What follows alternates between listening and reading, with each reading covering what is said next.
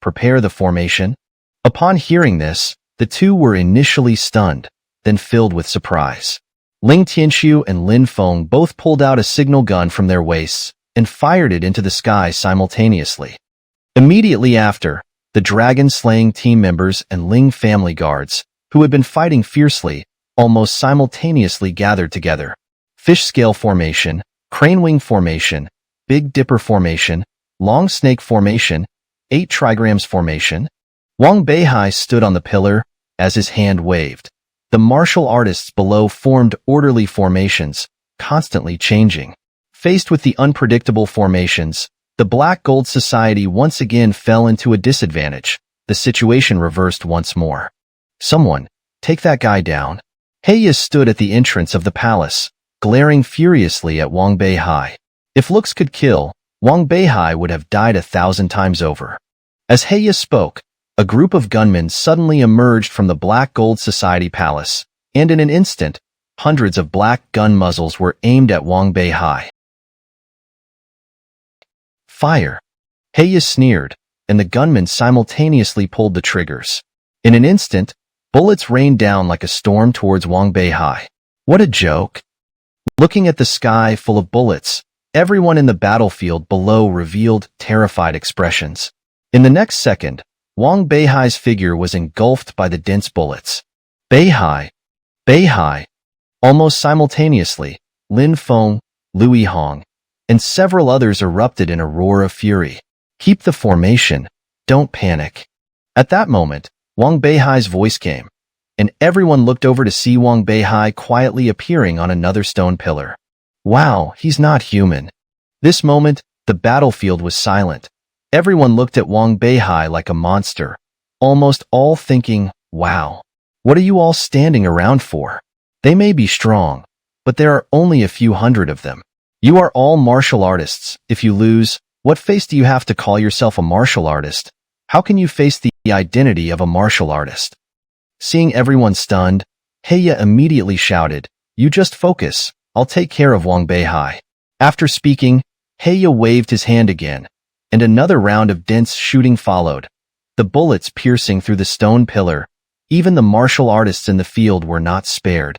Looking at the battlefield situation, although there was Wang Beihai's formation, Wang Beihai was now dodging bullets all over the place. And without Wang Beihai's command, everyone's transformation of the formation became awkward. The martial artists of the Black Gold Society seized the opportunity and quickly broke the formation. Thus, the warriors of both sides once again engaged in close combat, and soon, the surging tide of people swallowed Wang Beihai and his group whole.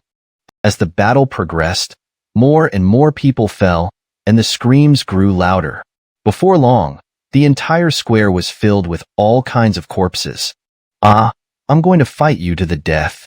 Whether it was a dragon-slaying team member, a Ling family martial artist, or a Black Gold Society member, at this moment, all had bloodshot eyes. Each strike used all their strength, each move deadly. Too brutal. After a fierce battle in the crowd, Wang Beihai jumped onto a stone pillar. Looking down, everywhere his gaze reached was a sea of corpses and blood. "Wang Beihai, this round you've lost." 10 minutes later, seeing the shrinking battlefield, Heya had someone bring a chair, sitting on it triumphantly looking at Wang Beihai. "Give up, you're capable. Why not join my Black Gold Society? I'll make you the second in command, endless wealth and honor." Heya cruelly smiled, then looked at Wang Beihai. Wang Beihai glanced at the situation. Now including the martial artists brought by the Ling family, his side only had 100 people left alive, while the Black Gold Society side, counting carefully, still had at least 1,000 people who could fight, not to mention the mysterious strong men behind the Black Gold Society. Thinking of this, Wang Beihai felt a surge of unwillingness in his heart. Could it really end like this? Looking at the shrinking team, Wang Beihai felt defeated for the first time. Order. At that moment, with a command, the sky suddenly turned a deep red. Everyone looked up to see countless heavenly fires falling fiercely. Chapter 149. Reinforcements. The crimson flames instantly turned the sky above the Black Gold Society's palace into a sea of red. Looking up, everyone gasped in awe, some even prostrating themselves on the ground, gazing devoutly at the fiery sky, exclaiming, "Miracle! Miracle!" Heiya narrowed his eyes at the flames, feeling a sense of déjà vu, yet unable to recall where he had seen this before. Among the crowd, only Wang Beihai remained calm, closing his eyes to sense the situation before a smile crept onto his lips. "So, you've come after all?" Wang Beihai said with a faint smile. Immediately after, the flames in the sky transformed into countless fireballs, crashing down fiercely. These fireballs, seemingly alive, all landed on the Black Gold Society's side, causing their warriors to dodge frantically, howling in pain, some with shallow cultivation levels reduced to ashes by the flames. The wrath of the gods. It must be because our sins are too great. We have offended the divine authority, and the deity is punishing us. Many elders on the battlefield looked dazed, fearfully watching the flames falling from the sky, kowtowing incessantly in repentance. "Brothers, with the gods on our side, let's push forward and eradicate the Black Gold Society once and for all." Seeing this, Wang Beihai drew his red cloud sword and shouted, spurring his warriors, who seemed invigorated, forgetting their previous injuries and rekindling their lost fighting spirit. "Kill!" A murderous aura instantly enveloped the square. The dragon-slaying squad, recalling their fallen comrades, fought with red-eyed ferocity. In less than 10 minutes, a third of the Black Gold Society's 1,000-strong force had been wiped out. "Heiya, today heaven is on my side. Surrender," Wang Beihai said coldly, after dispatching a member of the Black Gold Society with a casual wave of his sword. "Humph, what heaven aiding you? You're just playing tricks." Heiya sneered, finally remembering where he had seen this scene before, and looked up at the sky, shouting, "Sholuo, you old bastard, aren't you coming out? Don't you remember how you fell at my feet 10 years ago?" Heiya's voice spread across the entire square, filled with anger, causing everyone to pause. Realizing that the so-called divine punishment was a deliberate act, the Black Gold Society felt their martial dignity challenged, a surge of anger rising in their hearts. Heiya, times have changed. Today you will fall." A hearty laugh echoed from the sky, and the fire clouds hovering over the square dispersed instantly. A group of people in black ninja attire appeared in everyone's sight. Though they didn't emit strong energy, just standing there, they exuded an icy chill. "Those are the members of the Poison Fong," a sharp-eyed warrior exclaimed upon noticing the poison bee emblem on their attire. "Poison Fong? That terrifying assassin group? Why are they here?" At once, everyone looked at the group of black-clad figures with trepidation. "I called them here, so they came." A slender figure stepped out from among the black-clad, with flowing silver hair and azure eyes, unmistakably Sholuo. "It's really you." Wang Beihai and Heiya spoke simultaneously. "Yes, it's me," Sholuo nodded with a light smile. Heiya's face showed no trace of a smile now, calculating inwardly before looking at Sholuo. "My Black Gold Society has never had any grudges with you. Even 10 years ago, it was you who provoked first. Today is the decisive battle between my Black Gold Society and Wang Beihai. What are you doing here?" Oh, you're angry." Sholuo feigned fear, then lowered his head, grinning, revealing a set of white teeth. "Heiya, you misunderstand. I've always liked to join in the fun, and I also like to take advantage of others. Seeing you being beaten so badly, I naturally want to join in the fun of beating a drowning dog." Hearing this, Heiya's veins bulged on his forehead. "Sholuo, you're going too far. 10 years ago, I could trample you underfoot, and today, I can do it again." With that, Heiya stomped his foot hard, charging towards Sholuo, the air sizzling as he passed. "Get down." Heiya's eyes flashed, and he delivered a powerful punch. Smiling calmly at Heiya's full-force attack, Sholuo said, "Heiya, I told you, times have changed." In an instant, Sholuo's body ignited with flames, and Heiya's punch passed through the fire, hitting nothing. "He's grown stronger." Wang Beihai, standing on a stone pillar, watched the two clash, a smile curling his lips. "Poison Fong members, listen up. From now on, assist Wang Beihai's side. and kill all members of the Black Gold Society. With a wave of his hand, the poisoned Fang members disappeared from sight, reappearing only to see many Black Gold Society members fall under their blades. Dragon-slaying squad advance. Seizing the opportunity, Wang Beihai launched an immediate attack. In an instant, the battle turned one-sided, with the Black Gold Society's numerical advantage shrinking, many warriors defecting to Wang Beihai's side. Standing atop the palace, Heya watched his disorganized forces, his eyes gradually turning savage. Good, very good. Heya trembled as he said, "Shito Luo, Wang Beihai, you really think my Black Gold Society is powerless? You're forcing my hand." With that, Heya pulled out a signal gun from his bosom and fired it into the sky. What's that? Before everyone could figure it out, a loud explosion echoed from a distance, and the square was bombarded by artillery shells, many warriors caught off guard dying instantly. Damn it! We're members of the Black Gold Society. In the square, many glared at Heya, who remained indifferent, coldly smiling at the crowd. Today, none of you will escape. As he spoke, 3 more deafening blasts followed, more explosions rocking the square. This isn't good. If this continues, we'll all die, Shito Luo said, narrowing his eyes as he approached Wang Beihai. There's no time to destroy the artillery from here. Wang Beihai frowned, his mind racing. Boom, boom. 2 more shells landed, causing casualties among both Wang Beihai's dragon-slaying squad and the Black Gold Society, even some of the poison Fang members. Ha, die. All of you will die. Heya stood on top, glaring savagely at the square, laughing maniacally. Boom. At that moment, another loud explosion sounded, but this time, no shell fell. What's going on? Heya turned to look, seeing smoke rising from the artillery position, followed by the destruction of several other artillery sites. Who did this? Who? Heya's heart skipped a beat, panic in his eyes. The artillery was one of the Black Gold Society's secret weapons, known only to Heya and a few backers. Its destruction was a significant blow to the Black Gold Society. Who is it? Heya roared. Zhong Momo of the Jiangnan Wanbao Pavilion is here to assist. Zhang Yang of the Jiangbei Wanbao Pavilion is here to assist.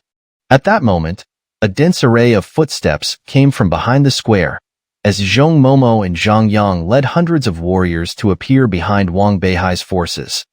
Chapter 150, Elder Gu. Why are you here? Seeing Zhong Momo, Wang Beihai couldn't help but feel a surge of joy.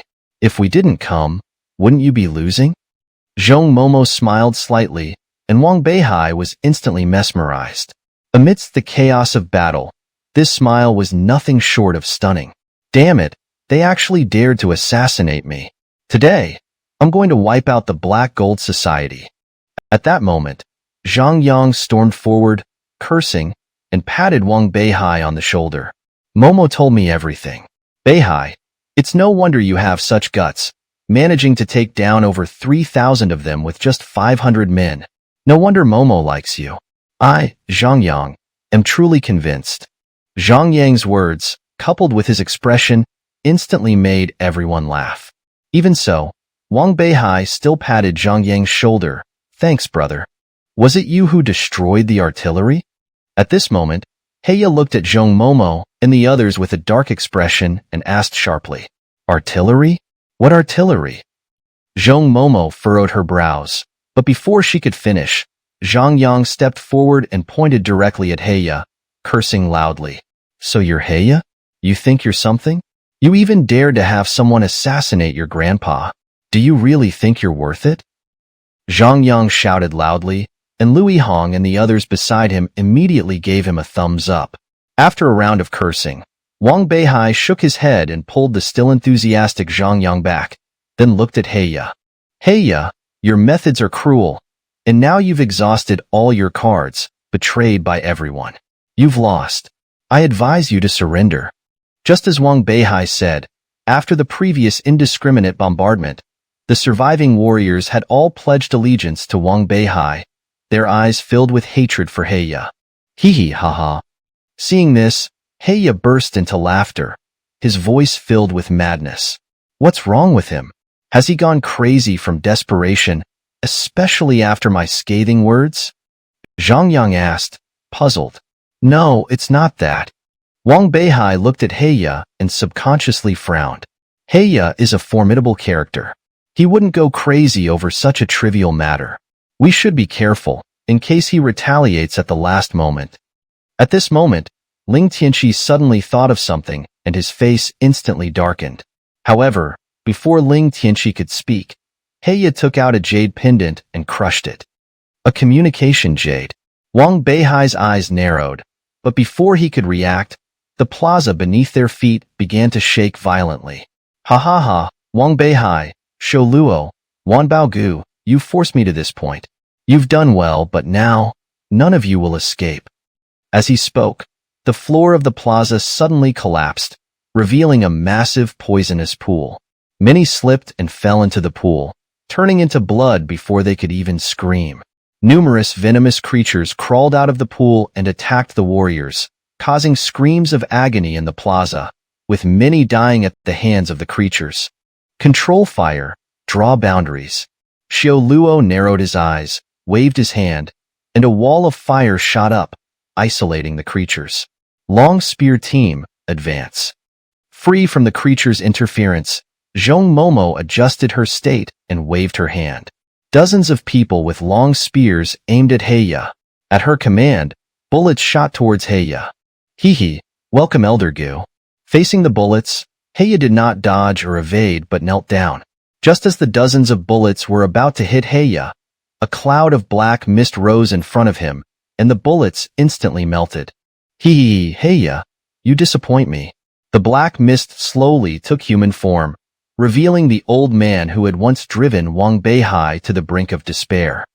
Elder Gu, I've done my best to resist, but this Beihai has too many reinforcements, and even the artillery on our back hill was destroyed by them. Heya knelt on the ground, pretending to be pitiful. What? Indeed, upon hearing this, Elder Gu's expression instantly turned vicious. He turned and scanned the crowd, his black eyes emitting a chilling light. Just a glance made everyone feel an inexplicable chill. Be careful, he's very strong. Wang Beihai narrowed his eyes, sensing the old man's even stronger aura, and warned the others. Well, since you've destroyed the Black Gold Society's 100-year foundation and disturbed my seclusion, I'll use you as a sacrifice for my little darlings. Elder Gu took a step forward and waved his hand. Several warriors standing nearby didn't even have time to react before they turned into blood. Be careful of the Gu insects. Wang Beihai was startled. Although very small, he noticed the tiny insects flying out of the dead warriors' bodies. It's here. It's really here. Ling Tianqi looked at Elder Gu, and a long-buried fear was instantly awakened. Elder Gu took another step forward, and several more warriors died. Fall back. At this moment, Wang Beihai shouted, and everyone reacted, retreating into the fire circle. Oh! Elder Gu raised an eyebrow, looking at the descending figures with a slightly surprised expression. Beihai, I remember you. Weren't you already dead? Saying this, Elder Gu turned to look at Heya, his gaze extremely cold. It's my incompetence. I was deceived by him. Please punish me, Elder Gu. Heya's heart tightened, and he trembled as he bowed his head. You should die, but that's not the point now. Elder Gu snorted coldly and turned his gaze back to Wang Beihai. Was it you who destroyed the Black Gold Society's artillery?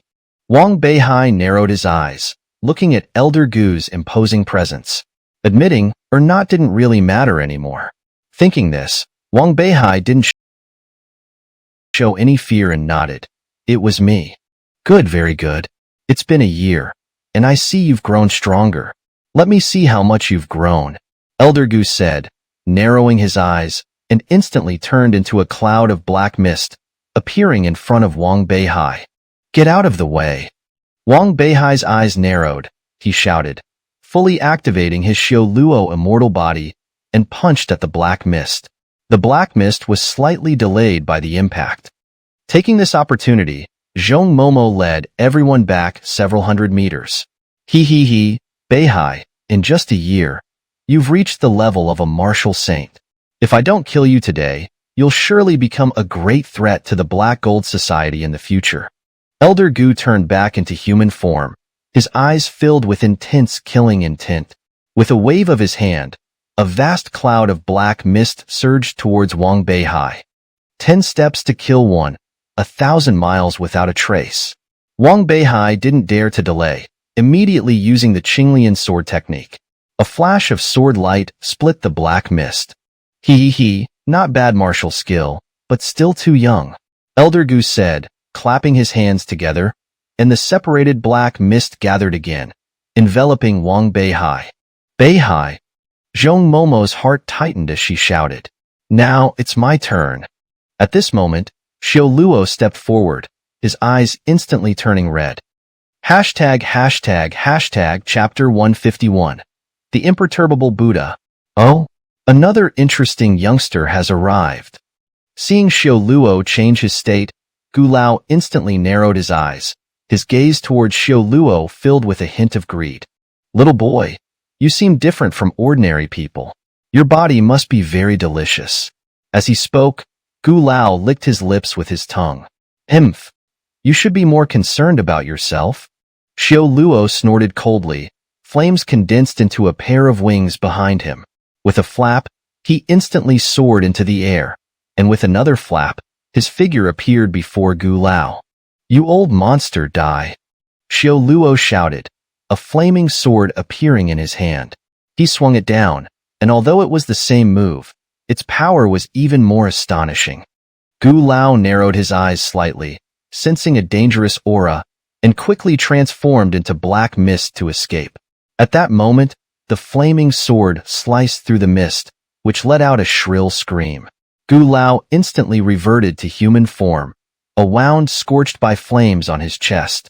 Good boy, in all these years, you are the first to injure me. Gu Lao looked at Xiao Luo, his eyes beginning to take on a serious expression. Meanwhile, Wang Beihai activated his Xiao Luo invincible body. Although the black mist surrounded him, it couldn't harm him in the slightest. Then, Wang Beihai shouted, and his spiritual energy erupted instantly, the pure and Yang Haotian righteousness immediately dispersing the black mist before him. You're out so quickly? Seeing Wang Beihai break free, Gu Lao was surprised. Feeling the domineering aura from Wang Beihai, Gu Lao finally showed a hint of apprehension. Heya, you have a grudge with him, right? Kill him, and I'll take care of the others. Gu Lao waved his hand, and Heya understood, immediately laughing and charging towards Wang Beihai. Xiao Luo, how are you holding up? Wang Beihai dodged Heya's attack with a flash, and then looked at Xiao Luo. Why don't we have a contest? Xiao Luo smiled faintly, and then took the lead in attacking Gu Lao. Seeing this, Wang Beihai merely nodded silently, then took a stance and faced Heya seriously. In an instant, the battlefield in front of the Black Gold Society's hall was divided into two sections, Wang Beihai against Heya, and Xiao Luo against Gu Lao. While Wang Beihai and Heya cautiously explored each other's moves, Xiao Luo and Gu Lao were already locked in a fierce battle. In the midst of the wind and snow, bursts of sparks and patches of black mist intermittently appeared. Xiao Luo, half naked, hovered in the air amidst the snowstorm, resembling a flaming war god. Each swing of his sword could strip away some of the black aura from Gu Lao. Brat, you're pushing your luck. After a few rounds, Gu Lao was always at a disadvantage, and his anger grew with each exchange. Behold, the 5 poison hell. With a shout from Gu Lao, suddenly, dozens of black chains shot out from the toxic pond below the square, writhing like snakes towards Xiao Luo. Xiao Luo deftly dodged, and the stone pillars touched by the chains were instantly corroded into dust. Those chains are highly toxic.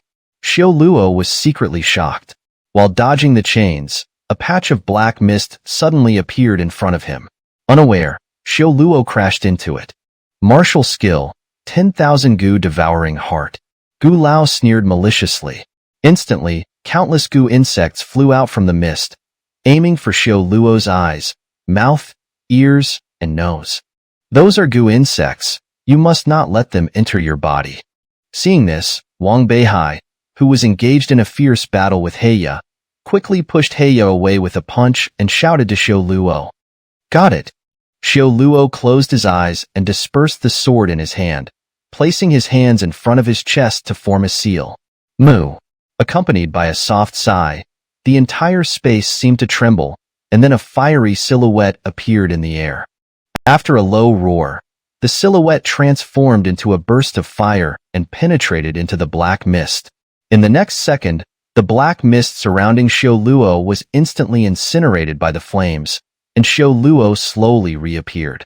Now, not only were Xiao Luo's eyes, but even his silver hair had turned crimson, and a fiery halo mark appeared behind him. The imperturbable Buddha body.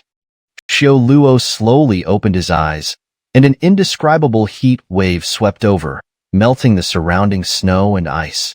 Wow, when did this guy get so strong? Wang Beihai looked at Xiao Luo in the sky, who resembled a fire god, and a surge of fighting spirit arose in his heart. Impossible, there can't be gods in this world, let alone such a divine presence. Gu Lao looked at Xiao Luo floating in the air, his body emitting a sizzling sound as his black aura evaporated. Crimson Flame Lotus. Ignoring Gu Lao's words, Xiao Luo raised his hand, and a red lotus slowly appeared in his palm. Go! With a light wave of his hand, the fire lotus slowly flew towards Gu Lao. From a distance, Gu Lao could feel the terrifying energy contained within the lotus. Gu Lao narrowed his eyes, wanting to dodge, but found himself immobilized, unable to move at all. Damn brat, damn it! Gu Lao roared, then opened his mouth wide, and a swarm of black insects instantly flew out. With a hint of heartache in his eyes, Gu Lao pointed a bony finger at the fire lotus in the air. Go!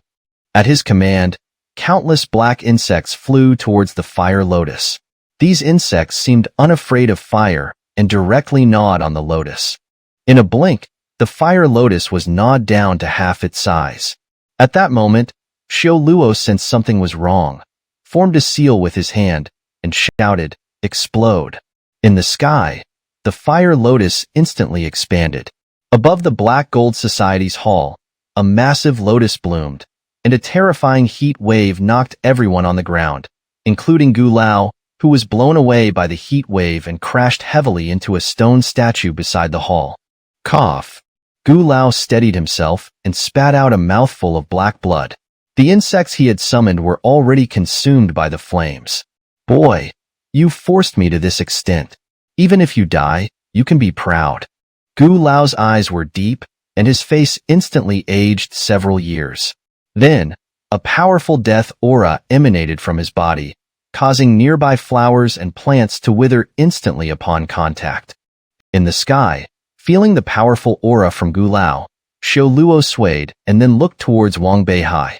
Damn, this old monster is yours. With that, Xiao Luo's mark behind him dissipated, his hair and eyes reverted to their original state, and he turned pale, falling from the sky. Be careful. Seeing this, Wang Beihai, who had been entangled with Heya, ignored him, stepped on the ground, and instantly arrived below Xiao Luo. He then leaped up, catching the exhausted Xiao Luo in midair. Brother, I'm sorry, I did my best, but I still couldn't take down this old monster. Xiao Luo's face was pale, and he smiled weakly. No, you've done very well. Wang Beihai carried Xiao Luo to the side and handed him over to Zhang Yang and the others. Then, he glanced at Heya and Gu Lao not far away. Haha, Wang Beihai, Xiao Luo is no longer combat ready, and the others are like ants before us.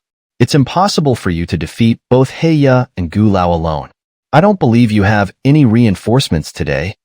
Heya stood at the entrance of the hall, laughing loudly. Wang Beihai turned to look at the crowd behind him, then stood up, looking at Heya with a fierce fighting spirit in his eyes. He summoned Qi Shao, stepped on the ground, and instantly soared into the air. In the air, Wang Beihai swung Qi Shao and looked at Heya coldly, saying, How can we know it's impossible without fighting?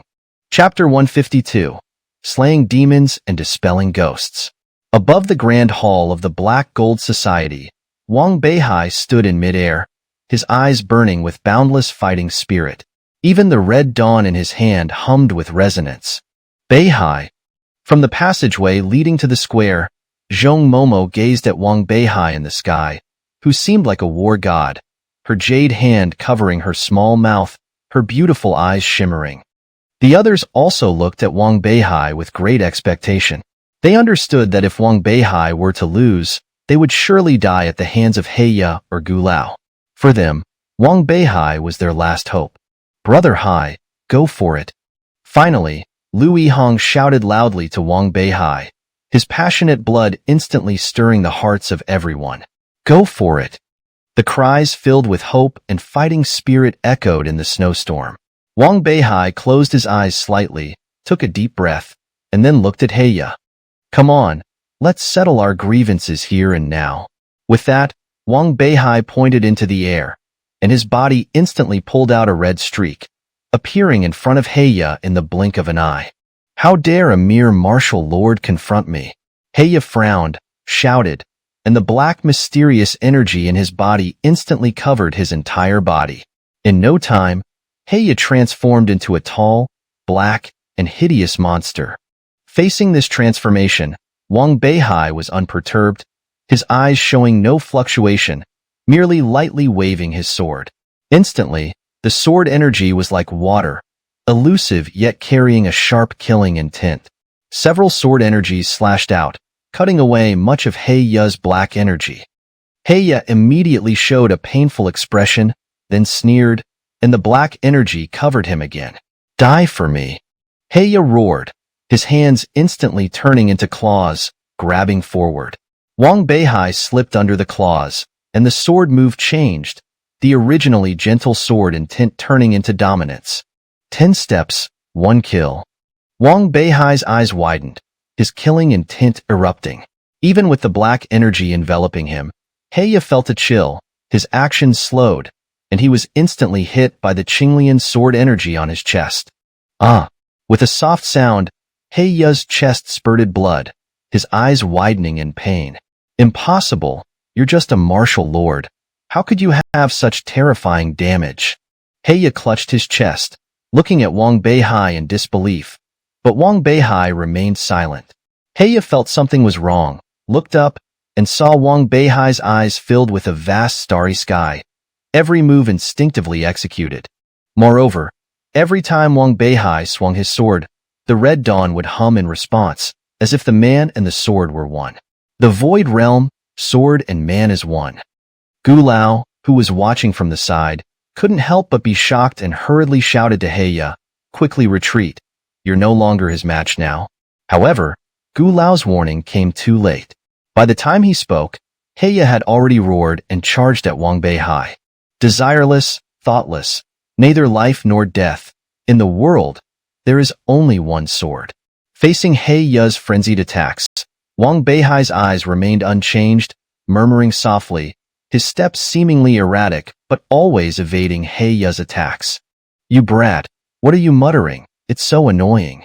After several failed attacks, Heya's face bulged with veins, and he roared, his black energy surging. Brat, die for me. Heya said.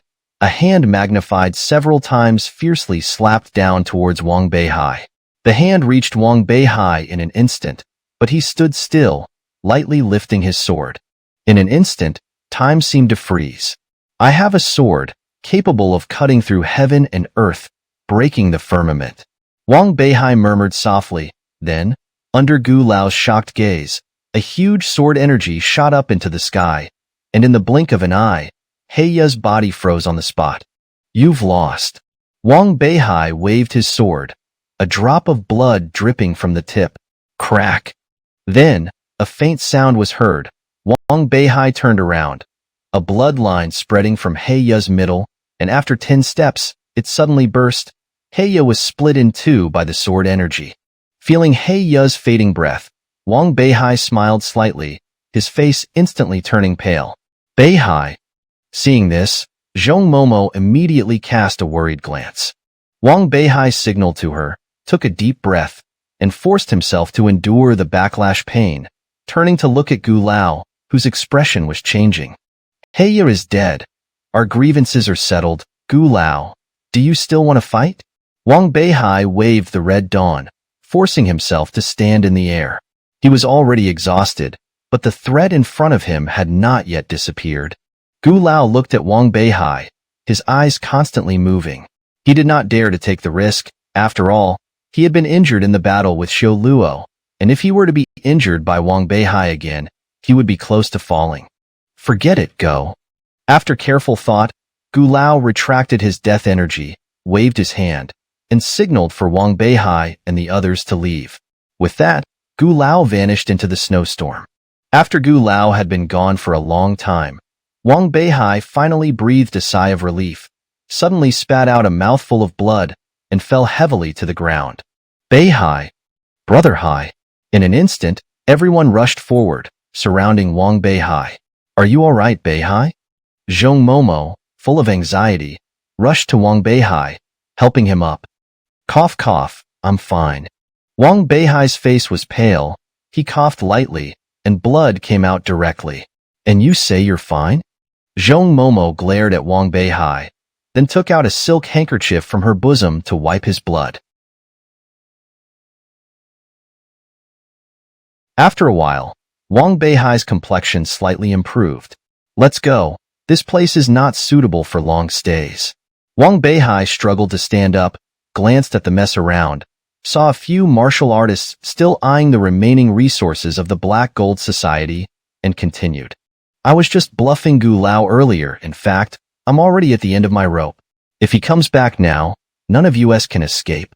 After saying that, Wang Beihai ignored the others and slowly left with his people. The other martial artists, after struggling, also reluctantly left. After all, compared to money, their lives were more important. The next day, Wang Beihai woke up in his bedroom, and as soon as he opened his eyes, he saw Ling Tianxian standing in his room. Elder Ling? What's the matter? You're muddle-headed. At this moment, Ling Tianxian turned around, looked at Wang Beihai and said, I know you had no choice yesterday, but you really shouldn't have let that person who uses Gu go. Although you can't fight, we can all risk our lives to take him down. As he spoke, Ling Tianxian sighed. Now that you've let him go, it's like letting a tiger return to the mountain. With his character, once he recovers, he will surely come to take revenge, and then we'll all be finished. Seeing Ling Tianquan's anxious appearance, Wang Beihai couldn't help but smile. Elder Ling, how could I let such a demon go? Don't worry, I just want to recover and then go find him. Really? Hearing Wang Beihai's words, Ling Tianquan's eyes widened instantly, then looked at Wang Beihai in confusion. But how do you know where he is? I don't know, but your granddaughter does. Wang Beihai smiled slightly, and at that moment, the door suddenly creaked, and a red light floated in from outside. Chapter 153, Peril. What is this? Seeing the red glow, Ling Tianqi instantly furrowed his brows, while Wang Beihai grinned, extending his hand, causing the red light to come to a halt in his palm. Ling Tianqi squinted his old eyes for a closer look and saw that in Wang Beihai's hand was a transparent red butterfly. Isn't this the butterfly in Ruoying's painting? Ling Tianqi was slightly taken aback, recalling Wang Beihai's previous words, and then seemed to understand something, turning to glare at Wang Beihai. Did you send my granddaughter to follow that madman? Wang Beihai hesitated, scratching his head awkwardly, tacitly admitting, You scoundrel, how could you let Ruoying do something so dangerous? Seeing Wang Beihai's admission, Ling Tianqi roared in anger, raising his hand to strike Wang Beihai, who stood still, awaiting Ling Tianqi's fury. Just as the fist was about to hit Wang Beihai's face, Ling Tianqi managed to pull back his fist and lowered his hand, shaking his head helplessly. Was it Ruoying's idea to go? Ling Tianqi asked helplessly. Yes. Wang Beihai nodded. That silly girl. Oh. Ling Tianqi sighed deeply, then looked at Wang Beihai. I don't care if you instigated it or not. If anything happens to that girl, I'll be the first to kill you. Absolutely. If something happens to Ruoying, I'll take my own life without you lifting a finger, Wang Beihai said earnestly. Hearing this, Ling Tianqi didn't argue further, slowly walking to the door and standing with his back to Wang Beihai. Let me know when you're ready to act. I'll go with you. Without waiting for Wang Beihai's response, he walked out directly. This old man. Wang Beihai smiled bitterly, shaking his head, then infused his hand with spiritual energy. The butterfly in his hand turned into red light scattering in the air, then condensed into a map with a red dot flashing on it. Oh, how could I be so foolish, not even thinking of this? Looking at the map, Wang Beihai slapped his forehead. Now that Gu Lao is severely weakened, the quickest way for him to recover is by absorbing human essence. I always thought he'd flee to the deep mountains, never expecting him to go to the center of Emo City. Wang Beihai muttered to himself, suddenly widening his eyes. Oh no, if we let him continue like this, many people will be in danger. At this, Wang Beihai's eyes flashed with cold light, and he walked directly to the door, opening it to find Xiao Luo already waiting outside. Where are you going? Xiao Luo asked indifferently. To kill someone? Wang Beihai's eyes were filled with urgency. Together? Xiao Luo smiled slightly. As you wish. With that, the two disappeared into the snowstorm. It was the depths of winter, and the commercial square at the center of Emo City was hosting its annual ice festival. The smooth ice surface was crowded with skaters. At that moment, an old man suddenly fell on the ice. Old man, are you all right? A tall young man beside the old man asked, hesitating whether to help him up when the old man suddenly looked up. Ah, a ghost. The young man screamed in terror, seeing the old man's face like a skeleton, deeply sunken eyes, and pitch-black pupils. This old man was Gu Lao. Hee, got you. Gu Lao cackled, and before the young man could react, Gu Lao's hand had already grabbed the young man's arm. In the horrified gazes of the crowd, the young man's arm visibly withered.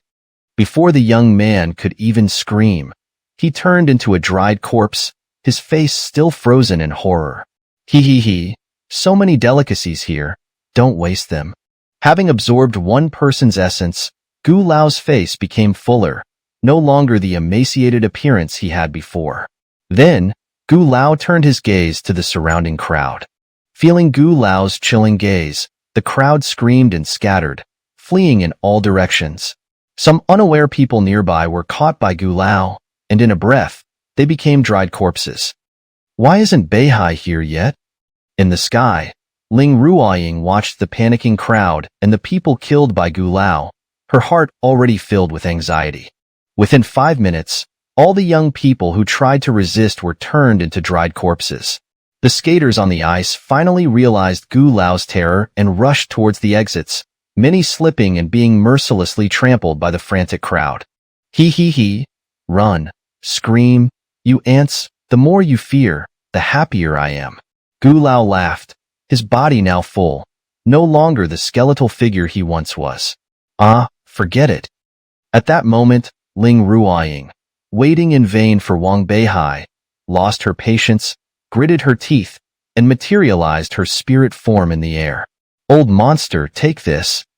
Ling Ruoying shouted, instantly splitting into 3 figures, attacking Gu Lao. Gu Lao waved his hand, easily dispelling the 3 phantoms, then turned to look at Ling Ruoying, his eyes gleaming. Oh, in this declining era, to see a ghost cultivator, what a rarity. Gu Lao said, licking his lips. Legend has it that the spirit form of a ghost cultivator is much more nourishing than human essence. Such a beautiful girl, what a pity. With that, Gu Lao darted to Ling Ruoying, extending his pale hands to grab her. Ling Ruoying, lacking experience, was frozen in place by the sudden appearance of Gu Lao. Gu Lao's hands instantly grasped Ling Ruoying. How is this possible? Ling Ruoying was shocked, not expecting Gu Lao's hands to be able to touch her. Tiske, girl, your soul is truly delicious, become a part of me. Saying this, Gu Lao opened his mouth to bite Ling Ruoying. Clang. At that moment, a red light flashed in the air, a long sword piercing through, catching Gu Lao off guard, slicing off both his arms. Ling Ruoying seized the opportunity to quickly escape to the side. On the square, 2 figures slowly appeared, clearly Wang Beihai and Xiao Luo. Are you all right?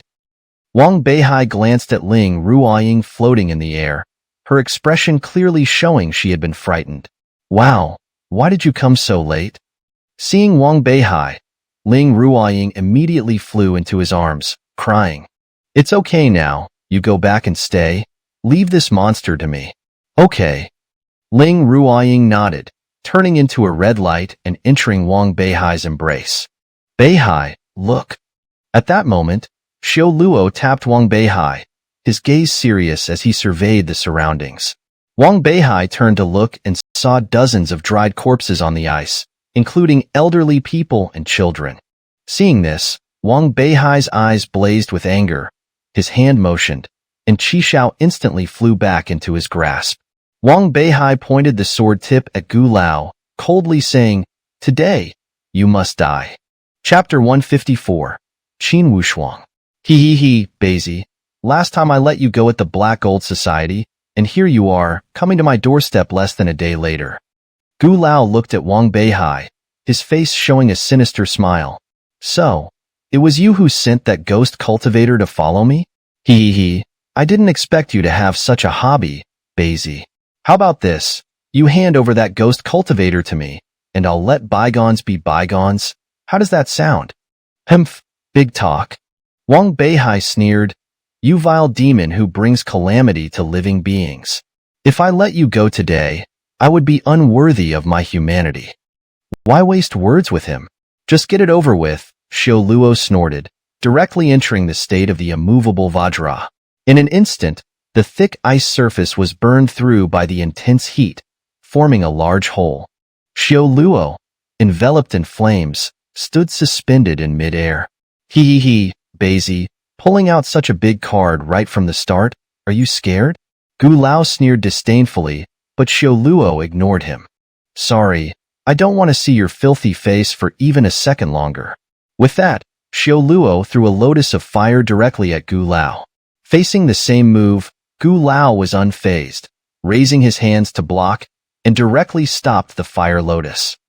"I've said it before, I won't lose to the same move twice." Gu Lao's mouth curled into a fiendish grin as a ring of black energy coiled around his hands. With a sudden burst of strength, the powerful fire lotus was torn to shreds. That energy! Wang Beihai narrowed his eyes at the energy attached to Gu Lao's hands. The aura it emitted was the same as that of Heya, but Gu Lao's energy was more refined and powerful. This human shell is too restrictive for me. Since you're so eager to die, then die." As Gu Lao spoke, his body began to emit a series of crackling sounds. At that moment, Xiao Luo slammed a fist into the ground, and Gu Lao felt a surge of heat beneath his feet. A blazing pillar of fire erupted from under him, sending him soaring into the sky. The intense heat instantly melted the flesh off Gu Lao's body. Within the pillar of fire, Gu Lao was reduced to a pitch-black skeleton, but still let out a crazed laugh. "You're courting death." Wang Beihai narrowed his eyes, his hand gripping a long sword as he stepped on the 7 stars. The Qinglian sword energy surged, and in a flash, a stunning sword strike slashed down.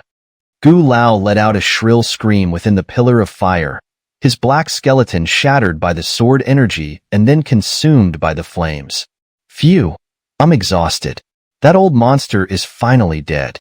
The air, filled with the scent of burnt flames, no longer held any sign of Gu Lao's life. After checking around, Xiao Luo dispelled his technique and fell from the sky, caught by Wang Beihai. "I tell you, Bazi, can you stop showing off?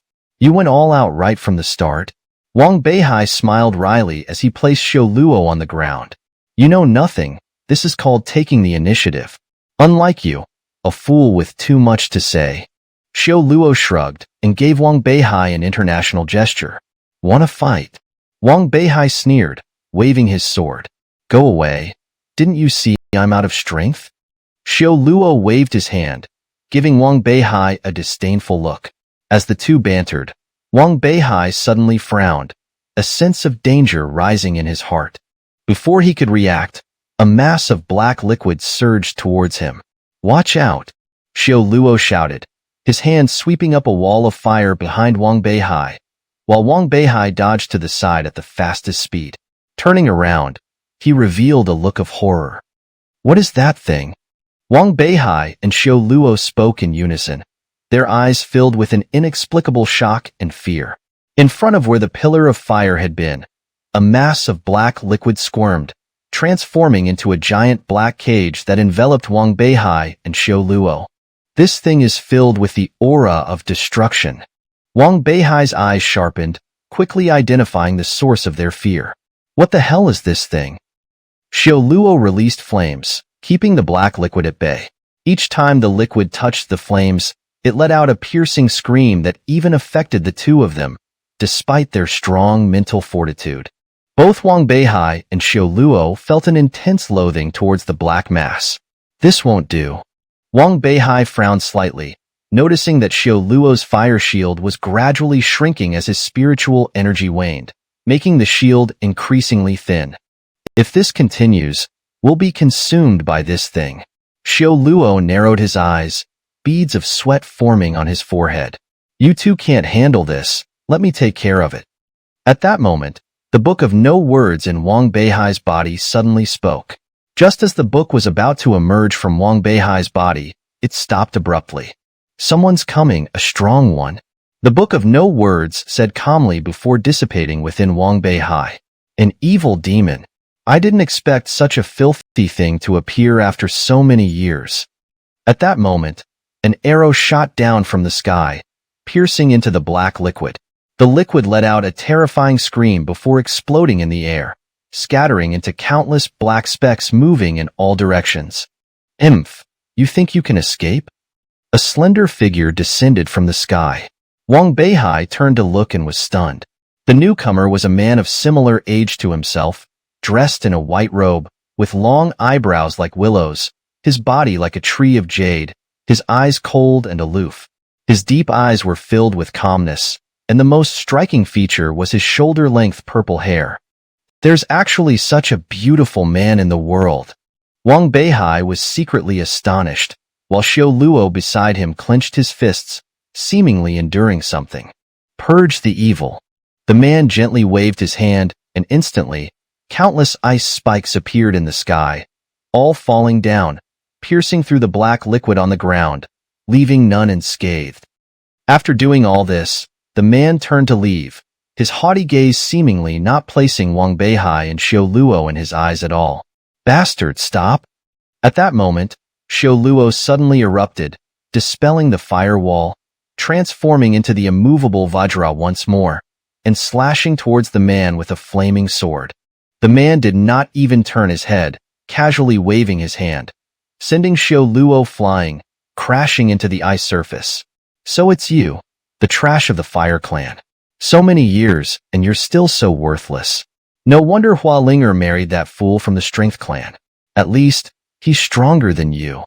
The man turned around, looking coldly at Xiao Luo, who suddenly opened his eyes and coughed up a mouthful of blood. Qin Wushuang, just you wait. One day, I will return to the spiritual realm and reclaim everything I've lost. Xiao Luo said with difficulty, clutching his chest. Hee, I'll be waiting. Qin Wushuang sneered, and suddenly a gust of wind blew. A giant crane descending from the sky and landing on the ground. Qin Wushuang lightly leaped onto the crane's back. Wang Beihai followed Qin Wushuang's figure upward, and his gaze suddenly froze. Chapter 155. Humiliation. Xiaomin. Wang Beihai gazed at the figure standing on the back of the crane, his voice trembling as he slowly called out the name that haunted his dreams. Beihai. Xiaomin had also noticed Wang Beihai on the ground, and the two stared at each other from afar, seemingly close yet with an inexplicable distance between them. Min. Wang Beihai's eyes lit up with excitement, and with a leap of his foot, he soared into the air. Don't go. Xiao Luo tried to stop him but was too weakened from the previous blow to stand. Oh, another ant. Feeling Wang Beihai approaching from behind, Qin Wushuang's face showed a hint of impatience. With a wave of his sleeve, a fierce gale suddenly swept through the calm sky. Wang Beihai narrowed his eyes, sensing danger, but before he could react, the icy wind engulfed him. The force of the wind was so strong that Wang Beihai lost his balance in the air and was thrown off course. Beihai. Seeing this, Xiao Min's heart tightened, and she was about to step forward when a large hand pulled her back. Grandfather! Xiao Min turned to see that it was Xiao Zhan, the head of the Xiao family, who had stopped her. If you truly care for him, don't show your concern, Xiao Zhan said, shaking his head. Remember, Min, just like Ling, you are not on the same path as him. Xiao Min's beautiful eyes widened. Then she forced back the longing that had haunted her days and nights, slowly withdrawing her stance. All this was observed by Ling Ruoying. Ling Ruoying's eyes flickered, and taking advantage of Wang Beihai's distraction, she flew out and quietly landed beside Xiao Min. Bastard, I finally get to see Min. What are you doing? Wang Beihai's feet dug into the ice, leaving a long trail, barely managing to steady himself. Seeing Xiao Min so close, Wang Beihai's eyes turned red, and his fury erupted. 10 steps to kill one, 1,000 miles without a trace. Wang Beihai drew his sword, his elegant steps moving once more, and a series of Qinglian sword chi flew towards Qin Wushuang. Qin Wushuang's face remained cold, his half-closed eyes suddenly opening as he glared at Wang Beihai. With a wave of his hand, a green precious sword appeared in his grasp. Using the moves of the Qinglian sword immortal in your hands is a disgrace. You are unworthy, Qin Wushuang coldly said, swinging his sword, the technique identical to Wang Beihai's. But the chi it emitted was significantly stronger. Bang! In the sky, the clash of sword chi shook the earth. The sharp sword chi slashed Wang Beihai's body. Pooh! In the air, Wang Beihai spat out a mouthful of blood. His sword, Qi Xiao, fell from his hand, and his body was thrown back, crashing into the thick ice like Xiao Luo. Sword come! Qin Wushuang waved his hand, intending to take Qi Xiao, but at that moment, a dragon's roar emerged from the sword, forcing Qin Wushuang back. A sword spirit! Qin Wushuang was slightly taken aback, then looked at Wang Beihai. Such a divine weapon in your hands is a tragedy. Now, I will kill you. With that, Qin Wushuang extended his hand, and a crystal-clear ice spear appeared beside him. Stop! At this moment, Xiao Min could no longer hold back, disregarding Xiao Zhan's advice, and shouted out loud. Oh! Qin Wushuang raised an eyebrow slightly. Do you know him? Hearing this, Xiao Min was slightly taken aback, glancing at Wang Beihai. Seeing his gaze, Xiao Min felt a pang of guilt and quickly lowered her head. I'm asking you a question, Qin Wushuang said coldly, his spear ready to strike. We are just passing acquaintances, old friends from the rivers and lakes. Xiao Min bit her lip, a tear slipping down the corner of her eye. If you were just passing acquaintances, why protect him? Qin Wushuang narrowed his eyes, asking coldly. Today's bloodshed is already too much. 3 years from now is our wedding day.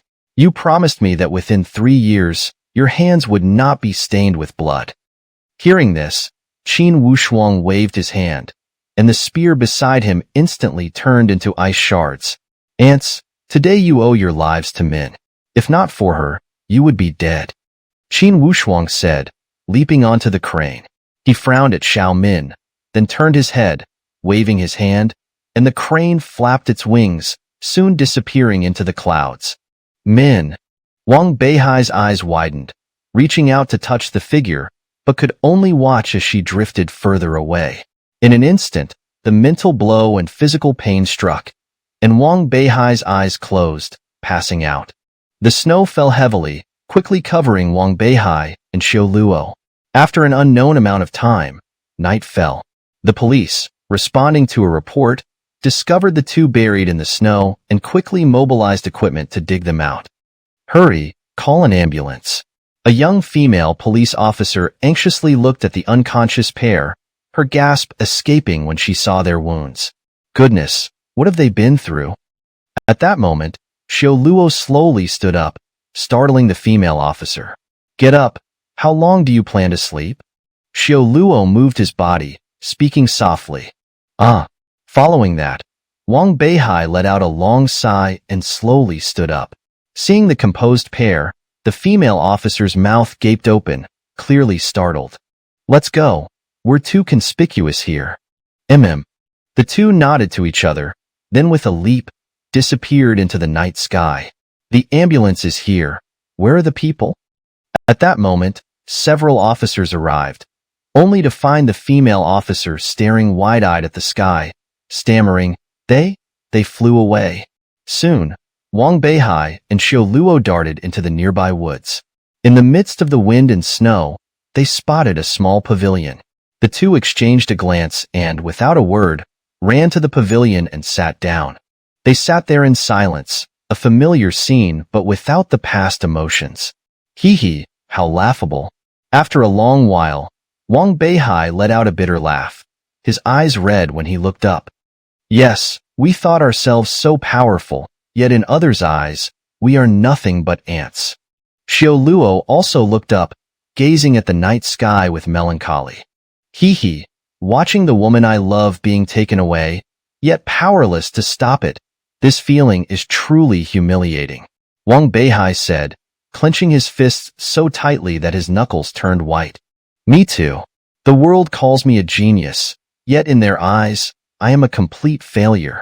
Xiao Luo self-mockingly laughed, looking at his palm, a sense of helplessness surging up. I've been striving, but Qin Wushuang's blow today has completely awakened me. Give up, we cannot contend with them.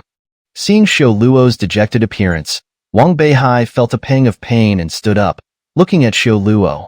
Who exactly are they? Who are you? What is this Ling Jie you speak of? Hearing this, Xiao Luo was taken aback. Then his eyes showed a hint of pain, shaking his head with a bitter smile. Don't ask, it's useless. I've endured enough humiliation. What are you saying? You are Xiao Luo, how can you give up like this? At that moment, a handkerchief fell from Wang Beihai's embrace. Picking it up, he recognized it as the one left by Xiao Min. Chapter 156, The Spirit Realm. This is Min'er's thing. Wang Beihai looked at the silk scarf in his hand, slightly stunned, then seemed to think of something and felt around his body, eventually pulling out a jade pendant. This. At the sight of the pendant, Xiao Luo widened his eyes and snatched it away, examining it several times before a joyful expression spread across his face. Give the pendant back to me.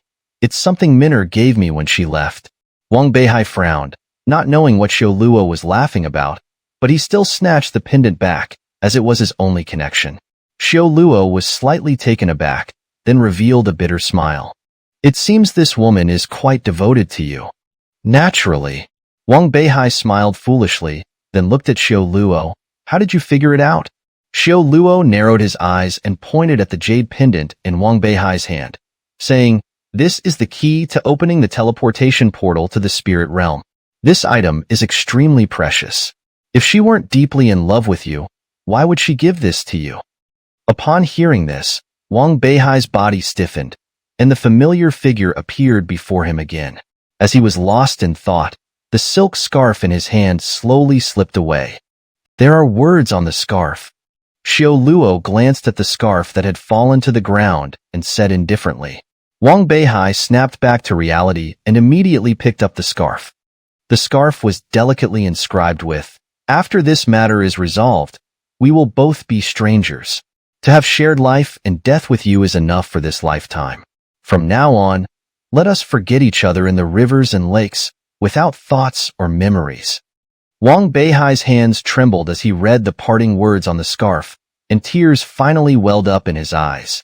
After a long while, Wang Beihai stood up, took out the scarf again to read it once more, and suddenly his eyes lit up.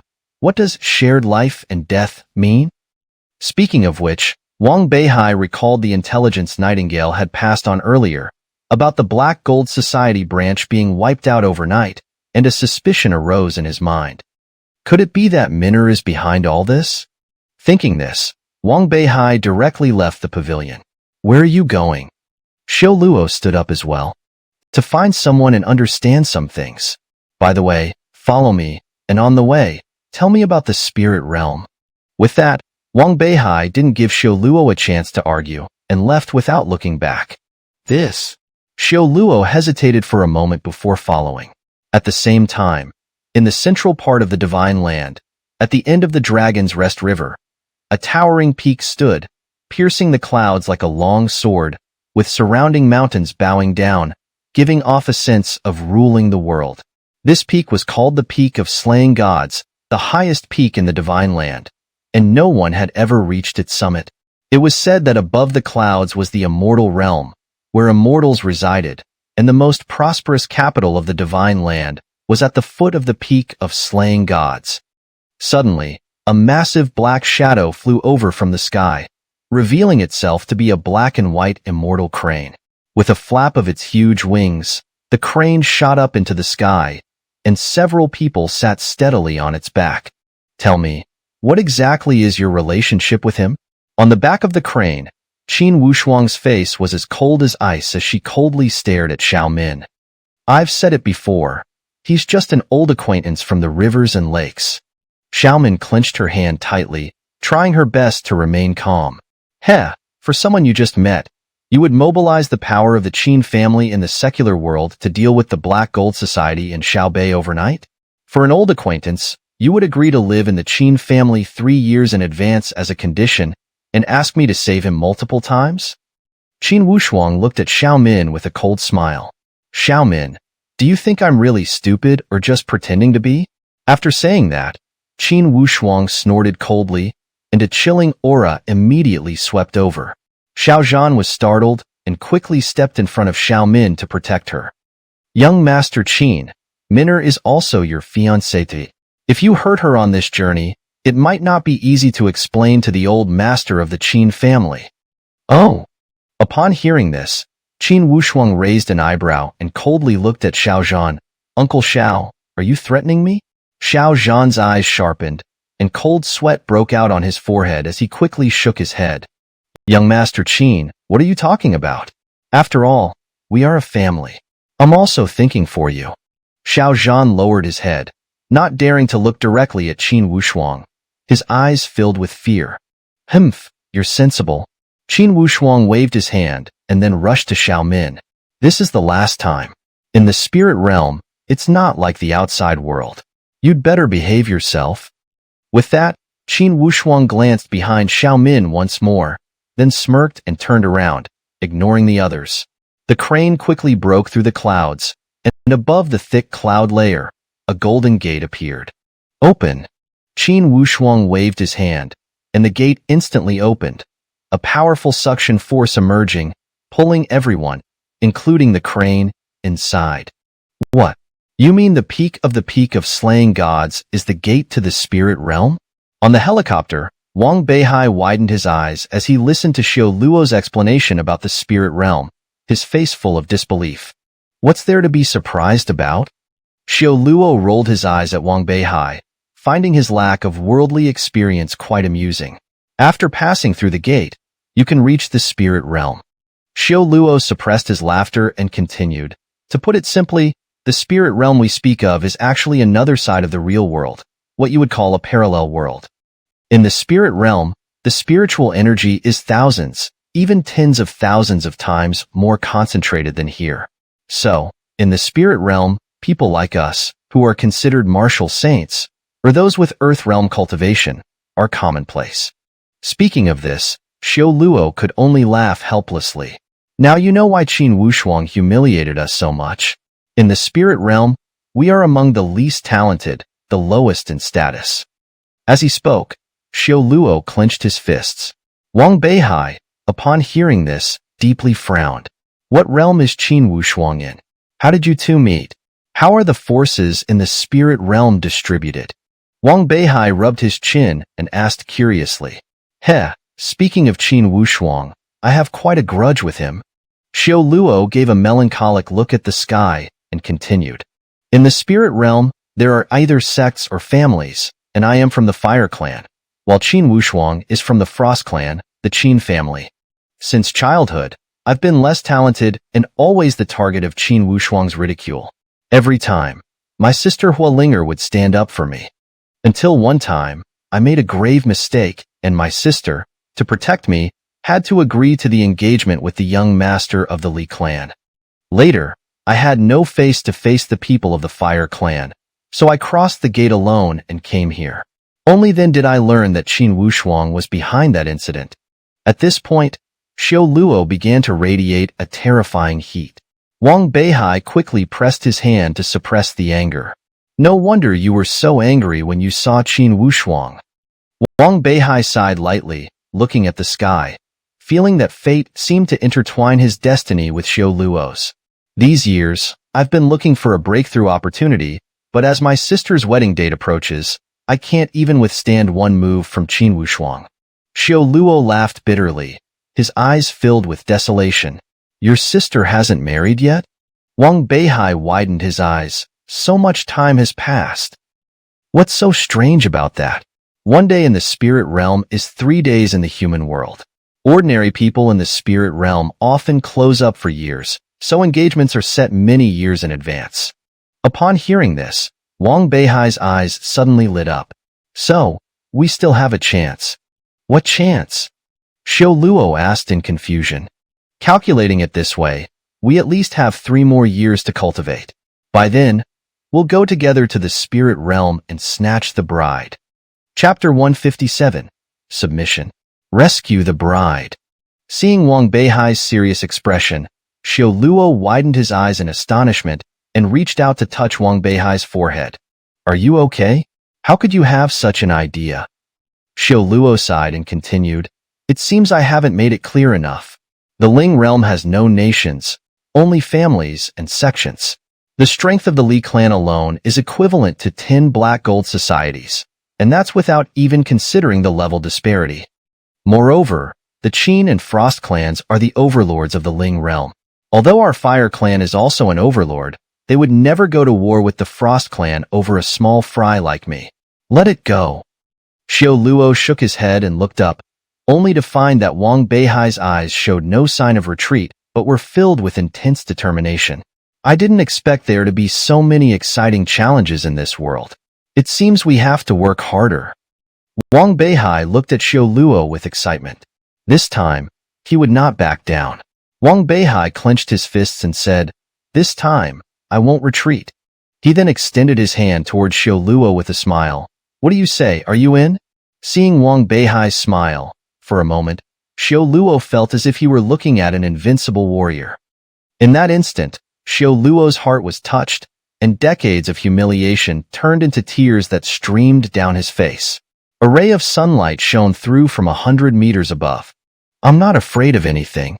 Xiao Luo wiped away his tears and grasped Wang Beihai's hand. Let's do it. Let's go all out. Seeing this, Wang Beihai laughed loudly and then glanced at the distant sun, leaning back into his seat to enjoy the long mist warmth. Half an hour later, the helicopter slowly descended. Wang Beihai looked at the ground and jumped off the helicopter. Where are we? Xiao Luo followed and looked around, feeling a sense of familiarity. This is the Mo family in Jiangbei. Wang Beihai smiled and walked straight towards the hall along the flagstone path. Only then did Xiao Luo realize, looking at the surrounding buildings, that it was indeed the Mo family. A question arose in his heart, and he quickly caught up. The Mo family is deserted. Why are you here? Wang Beihai just smiled faintly in response. At that moment, a sudden whooshing sound was heard. The two swiftly dodged the incoming hidden weapons, and Xiao Luo snapped his fingers, igniting flames that lit up the previously dark hall. Who's there? Xiao Luo cautiously looked into the room and saw a slender figure seated on the sofa. Hee, I didn't expect you to still want to kill me so much. Wang Beihai smiled faintly and walked into the room. By the light of the flames, Xiao Luo immediately recognized the woman in front of him as Mo Yinyan, the Mo family's young lady. It's a pity, just a little short.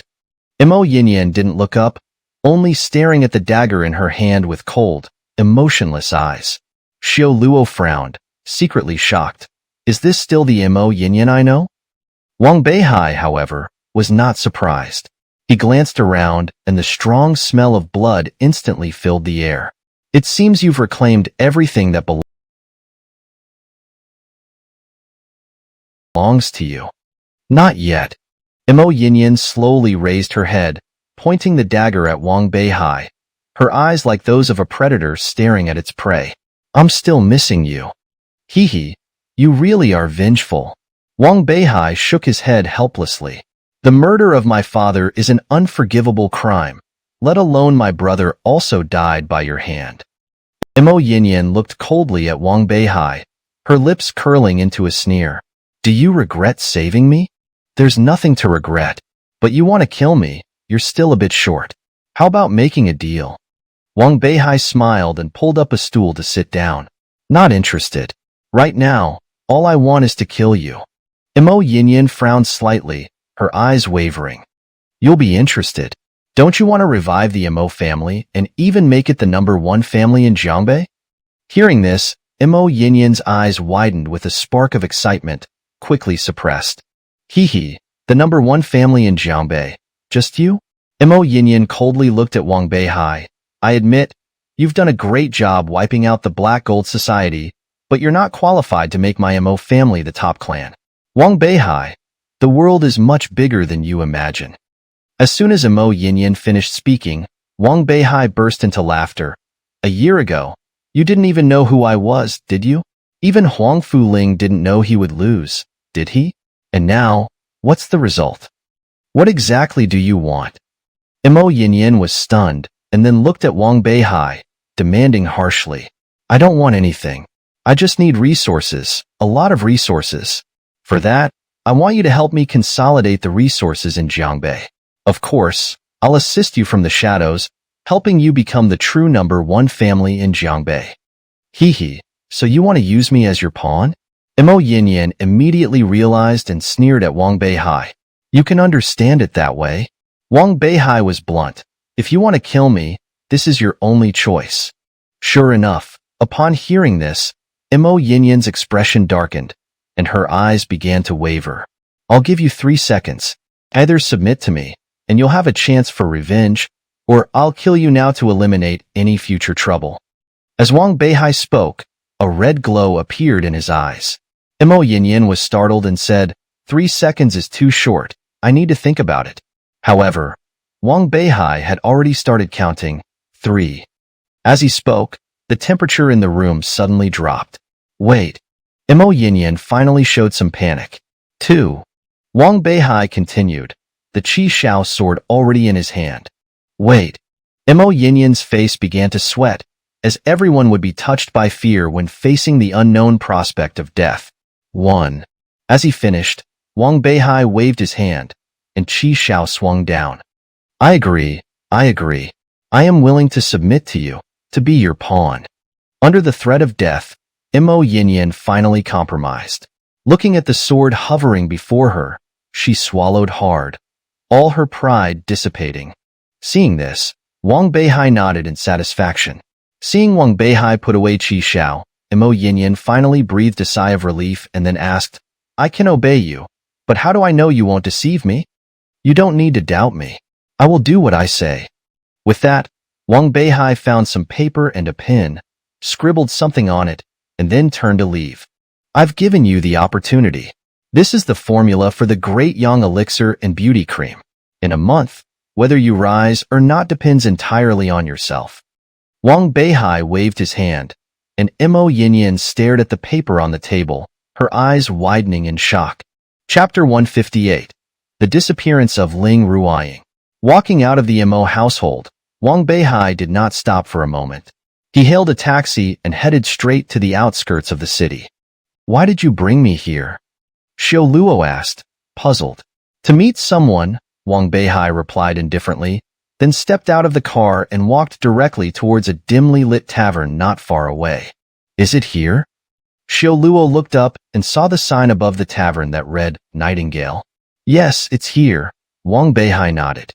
Seeing that Xiao Luo was still confused, he continued, you might find this hard to believe, but that old man Mo Yuan wasn't killed by me. The one who killed him is the owner of this place. With that, Wang Beihai smirked slightly and entered the bar. Hearing this, Xiao Luo was immediately intrigued and, without a second thought, followed Wang Beihai into the bar. The bar was already full of people, just like the first time he had been there. There were alluring waitresses, strange drink menus, and customers enjoying themselves with closed eyes. When Nightingale, who was busy at the bar, saw Wang Beihai, she immediately narrowed her eyes and signaled to a nearby waitress. The waitress understood and promptly cleared the bar counter. Wang Beihai smiled and, without hesitation, took Xiao Luo to sit at the bar. Is it a surprise to see me? Wang Beihai asked with a smile. Not really. I'm just curious how you knew I was still here, Nightingale replied, her face looking more flushed than when they had first met, and the demonic aura around her had also diminished. Just a guess, Wang Beihai said with a smile, then looked at Nightingale. It seems the technique I gave you is indeed effective. If I'm not mistaken, you should be close to transforming soon. Thanks to you. To be honest, I really should thank you, Nightingale said with a seductive smile, then gently traced her finger across Wang Beihai's chest. Tell me, what do you want to drink? I'll satisfy you today. No drinks for now. I just want to know who helped me destroy the Black Gold Society's branch, Wang Beihai said, his eyes blinking. Although he already had a guess, he was serious about uncovering the truth. Is that all? Nightingale was taken aback for a few seconds before bursting into a tinkling laugh. I thought it was something difficult. The person said that as long as you return safely, it's fine to tell you now. She blinked her big eyes. The one who helped you destroy the Black Gold Society's branch and dismantled the artillery during the battle was the Shao family. SK, I wonder what that girl was thinking, as if she was willing to risk everything to help you. Hearing this, Wang Beihai was momentarily stunned. The result matched exactly with what he had thought. For a moment, he felt at a loss. Why? When you care so much about me, do you have to leave me like this? Wang Beihai clutched his head, his eyes filled with confusion and endless pain. Nightingale sighed softly, then quickly prepared 2 glasses of pink cocktails under the bar. This drink is called sincerity. It can show you the person you love most deeply in your heart. You are young, it's better not to be troubled by emotions too early, she said, pushing the 2 glasses towards Wang Beihai and Xiao Luo, then gave Xiao Luo a meaningful look. Although you hide it well, you must also be in pain deep down. Hearing this, Xiao Luo nodded unconsciously, lifted his glass, and clinked it with Wang Beihai's. The 2 of them then drank the contents of their glasses in one go. As the drink went down, Wang Beihai felt his vision blur. Then his body swayed and he collapsed onto the bar counter, unconscious. Shout I, come here, Nightingale called the waitress over when she saw the 2 were unconscious. She handed Shout I a plate of incense. Go, send the guests away. Tonight, the Nightingale bar only serves these 2. Shout I took the incense, slightly stunned but didn't ask further. She lit the incense and brought it to the other guests who were drunk and dreaming. As soon as they smelled the scent, they immediately woke up. The guests looked at each other, their eyes showing confusion, reminiscence, or lingering enjoyment. What's going on? They started to murmur among themselves. At that moment, Nightingale sauntered over with a seductive gait. Nightingale has some business tonight and is closing early. Sorry, everyone. Although the guests were displeased, they didn't argue and left with complaints. Suddenly, the once cramped bar became spacious. Ruaying, Wang Beihai suddenly started talking in his sleep. Nightingale smiled and walked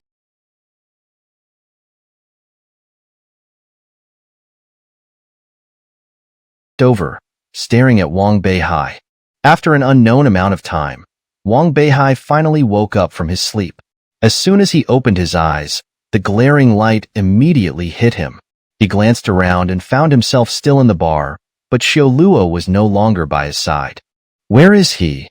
Wang Beihai frowned. He's left. He asked me to tell you that you'll meet again at the Lakeside Pavilion in 3 years, Nightingale said with a yawn, giving Wang Beihai a seductive smile. 3 years. Wang Beihai murmured, instantly understanding Xiao Luo's intention. By the way, Nightingale suddenly asked, what's the name of the girl you love the most? Xiaomin. Why? Wang Beihai said without thinking. Hearing this, Nightingale was momentarily stunned, then looked at Wang Beihai. Although I'm a demon and don't understand human love, in my opinion, the one you truly love deep down isn't her. With that, Nightingale handed Wang Beihai a piece of paper. Wang Beihai took it and saw that the paper had the names Xiaomin and Ling Ruoying written on it, each name followed by many tally marks. What's this? Wang Beihai asked, puzzled. These are the names you called out in your dream last night. Nightingale smiled and continued. You called Xiaomin 999 times, but Ruoying 5,214 times. This shows that the one truly deep in your heart isn't Xiaomin, but Ling Ruoying. You're wrong, Ruoying and I are just... Wang Beihai tried to argue, but Nightingale put a finger to his lips. Sure, it's just a test. You don't need to take it too seriously. But I've never doubted the effect of this drink. As for what you think, that's none of my business.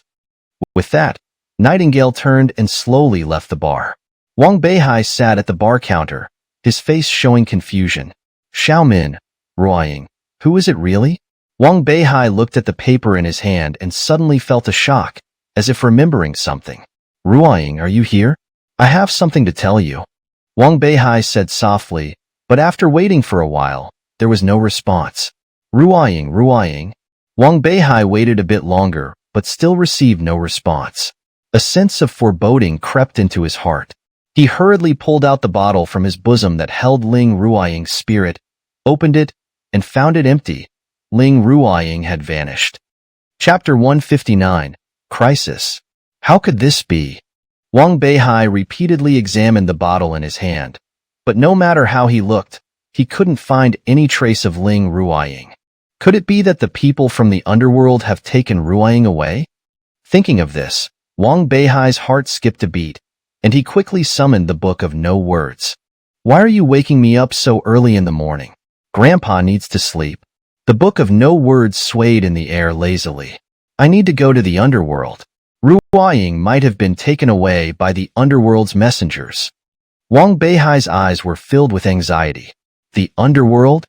The Book of No Words paused for a moment, then burst into laughter. You, Beihai? Are you stupid?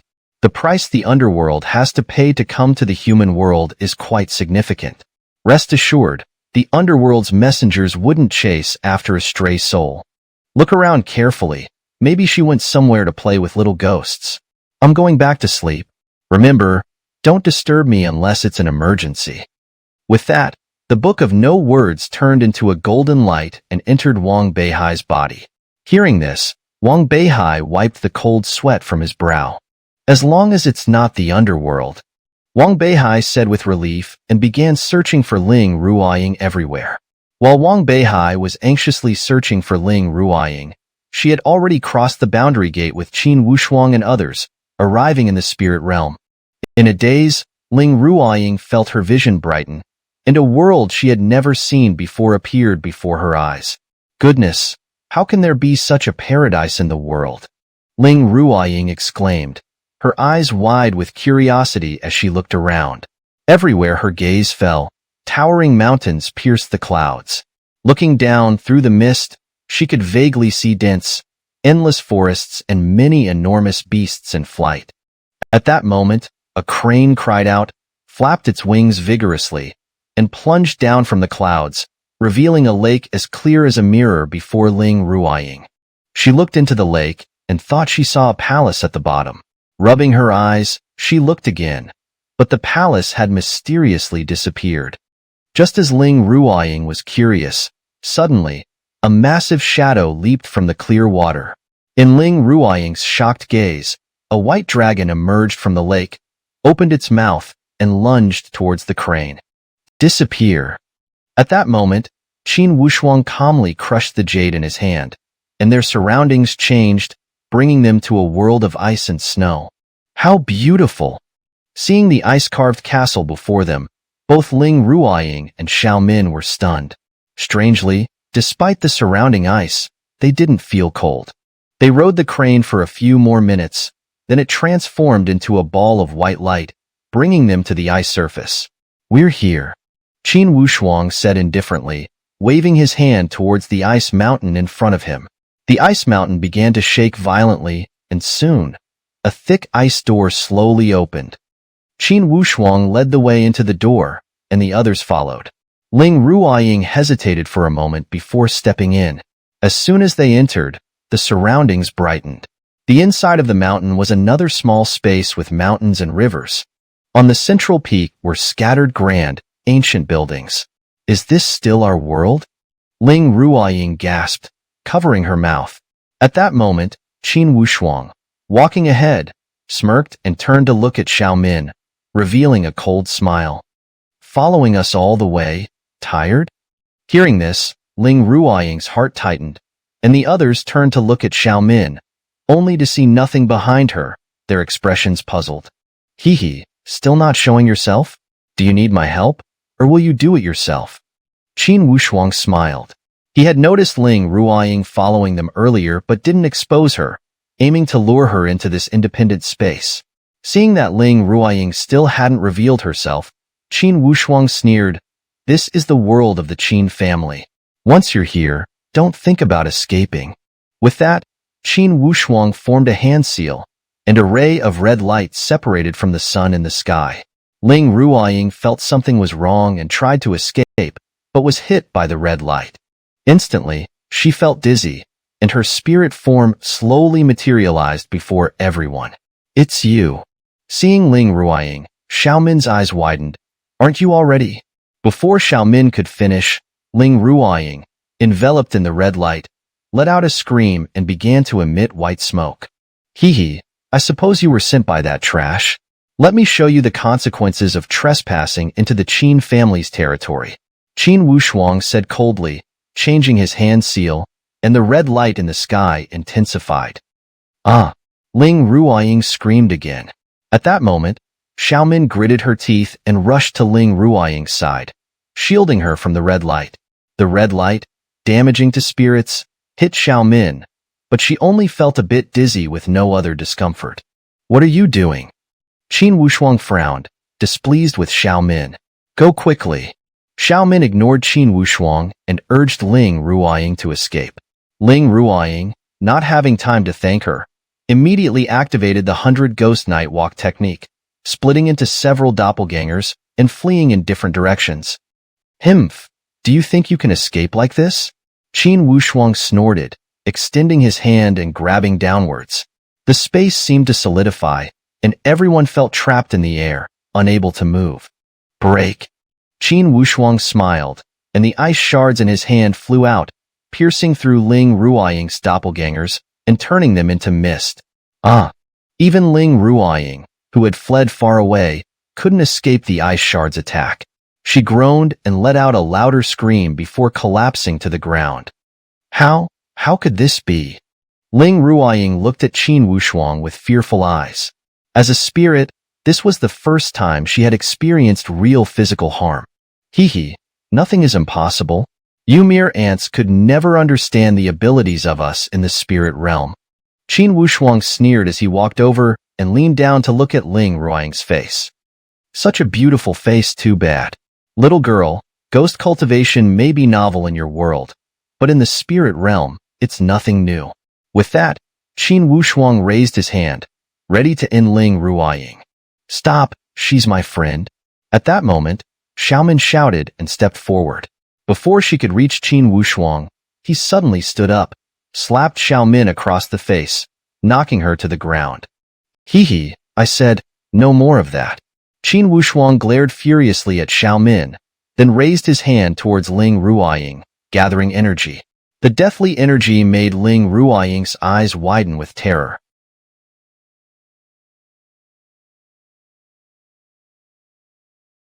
Chapter 160. The Mysterious Strong One. You can appreciate the scenery of my spiritual realm. Even if you die, it's worth it. Unfortunately, you haven't yet reached the realm of reshaping the flesh. Otherwise, with your appearance, you could serve as my personal maid. Qin Wushuang spoke coldly, his eyes sweeping over Ling Ruoying's body. But soon, a glint of killing intent flashed in his eyes. "Die." With that, Qin Wushuang's hand mercilessly descended. "Farewell, Beihai." At the brink of life and death, Ling Ruoying abandoned any futile struggle, slowly closing her eyes. A familiar figure flashed through her mind, and a smile appeared on her lips. "Hold on."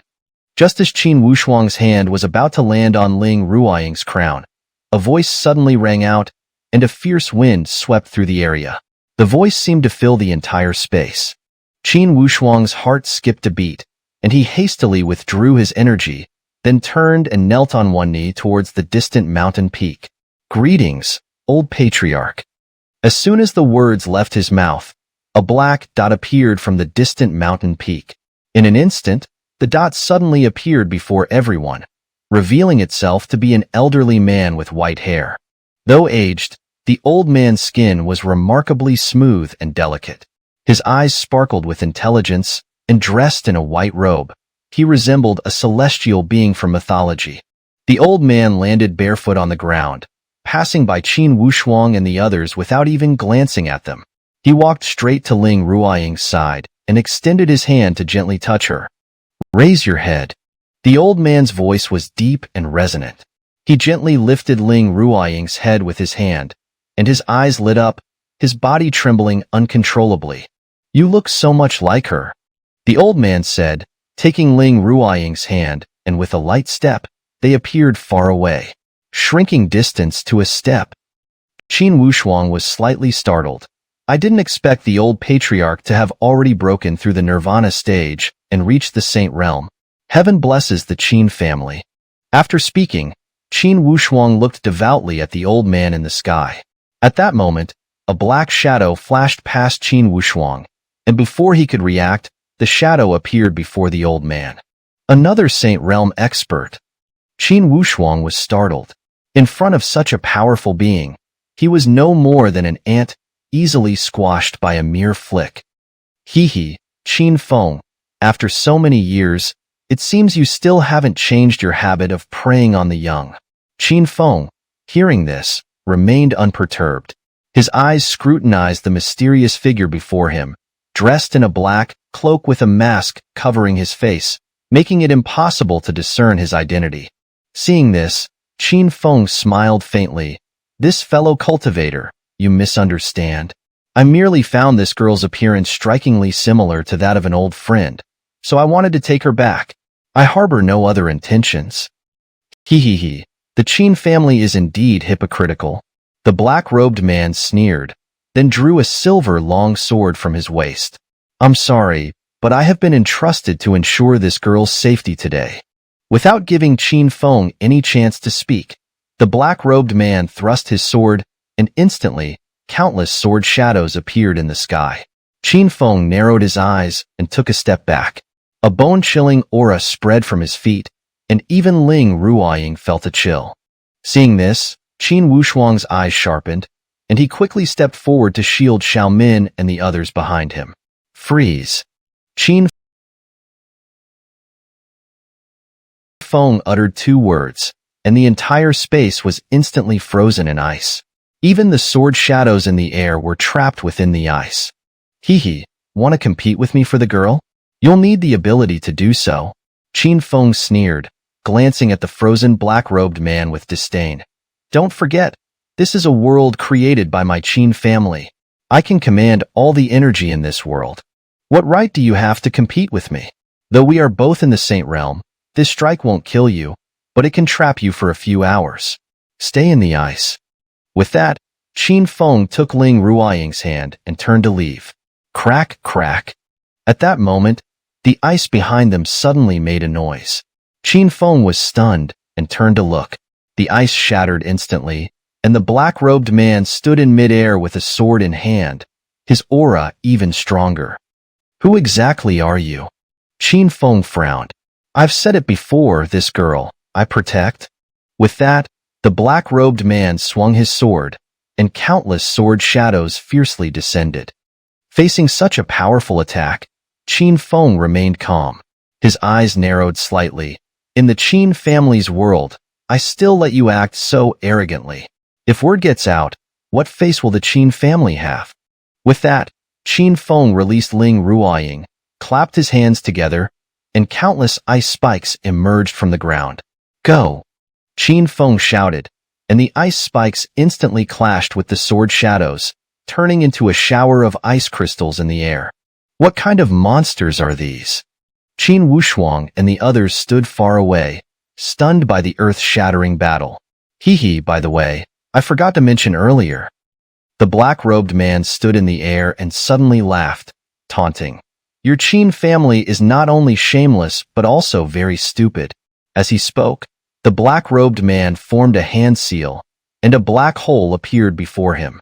He reached into the black hole and gently grabbed, effortlessly pulling Ling Ruoying over. Bastard!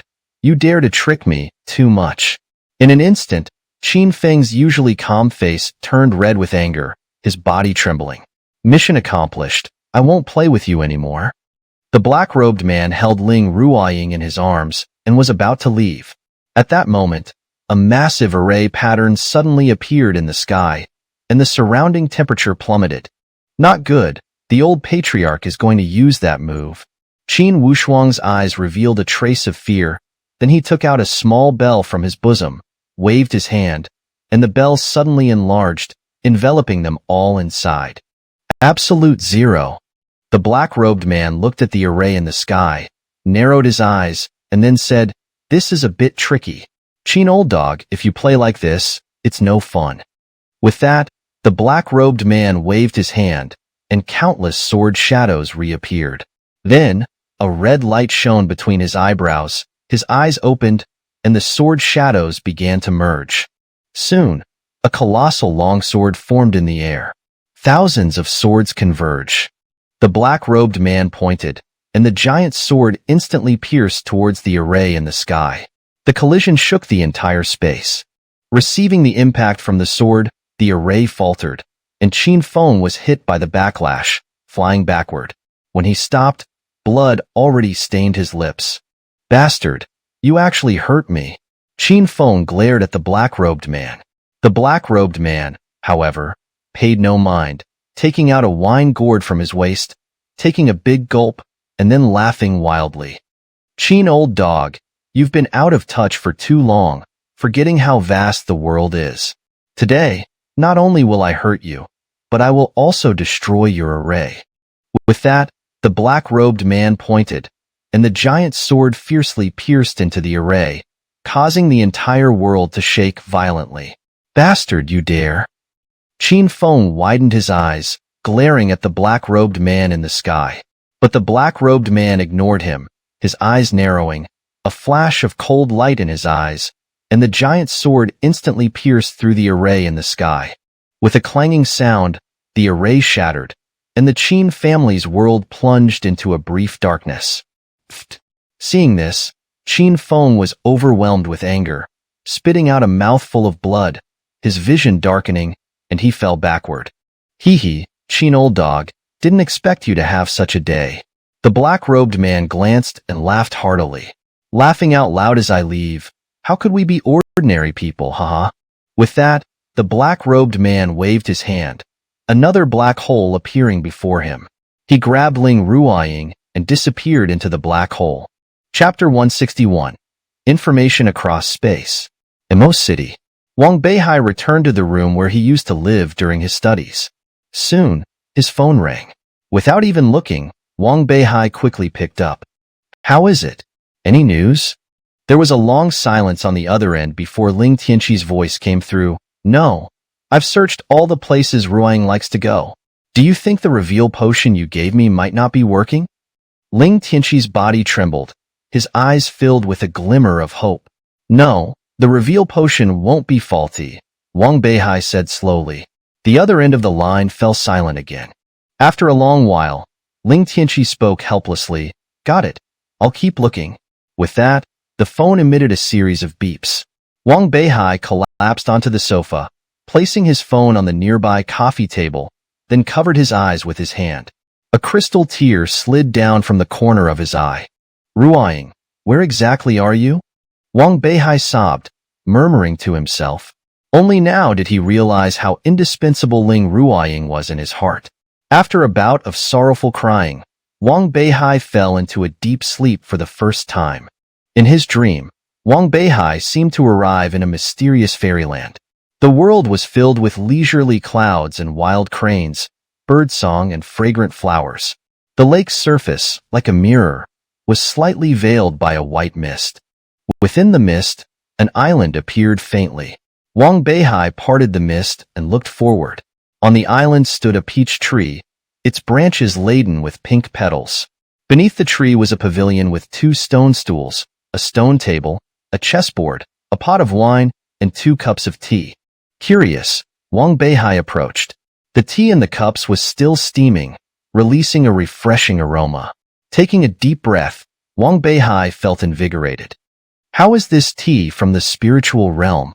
a gentle voice asked.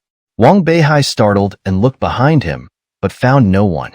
When he turned back, a long-haired man was already seated at the stone table. The man sipped his tea and then looked up. Wang Beihai was stunned.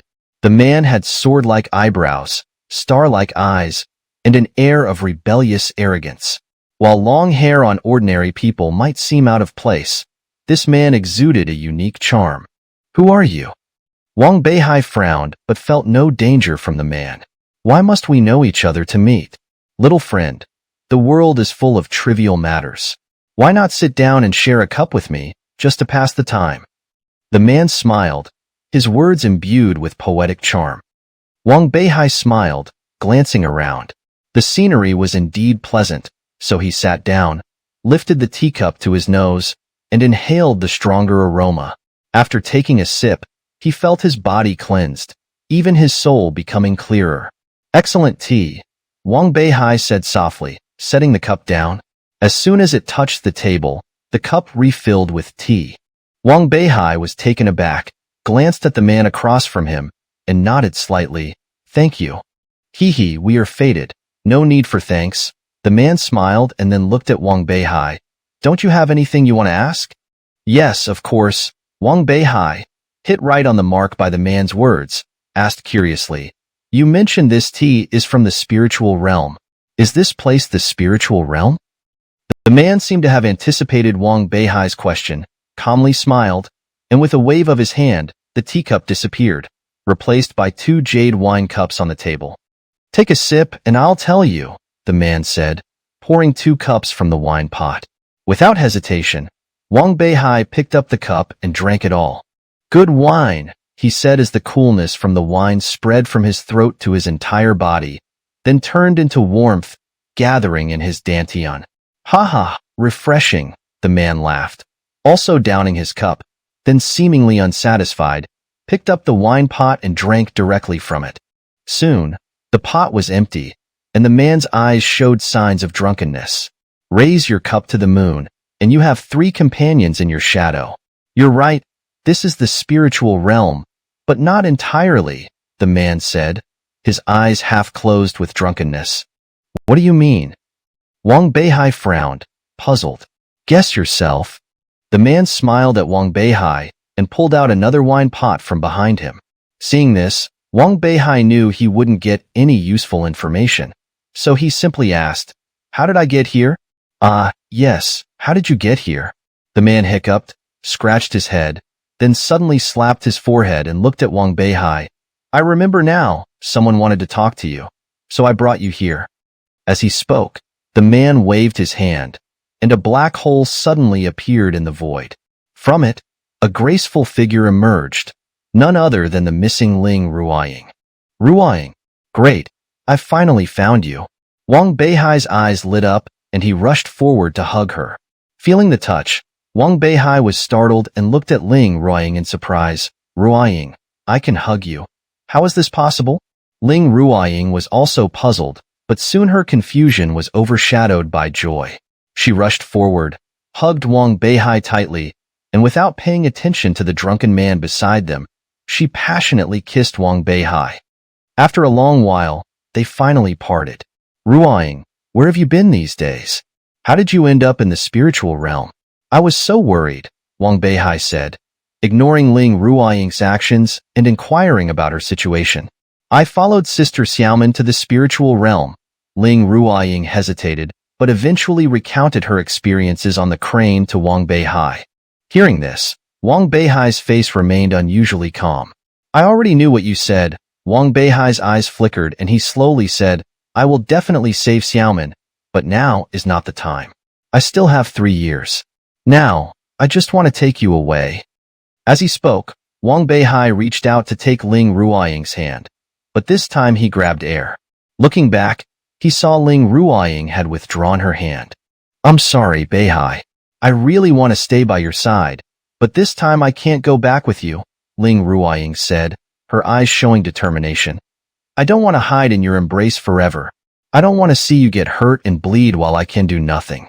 This accidental arrival in the spiritual realm might be a test and opportunity fate has arranged for me.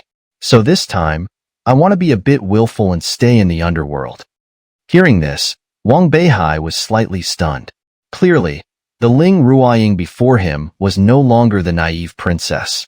By the way, tell Grandpa and my parents not to worry about me.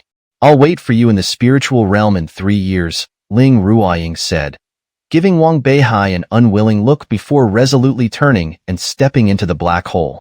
Ruoying, Wang Beihai wanted to chase after her, but at that moment, the drunken man stretched and said lazily, Go. If fate brings you together, you will meet again. Wang Beihai, I'll wait for you in the spiritual realm. With that, the man waved his hand, and Wang Beihai was sent flying. His vision shifted, and he was back in reality. Chapter 162. The First Financial Group of Jiangnan. The Spirit Realm. Wang Beihai gazed at the empty room, feeling an invisible thread pulling him towards the spirit realm. There, he believed he could not only find Xiaomin and Ling Ruoying, but also uncover the answers that had long puzzled him. With his thoughts gathered, Wang Beihai looked at his hands, his eyes gleaming with a sharpness he had never shown before. 3 years, Min Ruoying, wait for me. With that, Wang Beihai got up and left the room, boarding a flight back to Jiangnan that same night. 3 months later, in Longquan County, Jiangnan, a high-rise building was draped in long red banners. Early in the morning, before dawn, the area below the building was already crowded with people. On the rooftop of the building, Wang Beihai stood tall and spirited, dressed in a sharp suit with his usual short haircut, though his brows now carried a hint of maturity and decisiveness. Since I was born, this is the first time I've seen such a grand occasion. Ren Yunfei walked over, smiling behind Wang Beihai. I suppose so. Wang Beihai replied with a calm smile, looking down to see the bustling crowd below, his expression carrying a profound meaning. Back then, this place was the headquarters of the Black Gold Society in Longquan. Wang Beihai said softly.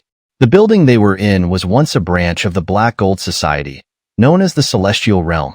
Indeed, in just a few months, everything has changed.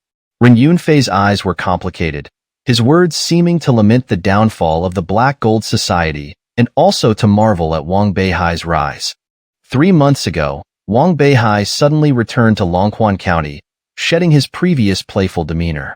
He focused his efforts, investing heavily in time and resources to lead the villagers of Wulong Village in rural transformation. The once first-class village was now a wealthy enclave in the entire Jiangnan region. The old earthen houses had become villas, and the dilapidated dirt roads were now 4-lane highways. With Wang Beihai's help, a hot spring was even discovered, turning Wulong Village into a renowned hot spring resort. Now, when people in Longquan County and throughout Jiangnan mention Wulong Village, they look with admiration, for it has produced a figure, Wang Beihai. While reforming the countryside, Wang Beihai also took charge of the Su and Li families' businesses, redistributing them among Ren Yunfei and others. Under his management, the previously declining industries were now thriving. During this period, Wang Beihai also elevated the medicinal wine of the winery to a new level, launching various types of wines that sparked a medicinal wine craze across the nation. He then aggressively introduced new beauty products, making Ruoying International's reputation soar. Within a month, it reached the status of a listed company. With the good name of Jishitang and the assistance in dismantling the Black Gold Society, Wang Beihai's fame soared. However, all this was just a small part of Wang Beihai's plan. The night before, Wang Beihai gathered Luiheng, Ren Yunfei, and others to announce a shocking decision. I have decided to establish the Mafei Group. I aim to make this group the top financial conglomerate in Jiangnan, or even the entire nation. Recalling Wang Beihai's resolute expression, Ren Yunfei felt a fire ignite within him. Today, the first financial group of Jiangnan was about to be born. Ren Yunfei looked at Wang Beihai with excitement, a smile on his lips. Congratulations, Beihai. Wang Beihai smiled, stepping forward to pat Ren Yunfei on the shoulder. I couldn't have done it without you. At that moment, the door to the rooftop opened, and Lui Heng and Yang Li emerged in formal attire. Wang Beihai was taken aback. Lui Heng, having lost weight, now had a more defined face, and his once small eyes had become larger. Dressed in a suit, he looked quite presentable.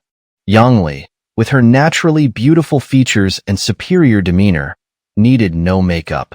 Standing there, she exuded an aura of a goddess. Brother Hai, it's about time. The secretary and others have arrived, waiting for you now. Lui Heng looked at Wang Beihai with excitement. Without this young man, he might never have broken free from the constraints of Dihao Group. Yang Li, though aware of her less-than-ideal position in Wang Beihai's heart, felt proud nonetheless. Yes, it's about time. Wang Beihai glanced at his watch and then looked towards the horizon, where the first rays of the sun appeared. Feeling the warmth of the sun, Wang Beihai took a deep breath. Let's go. Today marks a new beginning. With that, Wang Beihai turned and led the group towards the elevator. Ding! The elevator descended, and as the doors opened, the media and the crowd outside erupted in cheers. Stepping out of the lobby, Wang Beihai and the others walked directly onto the stage, looking at the cheering crowd with a mix of excitement and contentment. Haha, I knew I hadn't misjudged you. At that moment, a hearty laugh came from the crowd. Wang Beihai turned to see Zhu Lingfeng and his son Zhu Lingji approaching, surrounded by bodyguards. Seeing the secretary appear, the already fervent applause grew even more intense. Zhu Lingfeng stepped up to Wang Beihai, gripping his hand with excitement. Beihai, you are truly remarkable. You didn't let me down. I owe much of this to your guidance. Your teachings, I have always kept in mind. Wang Beihai nodded towards Zhu Lingfeng, smiling humbly. Yes, to achieve such results while maintaining your humility and modesty is truly commendable. The Black Gold Society's defeat by you is not unjust. Zhu Lingfeng nodded in satisfaction, then patted Wang Beihai on the shoulder. Remember, always prioritize the people and never forget your original intentions. With that, Zhu Lingfeng took the unprecedented step of standing beside Wang Beihai, allowing the press to take a few photos. This action surprised those present. The secretary's move was clearly meant to further elevate Wang Beihai, solidifying his position as the top entrepreneur of Longquan. Thank you. Wang Beihai whispered softly in Zhu Lingfeng's ear. Zhu Lingfeng smiled. All right, just remember what I said. Go ahead and cut the ribbon. With a wave, Zhu Lingfeng had the red ribbon pulled up, taking the scissors from Yang Li and handing them solemnly to Wang Beihai. As Wang Beihai cut the ribbon, brilliant fireworks lit up the sky above the building. Standing beneath the fireworks, Wang Beihai's gaze flickered. Many were mesmerized by the scene, looking at the four large characters of Mafei Group on the building, each with the same thought. From today on, the first financial group of Jiangnan is officially established. Chapter 163, Clues. With the establishment of the Mafei Group, various factions in the Jiangnan region naturally saw an opportunity.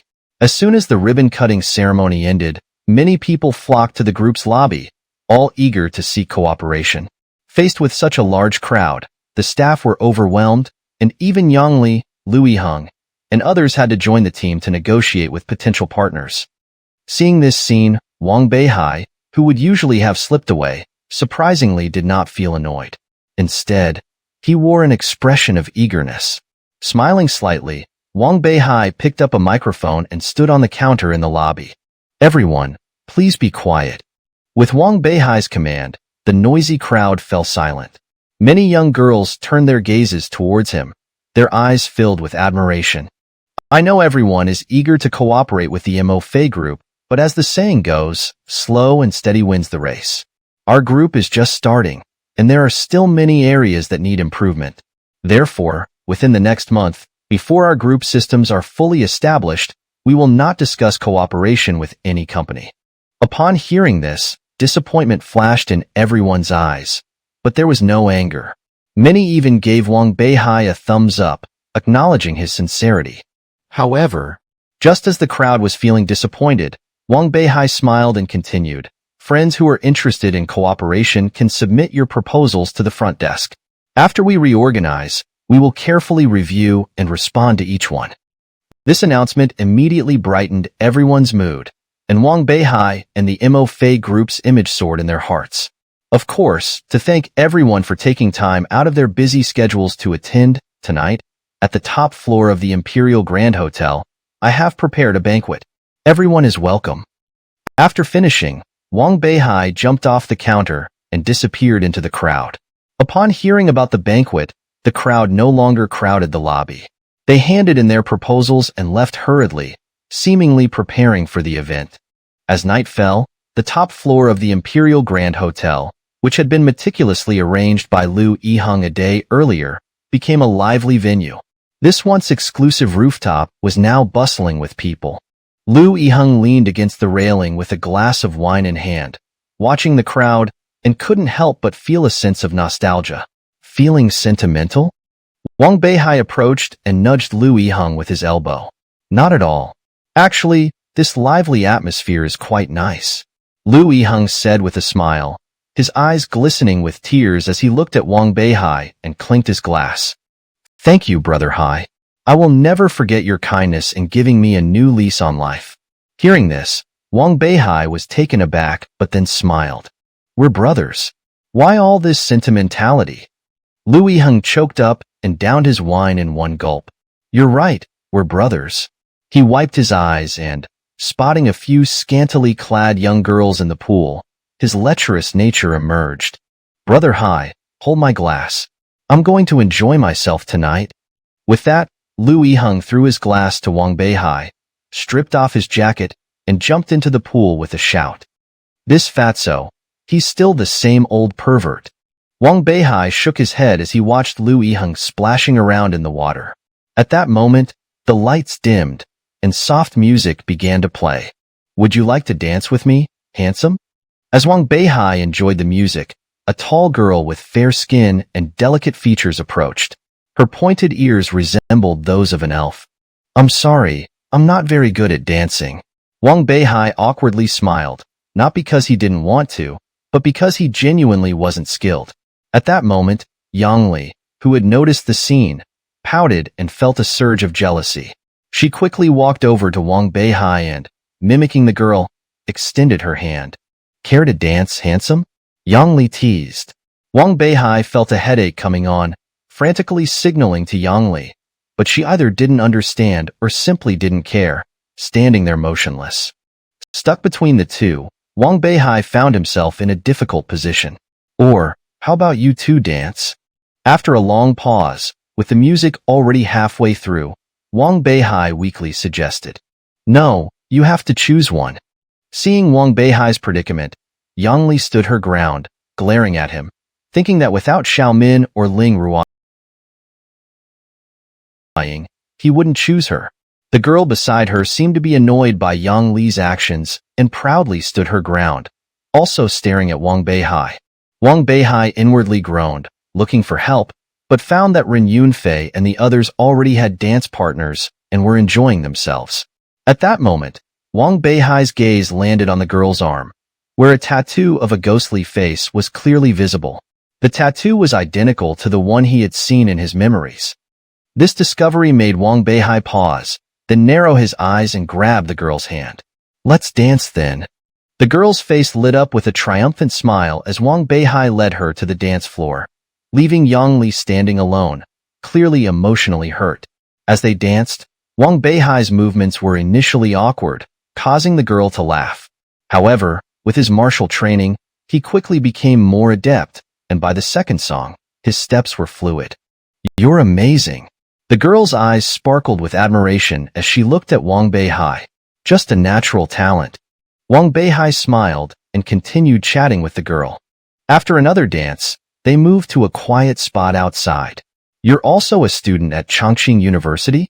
Wang Beihai looked incredulously at the girl. Yes. Here, take a look at my student ID.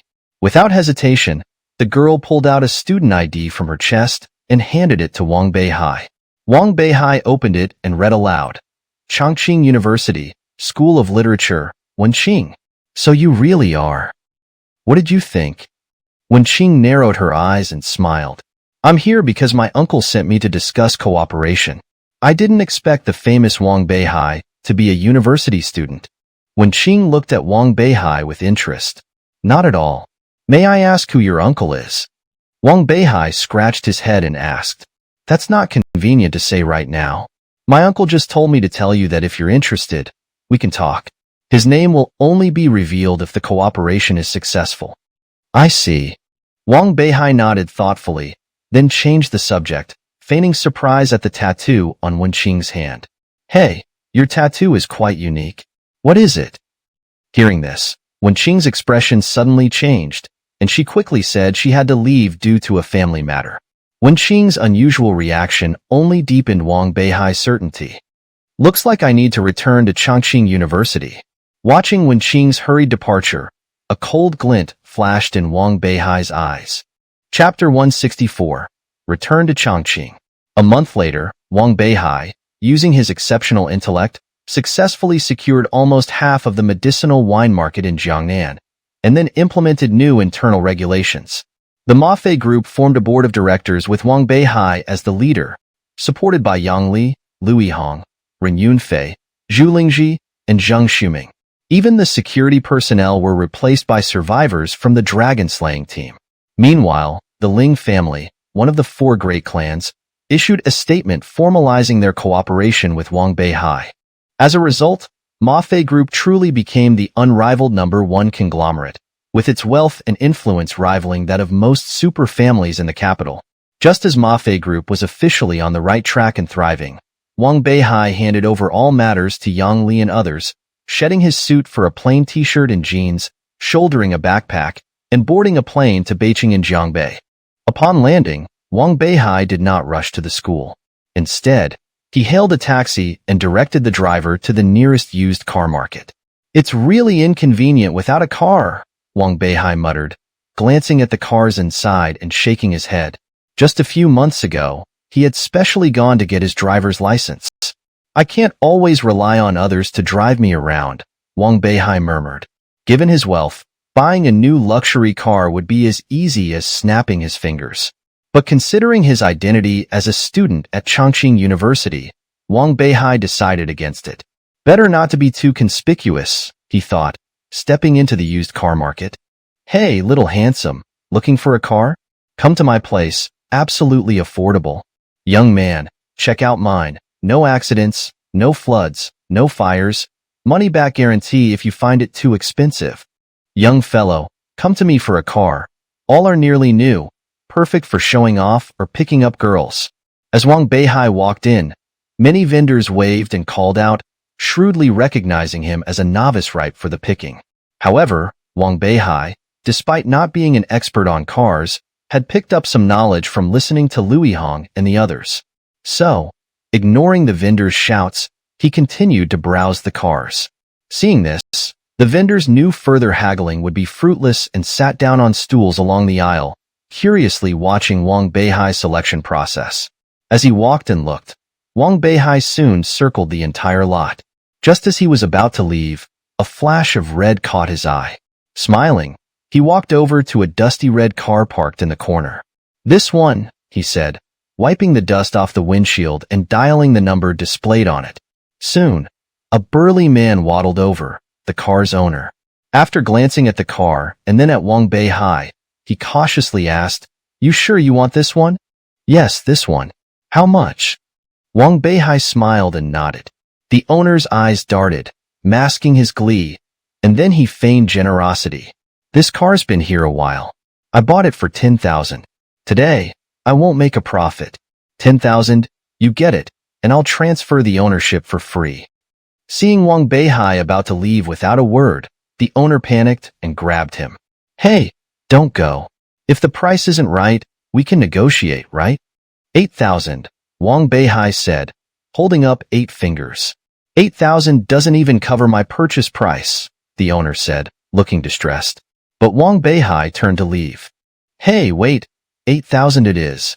Hearing this, Wang Beihai stopped, smiled, and turned back. "You're quite the negotiator," the owner said, giving Wang Beihai a thumbs up. "All right, I've been in this business a long time, and this is the first time I've met someone so good at bargaining. 8,000 it is."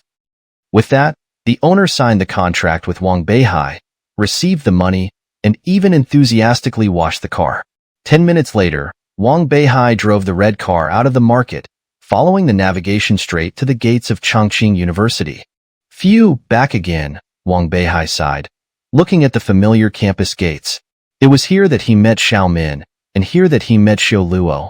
Chongqing University felt more like a place of significance. After some reflection, Wang Beihai didn't head straight into the school. Instead, he drove a few kilometers to the Ji Shirtang branch in Beicheng. As expected, the Beicheng Ji Shirtang, just like the one in Longquan County, had exploded in reputation shortly after opening. As Wang Beihai entered the bustling hall, he smiled innocently. Glancing around, he noticed a sculpture of himself in the Beicheng Ji Shirtang Hall. "This is just ridiculous," Wang Beihai muttered, covering his face, feeling a bit off about the statue. "Master!" At that moment, a voice called out.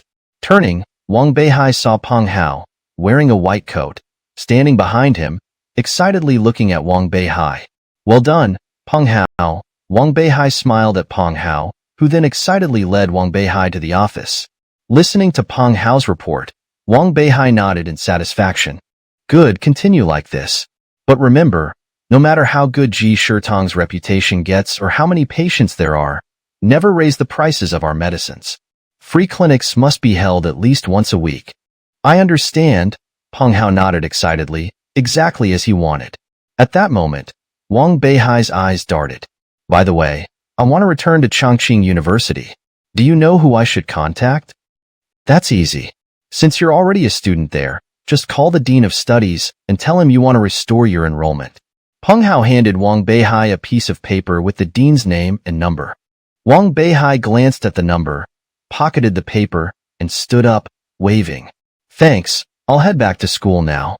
As Wang Beihai walked to the door, Peng Hao called out, "Wait, master. Your medical skills are already so advanced.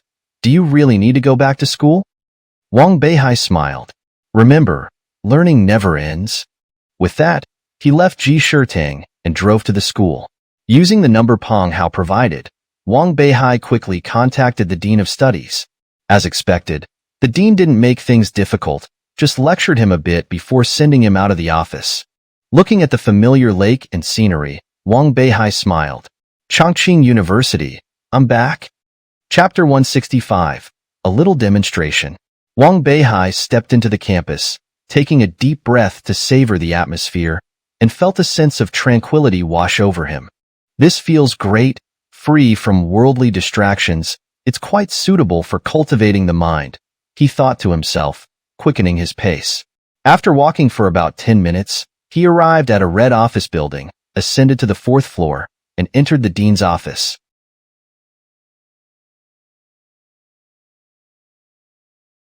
Inside, a male teacher in his 50s, wearing glasses, was intently staring at a spreadsheet on his computer, his fingers tapping the keyboard with an unexpected nimbleness despite his age. So engrossed was he that he didn't notice Wang Beihai's arrival. Wang Beihai smiled, gently rapped on the door, and softly inquired, "Hello, are you Teacher Yanli?" At the sound, Yanli paused his work, looked up, adjusted his glasses, and gazed at Wang Beihai. "Yes, that's me. Who are you?" "Oh, hello, Teacher Yin. I'm Wang Beihai from the medical department. I called you earlier." Wang Beihai stepped forward and handed over his student ID. Yanli took the ID and examined it carefully before nodding and looking at Wang Beihai with a stern expression. "You were doing so well. Why did you suddenly take a leave of absence? Many people would love to study at Chongqing, but they don't get the chance. Young man, cherish it." Moved by Yanli's earnest advice, Wang Beihai nodded involuntarily. "All right, you can go to class now. But you missed last semester, so you've fallen behind in many courses. I have some materials you can look at. Since you missed the exams, there will be makeup tests soon. You need to catch up quickly." Yanli pointed to the desk behind him, where a stack of thick books was piled. Wang Beihai approached and saw that these were precisely the materials from the semester he had missed. A wave of gratitude surged within him. How many coincidences like this exist in the world? These books were clearly arranged by Yanli specifically for him. "Thank you, teacher." Wang Beihai picked up the materials and bowed deeply to Yanli. "Go on. I have work to do. Remember, don't let down your parents' and teachers' expectations. With that, Yin Li returned to his diligent work. Seeing this, Wang Beihai bowed again to Yin Li and quietly exited with the heavy books. Following his memory, Wang Beihai soon arrived at the medical department's teaching building. As soon as he reached the first floor, he caught a whiff of a strong medicinal scent and heard a heated debate. No, senior, this medicine is too potent. Including it won't strengthen the body. It will have the opposite effect. Wang Beihai approached and saw a crowd of students in the herbal medicine room, with a bespectacled, crew-cut senior hotly arguing. Opposite him stood a refined young man, who sneered disdainfully. What do you know, junior? The concept of balancing medicinal properties. This herb is strong, but it balances the coldness of the other herbs.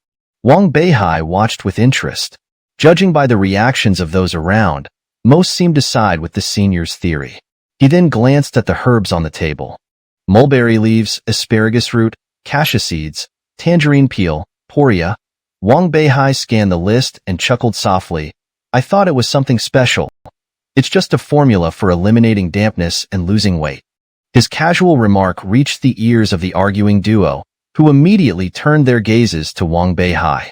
Looks like this classmate knows a lot, the senior said, narrowing his eyes and forcing a smile. Hello, I'm Mu Feng, a senior in the medical department. You look unfamiliar. What's your name? Mu Feng extended his hand. Seeing this, Wang Beihai narrowed his eyes. Mu Feng knew he was holding books but still reached out to shake hands, clearly trying to embarrass him. Wang Beihai thought quickly and smoothly handed the stack of books to Mu Feng. Mu Feng hadn't anticipated this move and felt a sudden weight in his hands, causing him to topple over. Hello, I'm Wang Beihai. Wang Beihai inwardly smirked, then turned to shake hands with the junior who had been arguing with Mu Feng. The junior was momentarily stunned, but then shook hands with Wang Beihai in disbelief. Hi, I'm Xue Chun, a sophomore in traditional Chinese medicine. This Wang Beihai is really daring, provoking Mu Feng like that. It's over for him now. At that moment, Mu Feng stood up, his face dark, as students around exchanged amused glances. Wang Beihai remained unfazed, sweeping the herbs into a nearby pot, except for the one they had been debating. Adjusting the heat, Wang Beihai soon had a rich medicinal aroma wafting from the pot. The onlookers were stunned by his adept technique, which even their own professors might not match. Just showing off, Mu Feng scoffed, unimpressed, while Xuechen watched Wang Beihai with a serious expression. Soon, Wang Beihai opened the pot, poured out a cup of brown medicinal juice, and handed it to the two. It's no fun just arguing. Why not try it and see? What afraid? What's there to be afraid of? Mu Feng retorted, downing his cup in one go. Xuechen followed suit. This medicine is amazing, Xuechen exclaimed, feeling much lighter after drinking. Well, I made a slight adjustment to this cup. As for Senior Mu's cup, it was brewed exactly according to his formula. Wang Beihai smiled as Mu Feng's face flushed, his stomach rumbling ominously. His eyes widened, and he hurriedly clutched his abdomen as if something was about to burst out. You wait, you punk! Mu Feng glared at Wang Beihai before rushing out towards the restroom. The result is clear. This herb is not suitable, Wang Beihai said, removing the silver needles from a nearby dummy and accurately reinserting them into different acupoints. That's better. Wang Beihai nodded, then, ignoring the onlookers, picked up his books and walked out of the classroom. Only after Wang Beihai was far away did the crowd erupt in exclamations. Xuechen stared at his cup, his mind in turmoil. They could have proven their point through experiments, but this was medicine. Without an extraordinary understanding of pharmacology, it was impossible to be so adept. At that moment, a cough came from outside the classroom. Everyone hurriedly returned to their seats as Yin-Li, holding a thick textbook on pharmacology, walked in. Yin-Li surveyed the classroom, his gaze finally settling on the dummy covered in silver needles. He scrutinized it for a moment, then his eyes widened, and the book slipped from his hands. Who did this? Yin Li's eyes sparkled with excitement as he looked around. It seems it was done by a student named Wang Beihai, a voice piped up from somewhere. Wang Beihai. Yinli was stunned. Then his eyes gleamed with enthusiasm. He decided to skip the lesson and strode purposefully towards Wang Beihai's classroom. Chapter 166. Genius. That bastard Bazi. I'm going to kill him when I get back. By the way, isn't Bazi that guy named Wang Beihai? At the restroom entrance, Mu Feng staggered out, clutching his stomach and cursing. As he looked up, he saw Yinli leading a group of people, looking furious. Mr. Yin, I was wrong. Instinctively, Mu Feng bowed his head and hurriedly admitted his mistake. Move aside. To his surprise, Yinli ignored him, only coldly uttering those words before passing by Mu Feng. What's going on? Mu Feng straightened up, grabbed a student behind him, and curiously asked, Why is old Yin looking like this? Who's so unlucky to have provoked him? It seems to be a student named Wang Beihai. He messed with old Yan's acupuncture dummy. Judging by old Yan's expression, that student is definitely in trouble.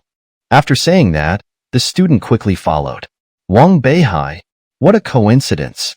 Mu Feng raised his eyebrows and then smirked with schadenfreude. I didn't expect this Bazi to be so troublesome, daring to provoke old Yin. Everyone knows old Yin is the strictest teacher in our academy. Now, there's going to be a good show. No, I have to add fuel to the fire. Thinking this, Mu Feng completely ignored the slight pain in his stomach and jogged to catch up. Finally, on the third floor, Yinli stopped, not knowing which classroom Wang Beihai was in.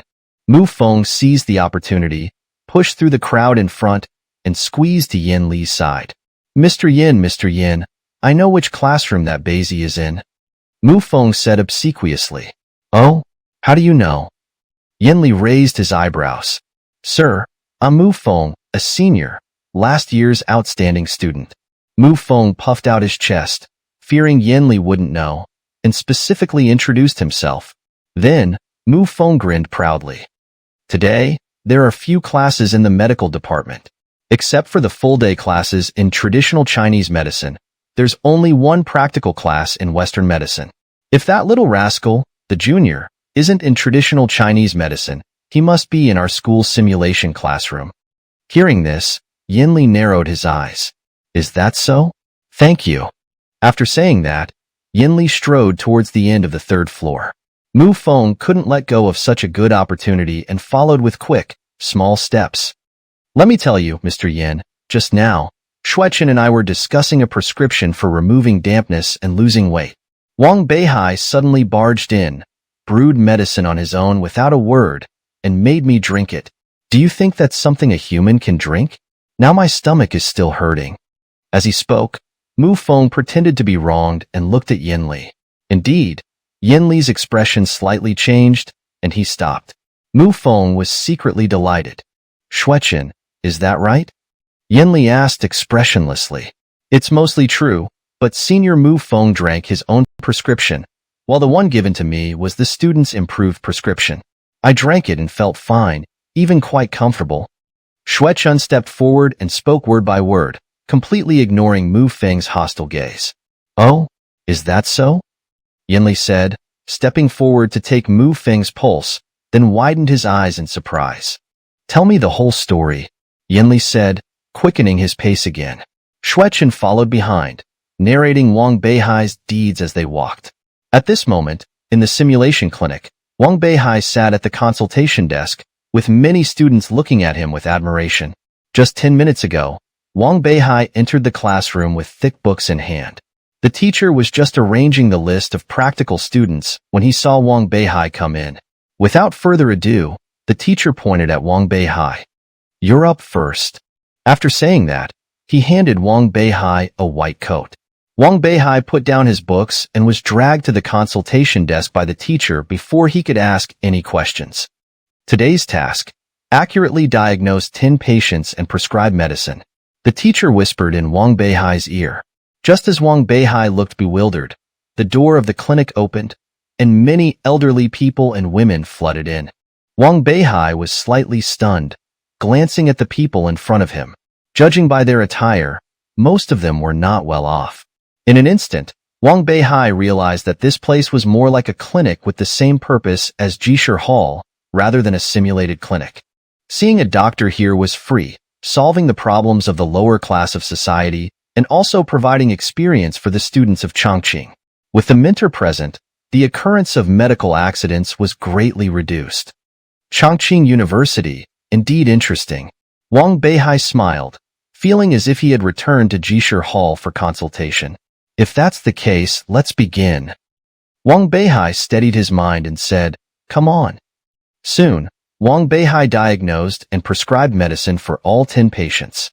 For minor ailments, he directly treated them with acupuncture and massage. 10 patients were dealt with by Wang Beihai in less than 10 minutes. His speed and technique shocked the students, and even the mentor watching was wide-eyed. He couldn't believe that the person on the consultation desk was a student. If not for Wang Beihai's young age, he would have thought that one of the 4 great doctors had arrived. Everyone was stunned by Wang Beihai's technique, and Wang Beihai himself was immersed in the feeling of healing others, forgetting that he had exceeded his quota. Thus, a few more minutes passed, and the onlookers watched in silence, not daring to breathe loudly. Just as everyone was amazed by Wang Beihai's abilities, Yinli entered with students, and the noisy footsteps immediately drew the attention of the students. Shoo! The mentor turned around and made a gesture for silence. Seeing it was Yinli, the mentor quickly bowed his head, about to speak, but Yinli waved his hand, indicating silence. He then slowly walked behind Wang Beihai. Next, Wang Beihai, fully immersed in treatment, didn't notice Yinli's arrival. Yinli stood behind Wang Beihai, watching his skilled techniques and superb medical skills, his eyes glowing with excitement. Under everyone's gaze, another full hour passed. During this hour, neither students nor teachers made a sound. They all stared at Wang Beihai, completely immersed in his medical skills. In that moment, Wang Beihai's medical skills had become an art in everyone's eyes.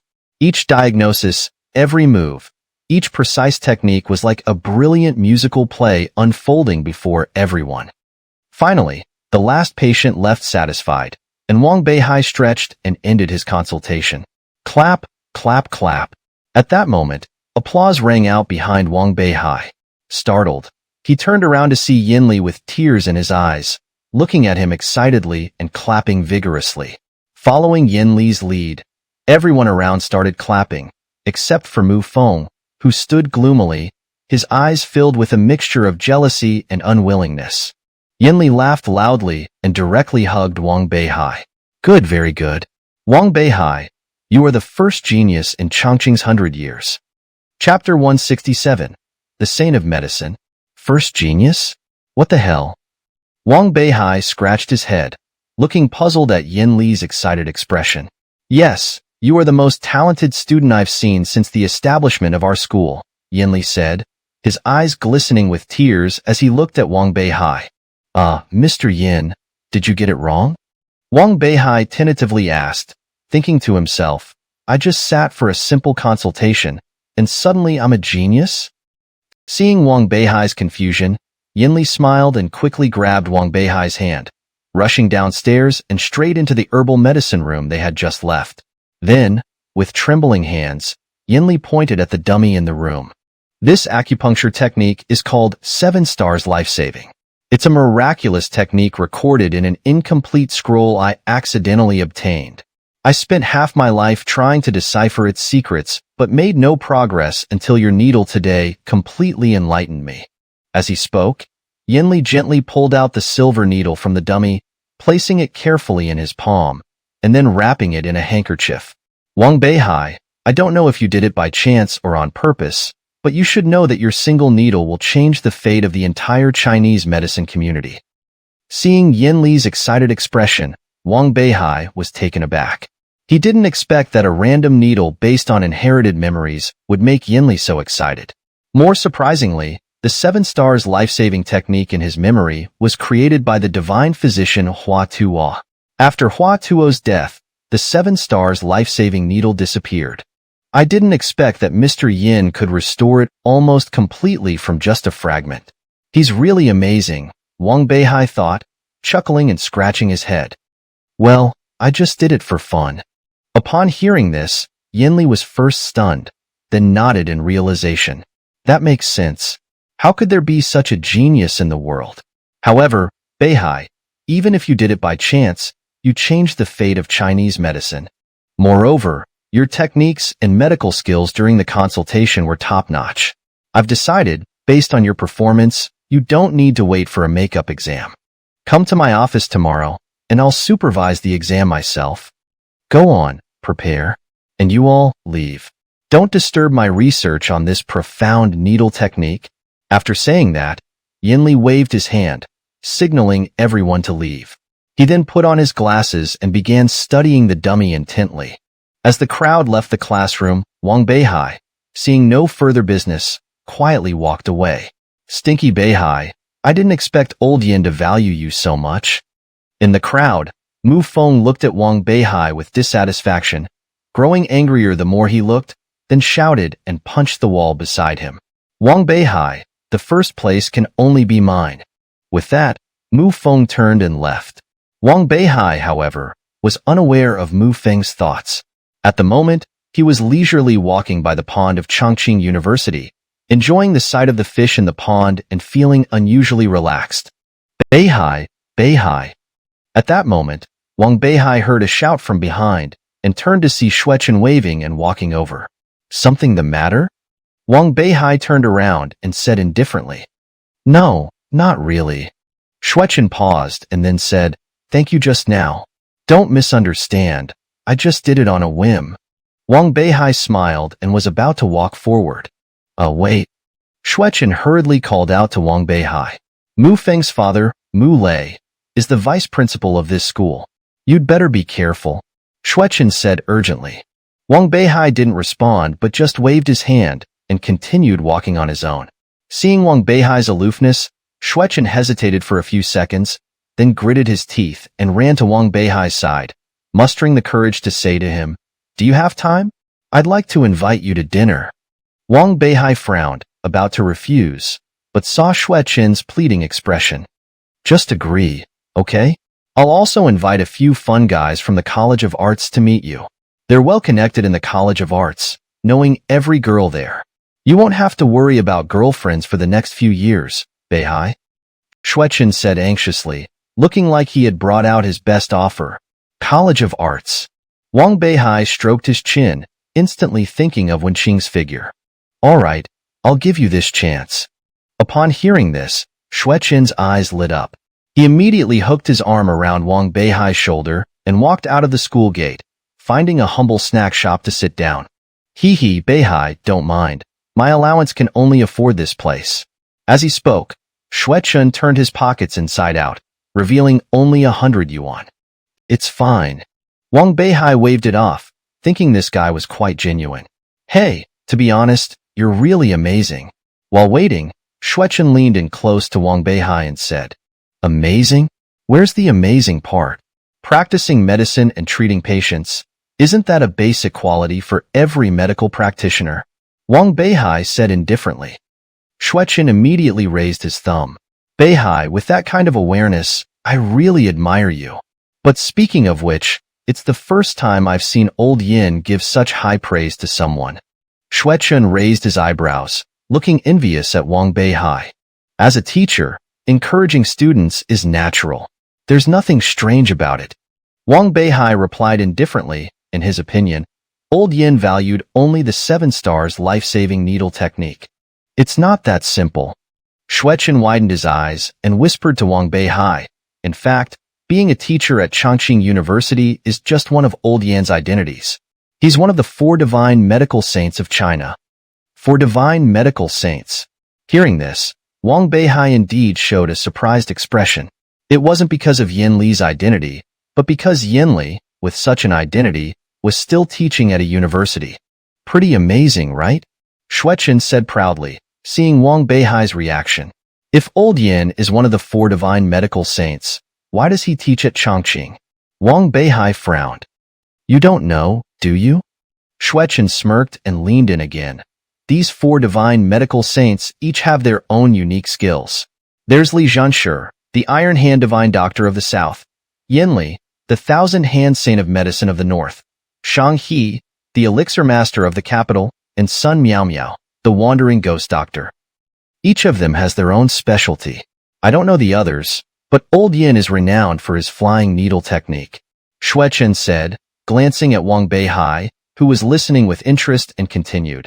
But I've heard that Old Yin is not only devoted to medicine, but also advocates dedicating his skills to society, which is why he came to teach at Chongqing. Even that simulated consultation was his idea. Hearing this, Wang Beihai raised his eyebrows, feeling a bit of respect for Yanli. Don't forget your original intention. Wang Beihai murmured, Zhu Lingfeng's words echoing in his ears. Exactly, don't forget your original intention. Old Yin is much better than that so-called Li Zhenshi. Oh, do you know Li Zhenshi? Wang Beihai raised an eyebrow, looking at Shuechen with interest. Of course, I've heard that Li Zhenshi somehow became the disciple of a young rascal. Although it's said that the rascal is quite capable, it's not worth lowering his status like that. Now that I think about it, it's really spineless. Seeing Shuechen's indignant expression, Wang Beihai wanted to laugh but couldn't, turning his face red. I wonder how Old Li would feel if he heard this? Wang Beihai thought to himself. At that moment, two tall and thin boys walked into the snack shop. Which one is Shuechen, you bastard? Chapter 168, Perfect Score. Shuechen, get out here. Two men bellowed menacingly. Wang Beihai furrowed his brows, about to stand up, but Shuechen pulled him back. Don't worry, my boys are here, Shuechen chuckled, then stood up, coughing twice. The two men looked at him and immediately softened their fierce expressions, narrowing their eyes. Heh, it's rare for you, Basie, to treat us. Spill, is there any good news? The two boys approached, poking Shuechen a few times, then looked at him with confusion. Oh, what good news could there be? I just met some new brothers and wanted you two to get to know them, Shuechen said, turning to Wang Beihai and pointing at the two boys. This is Meng Chun, and this is Meng Xia. They're brothers and my good buddies. We all come from the same village. After introducing them, Shuechen pointed at Wang Beihai and said, He's Wang Beihai, the first person in the century-old history of our academy to be praised by Yanli. He's considered the top genius, no exaggeration. Wang Beihai smiled at the two, feeling a pang of envy at their close relationship. He too was from a rural background, but lacked such heartfelt friends. You guys have a great bond, Wang Beihai said enviously. Absolutely. We were notorious troublemakers in the village. Yeah, back then in the village, we climbed trees, fished, and even went mudsliding. Meng Chun and Meng Xia chattered away, and Wang Beihai couldn't help but feel a bit wistful. Shuechen noticed and quickly signaled them to stop, which they did. Hey, you two are so popular in the literature department. When can you help me and Beihai find girlfriends? Shuechen winked at them, swiftly changing the topic. Girlfriends? Easy peasy. Beihai, just tell us what kind of girl you like. We might not be good at much, but getting numbers and planning proposals? We're top-notch. If the funds are right, a little candlelight, some songs, maybe a small fireworks display. Guaranteed to make those girls swoon. Meng Chun rolled up his sleeves, speaking excitedly. I just want the information of one person, Wang Beihai said, raising a finger. Who? Shuechen and the others leaned in curiously. Wen Qing. At this, the three of them gasped. Is it difficult? Wang Beihai raised an eyebrow, noticing their troubled expressions. Well, it's not that it's difficult. Wen Qing is the flower of our literature department. Not only is she beautiful and well endowed, but she's also an excellent dancer. Many rich young men have pursued her, but all have been rejected. Meng Chun shook his head, and Meng Xia continued. It's said that her family background is excellent, and even high-ranking officials don't impress her. We're just small fry, so forget it. Yeah, Beihai, maybe we should aim for someone else, Shuechen added, trying to dissuade him. Interesting. Can you get her contact information? Wang Beihai showed no sign of backing down, instead looking intrigued. If you can't, I'll find a way myself. Seeing their furrowed brows, Wang Beihai shook his head. No. At that moment, Meng Chun grabbed a pen and paper, scribbled something down, and handed it to Wang Beihai. Wang Beihai looked at it. It was a phone number. The first one is her phone number, The second is her birthday. Here you go, but I have to warn you, this rose is thorny. Hearing this, Wang Beihai smirked, then stood up, placing a business card on the table. I know what I'm doing. Thanks for the meal. This is your reward. With that, Wang Beihai walked straight out of the snack shop. The three quickly picked up the card, which read, Ji Shirtang Pong Hao, and under the card were several neatly folded 100 yuan bills. Back in his room, Wang Beihai looked at the number in his hand but didn't rush to call. Instead, he placed the paper aside and sat cross-legged on the sofa. Tomorrow's exam, I must do well. I can't let Yin Lao down, Wang Beihai thought, slowly closing his eyes and soon entering a state of emptiness. When Wang Beihai opened his eyes again, it was the next day. Glancing at his phone, he saw that there were only 10 minutes left until the scheduled exam time. Startled, Wang Beihai cursed inwardly, then jumped up from the sofa, rushed into the bathroom, and after a quick cleanup, he opened the window and leaped from the high-rise.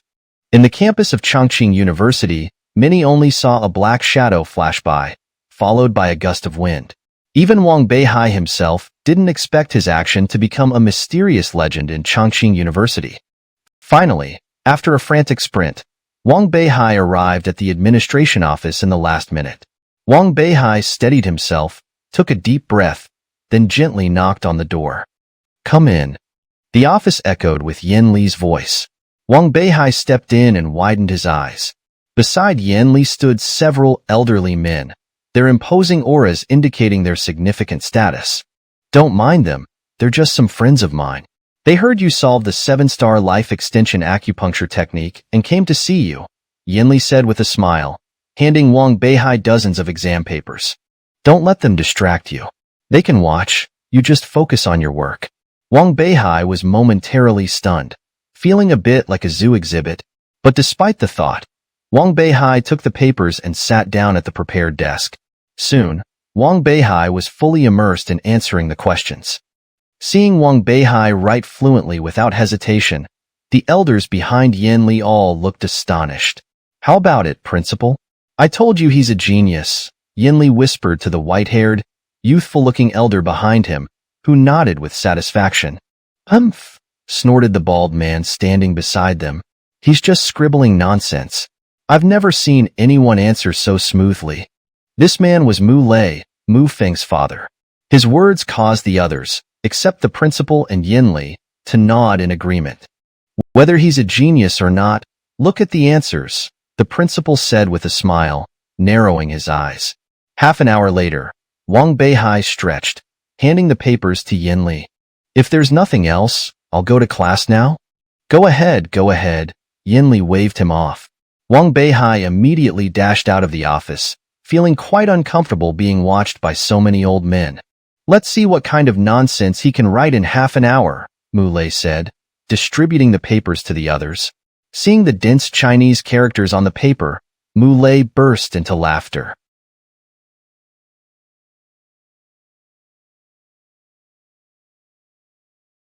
Ha ha ha, I told you. This is just shallow knowledge, full of nonsense. What top genius? I say he's just a waste. The other teachers laughed along, but the principal and Yin Li carefully examined the answers on the paper, their eyes widening and their hands trembling more with each glance.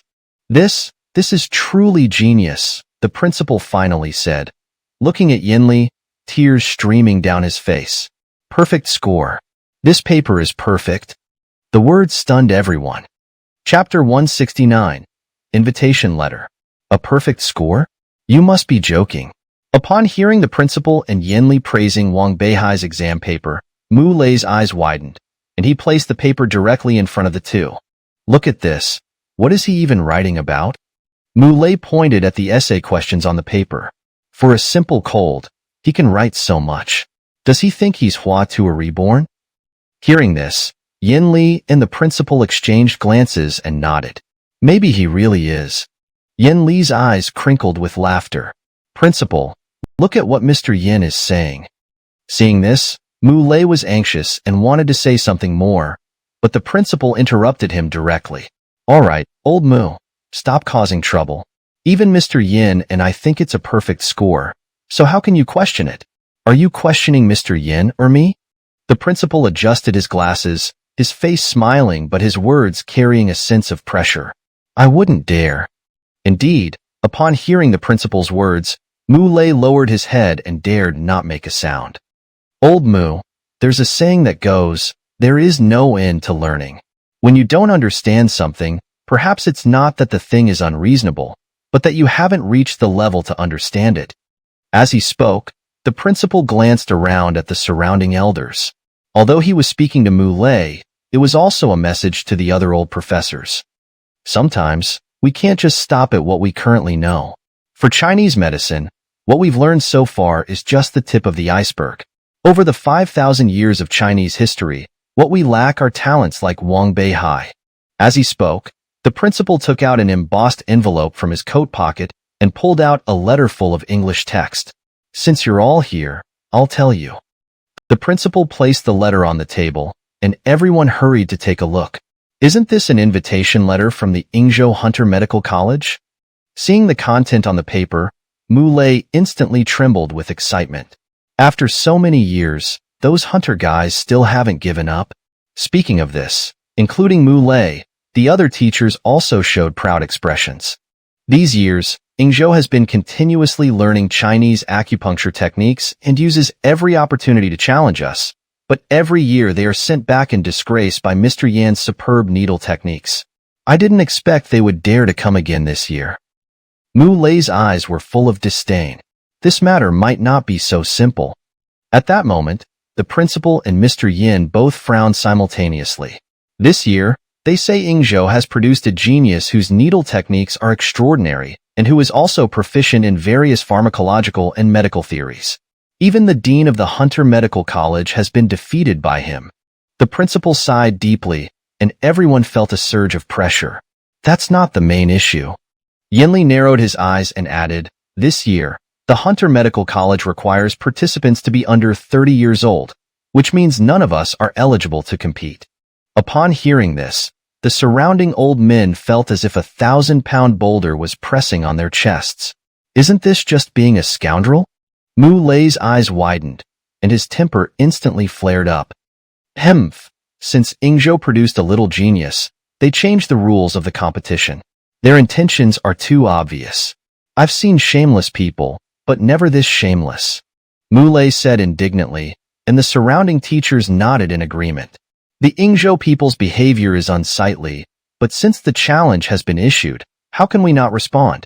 The most urgent task now is to find a student who can represent our Chongqing University. As soon as the principal finished speaking, the surrounding people began to think and discuss. After a moment of silent contemplation, Mu Lei raised his hand first. I think Mu Feng might be able to try.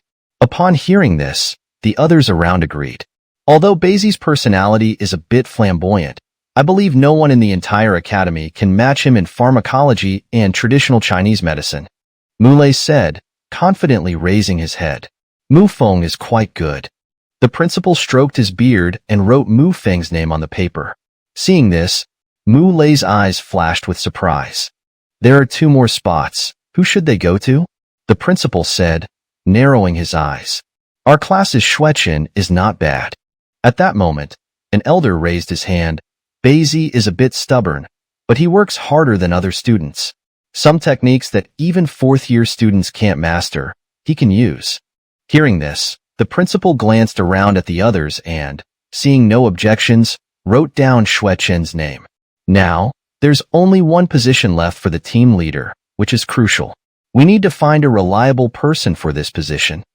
The principal said, looking at the reactions of the others. Team leader? Apart from Mu Feng, who else could it be? Mu Lei was stunned. He hadn't expected there would be a team leader position. Yes, Mu Feng has experience and ability. He's the most suitable for the team leader. The other teachers agreed. Wait, I actually have a candidate. At that moment, Yinli raised his hand. Who? You're not saying Wang Beihai, are you? Mu Lei's eyes widened. Yes, it's Wang Beihai. Yinli nodded. Seeing this, Mu Lei was instantly enraged. Mr. Yin, this is not child's play. Even if Wang Beihai's paper is excellent, that's just theoretical. In the actual competition, Practical skills matter. Even we old traditional Chinese medicine practitioners make mistakes sometimes, let alone such a young kid. Giving him the team leader position, I absolutely disagree. Mu Lei was furious, and the other teachers were also looking around, calculating in their minds. Don't forget, he was the one who proofread the 7-star life-prolonging needle technique. Mr. Yin was unconcerned and slowly revealed the reason with narrowed eyes. He did proofread the 7-star life-prolonging needle technique, but didn't he say it was all a guess? The competition is not a game. If we lose, how can Chongqing University maintain its reputation as the top medical school in China? Mu Lei's veins bulged, clearly showing his anxiety. All right, whether it was a guess or not, we'll find out by trying. While they were arguing, the principal smiled and directly wrote Wang Beihai's name on the paper. Principal, you? Seeing this action, Mu Lei was completely dumbfounded. Don't say anything more. Even if we lose, it's not something to be ashamed of. Saying this, the principal directly put the letter back into the envelope. Principal, oh. Seeing this, Mu Lei sighed deeply and then waved his hand, walking straight out of the office door. Should we call him back? Yinli, seeing Mu Lei leaving, kindly asked. It's fine, he's just got that temper. Let him be. Saying this, the principal handed the envelope to Yinli. Keep this safe. You'll be their leading teacher on the trip, so guide them well. Although the pressure is great, don't tarnish our reputation as Chongqing. Understood. Yinli nodded, put the envelope back into his coat, and then walked out the door. You all can leave now. The principal waved his hand, dismissing everyone, then walked directly to the chair and leaned back. We're old, it's time for the young ones to step up. Wang Beihai, I hope you won't disappoint me. Hashtag Chapter 170, Meeting Wenqing. After leaving the dean's office, Wang Beihai finally relaxed. He had no idea what Yinli and the others were discussing behind him. Checking his class schedule on his phone, Wang Beihai couldn't help but smile. Perfect, no classes today. He then pulled up Wenqing's number, pondered for a moment, and put his phone back in his pocket. He then leisurely strolled around the campus. It was the first time Wang Beihai had properly explored Chongqing University. It took him over an hour just to walk through the new campus, and the old campus was still quite a distance away, so he decided against going there. The scenery here is beautiful, with clear waters and green mountains, and the birds are chirping. I never realized how extraordinary Chongqing University is. Wang Beihai sat by the pond at the foot of the College of Literature building, watching the lotus leaves floating on the water, feeling extremely comfortable. He leaned his head on the pillar of the pavilion and dozed off. 10 minutes later, the bell rang for the end of class. Wang Beihai slowly opened his eyes to see many students emerging from the college. The girls in the College of Literature were not only numerous but also of high quality, each with fair skin, beautiful features, and long legs. Even Wang Beihai felt a bit overwhelmed. Wang Beihai scanned the crowd and, with a thought, activated the Hunyuan technique. His consciousness swiftly scanned the students, and soon, he locked onto Wenqing. Indeed, as Meng Chun and Meng Xia had said, Wenqing's appearance stood out even among the many beauties in the College of Literature. Wang Beihai withdrew his consciousness, smiled, and followed her. Not far ahead, he saw a group of rich second-generation students chasing after Wenqing with flowers, flaunting their superiority and expressing their affection. Heh, these students sure know how to make a scene. Wang Beihai chuckled, and the next moment, as expected, Wenqing didn't even glance at them and tossed the flowers into the trash. As Wenqing walked further, she headed towards a slightly secluded path. At that moment, a group of burly students suddenly appeared and blocked her way. Following behind, Wang Beihai was taken aback. He quickly noticed a well-dressed student hiding nearby and couldn't help but smirk. This student is quite spirited, using such an outdated trick as a hero saving the beauty. Wang Beihai smiled, suddenly having an interesting idea. Who are you? What do you want? Wenqing, seeing a group of people menacingly staring at her, showed no sign of panic. Her eyes were unusually calm. Hey, Miss One, we've always admired your beauty. The student at the front stepped forward, revealing a lewd expression. Would you like to have lunch with me, Miss Wen? As he spoke, he reached out to grab her, but Wenqing deftly dodged his hand. Heh, quite slippery. The student signaled to the others, and they all closed in. Seeing no way out, Wenqing feigned fear. Don't come closer, or I'll scream. However, her eyes were already filled with murderous intent. Heh, even if you scream till your throat is hoarse, no one will come to save you. The student leaped towards Wenqing. Wenqing's face darkened, and a small dagger appeared in her hand, ready to strike, when suddenly a figure flew from behind and kicked the student far away. Nice to see you again, Miss Wen. Wang Beihai landed steadily, turning to Wenqing with a smile. Wenqing narrowed her eyes, quickly hiding the dagger, and then gave Wang Beihai a grateful look. You scared me. Thank goodness you came. She then hugged Wang Beihai tightly. Seeing this, the surrounding students looked at each other, unsure of what to do. The student who had been kicked, holding his stomach, got up and was about to continue acting, but saw a stranger instead, leaving him stunned. Who the hell stole my thunder? At that moment, a well-dressed student emerged from the bushes, quickly covering his face and fleeing. The leader nodded to the others, and they scattered in all directions. I think you can let go now. Seeing the crowd disperse, Wang Beihai coughed lightly. Wenqing blushed and hugged him even tighter. No, I'm scared. You saved me.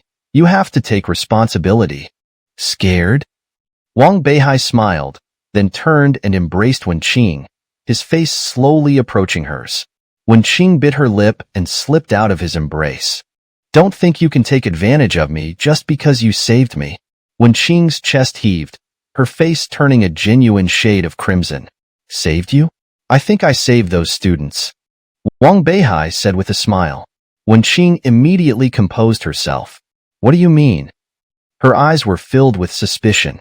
Nothing much. Just wanted to invite you to dinner and discuss cooperation.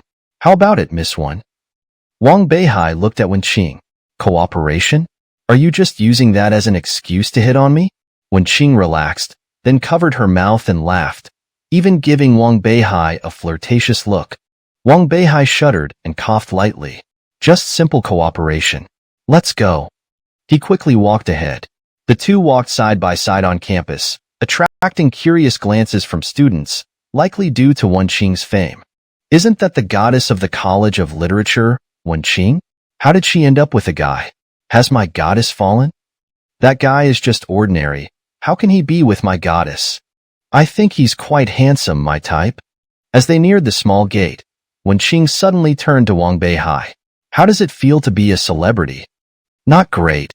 Wang Beihai sighed and shook his head, then led Wenqing to a small red car in the parking lot. Is this your car? Wenqing rubbed her eyes, incredulous. You, the chairman of Mafe Group and the richest man in Jiangnan, drive this tiny car? Yes. Wang Beihai nodded seriously. Except for the poor sound insulation, it's not bad. He walked to the passenger side, opened the door for Wenqing, and gestured for her to enter. Wenqing shrugged.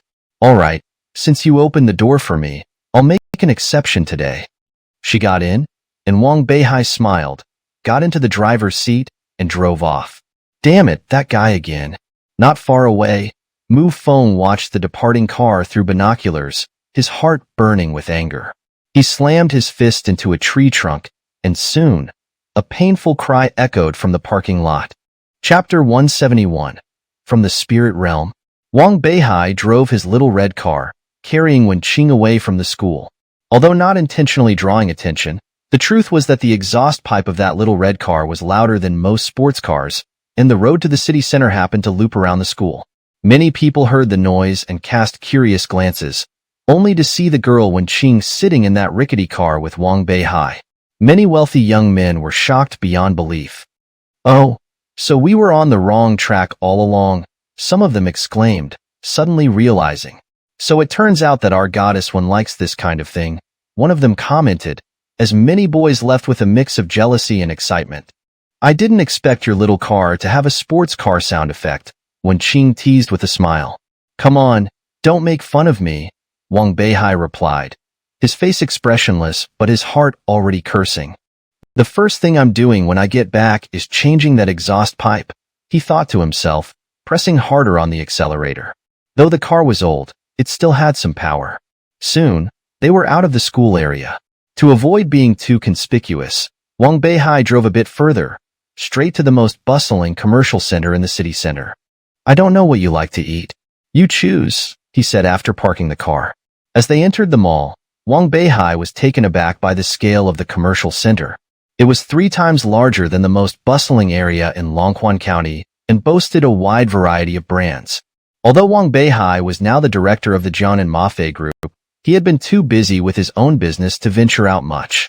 Standing in the center of the commercial hub, he felt like a country bumpkin in the city for the first time. Why, are you stunned?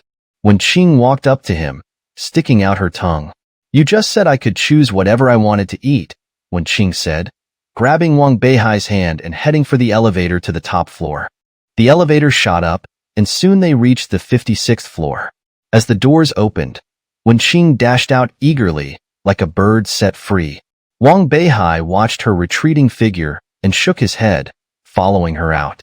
The rooftop was home to a restaurant named Zhai Xing, with soft grass flooring and elegantly arranged surroundings.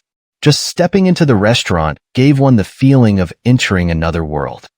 As he walked forward, he saw Wen Qing leaning on the railing, her eyes gleaming as she looked down at the city below. The wind blew, lifting a strand of her hair and revealing her pointed ears. Her beauty was stunning, tinged with a hint of loneliness. All right, let's go back. Wen Qing finally snapped back to reality, giving Wang Beihai a sweet and sincere smile. Back? But aren't we here to eat? Wang Beihai was slightly confused. Haha, what meal? This restaurant only serves 1 table a day, and only for dinner. That's why we didn't see anyone inside. Still, thank you for coming here with me. Wen Qing blinked, pulling Wang Beihai's hand to leave. Not necessarily, Wang Beihai said, not moving. His eyes lit up. Wait here, he said and dashed off. Half an hour later, when Wen Qing was getting impatient, Wang Beihai returned, grinning. Where did you go? It took so long, Wen Qing pouted. Don't rush, let's find a seat first, Wang Beihai said, scanning the area before leading Wen Qing to a transparent glass room. Noon sunlight filtered through this specially designed glass, turning into a rainbow of colors. Despite the scorching sun outside, the glass room remained cool. What a great design, Wen Qing exclaimed, then suddenly paused, grabbing Wang Beihai's hand. Let's go, or else the owner might come back. But Wang Beihai stood up, pressing Wen Qing into a chair. He smiled, snapped his fingers, and a well-dressed waiter brought out tableware and wine. How did this happen? Wen Qing blinked, looking curiously at Wang Beihai. Wang Beihai waved the waiter away, then stood up to pour wine for Wen Qing. Welcome to my restaurant, beautiful lady, he said. You bought this restaurant? Wen Qing gasped, shocked when Wang Beihai nodded. Though she came from a well-off family, she couldn't just casually buy a restaurant. How much? She asked tremulously. Not much. The owner was quite reasonable, just 3 million. Wang Beihai said casually, leaving Wen Qing utterly stunned. 3 million was an astronomical sum for most people, and even her family wouldn't be able to cough up that much in an instant. The restaurant was nice, but 3 million was indeed a steep price. Are you crazy? You spent 3 million just like that? Wen Qing was anxious. Seeing her expression, Wang Beihai smiled. It's worth it to treat you to a meal. Wen Qing was initially stunned, then blushed to the roots of her neck. This is the real you, Wang Beihai thought silently. Soon, exquisite dishes were brought out, and Wen Qing, finding them to her liking, quickly devoured them. Watching Wen Qing eat heartily, Wang Beihai couldn't help but smile. It was hard to imagine that this girl was the cold and aloof goddess of the academy. What are you looking at? Thanks to you, I've always wanted to eat here but never got the chance. To thank you, I'll drink this, Wen Qing said, raising her glass and downing it. By the time they finished the meal, Wen Qing had consumed 3 bottles of wine, her face as red as an apple. Haha, I didn't expect you to be so nice. Not at all like what my uncle said, she said, her eyes blurry with drunkenness. Your uncle? What did he say about me? Wang Beihai asked, frowning. Hee hee, my uncle said that your Wang family are all cold-blooded demons. But now it seems you're quite nice, Wenqing said, leaning on Wang Beihai's shoulder and whispering in his ear, you don't know, but these years I've been so lonely. I didn't dare get close to anyone or make friends. All my worries and sorrows, I could only pour out to the ceiling. I've been so tired. With that, she broke down in tears on Wang Beihai's shoulder. Why? Wang Beihai narrowed his eyes.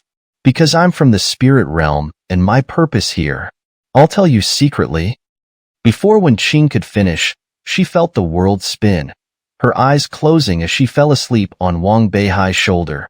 From the spirit realm. Wang Beihai murmured her last words, his eyes narrowing.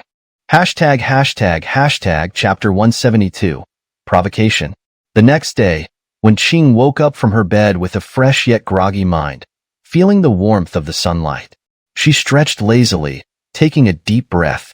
Suddenly, her eyes widened, and she sat up abruptly, looking around at the unfamiliar surroundings, her sleepiness completely gone. Where am I? What happened yesterday? Wenqing shook her head, recalling the dinner and drinks with Wang Beihai. Her heart tightened as she quickly pulled the blanket up, checking her clothes before she relaxed. You're awake? At that moment, Wang Beihai entered the room, opening the door. Wenqing's eyes immediately showed a hint of caution, and she coldly stared at Wang Beihai. What did you do to me yesterday? Wang Beihai smiled calmly, walking to the bedside and placing the kanji he brought in on the bedside table. You got drunk yesterday, and your phone was off. I didn't know where you lived, so I brought you to my place. But don't worry, I didn't do anything. He shrugged, glancing at Wenqing before continuing. After drinking so much, have some kanji to warm your stomach. By the way, I rather like you when you're drunk. With that, Wang Beihai left the bedroom. Wenqing stared at his retreating back, her eyes flickering with emotions, but soon turned cold again. After about 10 minutes, Wenqing put on her shoes and walked out of the room. Thanks for yesterday, but remember not to mention it to anyone. She slowly walked to the door, and seeing this, Wang Beihai did not try to stop her. Standing at the door, Wenqing's eyes showed a hint of disappointment. She licked her lips, hesitating for a moment before saying, the kanji was good. Then, she opened the door and left alone. Wang Beihai smiled, entering the bedroom to find only an empty bowl on the bedside table. Heh, this woman, quite interesting. He collected the bowl and prepared himself before hurrying to school.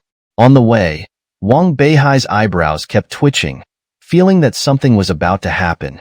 Sure enough, as he arrived at the school parking lot and just parked his car, a group of tall boys rushed out, surrounding him. Wang Beihai glanced around, recognizing them as students from Chongqing, likely from the physical education department judging by their builds. What do you want? Wang Beihai raised an eyebrow, looking at them with interest. Nothing much. Someone paid us to teach you a lesson. It's just for our livelihood. Sorry, brother. Don't resist. We'll go easy. The leader, a tall man with dark skin, rotated his neck and threw a punch at Wang Beihai. Wang Beihai ducked just in time, avoiding the punch. For that, I won't fight back. Wang Beihai smiled, then rolled his eyes. Or how about this, tell me who sent you, and I'll give you double the money to beat them up. The group showed signs of interest but quickly hid it. Beihai, your offer is tempting, but the person behind this has some background. Money is good, but we can't ruin our future for it. Just let us give you a beating. The leader waved his hand, and the tall students closed in. How about this? Tell me the person's name, and I'll double the money. Wang Beihai retreated while negotiating. Don't waste your breath, Beihai. Just take the pain. The leader charged first, and the others followed suit. After a flurry of punches and kicks, Wang Beihai walked into the school unscathed, dusting off his clothes and smiling. I gave you a chance, but you didn't take it. He glanced back, shook his head, and continued into the school. Along the way, Wang Beihai noticed all the luxury cars in the school had been replaced with small, modest cars like his own. Has the school started promoting thrift? Wang Beihai scratched his head, confused, when he heard murmurs nearby. Turning, he saw a decent-looking boy practicing a confession to Wenqing by his car. Wang Beihai immediately understood why there were so many small cars.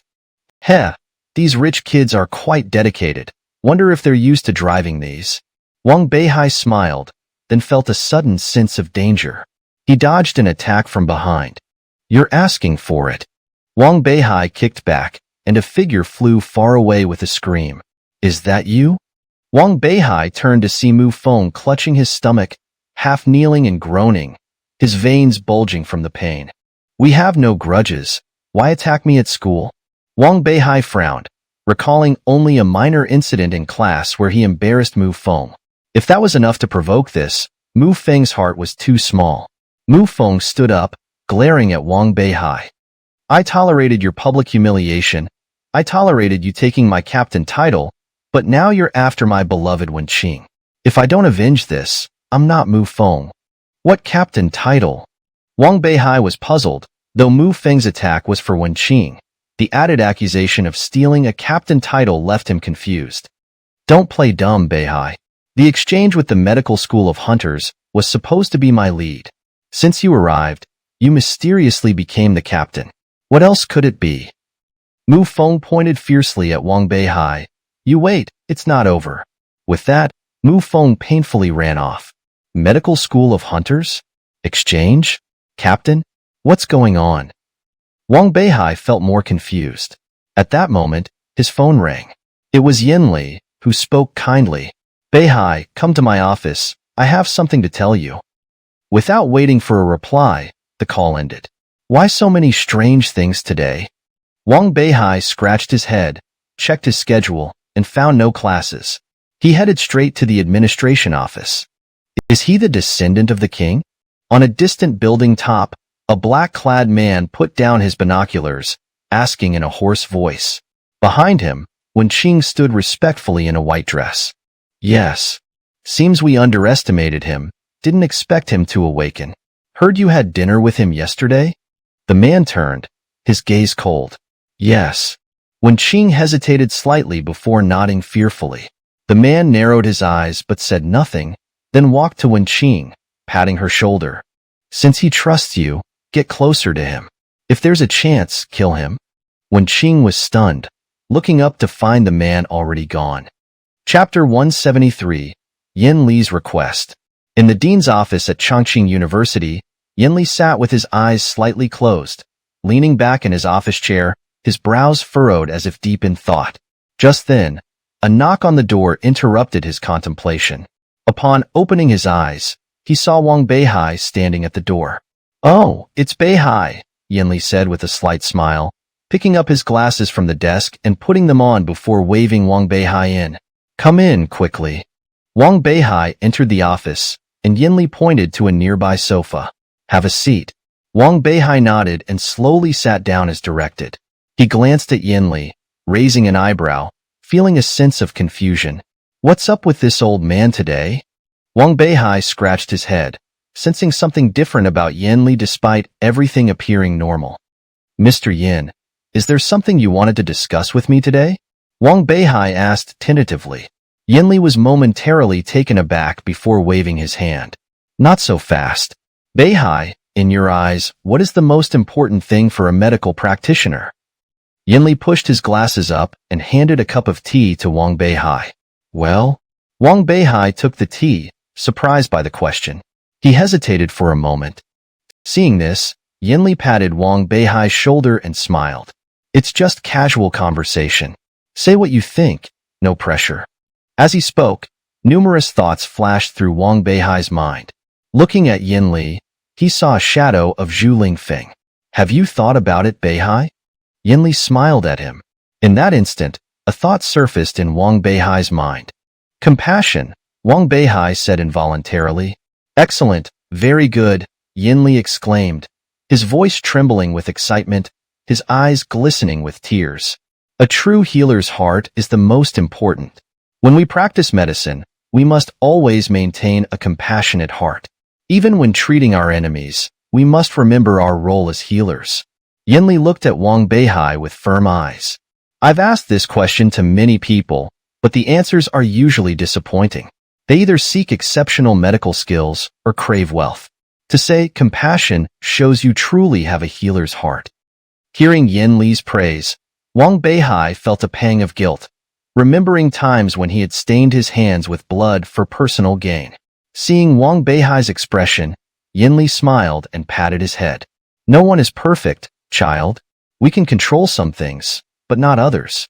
In those moments, all we can do is hold on to our original intentions. With that, Yinli turned to his desk, pulling out an envelope from a drawer and handing it to Wang Beihai. What's this? Wang Beihai looked at the envelope, puzzled. This is an invitation for an exchange with the Engzhou Hunter Medical College. Engzhou is our neighbor, and though small in size, it ranks among the top in medical technology globally. The Hunter Medical College is where they train top doctors. Yinli glanced at the ceiling as he spoke. While the Hunter College excels in Western medicine, they often seek to learn from our traditional Chinese medicine. Each year, they send requests to our medical department, ostensibly for exchange, but really to steal our knowledge. In that case, we shouldn't accept this challenge, Wang Beihai said, frowning with a hint of disdain for Engzhou. True, but if it were anyone else, we might choose to avoid it. But facing Engzhou, we have no reason to back down. Yen Li's eyes gleamed with pride. Over the years, despite their learning much from us, we've consistently defeated them. But this year, Engzhou has a prodigy, and they've even changed the competition rules. Yen Li gestured for Wang Beihai to open the envelope. Upon reading the contents, Wang Beihai felt his anger rise. This is clearly targeting you.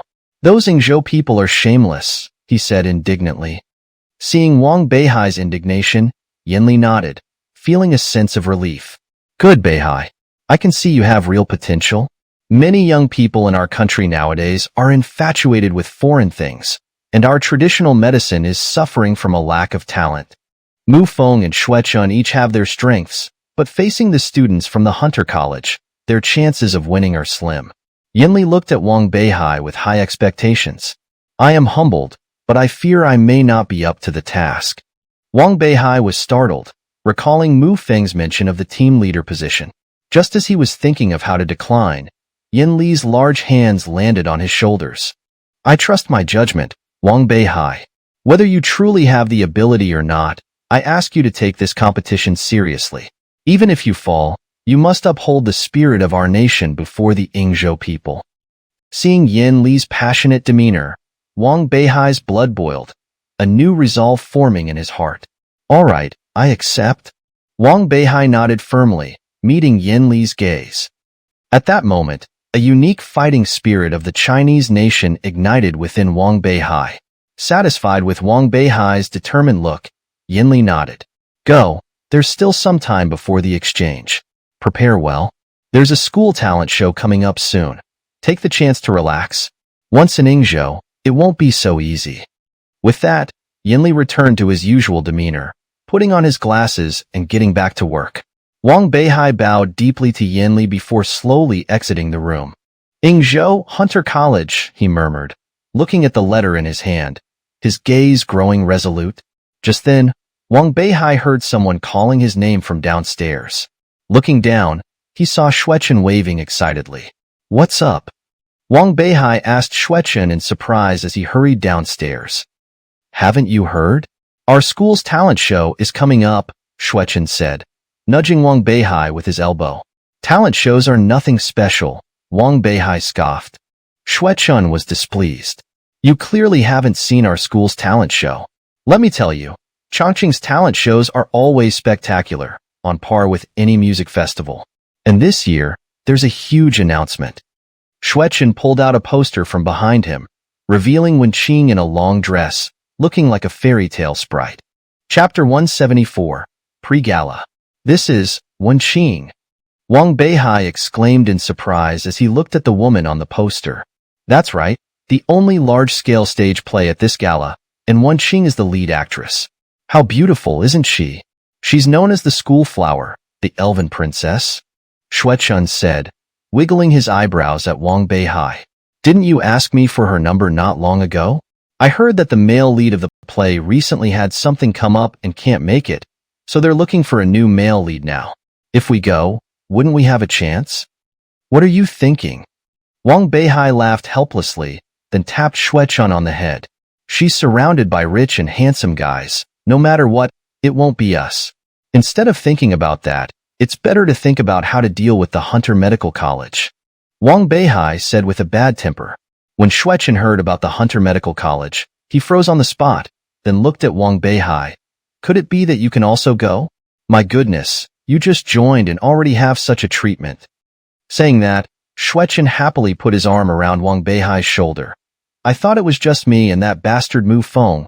Now that you're here, I won't be bored. Oh, right. As he spoke, Xueqin suddenly paused, as if remembering something.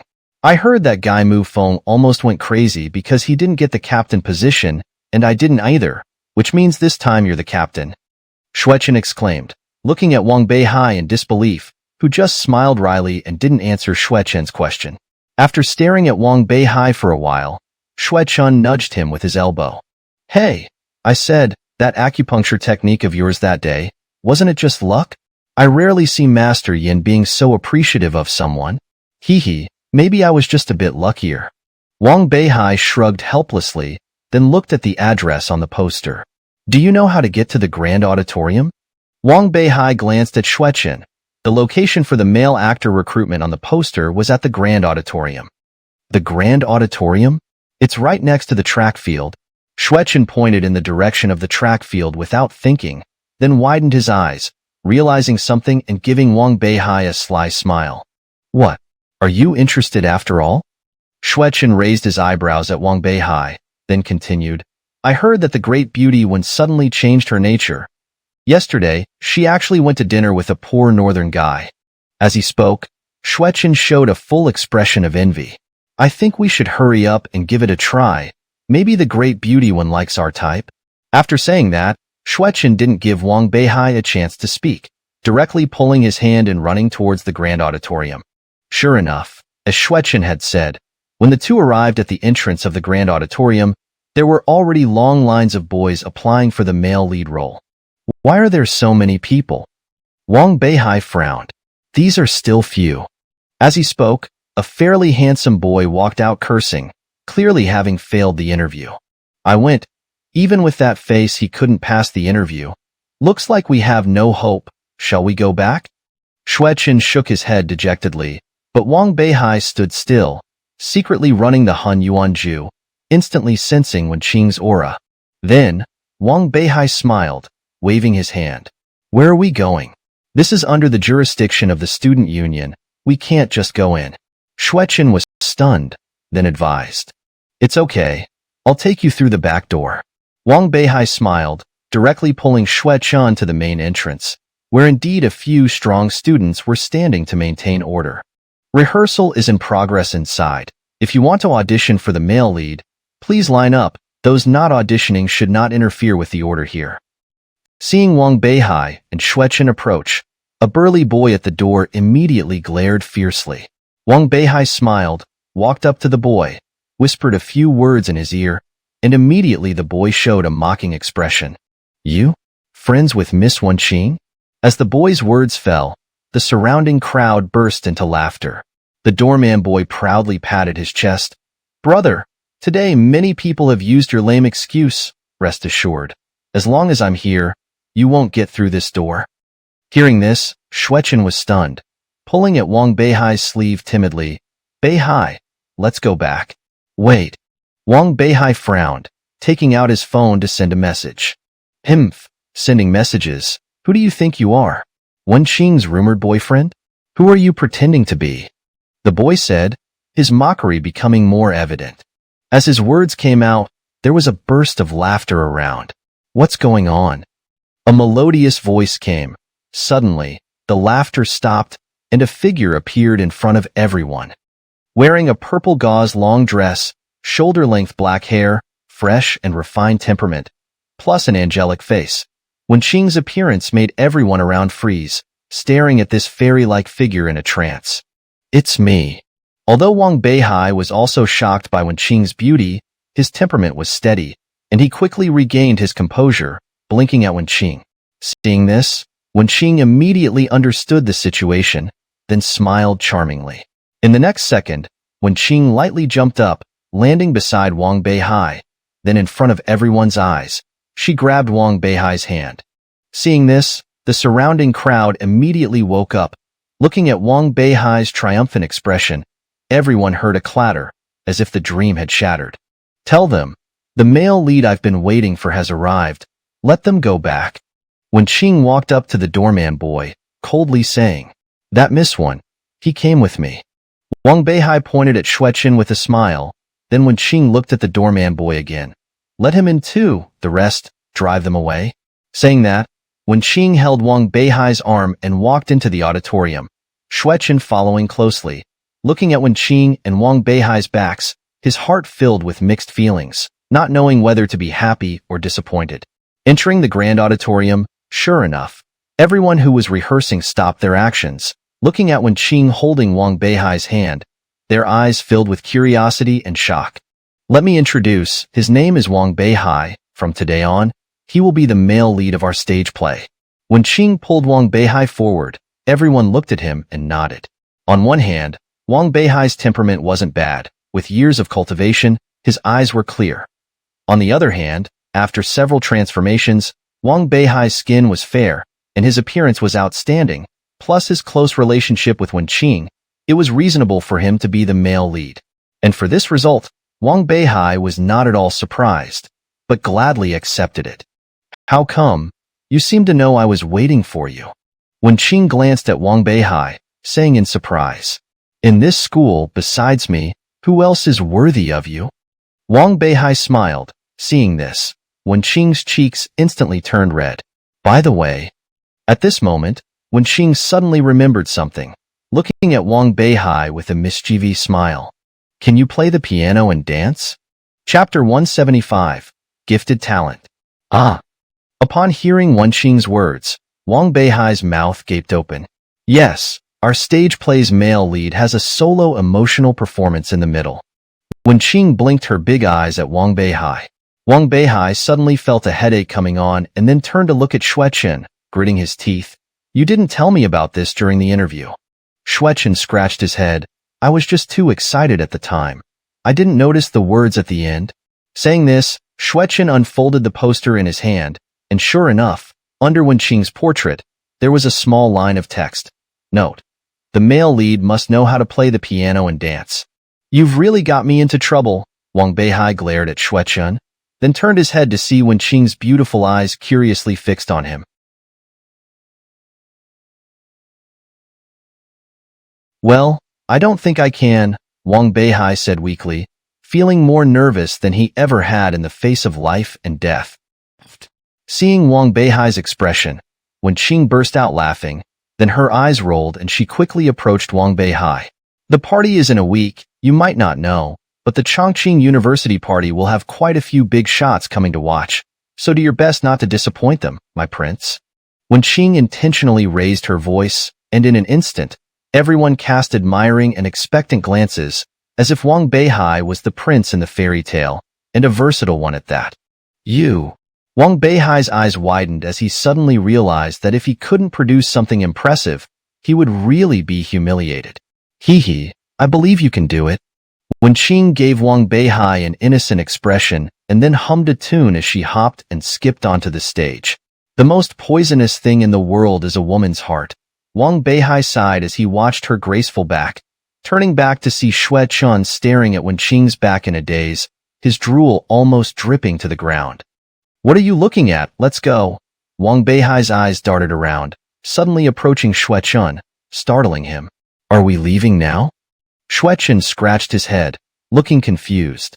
It was this expression that made Wang Beihai feel even more exasperated. It's all your fault. Just wait until the party is over and see how I deal with you, Wang Beihai said, glaring at Xueqin before quickly walking out of the auditorium.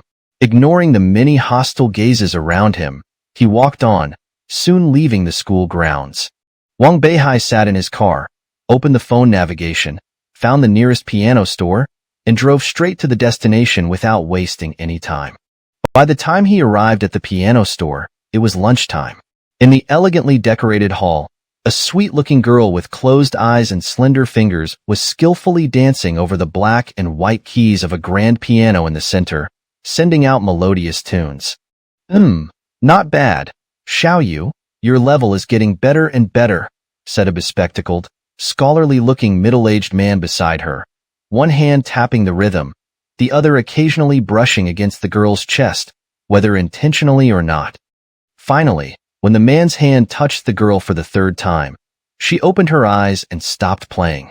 "Mr. Wong, please respect yourself," the girl glared at the man coldly. "What did I do? I didn't do anything, shall you? You must have misunderstood me." The man's eyes flickered, trying to hide the greed in his eyes. "This is my last lesson today, Mr. Wong. I will tell my father about your behavior," said the girl, standing up and walking to the table, picking up a pin. Judging by the marks it left on the table, it had been there for a while. "This pin is actually a small camera. Your beastly behavior has been recorded. You'll be waiting for the law's judgment," the girl said, putting the pin in her pocket and turning to leave. At that moment, the man's eyes suddenly turned fierce. "Damn it, you bitch! You and your father are both so annoying," the man cursed, rushing forward in one stride and grabbing the girl's hair. The girl cried out in pain and was immediately thrown to the side. "I just thought you were cute. What's wrong with touching you? Besides, no one else complains, only you." The man glared at the girl, slowly approaching her. "So what if your dad is the owner of the piano store? I've worked hard to build it up for him, yet he doesn't give me any dividends. Instead, he makes me do such lowly work. Today, I'll show him how he feels when his beloved daughter is defiled by me," the man roared, lunging at the girl. "Ah!" the girl screamed, rolling on the ground to dodge the man, regardless of her appearance. "Wang Daji, are you crazy? Aren't you afraid of the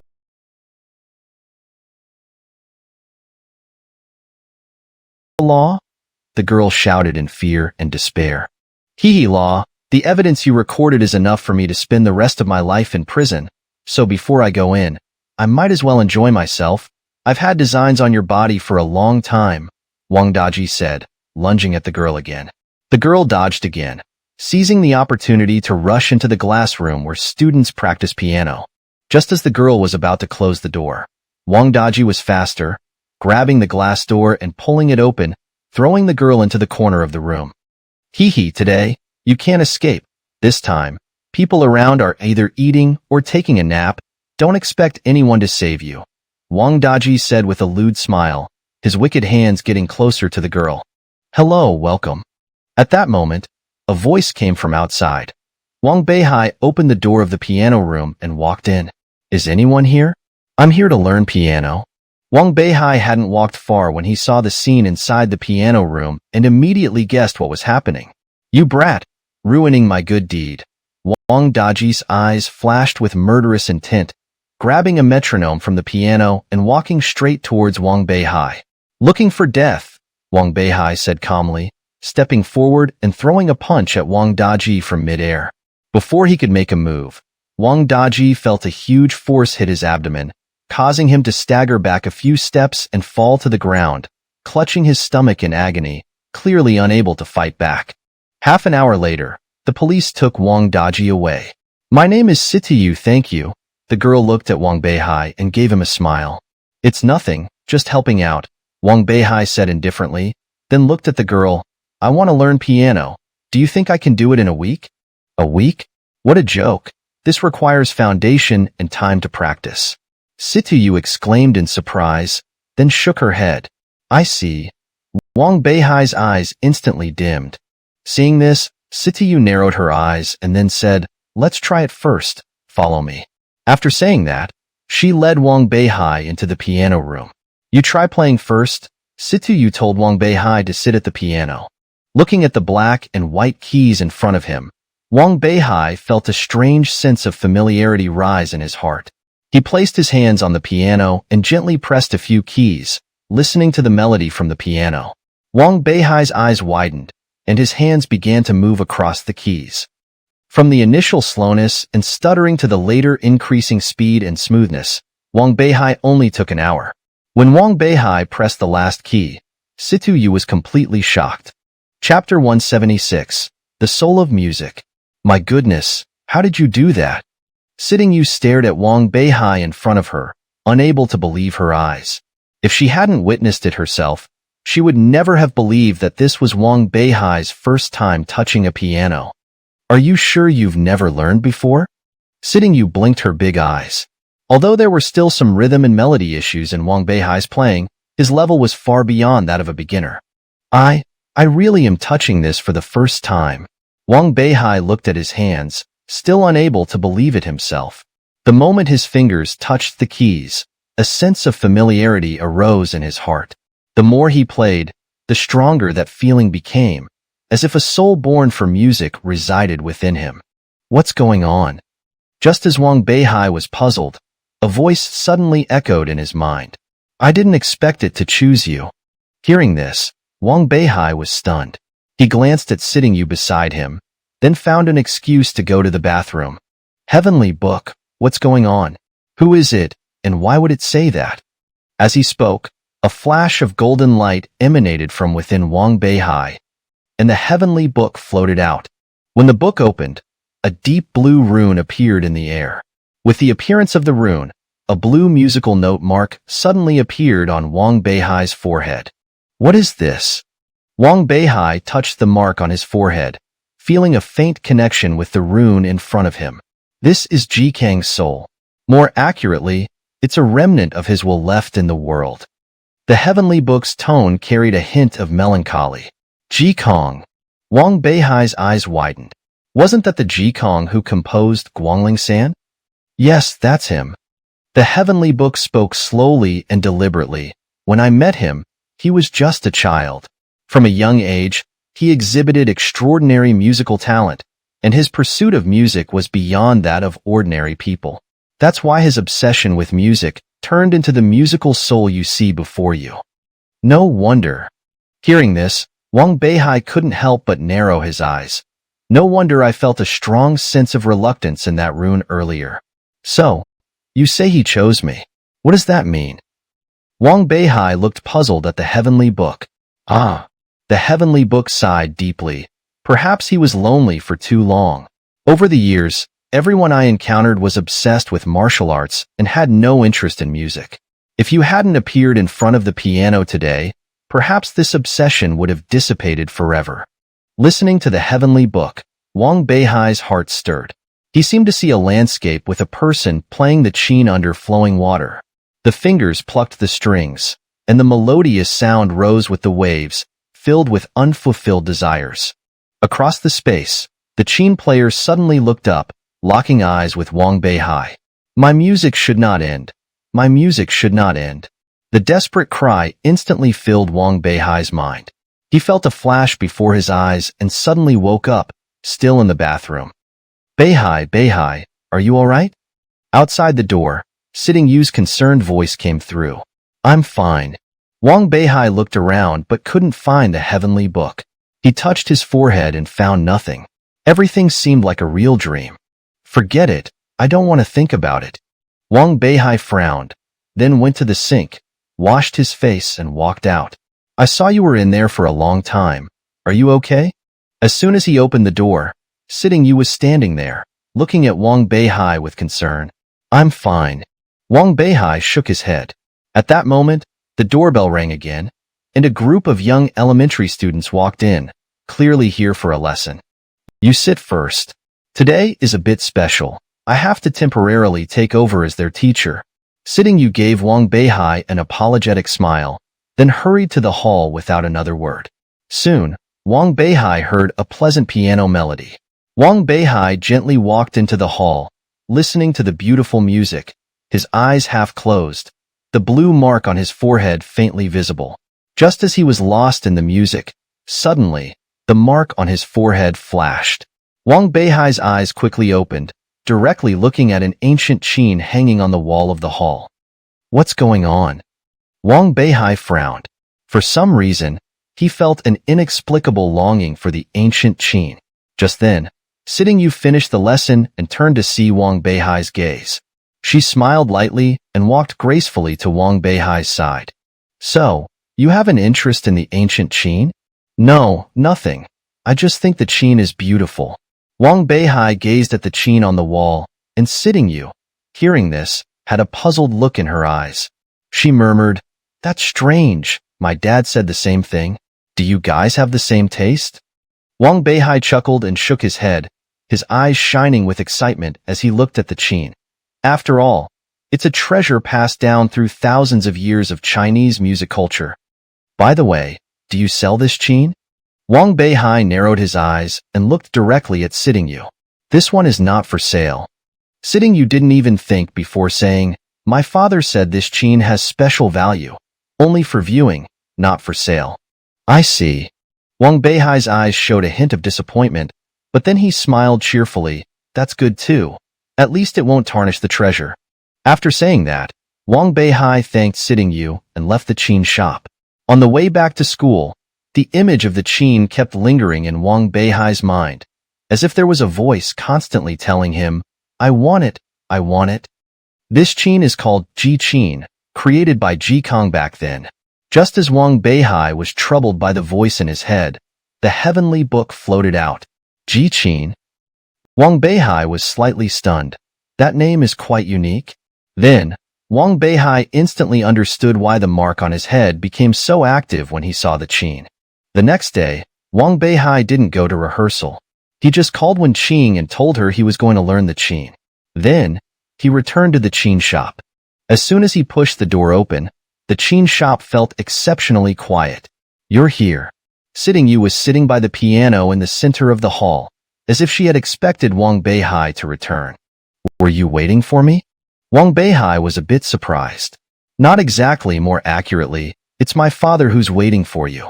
As Sitting Yu spoke, footsteps came from the stairs on the second floor, and a middle-aged man with long hair came down. The man, upon seeing Wang Beihai, was first stunned, then quickly walked over to Wang Beihai, scrutinizing his face closely. This is my father, Situ Haonan.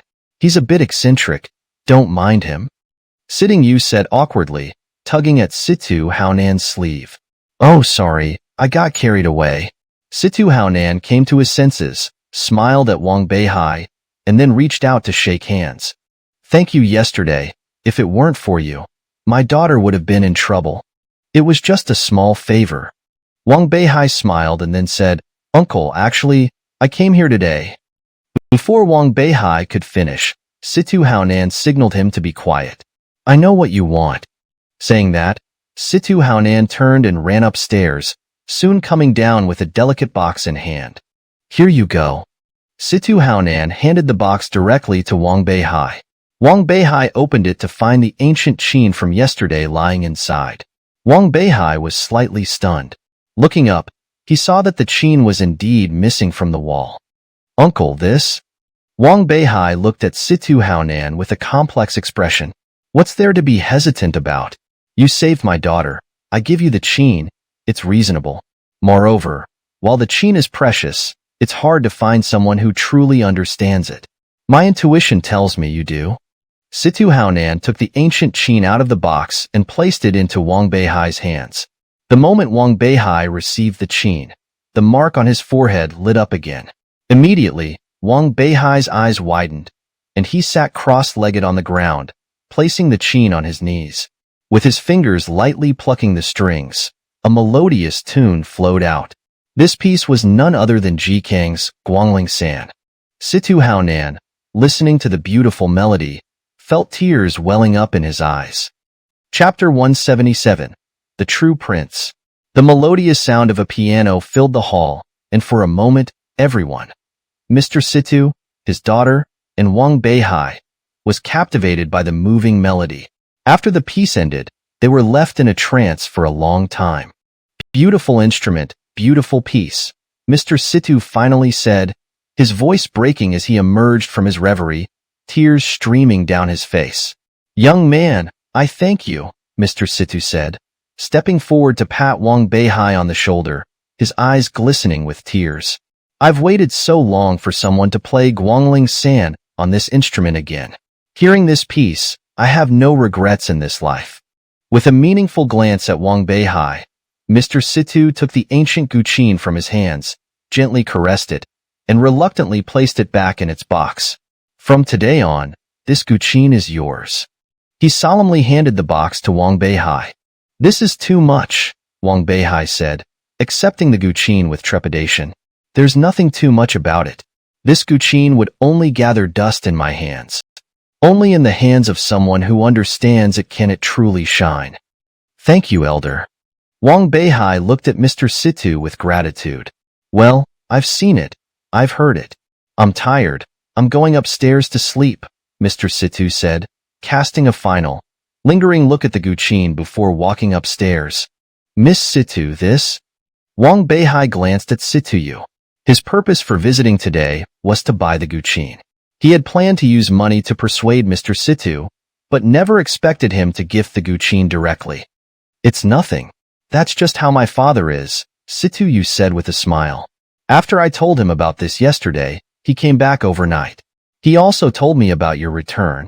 So accurate.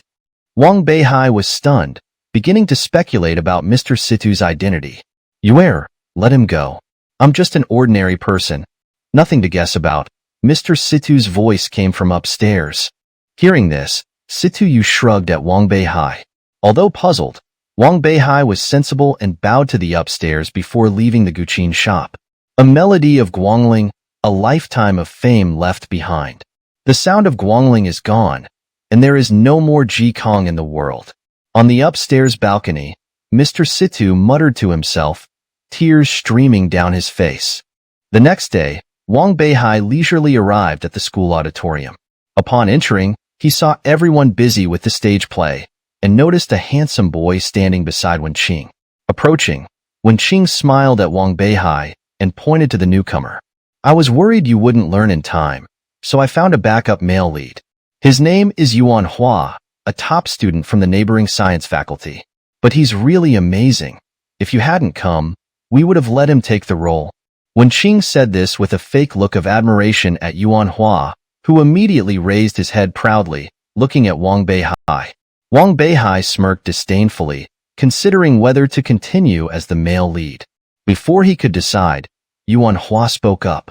I say, Wenqing, how could you be so careless in choosing a male lead?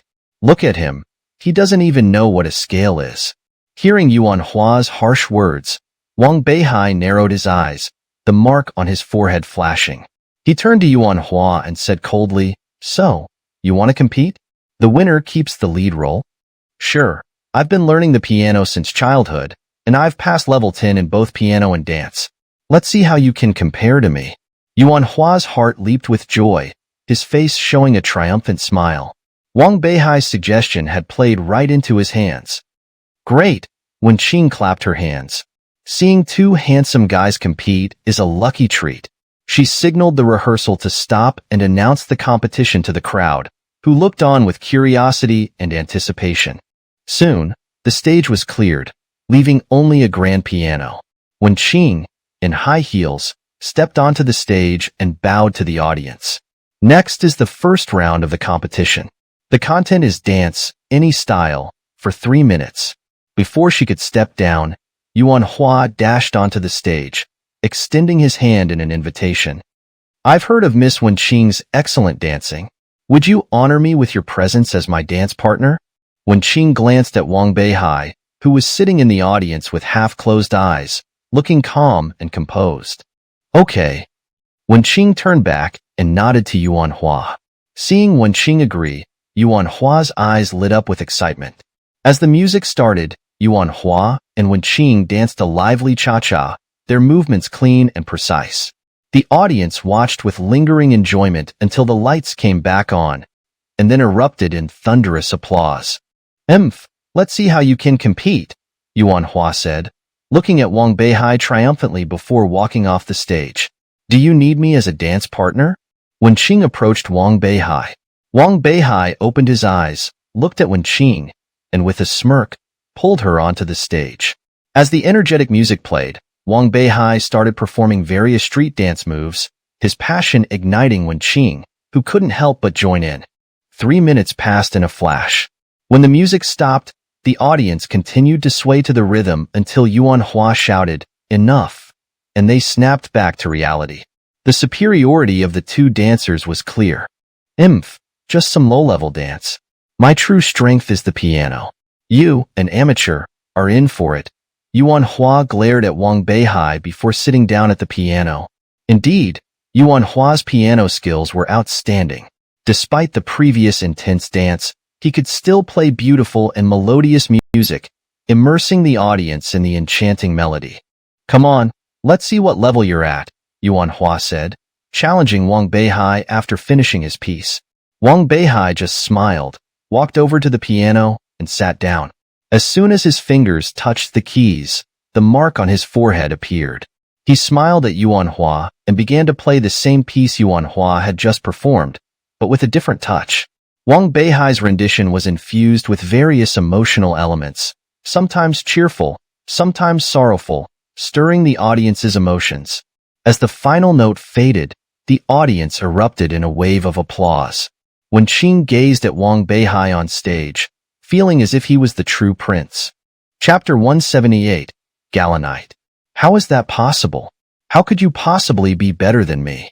Yuan Hua clutched his head, glaring furiously at Wang Beihai, his eyes filled with unwillingness and anger. It's not the road that's uneven. It's the person who's lacking. Wang Beihai gave Yuan Hua a smile, which instantly made Yuan Hua feel a knot in his chest. All right, the winner has been decided. I believe you all know who the best choice for the leading role is. Wen Qing smiled, walked directly to Wang Beihai, and kissed him on the cheek. Immediately, the surrounding crowd erupted in surprise. This action undoubtedly confirmed the romantic relationship between the two. What are you doing? Wang Beihai touched his cheek, looking displeased at Wen Qing. What, aren't you satisfied after getting such a big advantage? Wen Qing glanced at Wang Beihai, then directly linked arms with him. Come, I'll take you to see the script. Without waiting for Wang Beihai's response, Wen Qing pulled him towards the stage. As Wen Qing headed towards the stage, the crowd also surged onto it to discuss the plot. Yuan Hua, who had once been the shining star, was now forgotten in the corner. Wang Beihai, just you wait. Yuan Hua clenched his teeth, glaring at Wang Beihai with hatred, then snorted coldly and left the auditorium. Time flew quickly amidst the intense rehearsals, and 3 days passed in the blink of an eye. During these 3 days, Wang Beihai had been learning new things at an almost insane pace, whether it was musical instruments, dance, or anything else. Everything Wang Beihai saw, he could replicate within an hour. In just 3 days, Wang Beihai had mastered the guitar, drums, rumba, and other new skills, performing them without any novice awkwardness. Wang Beihai's excellence naturally attracted the admiration of many girls. Yet, by his side was a flower that could make all other girls pale in comparison. There's only 1 day left until the performance. Are you nervous? On the top floor of the business center, in the restaurant Wang Beihai had just purchased, Wen Qing looked at him while stuffing a piece of steak into her mouth. Nervous? Why should I be nervous? Just treat it as a fun outing. Wang Beihai sipped some wine gently and then revealed a confident smile. As the compatibility between Jikang's spirit and himself grew higher, Wang Beihai was pleasantly surprised to find that he had an extraordinary learning ability in both music and dance. The confidence Wang Beihai exuded unconsciously made Wen Qing lose her focus. Hee, I've never seen such a confident boy, especially when it comes to the stage. Wen Qing covered her mouth and laughed, then started chatting with Wang Beihai. Day turned to night, and in the blink of an eye, a day had passed.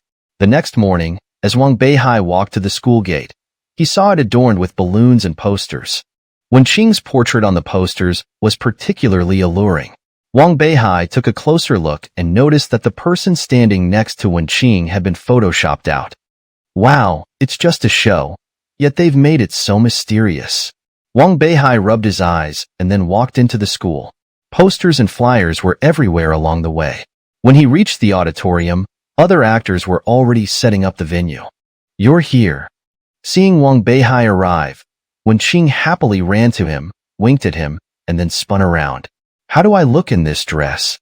Taken aback by the question, Wang Beihai paused, then looked closely at Wen Qing. Today, she wore makeup she usually didn't, which, though less innocent, exuded a noble and stunning beauty.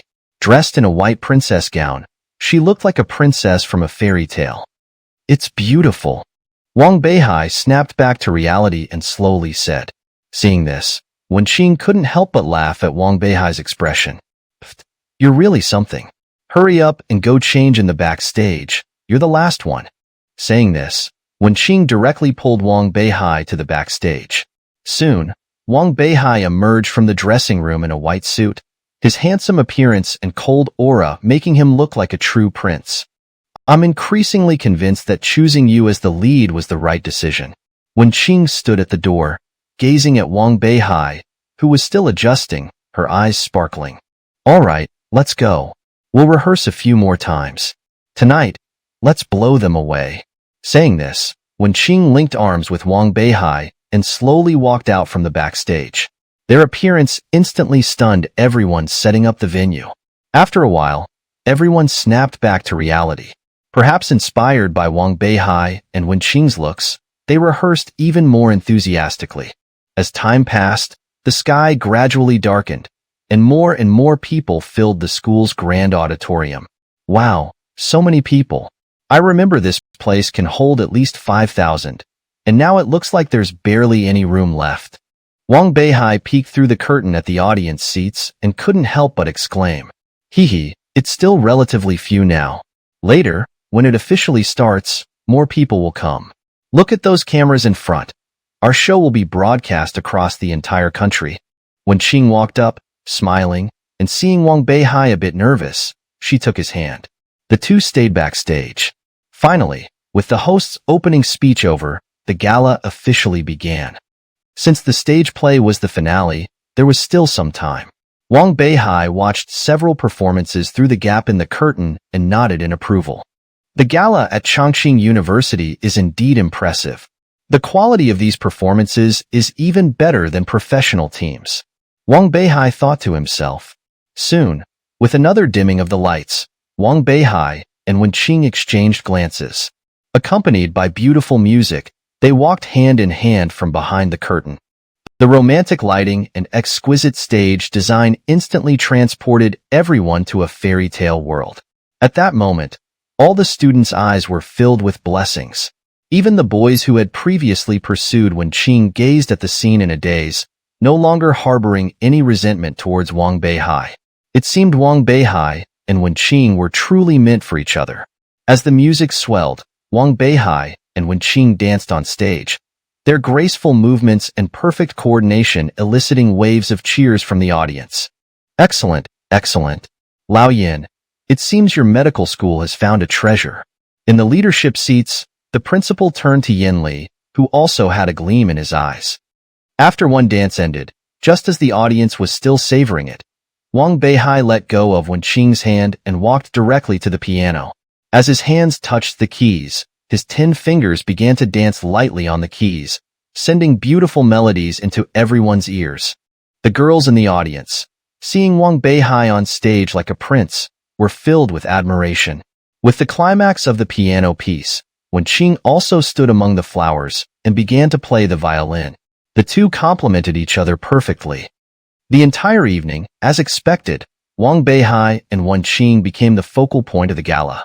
Even after the curtain call, the audience still hadn't emerged from that fairy tale scene. Worried about not being able to leave later, Wang Beihai quietly slipped out the back door of the auditorium as soon as it ended. By the school pond, he looked at his reflection in the water, which suddenly turned into the images of Xiao Min and Ling Ruoying.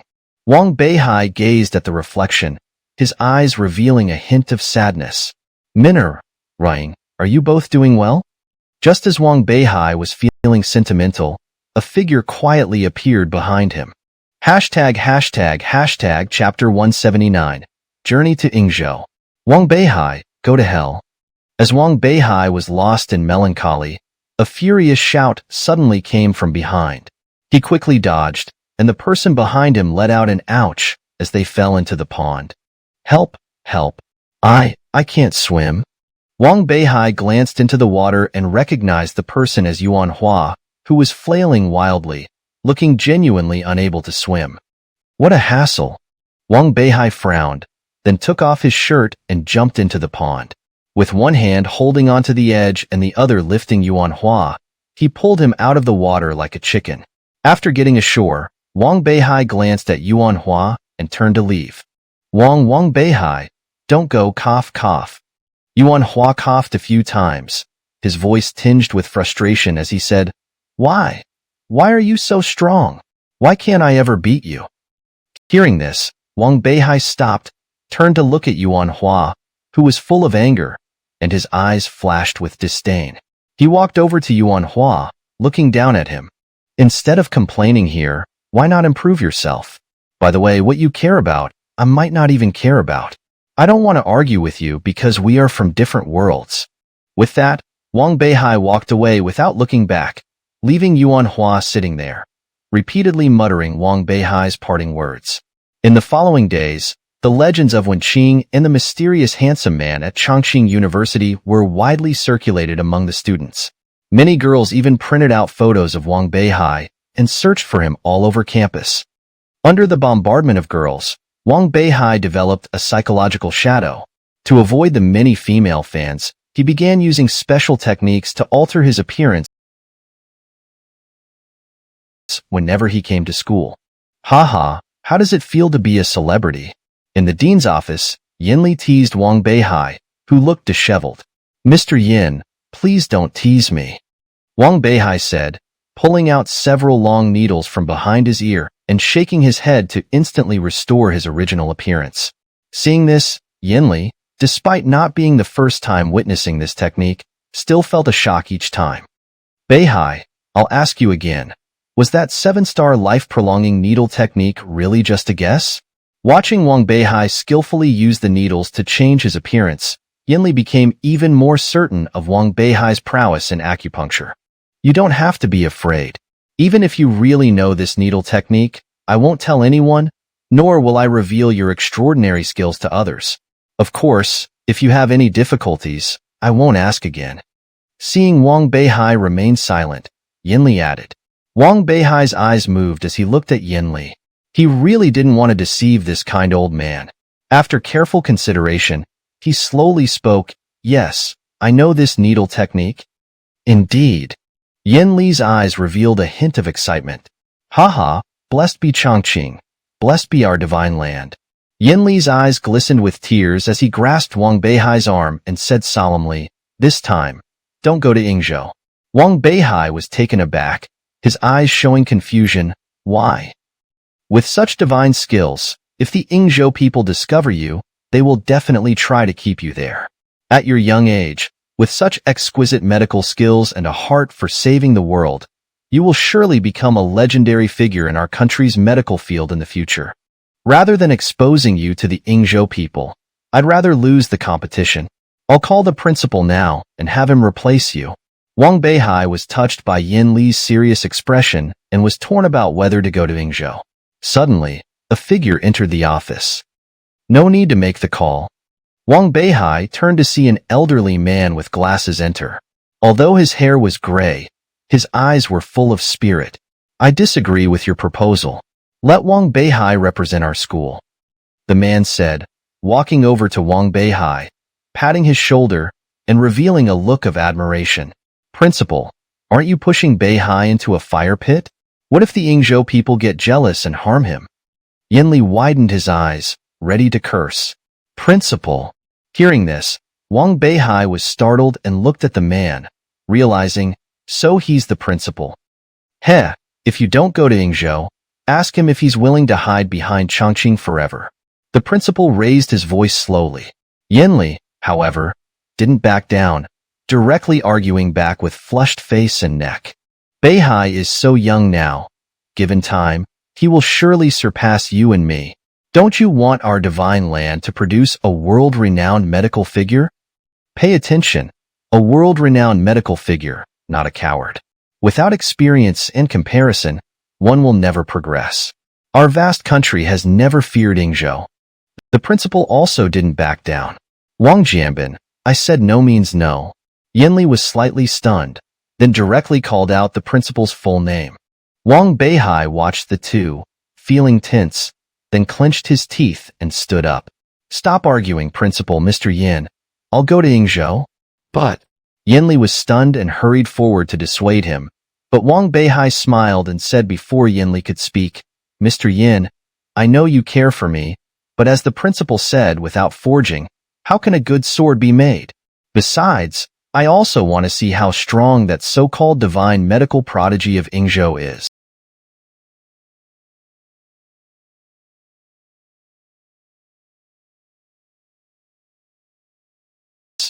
With that, Wang Beihai's eyes opened wide, a special fighting spirit suddenly rising in his heart.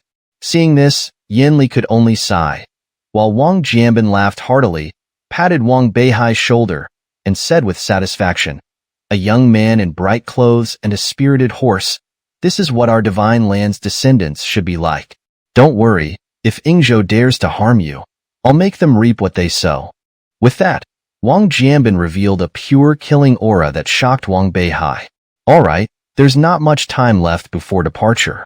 Go prepare first, and Old Yin and I have some things to discuss."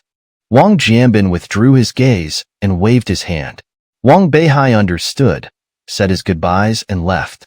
Soon, half a month passed. At the port, Wang Jianbin looked at the few students in front of him with boundless expectations.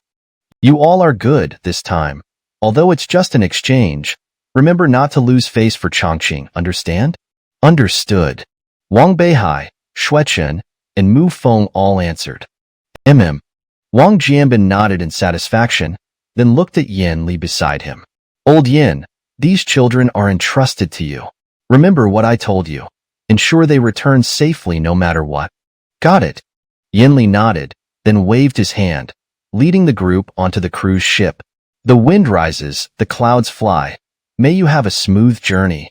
Wang Jianbin stood at the port, watching the slowly departing cruise ship, his eyes glistening with tears.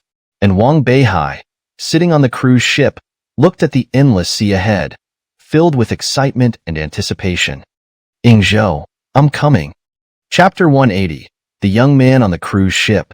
Wang Beihai sat on the observation deck at the bow of the ship, looking back at the city that was gradually shrinking in the distance. His heart was filled with both excitement and anticipation. "I wonder what Ingzhou is really like," Wang Beihai said excitedly, only to be met with a disdainful snort from Mu Feng, who looked at him with contempt. "Himph, what a country bumpkin, not even knowing about Ingzhou." "Forget it, Beihai. Don't mind him. That's just how he is," Xuechen interjected, quickly giving Wang Beihai a meaningful glance. Ever since witnessing Wang Beihai's close relationship with the goddess Wenqing, Xuechen had been utterly in awe of him. "Beihai, thank you for the help with Jisher Hall." Xuechen whispered his gratitude to Wang Beihai, his eyes full of appreciation. Previously, Xuechen and the brothers Mengchun and Mengxia had taken Wang Beihai's business card to Jisher Hall, hoping to try their luck. Being from humble backgrounds, they were eager to earn any extra income they could. To their surprise, the chief physician of Jisher Hall, Peng Hao, upon hearing it was Wang Beihai who had recommended them, didn't hesitate. He asked a few basic medical questions and promptly hired Xuechen, offering a decent salary. Mengchun and Mengxia were also given clerical positions. This experience, coupled with Wang Beihai's close relationship with Wenqing, made Xuechen believe that Wang Beihai was truly a master of playing the fool to catch the wise. He suspected that Wang Beihai's background was much more influential than it seemed. "It's nothing, just get used to it," Wang Beihai replied with a smile, showing no airs. "That's what you call a true leader," Xuechen thought to himself, impressed by Wang Beihai's humility. He then gave Wang Beihai a thumbs up, leaving him puzzled. "Oh, Beihai, do you know someone from Jisher Hall?" Although their conversation was quiet, it caught the attention of Yin Li. Upon hearing the name Jisher Hall, Yin Li immediately sat up from his recliner, looking at Wang Beihai with interest. "Well, the chief physician of Jisher Hall, Peng Hao, was actually a classmate of mine," Wang Beihai said, scratching his head as he tried to think of something to say. "I see, no wonder," Yin Li replied, nodding thoughtfully but not probing further. "Jisher Hall is a great place. They specialize in treating the poor, and I've heard it was founded by a young man from Jiang'an. That young man isn't much older than us and has some miraculous medical skills," Yin Li said, glancing at Wang Beihai as if to imply something. "By the way, Beihai, you're from Jiangnan too, right?" Hearing this, Wang Beihai's heart skipped a beat, but he nodded calmly. "It's great. Jiangnan really is a place of great talent. I heard that the old ghostly Junshur also became a chief physician at Jishur Hall. Beihai, you should learn from Jishur Hall. Your future achievements will surely not be any less than theirs. Yinli said, then reclined again. Seeing that Yinli was no longer questioning him, Wang Beihai breathed a sigh of relief. If he revealed his true identity now, he couldn't imagine how Yinli and the others would react. Just as Wang Beihai was relaxing, a cry for help suddenly came from the observation deck nearby. Help! Somebody, please help! Wang Beihai and the others immediately stood up and looked in the direction of the cry. They saw a man lying unconscious, with a woman beside him frantically calling for help. Let's go check it out, Yinli said, furrowing his brow, and led Wang Beihai and the others over. Upon closer inspection, Yinli immediately crouched down, ready to examine the man, but the woman pushed his hand away. What do you think you're doing, old man? The woman shouted angrily. How dare you? My teacher is famous, Mu Feng retorted, ready to argue back, but Yinli pulled him back. Madam, I am a doctor. I can help, Yinli said, nodding to the woman, who looked at him with suspicion. With your age, even if you are a doctor, you must be blind. I'll wait for the ship's medical team. I warn you, don't touch him. If anything happens, you won't be able to take the responsibility. You. Seeing the woman's attitude, Yinli looked at the unconscious man and didn't know what to do. We can't wait for the medical team. He's having an acute myocardial infarction. He needs immediate help or he'll die within 3 minutes, Wang Beihai said urgently, stepping forward. To his surprise, almost simultaneously, a voice came from the crowd, saying the same thing. Who was that? Wang Beihai was startled. A young man about his age stepped out from the crowd. The young man was dressed in a black tang suit, holding a black folding fan, and had a handsome appearance, but his eyes had an unsettlingly soft look. As Wang Beihai observed the young man, the latter also glanced at him before smiling and approaching the man. I'll ask you one thing. Do you want him to live or die? The young man stared intently at the woman, who was so flustered that she could only nod. With the woman's consent, the young man crouched down, producing several silver needles with a wave of his hand. His eyes narrowed, and the needles swiftly pierced the man's acupoints. In no time, the man who had been writhing in pain a moment ago took a deep breath and sat up abruptly. As the man sat up, Wang Beihai thought he saw a thin needle sticking out of the man's chest.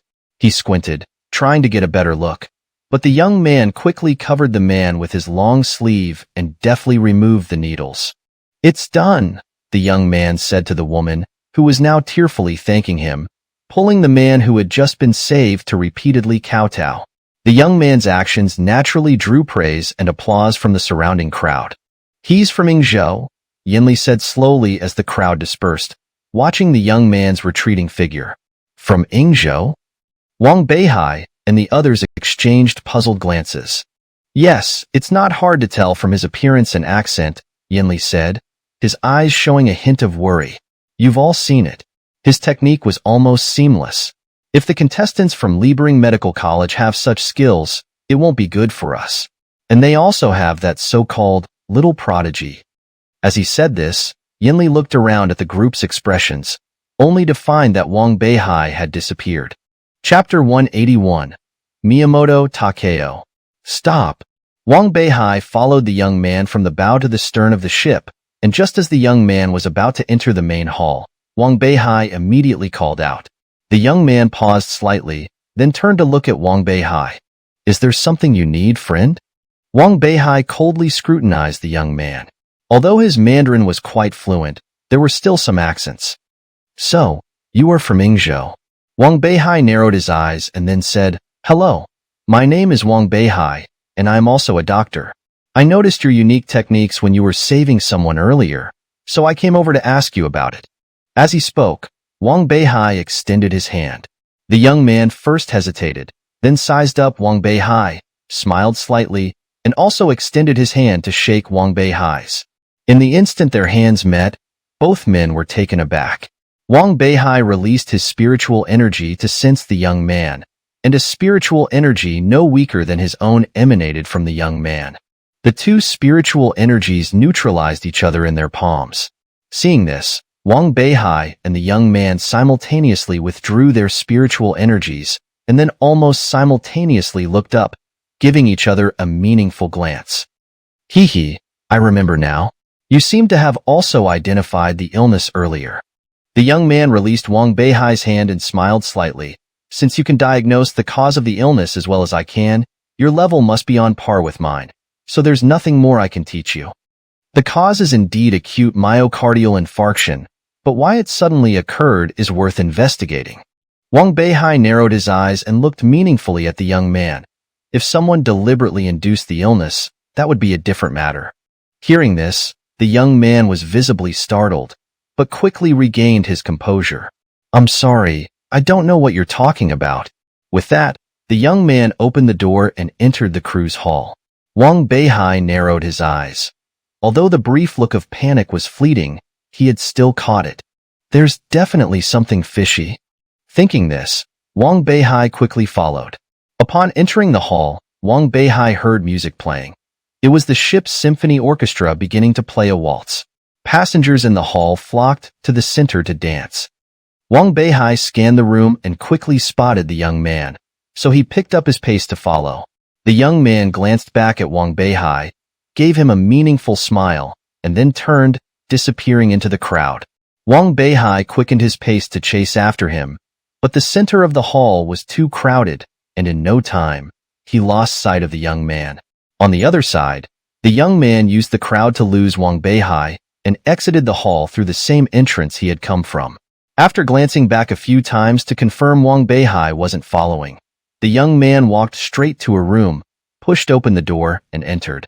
Back in the room, incense was burning, and a middle-aged man with a topknot was sitting cross-legged on the bed. Yes, I'm back, master. The young man nodded slightly. How did it feel, testing those Chinese contestants with acupuncture as I instructed? The others are mere clowns, but there is a young man who seems to be special, just like me. As the young man spoke, the image of Wang Beihai appeared in his mind, and a trace of hostility flashed in his eyes. Nanny? Is it really such a coincidence? The man was taken aback, then looked at the young man and said, Did your identity get exposed? Don't worry, master. I concealed it well. As for that Chinese contestant, I lost him. Good. The man nodded in satisfaction and then looked at the young man. I will find an opportunity to kill that person who could be your rival. Hearing this, the young man was visibly startled and then looked at the man. Master, that's not necessary, and after all, they are also healers. Baka, Miyamoto Takeo, watch your tone. The man suddenly shouted, glaring at the young man and viciously said, Don't forget who discovered you, who picked you up from the streets. You owe everything you have today to the Hunter Medical College. Your life belongs to the college. I understand. Hearing this, Miyamoto Takeo lowered his head, stepped aside, and clenched his fists tightly, a trace of resentment flashing in his eyes. At that moment, the man stood up, walked over to Miyamoto Takeo, and patted his shoulder. Takeo, you must know that our Ingzhou has lost several times. This time, it is the Supreme Heavenly Emperor's order, and we absolutely cannot lose this battle. Do you understand? Yes. Miyamoto Takeo nodded, but there was no trace of fighting spirit in his heart. All right, you should rest now. As for the Chinese representatives, I will handle it. The man said, picked up a short sword from the table, and walked out the door. Meanwhile, after searching in vain, Wang Beihai returned to the deck, where he saw Elder Yin and the others looking for him. Wang Beihai felt a warmth in his heart, waved, and ran over. Beihai, where have you been? We were so worried. Shuechen saw Wang Beihai first and immediately ran up to him to ask. It's nothing, just went to the hall to take a look. Wang Beihai walked up to Yinli and said apologetically, Sorry to have worried you, teacher. As long as you're safe. Yinli nodded, and although he concealed it well, his eyes revealed his inner worry. Himph, it's quite the inconvenience, isn't it? Country bumpkin, the cruise ship is huge, so if you have nothing to do, I advise you not to wander around. Mu Feng snorted coldly and said unhappily, Ahem, all right, we're all from the same school, and when we're out, We should unite against outsiders. Seeing this, Yinli coughed lightly and then continued, All right, today is just the first day of the journey. Here are the keys to your rooms. You should rest early.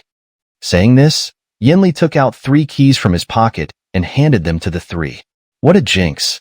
Mu Feng took the key, snorted coldly as he passed by Wang Beihai, bumped his shoulder, and then left without looking back. Hey you! Xuechen saw this and was about to argue, but Wang Beihai pulled him back. Elder Yin is right. We should unite against outsiders. Wang Beihai narrowed his eyes, the image of the young man once again appearing in his mind. His intuition told him that he would meet the young man again, and that time wouldn't be long. With that thought, Wang Beihai stretched. I'm tired, time to rest. Saying this, Wang Beihai nodded to Yinli, got his approval, and slowly left. As night fell, Wang Beihai had no intention of sleeping. He glanced at the time. It was already midnight. Wang Beihai shook his head, suddenly sat up from the bed, dressed, and walked out onto the deck. The sea breeze on the open sea was bitterly cold, carrying a salty scent. What exactly is engsub? Standing on the deck, Wang Beihai looked out at the distant sea under the cruise ship's searchlight. At that moment, the voice of the Book of No Words echoed again. Beihai, this journey to engsub may be an opportunity, perhaps even a chance to break through to the 3rd level of Hao Yinjingqi. Hearing this, Wang Beihai's eyes lit up, and just as he was about to ask further, a swooshing sound came from behind. Wang Beihai narrowed his eyes, a sense of foreboding suddenly rising in his heart. He turned around to see several masked figures wielding katanas rushing towards him. Hashtag Chapter 182. The reappearance of the ghostly face. The sharp blade of the katana glinted coldly under the moonlight, carving a silver arc through the air as it slashed directly towards Wang Beihai's vital spot. Wang Beihai narrowed his eyes, slapped the railing with both hands, and propelled himself forward with the momentum, narrowly evading the shadowy figure's attack. With a roll, Wang Beihai distanced himself from several shadowy figures, then squinted at the silhouettes. These figures were not particularly tall, all clad in black ninja attire, each wielding a katana. Their auras were merely at the level of martial artists, but their previous attacks clearly demonstrated special techniques. Who are you? Why do you want to kill me?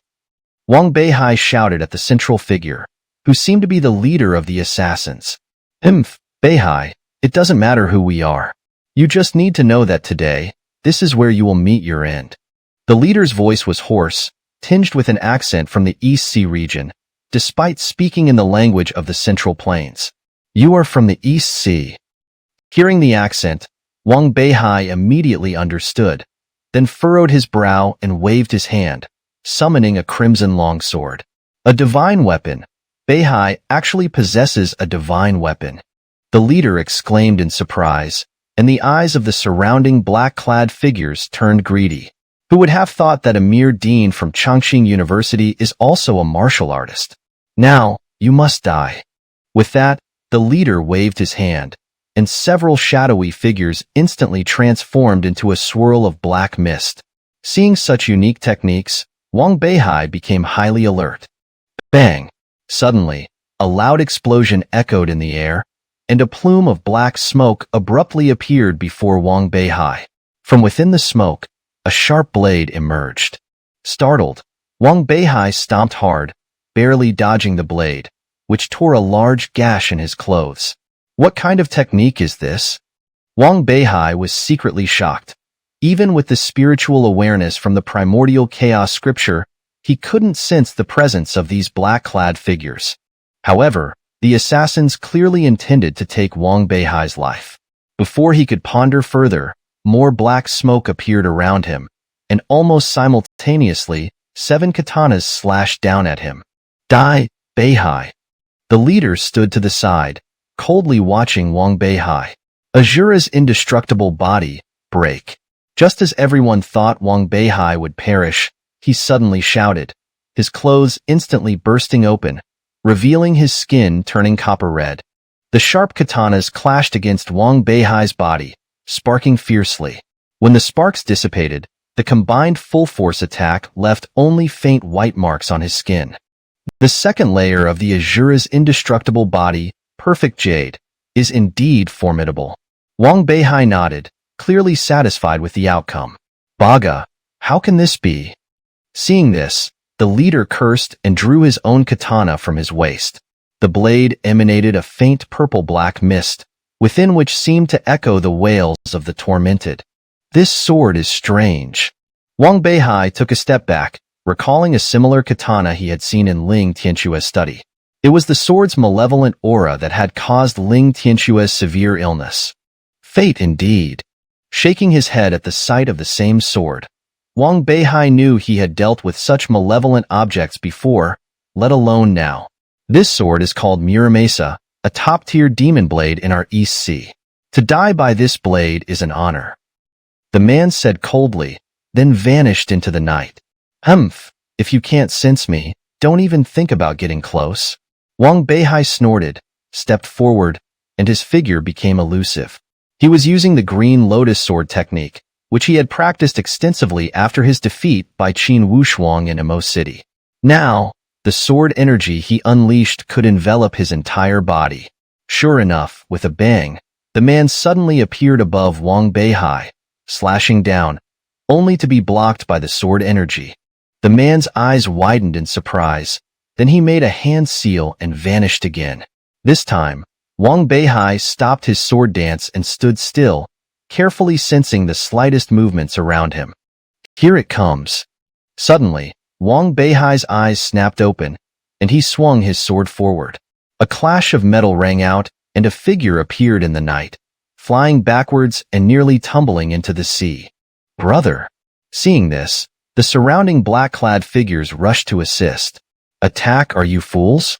The leader's eyes blazed with killing intent as he leaped onto the deck and pointed his katana at Wang Beihai. Today, no matter the cost, kill this Beihai. Otherwise, with his strength, he will become a great threat to our East Sea in the future. As the leader's words fell, the others shouted, "Long live the Emperor," then pulled out a red pill from their clothes and swallowed it without hesitation.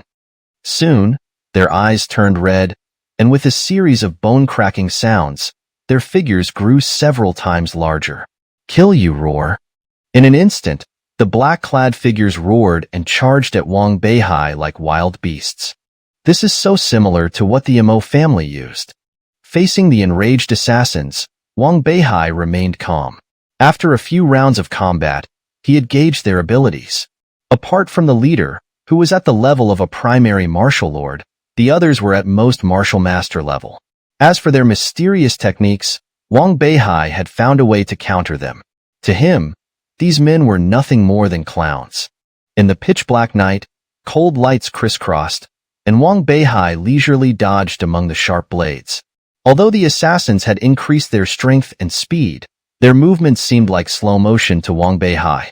After a few minutes of stalemate, the leader finally sensed something was amiss. He signaled a halt, and the attack stopped. Esteemed warriors of the East Sea, today is your time to serve the Emperor. As the leader's words ended, the nearest black-clad figure to Wang Beihai shouted, "Long live the Emperor," and suddenly produced a grenade, the pin already pulled. Fuck. Seeing this, even with the Azura's indestructible body, Wang Beihai felt a chill and cursed, instantly rushing to the man and kicking him overboard. Boom. In an instant, the fire illuminated the night, and the massive explosion shook the entire cruise ship. Damn it, are you all crazy? Wang Beihai looked at the remaining assassins holding grenades and cursed. To give our lives for the Emperor is our honor. Even if we die today, we must eliminate you, the Scourge. The leader said, ready to lead the others in pulling the grenade pins. 10 steps to kill one, 1,000 miles without a trace. At that moment, Wang Beihai's eyes turned cold, and a flash of red light swiftly passed through the night, returning to his original spot in an instant. Kill. Wang Beihai slowly uttered a word, and then bloodlines appeared on everyone's necks. Everything happened so fast that they didn't even have time to pull the pins before losing their lives. Why? Why? The leader glared at Wang Beihai, his eyes filled with bougon, attempting to shout but finding his throat severed. his life ebbing away as he slowly closed his eyes. That was close. Wang Beihai sheathed the red cloud, glanced at the corpses on the ground, and couldn't help but feel a lingering fear. If they really succeeded in their explosion, it wouldn't just be him, Wang Beihai, who would suffer. The entire cruise ship might sink. Thinking this, Wang Beihai slowly walked over to the leader's corpse, pulled down the black cloth covering his face, revealing an extremely despicable visage beneath. Is this what people from the East Sea look like? Wang Beihai couldn't help but mockingly comment, then reached out to take the demonic katana from the man's hand. At that moment, a cold wind blew past, causing the man's clothes to flutter, and a familiar tattoo instantly appeared before Wang Beihai's eyes. This. Wang Beihai's eyes widened, and he pulled open the man's clothes, revealing a tattoo of a green-faced, fanged demon on his waist. This demon face was exactly the same as the one on Wen Qing's arm and the one he had seen in his dreams. Chapter 183. The Ghost Ship. How could this be? Wang Beihai stared at the tattoo on the man's body, deeply shocked. Why? Why is there even someone from Yingzhou in this organization? Is this demonic face a symbol of an organization or a religious belief? Seeing the familiar emblem, Wang Beihai's eyes showed a hint of confusion. Suddenly, Wang Beihai's eyes lit up, and he immediately stood up, running to search through the bodies of the other assassins. However, after a thorough search, he found no similar marks. It seems not all Yingzhou people have this mark. Wang Beihai frowned in deep thought. Just then, a hissing sound came from the corpses. Turning his head, Wang Beihai saw the bodies begin to rot, turning into a pool of blood within a few breaths. What ruthless methods! Looking at the blood on the ground, Wang Beihai was secretly alarmed. A few minutes later, footsteps approached from a distance.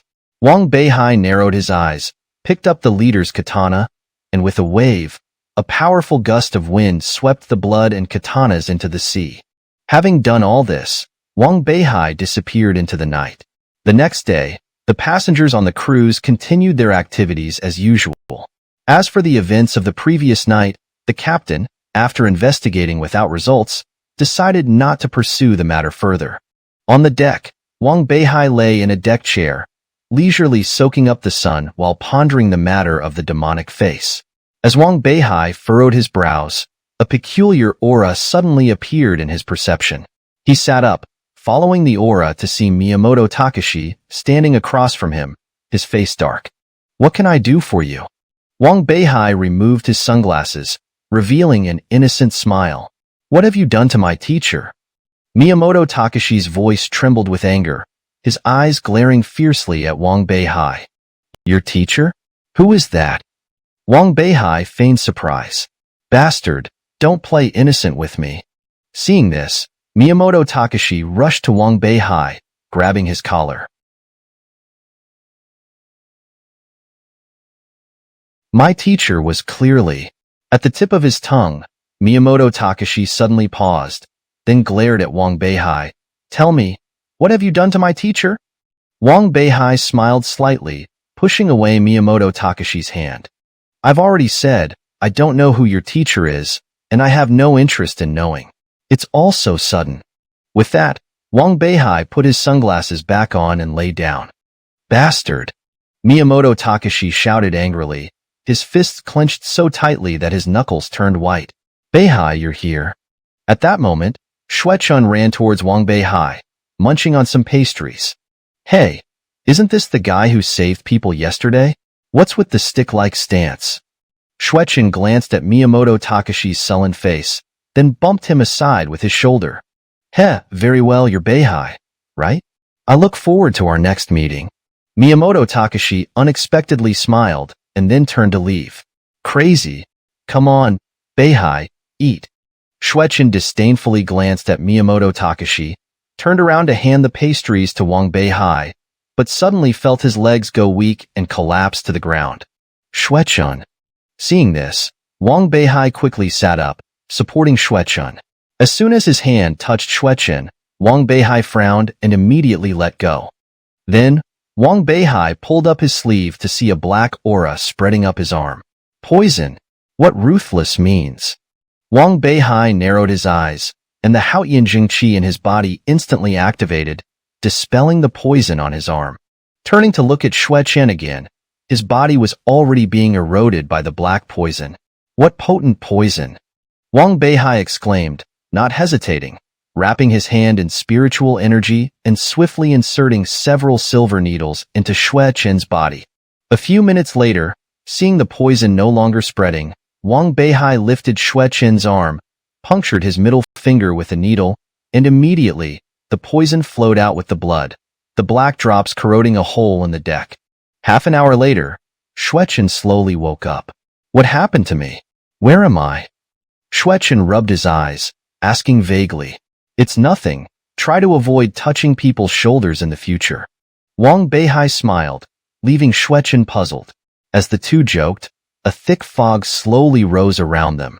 Suddenly, everyone on the deck looked in the same direction and collectively gasped in surprise. What's going on? Following the crowd's gaze, the two were also stunned. In the fog, a colossal battleship approached, its hull semi-transparent, looking already dilapidated from afar, and astonishingly, its size was twice that of the cruise ship. What is that thing? Wang Beihai widened his eyes, feeling an inexplicable fear rise in his heart as the battleship approached. It's a ghost ship, everyone, kneel quickly, or there will be misfortune. At that moment, the bearded captain ran out of the control room, shouting through a loudspeaker and devoutly kneeling down. Following the captain's lead, everyone on the ship knelt down. Brother Hai, hurry and kneel. Xue Chen, already on his knees, saw Wang Beihai still standing and hurriedly pulled at his clothes, urging him to kneel. Wang Beihai ignored it, remaining standing. The enormous battleship had now reached Wang Beihai's sight, and as he narrowed his eyes, the ship passed through the crews and continued forward. Wang Beihai felt a gust of cold wind, and upon opening his eyes again, he found himself standing on the battleship. He surveyed the surroundings. The old wooden floor, the weathered mast, and the room full of sword marks, where just standing could evoke a sense of desolation. Suddenly, a figure appeared on the ship. Wang Beihai looked up, but no matter how hard he tried, he couldn't see the person's face. Mortal, you have some skill, but you are not yet qualified. The person on the ship slightly turned their head, and upon meeting their gaze, Wang Beihai felt as if he were in the Milky Way, a sense of insignificance overwhelming him. When he came to his senses again, Wang Beihai found himself back on the cruise ship's deck, the ghost ship and the fog all gone. Everyone on the deck was kneeling in a prostrating position. Hey, get up. Wang Beihai crouched down, shaking Xue Chen, only to find him unconscious. Seeing this, Wang Beihai ran to Yinli and Mu Feng, all of whom were unconscious. What exactly is this thing? Wang Beihai was secretly alarmed. Just then, a groan sounded, and everyone slowly got up from the ground, their eyes full of confusion. What happened to us? What just happened? It felt like we had a long sleep. Xue Chen stretched, clearly having forgotten everything that had just occurred. Chapter 184, Login. You really don't know what just happened? Wang Beihai looked at Xue Chen in astonishment. Xue Chen shook his head, his eyes filled with confusion. Seeing this, Wang Beihai glanced around at the others and noticed that their expressions were the same, clearly unaware of what had transpired. Then how did the captain know about the ghost ship? Wang Beihai felt a surge of curiosity but managed to suppress it, refraining from asking the captain. A day later, as the evening sun cast its glow over the sea, a distant landmass appeared before the eyes of the travelers. Finally here, they cheered. Yinli was the first to stand up, gazing at the emerging land with a hint of battle intent in his eyes. Get ready, we're about to land on the island, he said. Wang Beihai and the others hurriedly packed their belongings and gathered on the deck. Half an hour later, the cruise ship docked smoothly, and everyone disembarked, carrying their luggage. This is Ingzhou. We've finally arrived, Wang Beihai said, feeling relieved as he stepped onto solid ground for the first time after such a long sea voyage. He took a deep breath, the air tinged with the salty and fishy scent of the sea, causing him to frown slightly. This is the air by the coast of Ingzhou. You'll get used to it soon, Yinli said, noticing Wang Beihai's discomfort, and patted his shoulder. Yeah, Wang Beihai nodded. Just then, a figure suddenly appeared in front of him. Looking up, Wang Beihai saw it was Miyamoto Takashi. We'll meet again soon, Miyamoto said, glaring at Wang Beihai before disappearing into the crowd. Isn't he the boy who saved someone on the cruise ship? Yinli narrowed his eyes, then shook his head regretfully. What are you sighing about, Yinlao? Wang Beihai asked, puzzled. At such a young age, to have such medical skills is truly rare. Unfortunately, the boy has too much resentment in his brows. How can he maintain the benevolence of a healer like this? It's a pity, truly a pity, Yinli said, looking at Wang Beihai with profound meaning in his eyes. Don't worry, Yinlao, I won't let you down. Wang Beihai understood Yinli's implication and nodded confidently. Good, that's good, Yinli nodded in satisfaction, then glanced at the time and frowned. They do this every year. It seems the Hunter Military Medical College doesn't welcome us much, Yinli snorted. Seeing the confusion on the others' faces, he continued, logically, we've come a long way and are guests. The Hunter Military Medical College isn't far from here. They should have sent a car to pick us up by now. But every time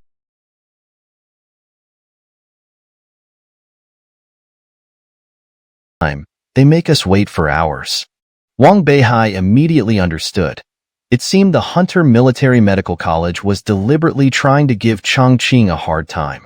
Smiling slightly, Wang Beihai picked up his luggage and prepared to leave. Beihai, what are you doing? Yinli asked, puzzled. Of course, finding a place to rest. It's so cold here. We can't just keep waiting, Wang Beihai replied and walked ahead on his own. Yinli understood immediately and, after a chuckle, waved for Xuechan and the others to follow. Soon, Wang Beihai found a restaurant near the port, ordered a table full of expensive dishes, and sat down. By the time Yinli and the others arrived, the table was already laden with more than 10 plates of sushi. Beihai, this? Yinli was stunned. In the past, they would just stand at the port waiting for the car, never having such hospitality. There's still some time. We can't let ourselves suffer. Here, Yinlao, try this, Wang Beihai said with a grin, handing a piece of sushi to Yinli. Initially uncomfortable, Yinli gradually relaxed under Wang Beihai's persuasion and started eating with the others. Sure enough, half an hour later, Yinli received a call from the Hunter Military Medical College, claiming they had mistaken the arrival time of the cruise ship and were only now sending someone. No wonder we call him Brother Beihai. He's always so prescient, Xuechan said, giving Wang Beihai a thumbs up while eating ramen. Himph, what's there to be proud of? Mu Feng disdainfully glanced at Wang Beihai and put a piece of sushi in his mouth. Another half an hour later, representatives from the Hunter Military Medical College finally arrived at the port. After searching in vain, they had to call Yinli, who guided them to the restaurant. By then, Wang Beihai and the others were already full and lounging on the sofas. Seeing the arrival of the Hunter Military Medical College representatives, Yinli stood up first, and after a handshake, introduced Wang Beihai and the others. The leader was a sharp-looking man who bowed and introduced himself in broken Shenzhou language. Hello. I am the teacher in charge of this reception, Duanmu Chaofan. Duanmu fried rice? The group was so surprised they almost spat out their food. Ahem, Yinli coughed, glaring at them, then continued. Since we're here, let's go. It's your first time. It's best to follow some rules. With that, they picked up their luggage and followed Duanmu Chaofan to leave. As they approached the counter, Wang Beihai suddenly stopped. Oh, Mr. Duanmu, we were really hungry and ordered some food. You see, we just arrived and don't have the local currency. So? Wang Beihai said, looking at Duanmu Chaofan with difficulty. Duanmu Chaofan's eyelids twitched, but he maintained his composure, walked to the counter, and after some communication with the cashier, pulled out his wallet to pay. Yin Li's old face turned red with suppressed laughter, secretly giving Wang Beihai a thumbs up. Mr. Duanmu, you've spent a lot. Yin Li adjusted his state and nodded to Duanmu Chaofan. It's nothing, it's only right to welcome friends from Shenzhou, Duanmu Chaofan said, though his eyes showed reluctance. He still put on a warm expression and led Wang Beihai and the others to the car. During the drive, Wang Beihai curiously observed the surroundings. He noticed that most people in Yingzhou wore Hanfu-like clothing and that the port was not as bustling as those in Shenzhou. After about 10 minutes, the car slowed down. "We're here," Duamu Chaofan said, turning to look at them. Through the windows, they saw a large iron gate. Duamu Chaofan waved at the camera on the gate, which slowly opened, revealing a hill dotted with several teaching buildings. Inscribed on the steps facing the gate were the words, Hunter Military Medical College. Chapter 185, Conflict. This is the Hunter Medical College. Stepping out of the car, Xueqin gazed at the surrounding buildings and couldn't help but exclaim in awe. "Imph, a country bumpkin who's never seen the world," Mu Feng sneered at Xueqin. Wang Beihai was also surveying every blade of grass and tree in the college. Undoubtedly, as a medical college, the scale of the Hunter Medical College was far larger than that of the Chongqing Medical Department. Moreover, in terms of professional classification and teaching equipment, the Hunter Medical College had reached the top level. Along the way, many students from the Hunter Medical College stared intently at Wang Beihai and his companions. Their expressions ranged from curiosity to astonishment, but what Wang Beihai felt most was intense hostility. It seems that our Chongqing has made the Hunter Medical College suffer quite a bit in recent years, Wang Beihai remarked softly, walking up to Yinli. Upon hearing this, Yinli immediately puffed out his chest with pride. "Naturally, we old folks aren't pushovers." He paused, then whispered into Wang Beihai's ear. 3 consecutive losses almost led to the disbandment of the traditional Chinese medicine department at Hunter. "I reckon these students are still traumatized." With that, Yinli laughed loudly and looked up to find they had already reached the office building halfway up the hill. "Wait here for me. Remember, don't cause trouble and don't wander off," Yinli instructed before following Duamu Chaofan upstairs. As soon as the two left, the surrounding students immediately closed in, their expressions anything but friendly. "What should we do, Beihai?" Xueqin, feeling tense, clutched Wang Beihai's sleeve. "Pimph, coward. This is a school. Do you think they dare to do anything openly?" Mu Feng disdainfully glanced at Xueqin before disdainfully adding, "It's so embarrassing to be standing with you lot." With that, Mu Feng excused himself to go to the bathroom and left alone. Mu Feng. Wang Beihai tried to call out to the departing Mu Feng but was held back by Xueqin, who was clutching his sleeve, and could only watch as Mu Feng disappeared around the corner of the office building. "All right, don't worry." As Mu Feng said, "They won't dare do anything to us here." Wang Beihai frowned and patted Xueqin's shoulder, who finally seemed to relax a bit. "What are you all doing there?" A clear, sharp rebuke rang out, causing the surrounding crowd to disperse quickly. Wang Beihai turned to see a girl in a school uniform, hands on her hips, glaring furiously at the fleeing students. "Wow, there's such a cute girl in Yingzhou," Xueqin gushed, gazing at the girl with admiration. "Are you guys okay?" The girl approached Wang Beihai, smiling warmly, her smile as bright as the sun. "We're fine, thank you," Wang Beihai nodded, feeling curious about the girl. Seeming to sense Wang Beihai's curiosity, the girl smiled and said, "My name is Jing Xiang. My father is from Shenzhou, and my mother is from Yingzhou. I grew up in Shenzhou, so I can speak Chinese." Understanding dawned on Wang Beihai, and he smiled. "Hello, I'm Wang Beihai, a student from Chongqing University." "Chongqing University? You're the representatives from Chongqing University?" Jing Xiang looked at Wang Beihai in surprise, then circled him twice. "No wonder those students were so hostile towards you." Jing Xiang tapped her chin thoughtfully, then took out a pen and extended her hand towards Wang Beihai. "Give me your hand." "Huh?" Wang Beihai looked puzzled. "Give me your hand," Jing Xiang repeated. "Oh." Wang Beihai hesitated, but then slowly extended his hand. Jing Xiang grabbed his hand and wrote a series of numbers on it. "What's this?" Wang Beihai looked at the numbers on his hand, puzzled. "That's my number. If you run into any trouble, call me. Don't worry, no one in this school dares to ignore me." Jing Xiang winked playfully at Wang Beihai. "Why are you helping us?" Wang Beihai asked, looking at the number on his hand. "My dad said I have Shenzhou blood in me, so I must help any Shinjo person I meet. I have to go now. Take care, okay? With that, Jing Xiang turned and skipped away. Such a cute girl, and she only gave you her number. Shuechun gave Wang Beihai an envious look as he watched Jing Xiang leave. Wang Beihai could only give a wry smile. At that moment, Yinli and Duanmu Chaofan came downstairs. Let's go. The dorms have been arranged, Yinli said, squinting his eyes, his expression seemingly unhappy. Where's Mu Feng? Yinli scanned the area but didn't see Mu Feng, so he asked.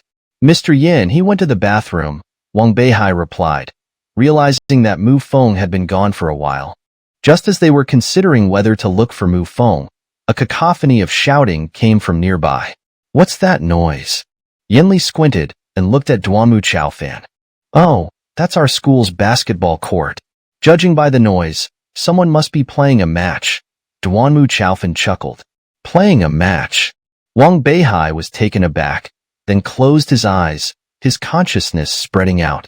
In his perception, a crowd had gathered around the basketball court, and the aura of one person in the center was unmistakably Mu Feng's. Oh no, something's wrong with Mu Feng. Wang Beihai's heart tightened, and he opened his eyes, whispering something into Yin Li's ear. Yin Li's expression immediately turned serious. Let's go check it out. With that, Yin Li led the group to the basketball court. As soon as they stepped onto the court, they heard a cry of pain. Wang Beihai looked towards the center of the court and saw Mu Feng jump to contest a ball, but was kneed to the ground by a student, who then scored. TSK, it seems you Shinjo folks aren't much good at basketball. The student sneered at Mu Feng in broken Chinese. You can insult me, but you can't insult Shinjo, Mu Feng roared, trying to stand up but was tripped by another student. I'll say what I want, the student scoffed, picking up the ball and slamming it down at Mu Feng. Mu Feng slowly opened his eyes to see a figure blocking him, easily catching the ball. Mu Feng was about to thank the person when he turned around and saw it was Wang Beihai, and the words of thanks caught in his throat. What are you doing here? Mu Feng muttered coldly, looking down. Don't worry about that. If this continues, our great Shinjo will really be looked down upon, Wang Beihai said, extending his hand to Mu Feng. I don't need your help to get up, Mu Feng stubbornly said, but still took Wang Beihai's hand. Mr. Yin, what do you think of this? Wang Beihai asked, pulling Mu Feng up and turning to Yin Li. This is just a friendly match between students. There's no need to make a big deal out of it, Duanmu Chaofan quickly interjected before Yin Li could speak. It's not a match. They're clearly assaulting people. Mu Feng's anger flared, and he was about to argue when Wang Beihai stopped him. Damn it, if they hadn't resorted to dirty tricks, it's not certain who would have won, Mu Feng muttered resentfully. Seeing this, Wang Beihai's eyes darted, and he picked up the basketball on the ground, looking at Duanmu Chaofan. Mr. Duanmu, I'd like to challenge the basketball team of Hunter College. Is that okay? Chapter 186, Duel. Basketball? A challenge? Upon hearing Wang Beihai utter these words, Duanmu Chaofan's eyes widened in disbelief, and he rubbed his ears, wondering if he had misheard. Did I hear that wrong? No, you didn't. I'm challenging you to a basketball game, either 1-on-1 or 3-on-3, your choice. Wang Beihai patted the basketball in his hand, his face showing confidence. Haha, the people from Shinjo are all idiots. Seeing Wang Beihai's actions, the students from the Hunter Academy burst into laughter. At that moment, Yinli walked up to Wang Beihai and whispered softly in his ear, the men's basketball team of the Hunter Medical College is ranked among the top 3 in all universities in Yingzhou. Even if these people aren't team members, their strength is not to be underestimated. Hearing this, Wang Beihai paused for a moment, then smiled and patted Yin Li's shoulder. Don't worry, Yin Lao, I know my limits. That's good. If you're going to play, give it your all and crush them. Yin Li, usually so serious, revealed a playful side. Seeing this, Wang Beihai ran directly to the center of the court with the basketball, shouting loudly, Is there no one in the Hunter Academy who dares to accept the challenge? Sure enough, with that shout, the surrounding Hunter Academy students began to roar. Even Duanmu Chaofan frowned. Since Brother Bei holds us hunters in such high regard, show him what you've got. Don't disappoint him. Duamu Chaofeng glanced at Yinli, then waved his hand, and several tall and strong students immediately stepped forward. Bei, tell us, how do you want to play? The leader among them, who had previously injured Mu Feng, looked disdainfully at Wang Beihai. Wang Beihai glanced at Mu Feng, narrowed his eyes, and then said, let's have my teammates warm up first. This round, I'll play one-on-one with you. The man burst out laughing upon hearing this. Pfft, are you serious? With that scrawny body of yours? Let me be honest, I'm a reserve player on the school team, Dishton. If you get hurt, don't blame me for not warning you. After saying that, the surrounding crowd burst into mocking laughter at Wang Beihai. What if I win? Taking advantage of the crowd's cheers, Wang Beihai taunted. Haha, you win? If you can score a basket against me, every time I see you from now on, I'll call you Grandpa. Dishong said, giving Wang Beihai the middle finger. That's fine. If I lose, I'll call you Grandpa too. But there's one more thing. If you lose, you have to apologize to my friend. Wang Beihai said, pointing at Mu Feng. Seeing this, Mu Feng was taken aback, his eyes looking at Wang Beihai with a complex expression. Sure, no problem. Dishong glanced at Mu Feng, then gave Wang Beihai a sinister smile. You better defend well, don't disappoint me. With that, Dishong waved his hand, and the crowd retreated, leaving half the court open. Hey, isn't that the guy from earlier? So fast he's already in trouble? As Wang Beihai and Dishong faced off, Jing Xiang, with a lollipop in her mouth, skipped over to the court. Seeing Wang Beihai, Jing Xiang immediately became interested and ran to the edge of the court. After asking around, she learned the details of the situation, her big eyes filled with anticipation. At the edge of the court, Duamu Chaofeng looked at Yinli with a smirk. What do you think of this match, Mr. Yin? I remember there's a phrase in Shenzhou. Is it asking for humiliation or underestimating oneself? Hee hee, sports are about winning and losing. Even a tiger might miss its prey. How do you know we are not the ones pretending to be weak to catch the strong? Yinli smiled, his few words effectively countering Duanmu. Duanmu was taken aback at first, then his face turned dark. He snorted coldly, let's wait and see. As the two spoke, Wang Beihai and Dishong had already taken their positions. Don't say I didn't give you a chance. Normally, the rule is the first to score 3 points wins, but today, if you can score a basket against me, I'll consider myself the loser, and I'll let you go first. Dishong said, tossing the basketball to Wang Beihai, who was standing outside the 3-point line, while he himself stood in the paint, waving his hand to signal Wang Beihai to shoot at will. Wang Beihai smirked, casually tossing the basketball. Under everyone's expectant gaze, the ball didn't even touch the rim and landed right in Dishong's hands. Instantly, the crowd burst into laughter, and Dishong laughed so hard he fell to the ground. That's it? You want to play one-on-one with me? Laughable. Seeing Wang Beihai's mistake, Mu Feng pounded the ground and stood up abruptly. Damn Bei, what are you doing? This is about our Chongqing's honor. If you can't do it, let me take over. As he spoke, Mu Feng was about to step onto the court, but Wang Beihai quickly rushed to his side and pressed on his shoulder. I said I'd get your revenge. After saying that, Wang Beihai returned to the court and gestured to Dishong with his finger. Come on, you don't need to give me 2 chances. Let's stick to the old rules, or just score a basket, and I'll consider myself the loser. Humph, arrogant Bei. Upon hearing Wang Beihai's arrogant tone, the crowd booed, and Dishong's face darkened. Crush him, Dishong. The surrounding crowd began to cheer, and with their encouragement, Dishong took the basketball. Bei, this is what you asked for. With that, Dishong dribbled the ball twice on the spot, then moved into the free throw area, jumped, and made a windmill motion in the air. Here it comes, Dishong's signature move, the tomahawk dunk. Starting with a big move, that Bei is done for. It's over, Haigu. He's either dead or crippled. Everyone's thoughts were different, but without exception, they all thought Wang Beihai would lose. On the court, only Jing Xiang and Yinli kept their eyes on Wang Beihai, both expecting a miracle. Die, Bei. Dishong shouted, putting all his strength into this move. If Wang Beihai dared to block, he was confident he could knock him out.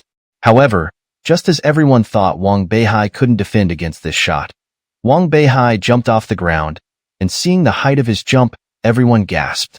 With that light leap, Wang Beihai's body was already level with the rim. No matter, absolute power trumps everything else. De Xiong was startled at first, but quickly bit his lip and increased the force of his dunk in the air. In response, Wang Beihai showed no fear. The next second, he slapped the basketball hard. "Get down!" Wang Beihai shouted, exerting force with his hand, and the basketball was instantly knocked away. De Xiong, losing his center, fell heavily to the ground. "I said, if you can score a basket, I'll consider myself the loser." Wang Beihai lightly landed on the ground, shook his hand, and coldly looked at De Xiong. Chapter 187, Call Grandpa. Impossible. Surprise rippled through the crowd. Even Yin Li and Jing Xiang were wide-eyed in astonishment. Despite having some mental preparation, they hadn't expected Wang Beihai to block the ball with such brute force. No way, how could a human have that kind of jumping ability and strength? Duanmu Chaofan, watching Wang Beihai on the court, was immediately unsettled. Seeing this, Yin Li burst into laughter. "Duanmu, we're all doctors, we rely on science. This person right here is my student, a bona fide human. Don't tell me you believe in ghosts and gods." As he spoke, Yin Li hummed a tune smugly. Although he also found it hard to believe, Wang Beihai's block had certainly lifted his spirits. This rascal Beihai, turns out he's so good. Mu Feng watched Wang Beihai on the court, a smile unconsciously tugging at his lips. "Peng Hu, are you okay?" Surrounding students quickly gathered around. "Get out of my way." At that moment, Peng Hu roared, standing up from the ground with eyes full of fury. Seeing this, everyone shivered and, after a sympathetic glance at Wang Beihai, retreated to the sidelines. "Beihai, well done. Never thought you'd have a hidden ace up your sleeve. You do have some skills." As he spoke, Peng Hu rotated his arms and tilted his head, a series of crackles emanating from his body. "But this time, you won't be so lucky. Come on, you attack now," Peng Hu said, directly tossing the ball to Wang Beihai. This time, Peng Hu was extremely cautious. As soon as Wang Beihai received the ball, Peng Hu was already on the free throw line, assuming a defensive stance. "When it comes to defense, I'm top-notch in the school. Even the school team might not score against me. Beihai, let's see how you're going to attack." Peng Hu sneered inwardly. Swish. Before Peng Hu could react, the sound of a basketball swishing through the net came from behind him. When did that happen? Peng Hu's heart skipped a beat as he turned to look at Wang Beihai. "Sorry about that. I got the first point." Wang Beihai winked at Peng Hu and added, "By the way, nice defensive stance. You almost had me, really, just a hair's breadth." As he said this, Wang Beihai gestured with his fingers. "That position, no way." Peng Hu looked at where Wang Beihai was standing, almost at the midcourt line. This time, the onlooking students didn't gasp in surprise, but watched Wang Beihai with serious expressions. Accurate shooting, terrifying jumping and hang time. This was the ability of a professional player. This Beihai, he sure knows how to surprise people. On the sidelines, Yinli watched Wang Beihai with increasing delight, and Jing Xiang beside him shared the same sentiment. Jing Xiang, like discovering a new continent, looked at Wang Beihai with anticipation and joy. Impossible, it's all an illusion. This Beihai is playing tricks. On the court, Peng Hu slapped his head fiercely and then picked up the basketball, tossing it to Wang Beihai. "I don't believe you can shoot that accurately again," Peng Hu said, his feet moving rapidly as he rushed towards Wang Beihai. Even though he knew long-range three-pointers needed luck, he didn't dare to gamble. "Come on, let's see how you're going to score this time." Peng Hu stared intently at Wang Beihai, carefully observing his every move. "Is that all?" Wang Beihai chuckled and then stretched his hand, yawning. "Good chance." Seeing this, Peng Hu quickly crouched down, reaching out to swipe at the basketball in Wang Beihai's hands, his speed causing gasps from the crowd. However, the next second, just as Peng Hu's fingers were about to touch the ball, Wang Beihai swiftly flicked his wrist, and the basketball flew out. Rushing to shoot, it definitely won't go in.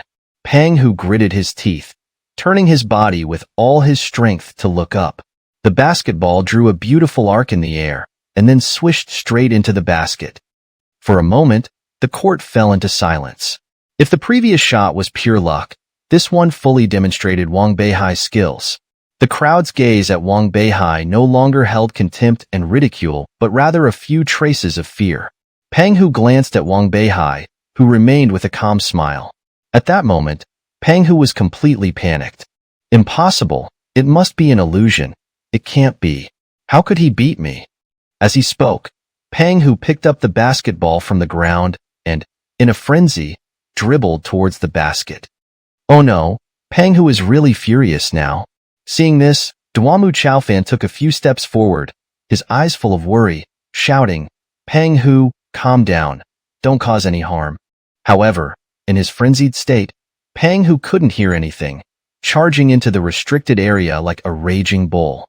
As everyone's attention was focused on Pang Hu, Jing Xiang was surprised to find Wang Beihai had disappeared from his spot.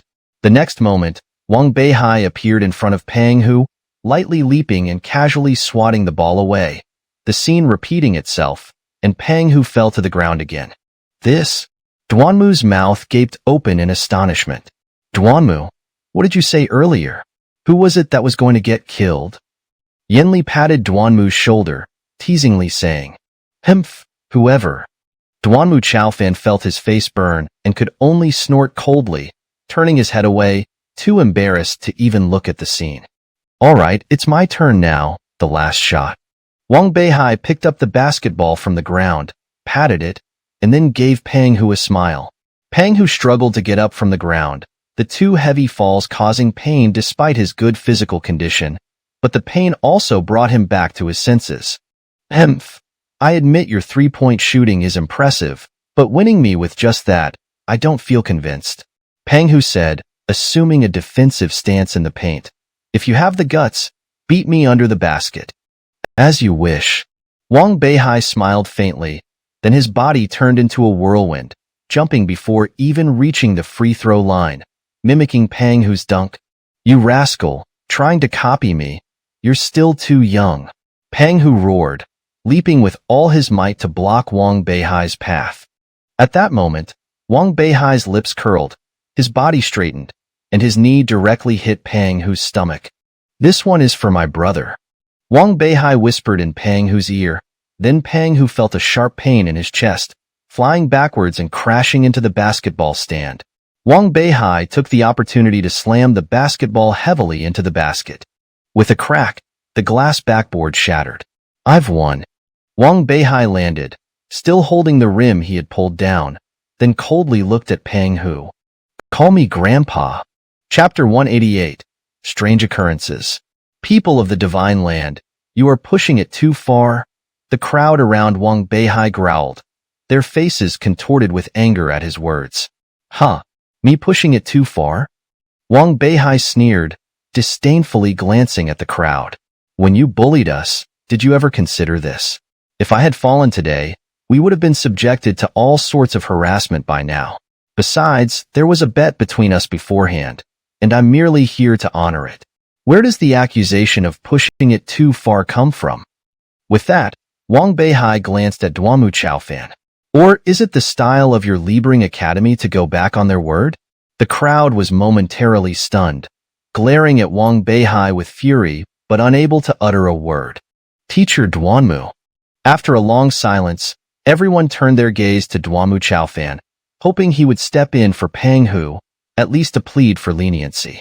Duamu Chaoshuan's expression changed. After all, this concerned the Academy's reputation. Just as he was pondering how to help Pang Hu out, Yinli chuckled beside him. Teacher Duanmu, we are both teachers, and in theory, we are witnesses to this contest. The bet was made earlier, and I believe as teachers, we wouldn't be partial, right? Yin Li's words effectively silenced Duanmu.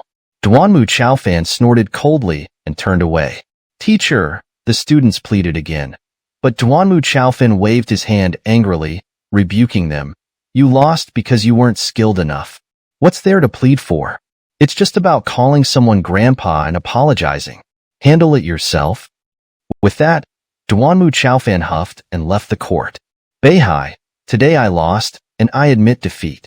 But a warrior can be killed but not humiliated. Name your price, but I won't call you grandpa. Pang Hu, supported by his peers, slowly approached Wang Beihai, speaking with neither servility nor arrogance. Oh, quite the backbone, Wang Beihai remarked, raising an eyebrow, then glanced at Mu Feng and pointed at him, saying, "First, apologize." This time, Pang Hu didn't hesitate. He bowed 90 degrees to Mu Feng and sincerely said, "I'm sorry." Now that's a man. Wang Beihai smiled slightly, then his eyes darted as he continued. If you don't want to call me grandpa, fine, but you have to agree to do one thing for me. I won't tell you what it is now, but you must promise that when I need you, you'll appear immediately. One thing. Pang Hu frowned. I agree, but the task must be within my capabilities and not against morality. Deal. Seeing Pang Hu agree, Wang Beihai didn't waste any more time, immediately sealing the agreement. After all, this was his first time in Yingzhou, and regarding the matters mentioned in the Book of Heaven, he needed a team of helpers. Pang Hu, though arrogant, was a good man and could be useful to Wang Beihai. After careful consideration, Wang Beihai decided to replace the grandpa bet with a single request. Then, Wang Beihai exchanged phone numbers with Pang Hu and, without further words, left the court with Mu Feng and Xueqin, no longer hindered by anyone. That night, Wang Beihai and his companions were all arranged to stay in the dormitory area of the old teaching building. Upon check-in, Duanmu Chaofan's face remained sullen, as if he hadn't yet shaken off the shadow of the afternoon. After arranging their accommodations, Duanmu mysteriously advised Wang Beihai and his group, I advise you to stay indoors at night. This old teaching building isn't exactly clean. With that, Duanmu hurried away. Lying in bed, Wang Beihai pondered Duanmu Chaofan's words, feeling a sense of unease. Glancing at the time, it was still early, so Wang Beihai got up from the bed, opened the door, and stepped out into the front of the teaching building.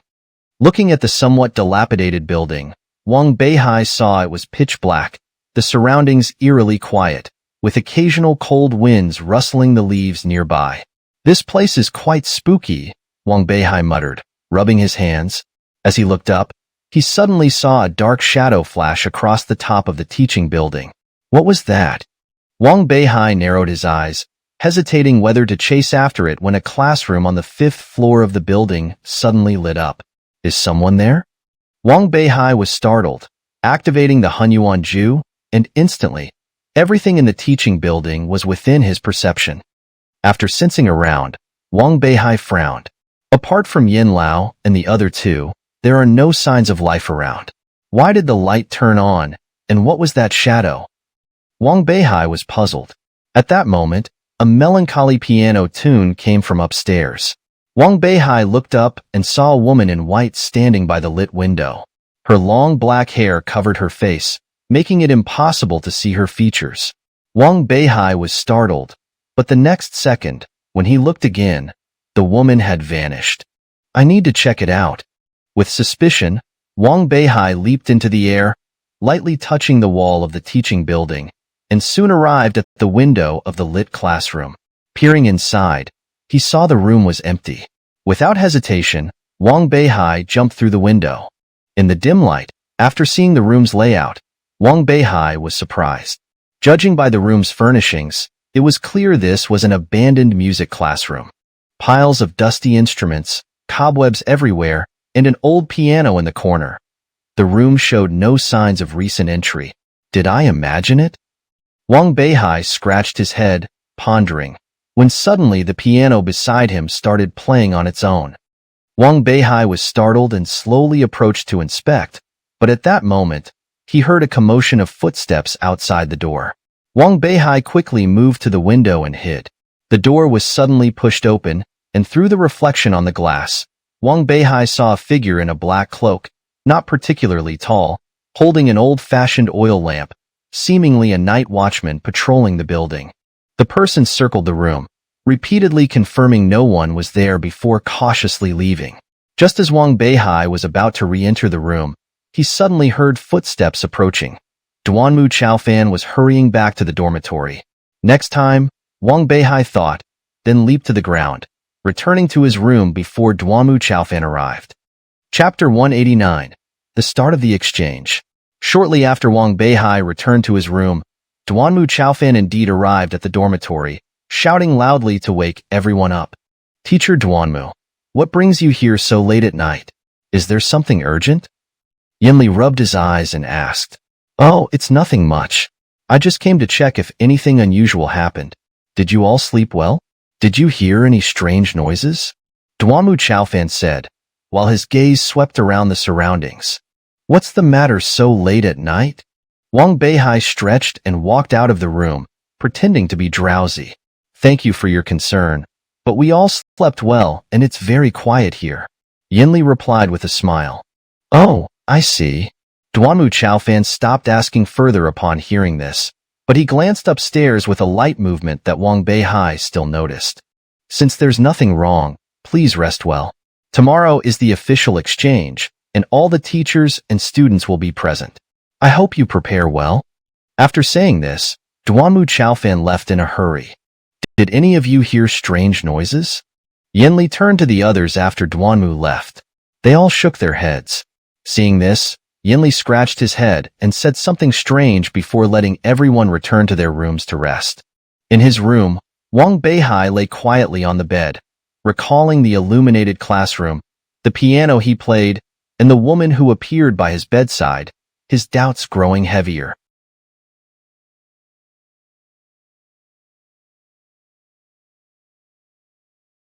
This is strange. If it were a ghost or evil spirit, I would definitely be able to sense it. But just now, I didn't feel any evil presence. And from Duanmu's behavior, it's clear that there's some secret hidden in this teaching building. What method could be used to avoid the person who just came to check? Wang Beihai thought about the mysterious person who opened the classroom, feeling wide awake. He sat cross-legged on the bed, activated the Hunyuan Ju, and soon, a phantom spirit emerged from his body. This was the divine consciousness Wang Beihai had cultivated after practicing the Hunyuan Ju. After his divine consciousness left his body, it passed through the walls and, guided by memory, approached the upstairs classroom. What is that? At that moment, a slight noise came, and Wang Beihai's divine consciousness instantly stopped. Looking in that direction, he saw a black shadow quickly dart into a room. Wang Beihai frowned slightly, controlling his divine consciousness to pass through the wall and enter the room. His eyes widened in shock. The floor of the room was covered with strange inscriptions, and on the wall, there was a hidden door. Just as Wang Beihai was about to investigate further, a black figure suddenly emerged from a corner, brushing past his divine consciousness. This time, Wang Beihai clearly saw the creature's appearance. It had a pointed snout and fox-like eyes, but what was different was that it had 9 tails. As it passed by, Wang Beihai heard a sound like a baby's cry. The shadow moved extremely fast, and before Wang Beihai could react, it had slipped into the hidden door. What's inside there? Wang Beihai frowned, and when his divine consciousness approached the hidden door, he felt an exceptionally powerful barrier blocking him. With his current divine consciousness, he couldn't advance at all. Just as Wang Beihai was at a loss, the piano sound he had heard before suddenly came again. Wang Beihai's mind moved, and his divine consciousness immediately rose, passing through the ceiling to the eerie music classroom upstairs. His divine consciousness floated to the piano, and this time, he didn't hear any footsteps. It's actually man-made. Wang Beihai was shocked. Through the piano lid, he saw a small mouse running continuously inside, fixed within a certain range. Its running movements vibrated the strings, creating the illusion of the piano playing by itself. Who is doing this and why? As Wang Beihai was puzzled, a creaking sound came, and he turned to see a hidden door appearing under a pile of discarded instruments. A woman in white emerged slowly from the hidden door. The woman gently walked into the room, lifting her hair to reveal her fair face. At first sight, Wang Beihai was stunned by her beauty. Her face was like the moon in mid-autumn, her complexion like the flowers in spring dawn, her temples like a knife cut, her eyebrows like ink painting, her eyes like autumn waves. The melancholy in her eyes added a mysterious aura to her. Such beauty would even make Ling Ruoying and Zhong Momo seem inferior. Why would such a woman hide in a place like this? Just as Wang Beihai was pondering, the familiar footsteps came again. The woman was startled and quickly returned to the secret chamber. Soon, the door opened, and it was the same cloaked figure holding a kerosene lamp. Wang Beihai drove his divine consciousness forward, and as the cloaked figure looked up, a pair of blood-red eyes suddenly appeared in front of Wang Beihai. Wang Beihai felt a dizziness in his mind, and his divine consciousness was instantly shaken back into his body. Sitting on the bed, Wang Beihai felt a blockage in his chest and suddenly spat out a mouthful of blood before collapsing onto the bed, unconscious. The next day, when Wang Beihai woke up, it was already noon. What exactly was that thing? Wang Beihai sat up, shaking his head, feeling a sharp pain in his head. Looking at the time, Wang Beihai slapped his forehead and showed a panicked expression. Oh no, the exchange competition. Saying this, Wang Beihai quickly jumped off the bed, hurriedly dressed, rushed into the bathroom for a quick wash, and when he went out, he heard cheers from a distance. Upon hearing this, Wang Beihai's face darkened. Obviously, the exchange competition had already begun. Realizing this, Wang Beihai knocked on each of their room doors, but there was no response. Chapter 189. The Start of the Exchange. Shortly after Wang Beihai returned to his room, sure enough, Duanmu Chaofan arrived at the dormitory, shouting to wake everyone up. Mr. Duanmu, what brings you here so late at night? Is there something wrong? Yinli rubbed his eyes and asked. Oh, nothing much. I just came to check if anything strange happened. Did you sleep well? Did you hear any strange noises? Duanmu Chaofan said, glancing around as he spoke. What's the matter at this hour? Wang Beihai stretched and walked out of the room, pretending to be half asleep. Thanks for your concern, but we all slept well. It's very quiet here, Yinli replied with a smile. Oh, I see. Duanmu Chaofan stopped questioning further and glanced upstairs. Although his movement was subtle, Wang Beihai noticed it. Since there's nothing wrong, please rest well. Tomorrow is the official exchange, and all the teachers and students will be present. I hope you are well prepared, Duanmu Chaofan said before leaving hastily. Did any of you hear strange noises? Yinli turned to the others after Duanmu left. They all shook their heads. Yinli scratched his head and said it was strange before letting everyone return to their rooms. In his room, Wang Beihai lay on the bed, recalling the lit classroom, the piano he played, and the woman who appeared at his bedside. His doubts grew deeper. That's odd. If it were a ghost or evil spirit, I would have sensed it, but I didn't feel any evil presence. And from Duanmu's behavior, it's clear there's some secret hidden in this building. How can I avoid being noticed by the person who just came to check? Thinking about the mysterious person who opened the classroom, Wang Beihai felt wide awake. He sat cross-legged on the bed, activating the Hunyuan technique. Soon, a ghostly spirit emerged from his body. This was Wang Beihai's divine consciousness after practicing the Hunyuan technique. His spirit left his body and, following his memory, searched towards the upstairs classroom. What's that? A faint noise caught his attention. His spirit stopped and looked towards a dark shadow darting into a room. Wang Beihai frowned and controlled his spirit to pass through the wall into the room. He widened his eyes at the sight. The floor was covered with strange inscriptions, and there was a hidden door on the wall. Just as Wang Beihai was about to investigate, a black figure suddenly emerged from a corner, brushing past his spirit. This time, Wang Beihai saw its appearance clearly. It had a pointed snout, fox-like eyes, and 9 tails. As it passed by, Wang Beihai heard a baby-like cry. The shadow moved incredibly fast and disappeared into the hidden door before Wang Beihai could react. What's inside there? As his spirit approached the door, he felt a powerful barrier preventing him from advancing. With his current spirit, he couldn't move forward at all. Just as Wang Beihai was at a loss, the piano sound he heard earlier came again.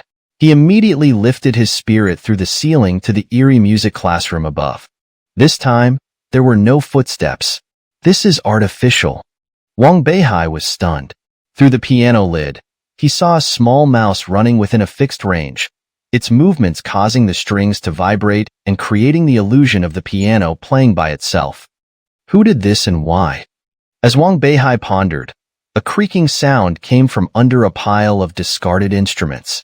A hidden door appeared, and an elegant woman in white emerged. She gently walked into the room, lifting her hair to reveal her fair face.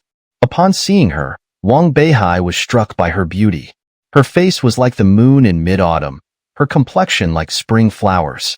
Her hair was neatly cut, her eyebrows like ink, her eyes like autumn waters. The sadness in her eyes added a mysterious charm to her. Such beauty would make even Ling Ruoying and Zhong Momo pale in comparison. Why would such a woman hide here? As Wang Beihai wondered, familiar footsteps came again. The woman quickly returned to the secret chamber. Soon, the door opened, revealing the cloaked figure with the oil lamp. Wang Beihai's spirit approached, and the cloaked figure looked up, revealing blood-red eyes that caused Wang Beihai's spirit to be jolted back into his body.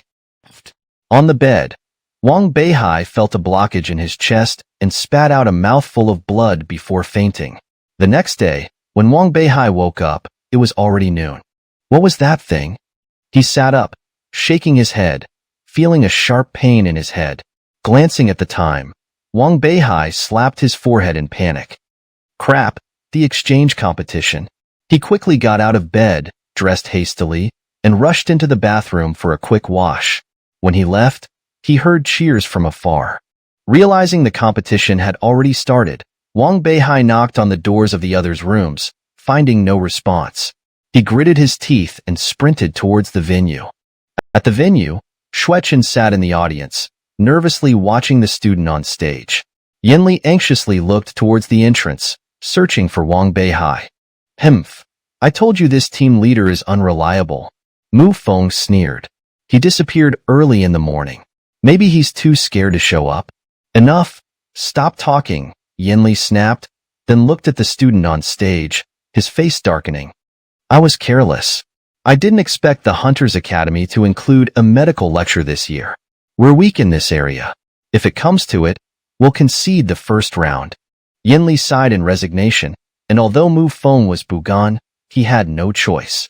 The student's speech was well prepared, with clear logic and high academic value. Soon, the student finished his speech, and the Hunters Academy students erupted in applause and cheers. Duanmu Chaofan glanced triumphantly at Yinli, then went on stage to summarize before gesturing towards Yinli's group. Next, let's welcome the medical representative from Chongqing University in China. All eyes turned to Yinli and his group. Yinli's heart raced as he stood up, clenching his fists. He was about to say, "We concede." Wait a moment. At that moment, Wang Beihai appeared at the entrance, nodded to Yinli, and strode onto the stage.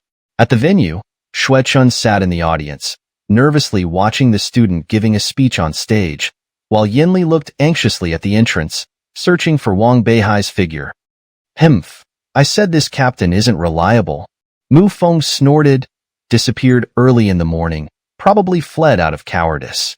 Enough, say less. Yinli turned to scold, then glanced at the student on stage, his face so gloomy it could almost drip water. It was my oversight. I didn't expect the Liabing Shiyan to include a medical lecture this year. We're weak in this area. If it doesn't work out, we'll admit defeat in this first round, Yinli said, shaking his head helplessly. Mu Feng's eyes showed reluctance, but he had no choice. Hearing the student's speech, it was clear the student was well prepared, with each word logically clear and academically valuable. Soon, the student finished his speech, and all the Liabing students stood up, the applause and cheers like a tidal wave. Soon, the student finished his speech, and all the Liabing students stood up, the applause and cheers like a tidal wave. Duanmu Chaofan looked at Yinli with a smirk, then went on stage to make a summary, extending his hand towards Yinli and the others. Next, let's welcome the representative from Chongqing University's medical department from the Divine State to give a speech. Instantly, all eyes in the audience focused on Yinli and the others. Yinli's heart tightened. He clenched his fists and stood up, gritting his teeth and saying, "In this round, we admit." Wait a moment. At that moment, Wang Beihai appeared at the entrance of the venue, nodding to Yinli before striding confidently onto the stage. Chapter 190. A stunning speech. Is everything okay? Yinli watched Wang Beihai as he walked onto the stage, his eyes filled with high expectations. Wang Beihai smiled slightly at Yinli and gave him a thumbs up, which reassured Yinli. Although they hadn't prepared in advance, Yinli had an inexplicable trust in Wang Beihai. Alright, now stepping onto the stage is Wang Beihai, a first-year student from the medical department of Chongqing University in China. Let's welcome him with applause for his wonderful speech. Duanmu Chaofan announced loudly through the microphone, but instead of warm applause, there were many boos and jeers.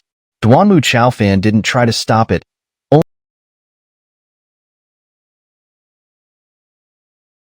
only shrugging at Yinli, indicating his helplessness. Heh, I've always heard that Liebering Medical College ranks among the top 3 medical schools in the world. For a long time, I've wanted to witness the style of Liebering students. Now, it seems, I am disappointed. On the podium, Wang Beihai chuckled and directly began to mock. Instantly, the students in the audience stood up angrily, pointing and muttering at Wang Beihai on stage, some even cursing.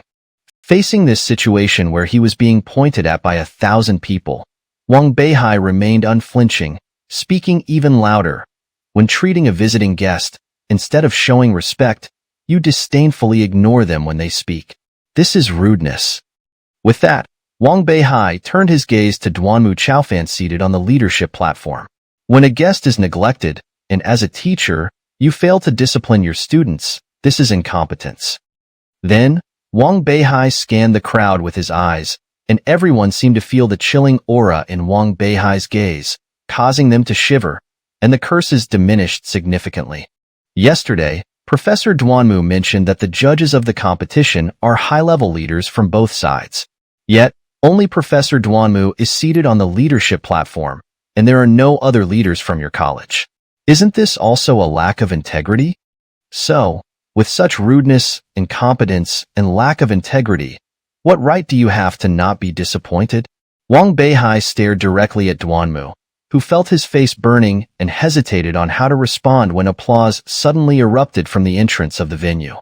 Everyone turned to look and saw 3 elderly men in kimonos standing at the entrance, led by an elderly woman with gray hair. Judging by their positions, it was clear that the woman was the highest in rank among them. Very good indeed. As expected of a student from Chongqing University, your verbal skills are truly remarkable, the woman said, slowly walking into the venue. Seeing this, Duanmu Chaofan immediately bowed 90 degrees to the woman. Welcome, President Kawashima. Following Duanmu Chaofan's lead, all the students from Liebering bowed and respectfully called out, President Kawashima. All right, get up. Kawashima Yoshiko glanced at Yinli. At your age, you're still so unstable. Without caring about Yinli's feelings, she directly turned her gaze to Wang Beihai. I was just dealing with some official business and came a bit late. This shouldn't be considered a lack of integrity, right? No, it shouldn't. Wang Beihai narrowed his eyes. There was indeed an extraordinary aura about this woman. Now that the students have calmed down, I wouldn't say I'm incompetent, would I? Kawashima Yoshiko continued. No, you wouldn't. As for the rudeness of the students, I will discipline them more in the future, but I also thank this student for his advice. With that, Kawashima Yoshiko and the 2 men behind her took their seats on the leadership platform. Seeing this, Wang Beihai couldn't help but inwardly admire. This woman managed to defuse the awkward atmosphere with just 3 sentences. Just this alone is enough to prove her strength. All right, continue. Kawashima Yoshiko leaned back in her seat, her chin slightly raised, giving an air of superiority. Wang Beihai turned around, his mind racing with various thoughts. To be honest, he hadn't experienced such a large-scale speech before. What? Are the speeches from China so poor? If you really can't do it, I can give you a script, guaranteed not to be worse than the previous ones. Kawashima Yoshiko sneered, and the surrounding crowd all cast mocking glances. Heh, I was just thinking if you could understand it. Wang Beihai smirked, knowing what he was going to say. With that, Wang Beihai's eyes sharpened as he leaned closer to the microphone. What I'm going to talk about today is not related to medicine, but to life. At this topic, everyone was stunned, then looked at Wang Beihai with puzzled eyes. Anticipating this, Wang Beihai spoke slowly. As we all know, no matter how advanced medicine becomes, the end of human life is death. In a sense, it is death itself that gives life meaning. So, since all lives eventually cannot escape the fate of death, what is the true meaning of life? This question from Wang Beihai made everyone furrow their brows and sink into deep thought. Seeing his words take effect, Wang Beihai was delighted and secretly activated the Hun Yuanju, infusing his voice with an inexplicable power, making it sound like a whisper in everyone's ear. For the next hour, Wang Beihai expounded on what life is and what the meaning of life is from different perspectives, combining both ancient theories and his own life insights after cultivation. For a moment, everyone listened in a trance, as if they had all entered a state of exploring the essence of life. Unknowingly, Wang Beihai ended his speech. From the beginning to the end, no one made a sound. Even after it was over, everyone was still immersed in that special feeling. Wake up. Until Wang Beihai gently said this, everyone reluctantly came back to their senses from that state. Recalling what Wang Beihai had said earlier, everyone, including Yin Li and others, had clear eyes and unspeakable clarity in their hearts. This is spiritual purification, a cleansing of the soul. My goodness, I can't believe these words came from a freshman. Kawashima Yoshiko abruptly stood up from her seat. Her eyes filled with shock as she looked at Wang Beihai. Although she was unwilling to admit it, Wang Beihai had truly succeeded, simultaneously purifying the hearts of tens of thousands of people. This round, we lost. Kawashima Yoshiko clenched her fists, feeling a sense of inferiority as she looked at Wang Beihai. Thank you. Wang Beihai smiled slightly at Kawashima Yoshiko and then walked over to Yin Li's side. Beihai, well done. Yin Li's eyes welled up with tears as he excitedly patted Wang Beihai's shoulder. Even Mu Feng, who had always disliked Wang Beihai, couldn't help but give him a thumbs up. He's really amazing. In the stands, Jingxiang and Peng, who both nodded, their gazes towards Wang Beihai filled with admiration. It seems I lost to him fairly. Peng, who nodded, feeling it was only natural that he lost to Wang Beihai. Meanwhile, Jingxiang on the other side of the stands looked at Wang Beihai with sparkling eyes, almost drooling. Ahem. At that moment, Kawashima Yoshiko coughed twice. All right, the first round of the speech section, Chongqing University from China wins. Next, we will begin the second round, poison making.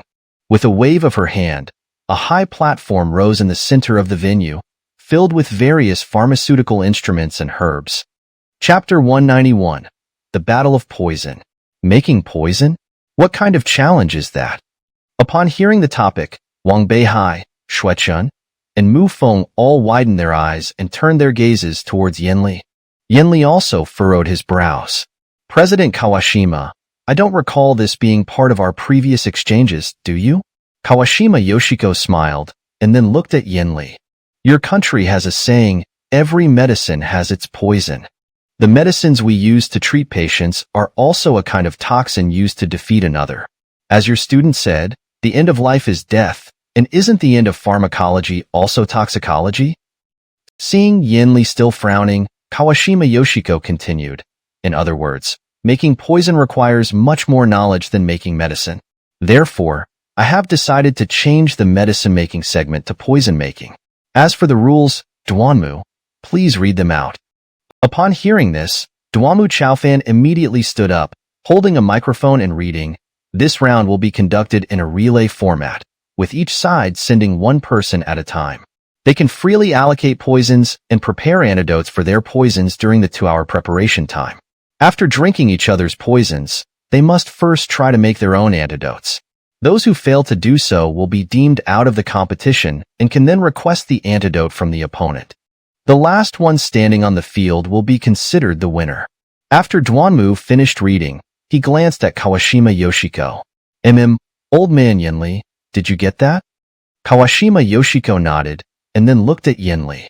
Yenli ignored Kawashima Yoshiko and instead furrowed his brows, softly saying, "According to the rules of the hunters, your lives won't be in great danger. But we in China have always focused on making medicines to save lives.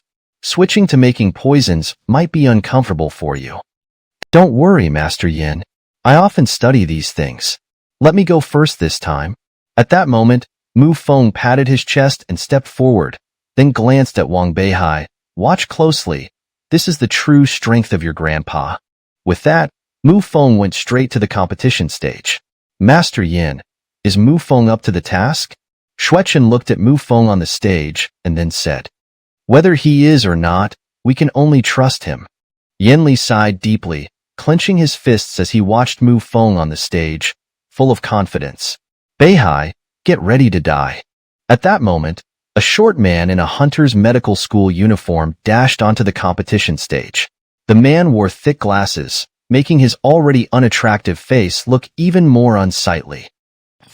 Seeing the man's appearance, Mu Feng burst out laughing. "I've lived this long, and I've never seen what ugliness looks like." Hearing this, the man immediately shouted angrily, "Baka, Chinese, I'll make you suffer." After they finished speaking, Duamu Chaofan announced the start of the match, and everyone's attention was intensely focused on the two on stage. Mu Feng and the man moved quickly selecting their ingredients from piles of herbs, then went to their respective workstations to carefully brew their poisons. On the viewing platform, Wang Beihai squinted and watched the herbs in their hands, occasionally revealing a smile. "Beihai, what are you smiling at?" Shuechen looked at Wang Beihai, puzzled. "Nothing, Mu Feng will win this round." Wang Beihai smiled, observing the herbs they used. He quickly deduced what each of them was trying to concoct. Mu Feng indeed had some skills, compared to the unattractive man who was slightly inferior. Finally, after 2 hours, Mu Feng and the man each handed a vial to the other. Upon opening the lids, a pungent smell immediately hit them, but despite that, they only frowned and forced themselves to drink the poison.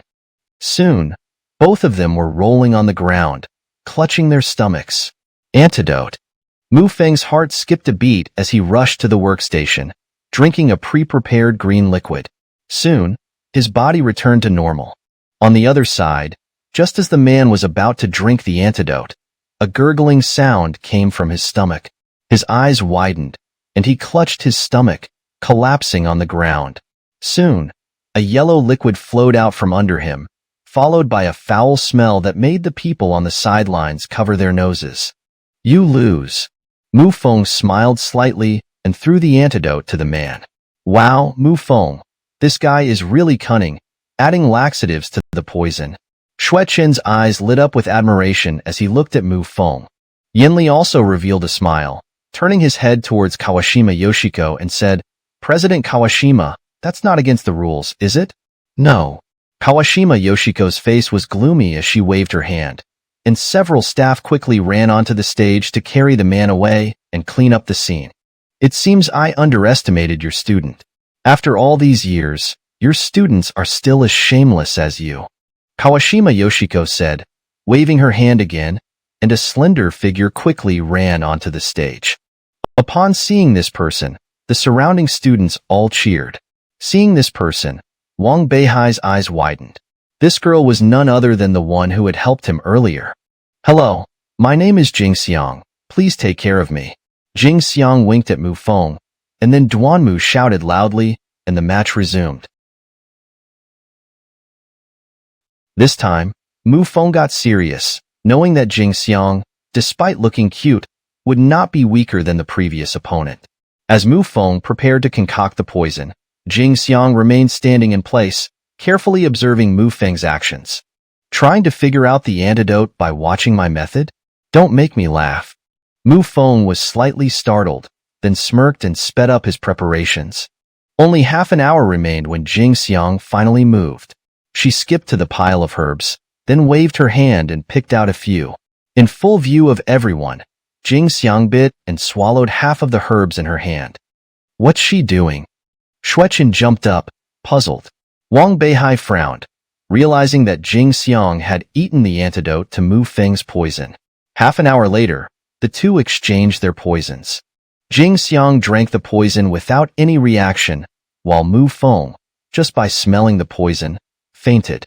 Undoubtedly, Jing Xiang won this round completely. "I'm really sorry, please take care of me." Jing Xiang smiled, handing the antidote to Mu Feng, who was then carried away by the staff. With Mu Feng like that, Xueqin, who came next, was no different, also being poisoned and carried off. It wasn't until Wang Beihai slowly walked onto the stage that Jing Xiang's eyes lit up, excitedly staring at Wang Beihai. "Beihai Kuan, you are mine. Today, please enjoy the love poison I made for you." Chapter 192, Rival. "Are you all right?" Wang Beihai watched Jing Xiang, who was lost in her own thoughts, and couldn't help but feel a chill in his heart. "I'm sorry, I lost my composure." Jing Xiang steadied herself and then looked at Wang Beihai seriously, saying, "You can rest assured, I will give my all in this match." "I hope so." Wang Beihai smiled faintly. As Duamu gave the signal, the competition officially began. This time, Jing Xiang no longer stood motionless as she had before. As soon as the match started, she focused her gaze, her aura instantly changing, and then quickly approached the herbs to select them. In contrast, Wang Beihai remained as calm and leisurely as ever, strolling to the herbs, picking them up one by one, and sniffing them at his nose. "Looks like this time, even Beihai can't hold on." Xueqin covered his face upon seeing Wang Beihai's state, while Mu Feng beside him clenched his fists tightly, nervously watching Wang Beihai. "Don't worry, we can only trust him now." Yinli also furrowed his brows. Although he acknowledged Wang Beihai's medical skills, when it came to making poison, Yinli had no confidence in his heart. Time ticked by, and Jing Xiang had already reached the operating table to refine her poison. In contrast, Wang Beihai was still leisurely selecting herbs. "What is this fool doing?" In the stands, Mu Feng slammed his fist on the chair and then stood up, shouting loudly at Wang Beihai on the competition stage. "Beihai, show some sense. If you lose this match, I won't let you off." Before he finished speaking, Mu Feng was pulled back by Yinli and sat down. Seeing this, Wang Beihai turned around, made an okay gesture towards Mu Feng, and then, with a change in expression, walked directly to the operating table. With a wave of his hand, a lot of fine powder was scattered. "What is that?" Many people in the stands exclaimed in surprise. That Beihai must be scared silly, daring to refine medicine without taking anything? Upon closer inspection, many people burst into laughter, except for Kawashima Yoshiko and Yinli, who looked grave. That Beihai is quite capable. What he threw into the cauldron must be the key part of the herbs. Kawashima Yoshiko narrowed her eyes and said lightly. Yinli stroked his beard and revealed a satisfied smile. Beihai always surprises people. Jing Xiang is my granddaughter, and I know her abilities well. Kawashima Yoshiko revealed a cold smile. She has been interested in poison since she was young, and refining poison is a piece of cake for her. In this competition, who wins and who loses is still uncertain. Then let's wait and see. Yinli raised his eyebrows, and then the two of them focused their attention back on the center of the arena. Half an hour later, Jing Xiang had finished refining her poison. In the transparent test tube, a few drops of light pink liquid swayed, and a faint medicinal fragrance wafted out. Several students sitting nearby began to sway involuntarily. Just the smell of the medicine can cause hallucinations. This time, Beihai might be in trouble. Yinli frowned and then looked at Wang Beihai, his eyes filled with tension. After more than 10 minutes, Wang Beihai also slowly poured the liquid from the cauldron into the test tube. What was contained in the test tube was half a tube of transparent liquid, colorless and odorless, looking no different from ordinary water. Isn't this just water? It seems that Beihai spent so much time for nothing. In the stands, many students booed and laughed. Impossible, Beihai spent so much time. How could it just be this? Yinli stood up from his seat, looking incredulously at the liquid in Wang Beihai's hand. Hee. It seems that Jing Xiang is superior in skill. Kawashima Yoshiko was overjoyed and gestured to the two on the field, after which they exchanged their poisons and drank them. As soon as the poison entered his mouth, Wang Beihai felt a blur before his eyes. In a daze, he found himself in a steaming hot spring, and by the pool, Jing Xiang appeared naked, her smooth and white body in front of Wang Beihai. Hallucination. Wang Beihai frowned, wanting to break the illusion, but found that the scene in front of him changed again, with countless noisy shouts in his ears. Turning back, he saw many vengeful spirits. What a powerful poison! If one's will is not strong, one's mind would have been devoured long ago. Thinking of this, Wang Beihai steadied his heart and, too lazy to concoct an antidote, directly activated the Hunyuan Ju. Soon, all the illusions shattered, and Wang Beihai's eyes regained clarity. Although the process seemed long, it was only a minute in the eyes of the audience. A minute later, Wang Beihai, as if nothing had happened, opened his eyes, and Jing Xiang on the opposite side had already collapsed to the ground. Wang Beihai rushed to Jing Xiang in one stride, helped her up, and then took out a silver needle to pierce Jing Xiang's finger. As Wang Beihai's spiritual energy entered Jing Xiang's body, black blood slowly dripped from her fingertips. Soon, Jing Xiang regained consciousness. What kind of poison is this, that it can be colorless and odorless? Jing Xiang looked at Wang Beihai gratefully. An ancient prescription, red-crowned crane poison. Wang Beihai smiled slightly, looking at Jing Xiang's serene face, which suddenly brought back the scenes from the hallucination. Wang Beihai's face flushed, and he coughed lightly, letting go of Jing Xiang. Seeing this, Jing Xiang couldn't help but cover her mouth and laugh. Although I lost, it seems my poison also worked on you, which is enough. Jing Xiang said, winking at Wang Beihai, and then hopped off the competition stage. This round, Wang Beihai of Chongqing Academy wins. Kawashima Yoshiko's face showed no expression, so gloomy it seemed it could wring water out. Next round, prepare for the Huntsman Academy. Before Kawashima Yoshiko could finish speaking, a voice interrupted her. Wait, this round, I'll take it. Before the crowd could react, a black figure had already jumped onto the competition stage. It's you. Upon seeing the person's face, Wang Beihai was surprised. Standing opposite him was none other than Miyamoto Takashi from the cruise ship. Takashi-kun, you're back. Upon seeing Miyamoto Takashi, Kawashima immediately stood up excitedly. Good, since you're back, you can take this round. Remember, be merciful. Kawashima Yoshiko said, slowly sitting down, her expression completely relaxed. Wow, who exactly is this Miyamoto Takashi? Why does that old woman look so happy just seeing him? Shueqin glanced at Miyamoto Takashi and then at Kawashima, unable to help but complain. This person is probably the so-called genius of theirs. Yinli looked at Miyamoto Takashi on the stage, feeling a vague sense of unease. I didn't expect it to be you. Wang Beihai narrowed his eyes. From Miyamoto Takashi's body, Wang Beihai felt a familiar yet repulsive energy, as if their existence was that of natural enemies. I said we would meet again soon.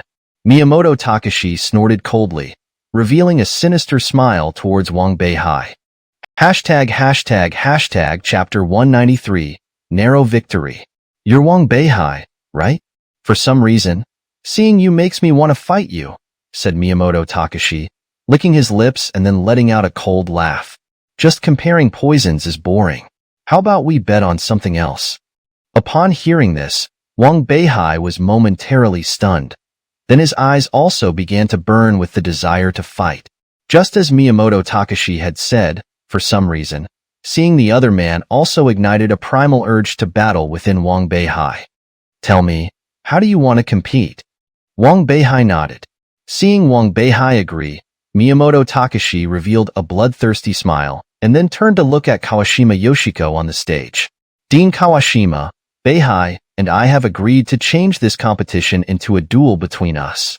We will represent our respective academies. If I lose, the Hunters Medical College will admit defeat. If he loses, Chongqing Academy will be defeated. What do you think? To everyone's surprise, Kawashima Yoshiko not only didn't get angry, but instead showed an expression of anticipation. Do whatever you want. Surprisingly, none of the students present objected to Miyamoto Takashi's proposal. Everyone looked at him with an inexplicable trust. Master Yin, I dare to ask for your approval. Wang Beihai also turned to look at Yinli, sincerely requesting. What's going on here? Yinli shouted angrily. A medical exchange turned into an arena match? Everyone was slightly stunned, thinking Yinli wouldn't agree. However, Yinli's expression suddenly changed, revealing an expectant smile. If you wanted an arena match, you should have said so earlier. I didn't bring my cheerleading squad. With that, Yinli nodded at Wang Beihai, clearly giving his approval. Very well, the outcome of this exchange will depend on your duel, Kawashima Yoshiko said, waving her hand again. A group of people rushed onto the stage, clearing everything away, and the stage lowered to ground level, expanding its area. Everyone, step back, Kawashima Yoshiko ordered, and everyone, including herself, retreated 2 steps, maintaining at least a 3-meter distance from the stage. All right, begin. Remember, just determine the winner. After Kawashima Yoshiko finished speaking, Miyamoto Takashi charged towards Wang Beihai. Miyamoto Takashi's speed was astonishing. Wang Beihai only saw a flash before Miyamoto Takashi appeared behind him. Beihai, today I will make you pay for my teacher's death, Miyamoto Takashi said viciously, throwing a punch at Wang Beihai's head, covered with black energy. Wang Beihai dodged without holding back, flipping backward and kicking out at Miyamoto Takashi. Miyamoto Takashi narrowed his eyes, sidestepping and leaving a phantom in midair. Wang Beihai's leg sweep dispersed the phantom.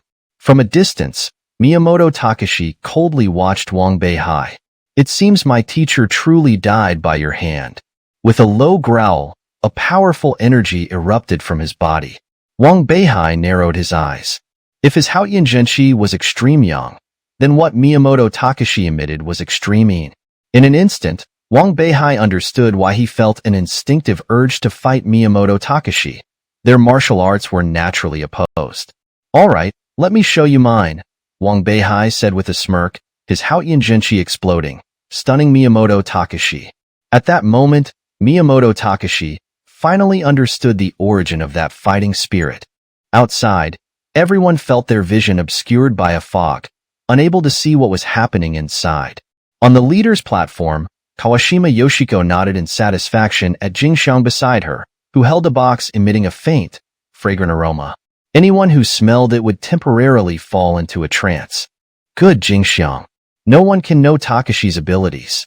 Continue to disrupt their consciousness until the match ends. Jingxiang smiled and walked among the crowd with the box. Beihai, be careful.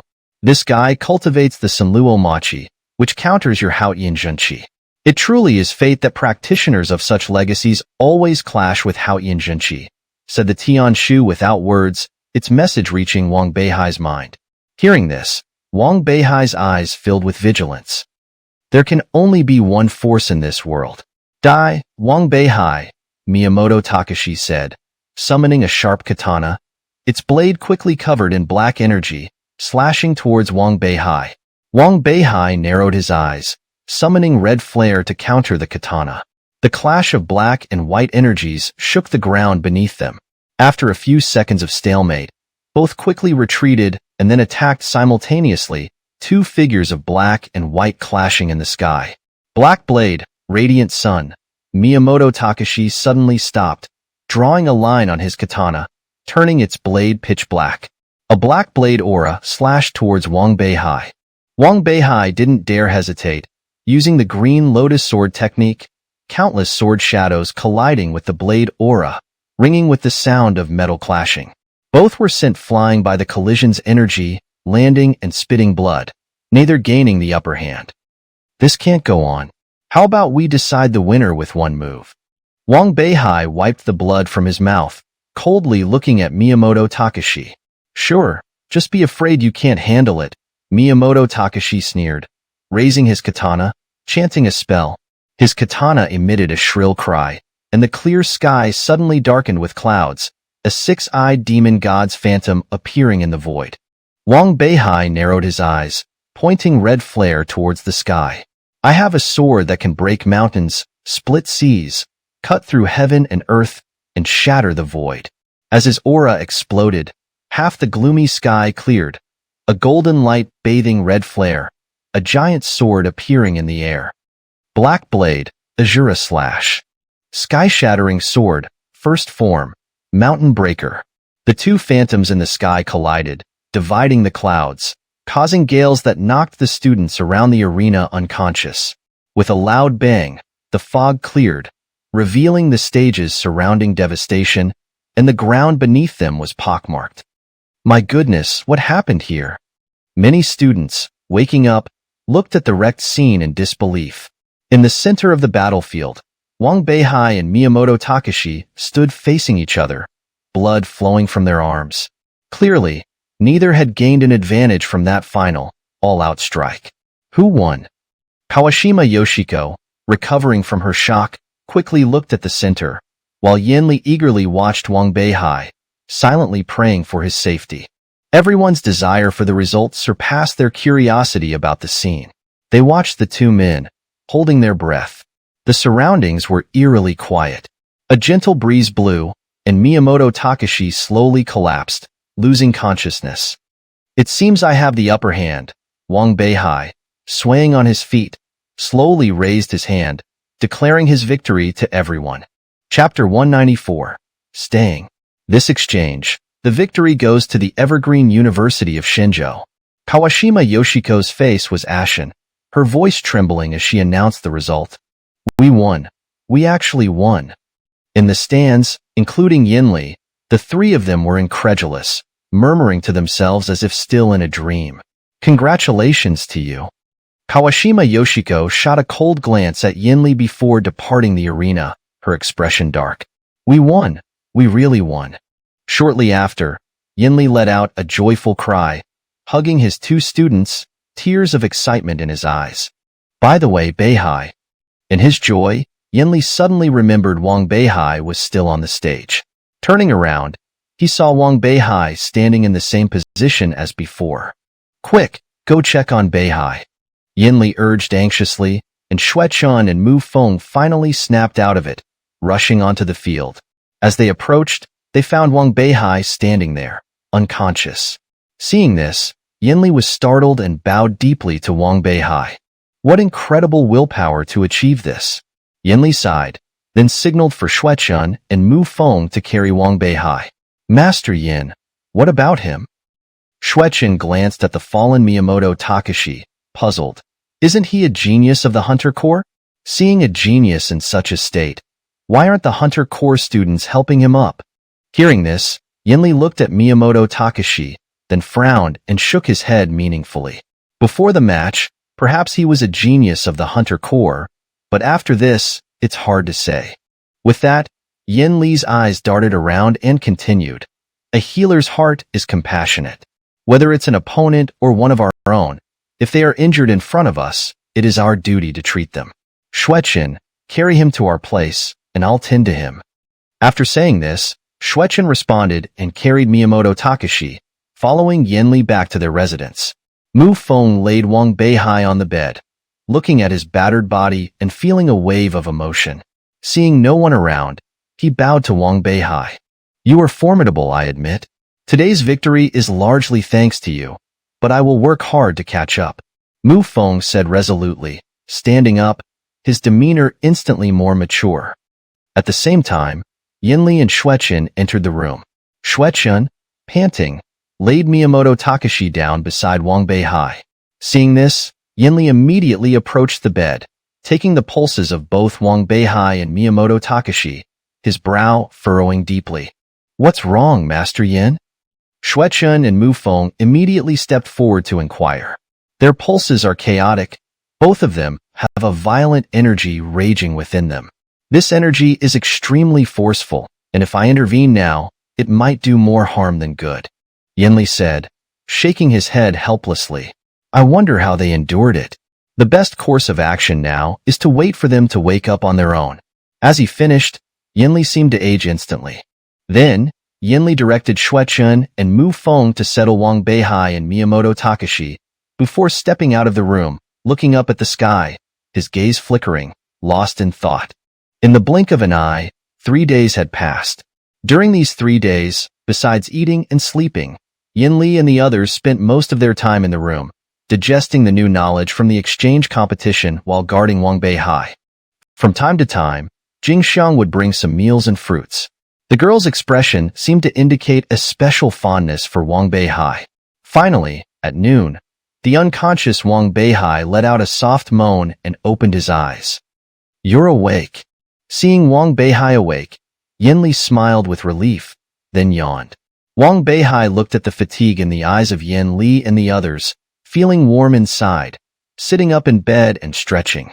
"You've all been through a lot. How long have I been out?" Wang Beihai asked slowly. "Including today, it's been 3 days. If you hadn't woken up, we were planning to leave without you," Mu Feng chimed in, standing beside him, his face still expressionless, but his tone showed a change in him. "Haha, thank you." Wang Beihai looked gratefully at the three, then his eyes caught sight of Miyamoto Takashi still unconscious beside him. "Why is he here?" Wang Beihai said in slight surprise. Xueqin immediately jumped forward, recounting what Yin Li had said that day to Wang Beihai in vivid detail. Wang Beihai's eyes moved, immediately looking at Yin Li, about to say something, but Yin Li shook his head. In this world, most people are constrained by circumstances. Kawashima Yoshiko hasn't come for him in so many days, indicating he has no value to the Hunter Corps anymore. There's little we can do. Regardless of his outcome, we've done our best. After saying this, Yin Li looked sympathetically at Miyamoto Takashi, then said he was tired and went to rest in his room. "You two go rest too. I'm fine now, and I'll take care of him." Seeing this, Wang Beihai also told the two to go rest. After repeatedly confirming Wang Beihai was okay, they yawned and left the room. "Get up, no need to pretend now that you're awake." After the two left, Wang Beihai said coldly. Then, Miyamoto Takashi's fingers twitched, his eyes suddenly opening as he sat up in bed. "Wang Beihai, I won't be grateful to you."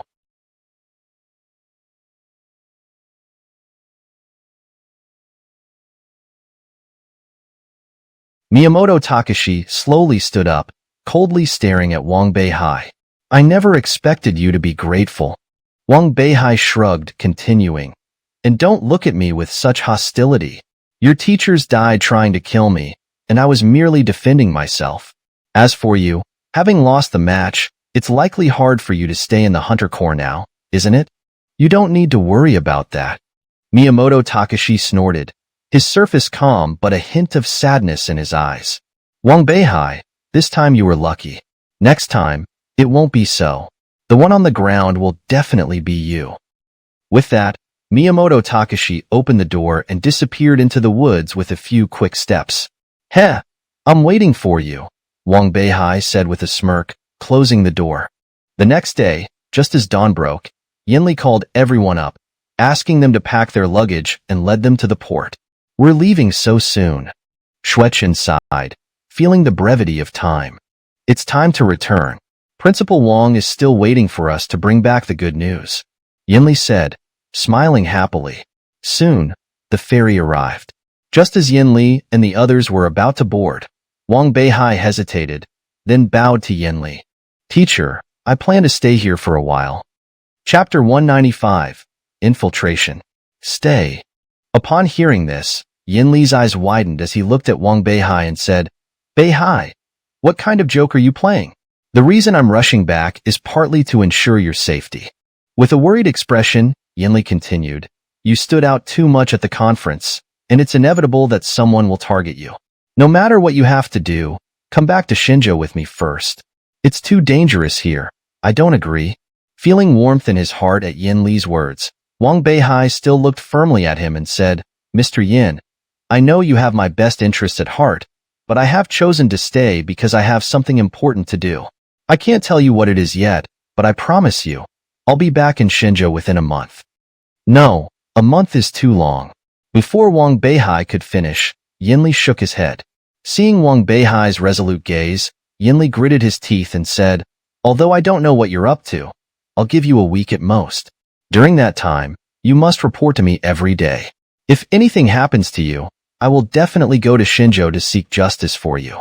"All right." Seeing Yin Li's full of concern, Wang Beihai's eyes instantly moistened. He nodded heavily at Yinli, said his goodbyes, and then turned to walk into the crowd. Not long after, with the sound of a steam whistle, the ship slowly left the port. Mr. Yin, take care on your journey. Standing at the port, Wang Beihai watched the gradually receding ship and silently prayed until it disappeared from sight. Wang Beihai then lowered his head, put on the newly bought hat, and turned to head towards the direction of the Hunter Medical College. On the way, Wang Beihai familiarized himself with the surrounding streets and customs while walking. With his exceptional learning ability, he quickly learned to communicate in the language of engsub. By the evening, Wang Beihai had reached the back mountain of the Hunter Medical College. Standing behind the wall of the Hunter Medical College, Wang Beihai observed the movements inside the college with a telescope and soon frowned. It seems this place is more heavily guarded than I imagined, Wang Beihai remarked. Through the telescope, he noticed that not only was the outer perimeter of the Hunter Medical College surrounded by high walls, but the walls were also covered with cameras. Every 50 meters, there were 2 security personnel on guard. With such tight security, what secret does the Hunter Medical College hold? Just as Wang Beihai was pondering, the Book of No Words quietly floated out and transformed into a humanoid silhouette beside him. That's right, it's here. After all these years, I've finally found it, the Book of No Words said, and although its facial expression couldn't be seen, its excitement and agitation could be heard in its tone. What exactly is here?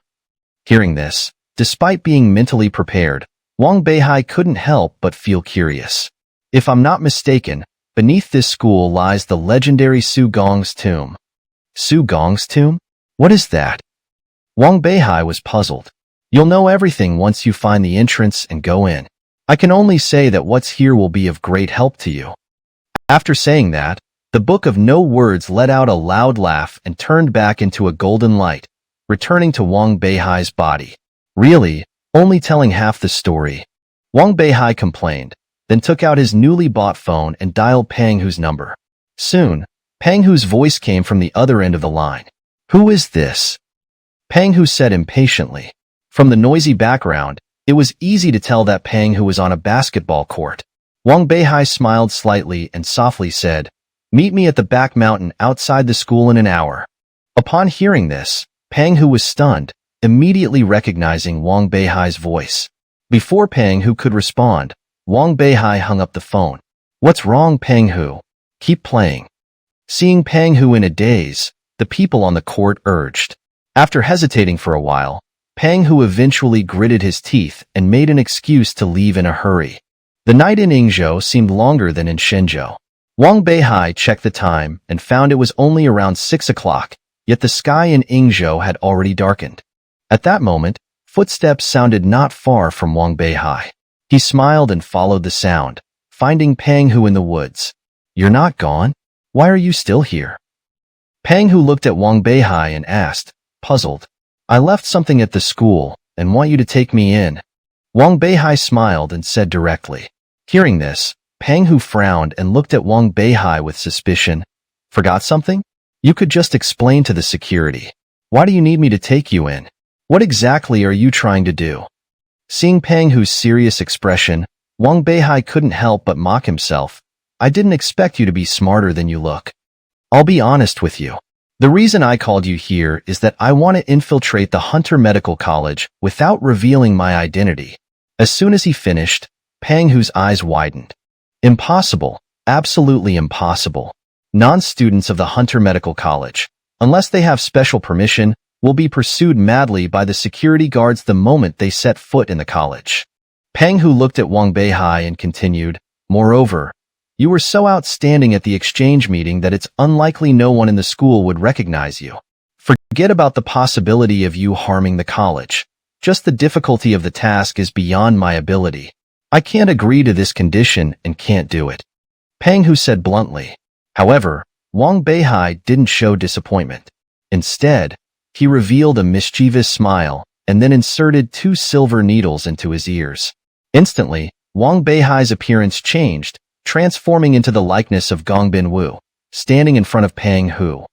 This you? Who exactly are you? Seeing Wang Beihai change his appearance, Pang Hu's face immediately showed a look of fear. Seeing this, Wang Beihai smiled slightly, then pulled out the silver needles, restoring his original appearance, and said to Pang Hu, "Can I get in like this?" "It's possible." Pang Hu steadied his nerves and then stared at Wang Beihai. "But how do I know you're not here to cause trouble for the Hunter Medical College? If you do something outrageous in the school, I'll be the one to blame." "I understand what you mean. I promise you, as soon as I get what I want, I'll leave immediately and won't involve the Hunter Medical College."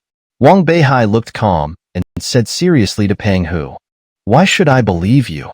Pang Hu looked at Wang Beihai and said bluntly, "No reason needed, because I'm Wang Beihai." Hearing this, Pang Hu was stunned. 10 minutes later, Pang Hu walked out of the woods, with Wang Beihai disguised as Gong Bin Wu following closely behind.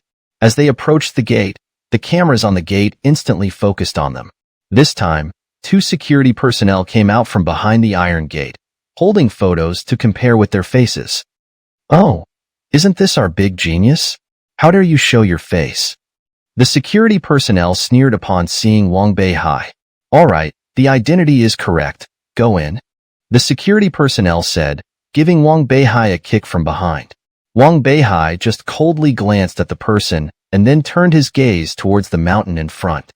Finally inside, Wang Beihai secretly rejoiced in his heart and then revealed a mischievous smile.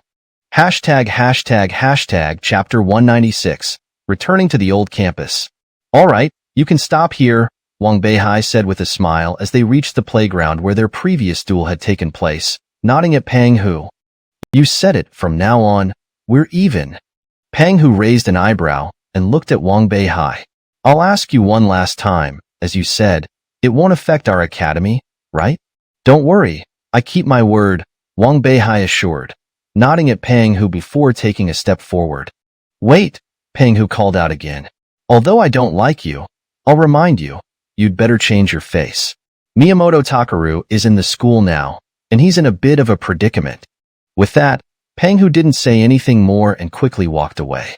"In a predicament? What does that mean?" Wang Beihai was slightly puzzled, but didn't dwell on it. He followed the route in his memory and headed towards the direction of the old campus where he had previously lived. The journey was smooth, perhaps due to the dim lighting, and Wang Beihai occasionally encountered a few students who quickly passed by. "Stop!" a voice called out, just as Wang Beihai was about to reach the old teaching building. Turning around, Wang Beihai saw a few people suddenly jump out from a secluded path. "What's the matter?" Wang Beihai asked in the newly learned Izumo dialect. "Himph, Miyamoto Takaru, you really are arrogant. We used to watch your face, but now you're just a stray dog. Today, we're here to settle accounts with you," the leader said, waving his hand as the group surrounded Wang Beihai. Wang Beihai was momentarily stunned, immediately understanding what Pang Hu meant, and couldn't help but feel a bit of sympathy for Miyamoto Takaru. "Heh? Flattering when you're in power, kicking when you're down. That's the way of you Izumo people?" Wang Beihai sneered, mimicking Miyamoto Takaru's tone. "Our ways are none of your business. Miyamoto Takaru, times have changed. Do you still think you're the high and mighty one you used to be?"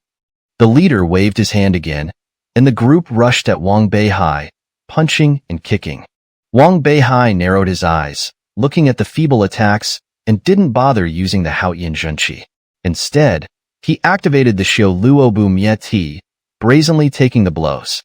"Damn, you freak, die." Seeing the attacks had no effect, the leader roared, pulling out a small katana from his huaili and thrusting it at Wang Beihai. Wang Beihai narrowed his eyes, delivering a chop that broke the katana in half. Then, with a cold glare, he looked at the leader, who felt a chill and stood frozen, as if being stared at by a bloodthirsty beast. Hearing a faint sound, the leader had actually wet himself out of fear. Seeing this, Wang Beihai smiled faintly, then his gaze turned cold as he uttered a single word, "Scram." The leader felt a great relief and fled with his head covered, while the others scattered in all directions.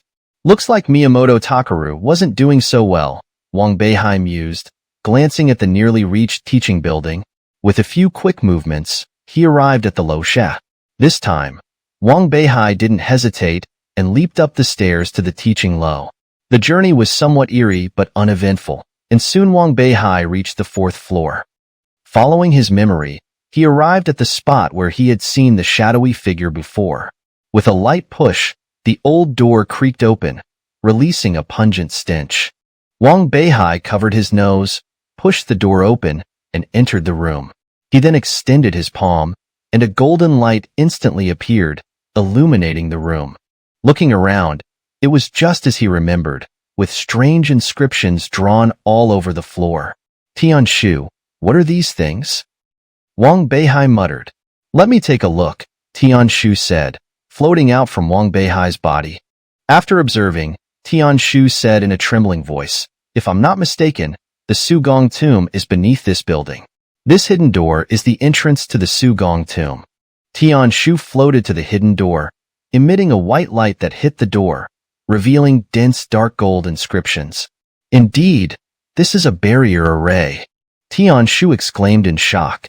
Wang Beihai widened his eyes. A barrier array? What's that? This array adds an independent world within the hidden door. It looks like just a door, but in reality, it's separated by an entire world. If your cultivation isn't enough, you can't enter it. I see, Wang Beihai realized, feeling a sense of frustration. So there's no way to get in? Not necessarily, Tianshu smiled. Nothing is absolute. The person who set up this array couldn't have locked themselves inside, so there must be another passage around here that bypasses this array.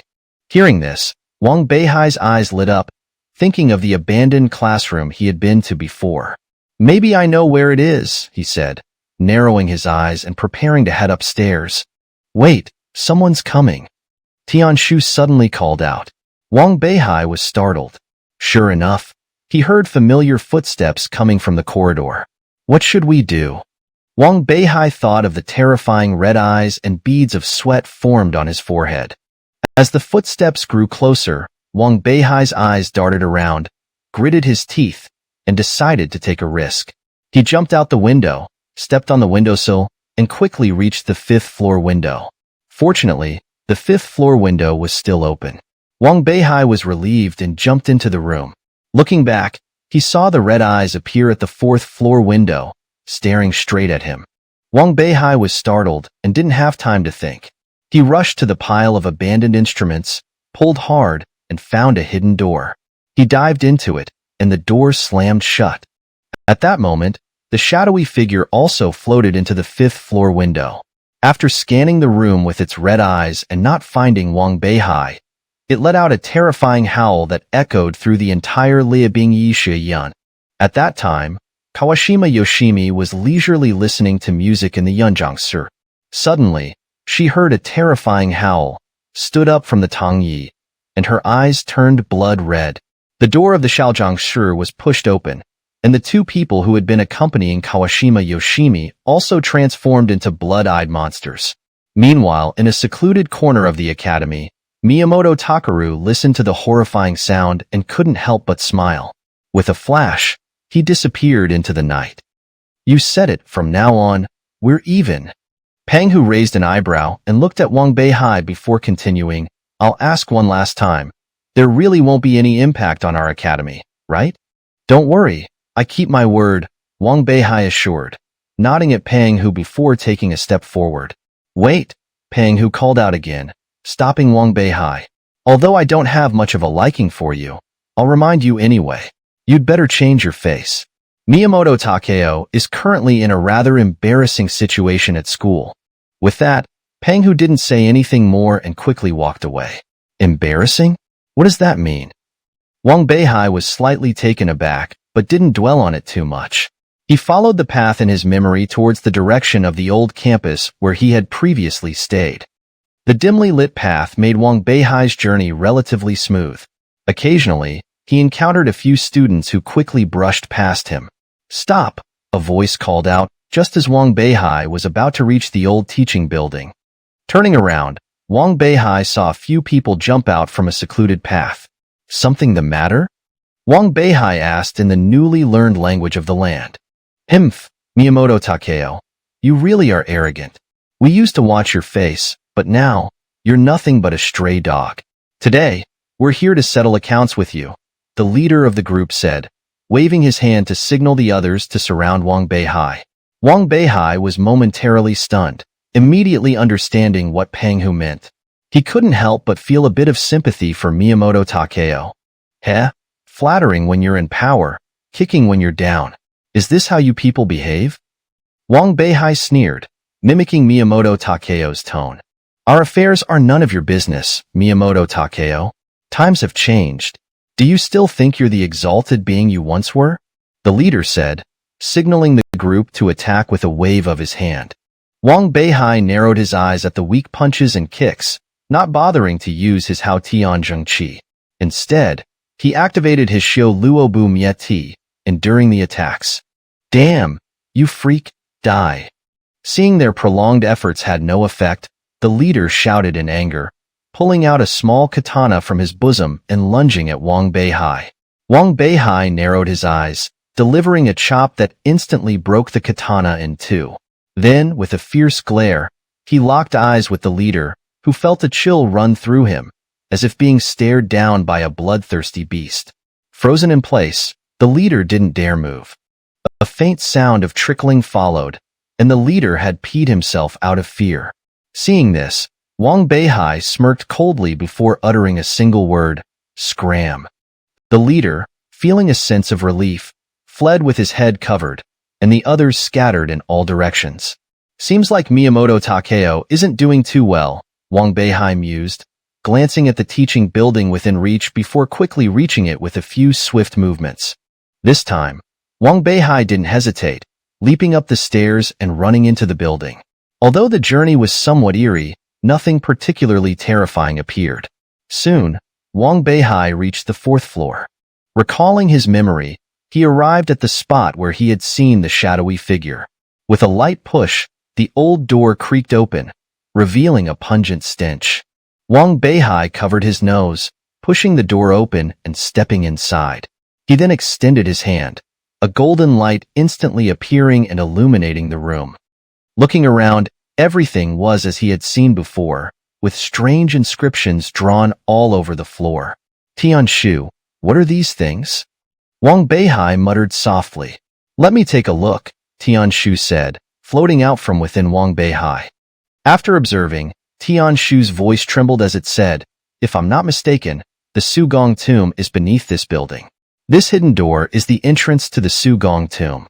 Tian Shu then floated to the hidden door, shooting a beam of white light that struck it, revealing a dense array of dark golden inscriptions. Indeed, this is a boundary formation. Tian Shu exclaimed in shock. Wang Beihai widened his eyes. A boundary formation? What is that? This formation adds an independent world within the hidden door. It looks like a single door, but in reality, crossing it is like traversing an entire world. If one's cultivation isn't sufficient, they can't enter, Tian Shu explained. I see, Wang Beihai realized, feeling a pang of frustration. So there's no way in? Not necessarily, Tian Shu chuckled, continuing, nothing is absolute. The person who set up this formation couldn't have locked themselves in. There must be another passage nearby to bypass this formation. Hearing this, Wang Beihai's eyes lit up, immediately thinking of the abandoned classroom. Maybe I know where it is, Wang Beihai said, narrowing his eyes and preparing to head upstairs. Wait, someone's coming. Tian Shu suddenly called out. Wang Beihai was startled. Sure enough, he heard familiar footsteps from the corridor. What should we do? Wang Beihai thought of the terrifying red eyes and broke into a cold sweat. As the footsteps grew closer, Wang Beihai's eyes darted around. Clenching his teeth, he muttered, "Here goes nothing," and jumped out the window, landing on the windowsill and leaping into the 5th floor window. Fortunately, the window on the 5th floor was still open. Wang Beihai was relieved and jumped in. Turning back, he saw the red eyes once again at the 4th floor window, staring straight at him. Wang Beihai's heart raced. Without thinking, he rushed to the pile of abandoned instruments, pulled hard, and found a hidden door. He dived in, and the door slammed shut. At that moment, the shadowy figure also floated into the 5th floor window, its red eyes scanning the room. Not finding Wang Beihai, it let out a piercing howl that echoed throughout the entire Liebering Medical College. Meanwhile, in the dean's office, Fangzer was leisurely listening to some music when the howl reached her ears. She immediately stood up, her eyes turning blood red. The door to the dean's office burst open, and the two figures that had been accompanying Fangzer also transformed into blood-eyed monsters. In a secluded corner of the academy, Miyamoto heard the terrifying howl and couldn't help but smirk before disappearing into the night. Chapter 197. The Mysterious Woman. After Wang Beihai fell through the hidden door, he could still hear the roars from outside through the thick floor. That sounds like a pig being slaughtered, Wang Beihai muttered, covering his ears and squinting slightly. After the noise subsided, he released his hands and opened his palms, instantly gathering spiritual energy into a small luminous orb. Where am I? Using the light source, Wang Beihai curiously examined his surroundings. He found himself in a dark, confined space. With a humph, he activated the light in his hand, and the small orb emitted a strong glow, illuminating the area. Now, Wang Beihai could see clearly that he was in a small attic. Nearby was an old table and a worn-out bed, suggesting it hadn't been used for a long time. What's this? Wang Beihai continued to scan the surroundings and suddenly focused on the floor. Approaching, he widened his eyes. The footprints on the ground were unmistakably human, and judging by their size, they belonged to a woman. Seeing the footprints, Wang Beihai immediately thought of the white-clad woman he had seen earlier. With narrowed eyes, he followed the direction of the footprints and soon discovered an old diary and a hidden door in the corner of the room. Approaching the hidden door, Wang Beihai gently lifted it to reveal a narrow opening. With a flick of his finger, several light particles entered the hole, quickly descending, indicating its depth. Curious, Wang Beihai picked up the diary and flipped through a few pages, frowning. I came here in search of the legendary tomb of Su Fu. After much effort, I finally opened this secret passage in my lifetime. My intention was to obtain the elixir of immortality, but instead, I released a demon from the tomb. If any later generations happen upon this place by chance, do not enter, lest you face eternal damnation. Reading the words, Wang Beihai was filled with confusion. Su Fu? Elixir of immortality? Demon? Wang Beihai muttered, countless questions flooding his mind. This must indeed be the tomb of Su Fu. At that moment, the Book of No Words appeared before Wang Beihai. Who is Su Fu?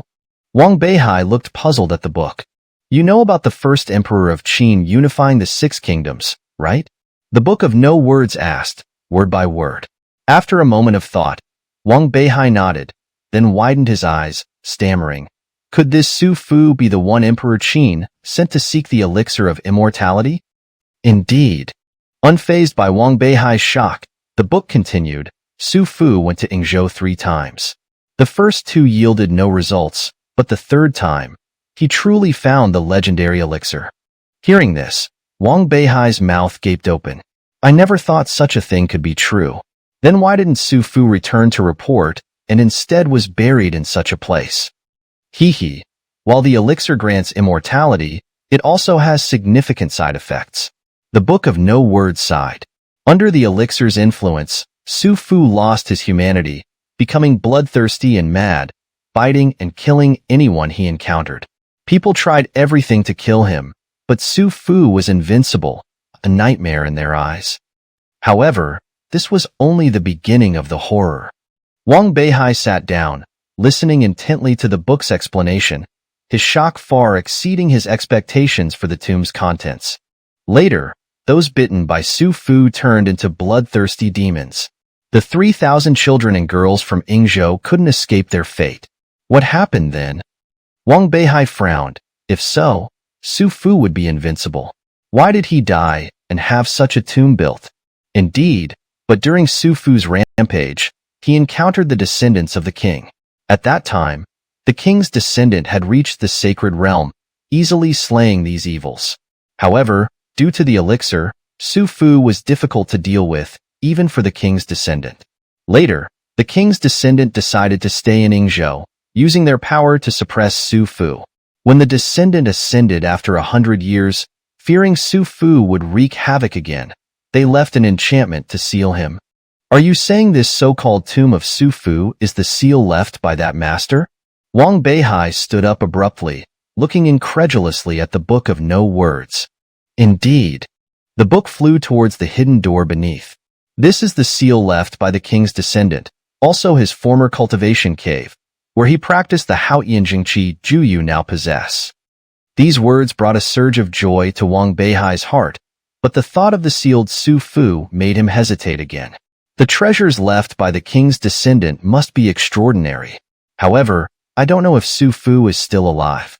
If you dare not enter, so be it. You can explore the tomb later when your cultivation surges. After speaking, the book transformed into a beam of light and returned to Wang Beihai's body. Standing at the entrance, looking into the seemingly bottomless hole, Wang Beihai showed hesitation for the first time. Though he was tempted by the treasures in the tomb, the thought of a formidable Su Fu filled him with fear. As he hesitated, images of Xiao Min and Ling Ruoying appeared before his eyes, and the humiliation by Qin Wushuang replayed in his mind. No risk, no reward. I'll take the plunge. With that, Wang Beihai's eyes hardened, clenching his fists. He glanced at the entrance, then without hesitation, squeezed into the narrow hole. The entrance was extremely narrow, but just wide enough for one person. As soon as Wang Beihai entered, a powerful suction force pulled him in. After an unknown time in the darkness, a faint light appeared ahead. Following the light, Wang Beihai squinted. After adjusting, he slowly opened his eyes to find himself floating above a substantial underground palace. This is the tomb of Su Fu. Looking around, Wang Beihai was astonished. Instead of the expected coffin, the place resembled a celestial palace. As Wang Beihai surveyed his surroundings, a delicate voice echoed. Following the sound, he saw a white-clad woman sitting on the edge of a pavilion, her feet dangling, humming a tune. This woman was the same one Wang Beihai had seen earlier. Chapter 198. Wang Yutong. The woman remained clad in white, quietly humming a tune in the pavilion, seemingly unaware of Wang Beihai's presence. Wang Beihai stealthily approached, gazing at her beautiful yet slightly pale face, feeling an indescribable emotion. Your Majesty! Suddenly, the woman turned her head, her beautiful eyes locking onto Wang Beihai. Your Majesty? What the hell? Wang Beihai was taken aback. Before he could fully process her words, the woman lightly stepped forward, her body gracefully floating over the pond to land beside him, giving him a tight hug. You've finally come, Your Majesty. I've been waiting for you for centuries. Hearing this, Wang Beihai felt a shiver run down his spine. Centuries? Could this woman in front of him be some kind of ghost? Sensing Wang Beihai's nervousness, the woman looked up, scrutinizing him closely. Her delicate eyebrows furrowed, and she pushed Wang Beihai away, then cautiously asked, You're not the king. Who are you? How did you enter this underground palace? Wang Beihai felt his head spinning, wanting to explain but not knowing where to start. Before he could stammer out a response, the woman simply raised her hand slightly. Wang Beihai felt an immense force hit him like a ton of bricks, sending him flying through the air. His throat turned sweet, and he spat out a mouthful of blood. Why did you attack so suddenly? Wang Beihai got up from the ground, wiping the blood from the corner of his mouth, and shouted angrily at the woman, If you hit me again, I'll fight back. However, as soon as the words left his mouth, the woman struck again, knocking him back. Damn, what bad luck. Wang Beihai grumbled as he got up. Although the woman's attacks weren't fatal, being beaten up by a woman was still somewhat humiliating for a 7-foot-tall man like him. As he spoke, Wang Beihai suddenly leaped, easily dodging the seemingly invisible attack, and then flashed in front of the woman. Got you now, didn't I? Wang Beihai was overjoyed, but before he could smile, a flash of golden light appeared in the woman's eyes, and a powerful spiritual energy burst forth from her body. This is the true qi of the great Tao. Feeling the familiar energy, Wang Beihai's eyes widened in surprise. He was caught off guard and was thrown back by the force of the qi. How does she have the true qi of the great Tao? And judging by its power, it's far beyond what I can match. Wang Beihai looked puzzled at the woman. That's enough, Yutong, stop. At that moment, a voice came from within Wang Beihai's body, and the Book of No Words flew out, transforming into a human form in the air. The figure, formed by the Book of No Words, stood proudly in the air with hands behind its back. Its appearance was strikingly similar to Wang Beihai's. Your Majesty. Upon seeing this figure, the woman immediately knelt down. You've worked hard these years. The Book of No Words spoke slowly, as if it were the king itself. To receive the command of your Majesty is a blessing I have cultivated over 3 lifetimes. I dare not speak of hardship. The woman remained prostrate on the ground. The Book of No Words nodded in satisfaction. Your true form has reached the divine realm. After I leave, return to your true form. After guarding here for so long, you must be very lonely. Hearing this, the woman's body trembled, and she expressed her gratitude. Thank you, Your Majesty. But Su Fu has been completely corrupted by demonic nature. I'm afraid if I leave, he will escape the underground palace and wreak havoc on the world. As she spoke, the woman glanced at the distant palace with concern in her eyes. No need to worry. This time, I've come to subdue him.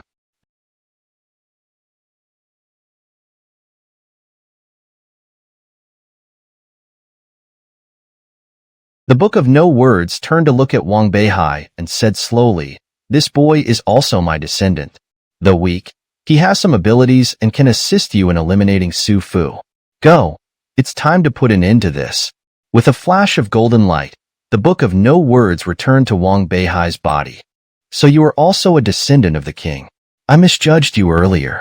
While Wang Beihai was still bewildered, the woman walked lightly towards him. Seeing the blood at the corner of his mouth, she gave an apologetic look and took out a silk handkerchief to wipe it. Miss, you don't need to do this. I have thick skin. I can take a beating. Wang Beihai was flustered by the woman's gentle treatment. Pfft, you're quite interesting. The woman smiled and then introduced herself. I'm Wang Yutong, also a descendant of the king. A century ago, my true form ascended to the upper realm, and now I'm just a part of it. As she spoke, she glanced at the palace. Let's go. We can talk along the way. If it gets dark and Su Fu wakes up, it will be difficult to kill him. With that, Wang Yutong lightly stepped forward and flew towards the heavenly palace. Wang Beihai didn't have time to think further and followed her. This woman is really powerful. Just a part of her has such strength. Her true form must be much stronger. Wang Beihai looked at Wang Yutong's back, thinking of the aura she had just emitted, and felt a chill. Don't be disheartened. I can sense your uniqueness. Suddenly, Wang Yutong turned her head and gave Wang Beihai a smile, as if seeing through his thoughts. She continued, I've never seen the king appear in anyone, not even as a spiritual consciousness. Since you've gained the king's trust, it means your future cultivation will definitely surpass my true form. Keep it up, and after killing Su Fu, I'll wait for you in the upper realm. With that, Wang Yutong smiled and continued walking. By the way, what is your current cultivation level? As they approached the heavenly palace, Wang Beihai finally voiced his question. I don't know. When my true form left this part of me, it was at the Saint Realm. At that time, this part was only at the Nirvana realm. According to what the king said, my true form is now in the divine realm, so this part should be at the Saint Realm. Wang Yutong spoke calmly, but Wang Beihai was secretly relieved. Thank goodness I didn't provoke her. Otherwise, even if I didn't die, I'd lose a layer of skin. Thinking this, Wang Beihai looked at Wang Yutong and gave an awkward smile. You're mistaken. With your current cultivation, if you really fought me, you'd already be a corpse. Wang Yutong saw through Wang Beihai's thoughts again and gave him an innocent smile. Wang Beihai swallowed hard. What about Su Fu's cultivation? I remember your true form suppressed him when it was only at the Saint Realm. Now, even as a part, you're at the Saint Realm. It shouldn't be hard to subdue Su Fu. True, but I'm just a part, without the spiritual artifacts of my true form. Though at the same level, my combat power is far inferior. As for Su Fu, over the years, instead of weakening, he's grown stronger. Not long ago, he even broke through the Nirvana realm, greatly increasing his power. As Wang Yutong spoke, she bit her lip and looked worriedly at the heavenly palace. Nirvana realm? Isn't that one level lower than you? Why are you so afraid? Wang Beihai was puzzled. Cultivating demons is different from cultivating immortals. After the Nirvana realm, demonic cultivators lose all rationality and fully demonize. In terms of combat power, they can rival the Saint realm. As they spoke, the entire underground palace suddenly shook, and a heavy sigh came from the palace. Just hearing the sound made Wang Beihai feel dizzy. How could it be? How could Su Fu wake up? Wang Yutong's eyes showed panic as she looked towards the palace. Above the palace, a figure suddenly shot into the sky. Chapter 199. Battle with Su Fu. Su Fu. Wang Beihai's heart skipped a beat as he looked up into the sky. There, a figure enveloped in black mist stood suspended, causing an instinctive fear to rise within Wang Beihai just by seeing him. Brother Bei, find a place to hide first. With your current condition, you can't withstand a single move from Su Fu. I don't know why the king placed his hopes on you, but for now, just focus on saving your life, Wang Yutong said, drawing a soft sword from her waist. She then pointed the tip of her sword at Su Fu in the sky and declared, Su Fu, today is your end. Roar. Su Fu in the sky seemed enraged by Wang Yutong's words, letting out a roar towards them, his disheveled hair rising with his momentum. Wang Beihai was startled. Su Fu's face was now dried and shriveled, revealing 4 sharp, elongated fangs, resembling the zombies seen on TV. If only Uncle Nine were here. For some reason, seeing Su Fu's appearance made Wang Beihai inexplicably think of this. While Wang Beihai was still in shock, Wang Yutong and Su Fu in the sky had already clashed. In an instant, the sky was filled with flying sand and stones, and within the flashes of lightning, Wang Yutong and Su Fu exchanged over 100 blows. As Wang Yutong had said, although Su Fu's aura was only at the Nirvana level, he was not at a disadvantage in the fight. After several more exchanges, Wang Yutong retreated to the ground, her breathing still steady, though her forehead was covered in fine beads of sweat.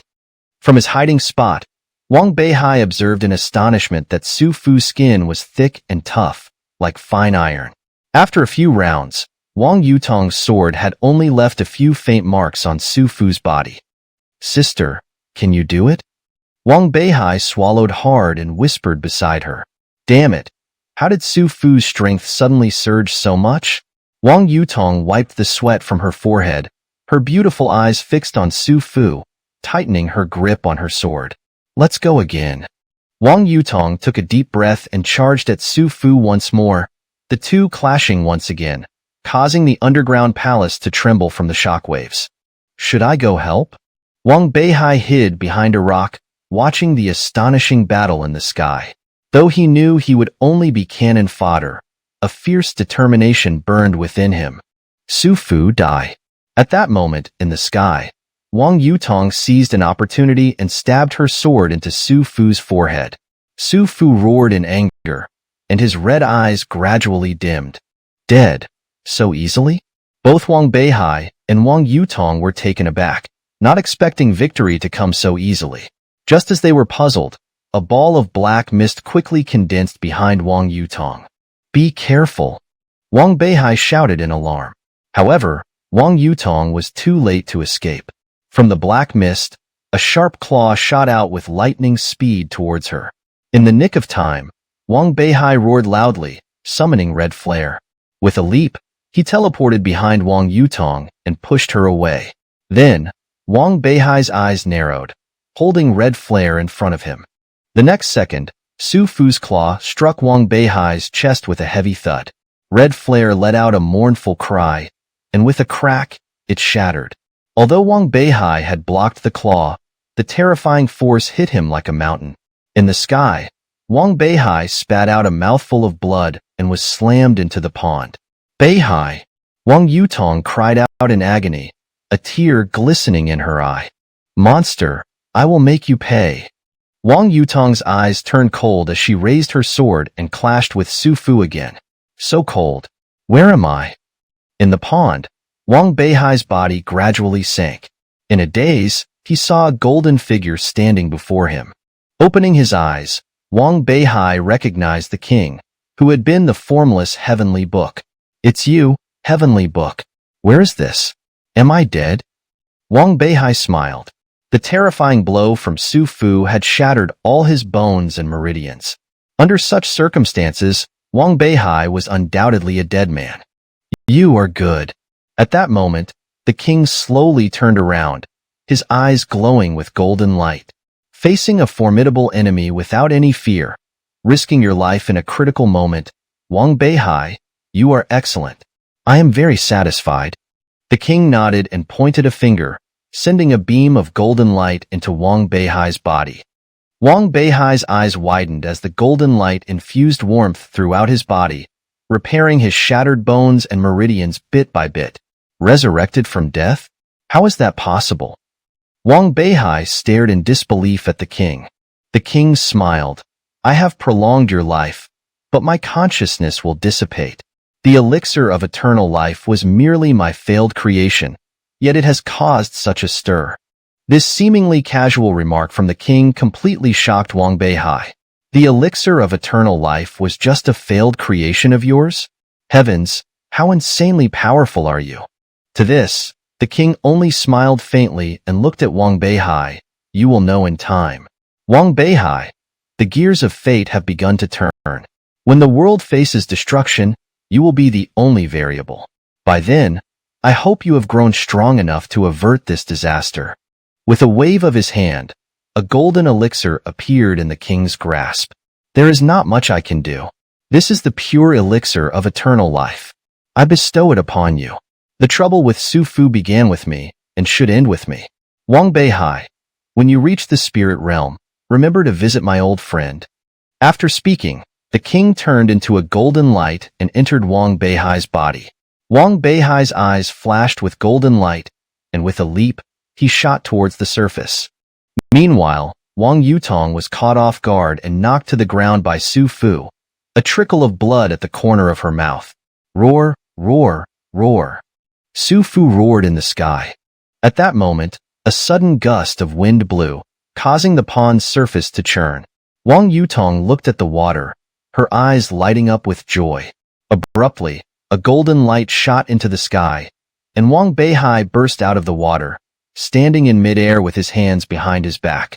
With a cold snort, an overwhelming aura of a king spread forth. Beihai? No, it's the king. I knew it. He's the king. Feeling the kingly pressure, Wang Yutong prostrated herself on the ground, looking up at Wang Beihai in the sky, her beautiful eyes filled with excitement. Roar! Seemingly sensing a threat to his life, Su Fu roared towards the sky. Wang Beihai coldly looked at Su Fu on the ground, then raised a finger. On the water's surface, countless fragments flew up and quickly reassembled, restoring red flare to its original form.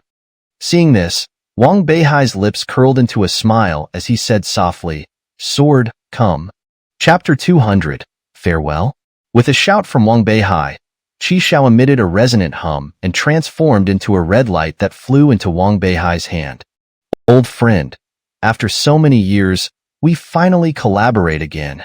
Wang Beihai smiled, then swung his sword, his gaze sharpened, and his entire aura instantly became as sharp as the sword itself. This is the legendary state of man-sword unity. To witness it today is worth dying for. Wang Yutong watched Wang Beihai's formidable presence in the sky, her beautiful eyes shimmering with tears. Roar, roar. Feeling Wang Beihai's imposing aura, Su Fu finally grew fearful. After roaring angrily at the sky, he transformed into a black mist and drifted towards the edge of the underground palace.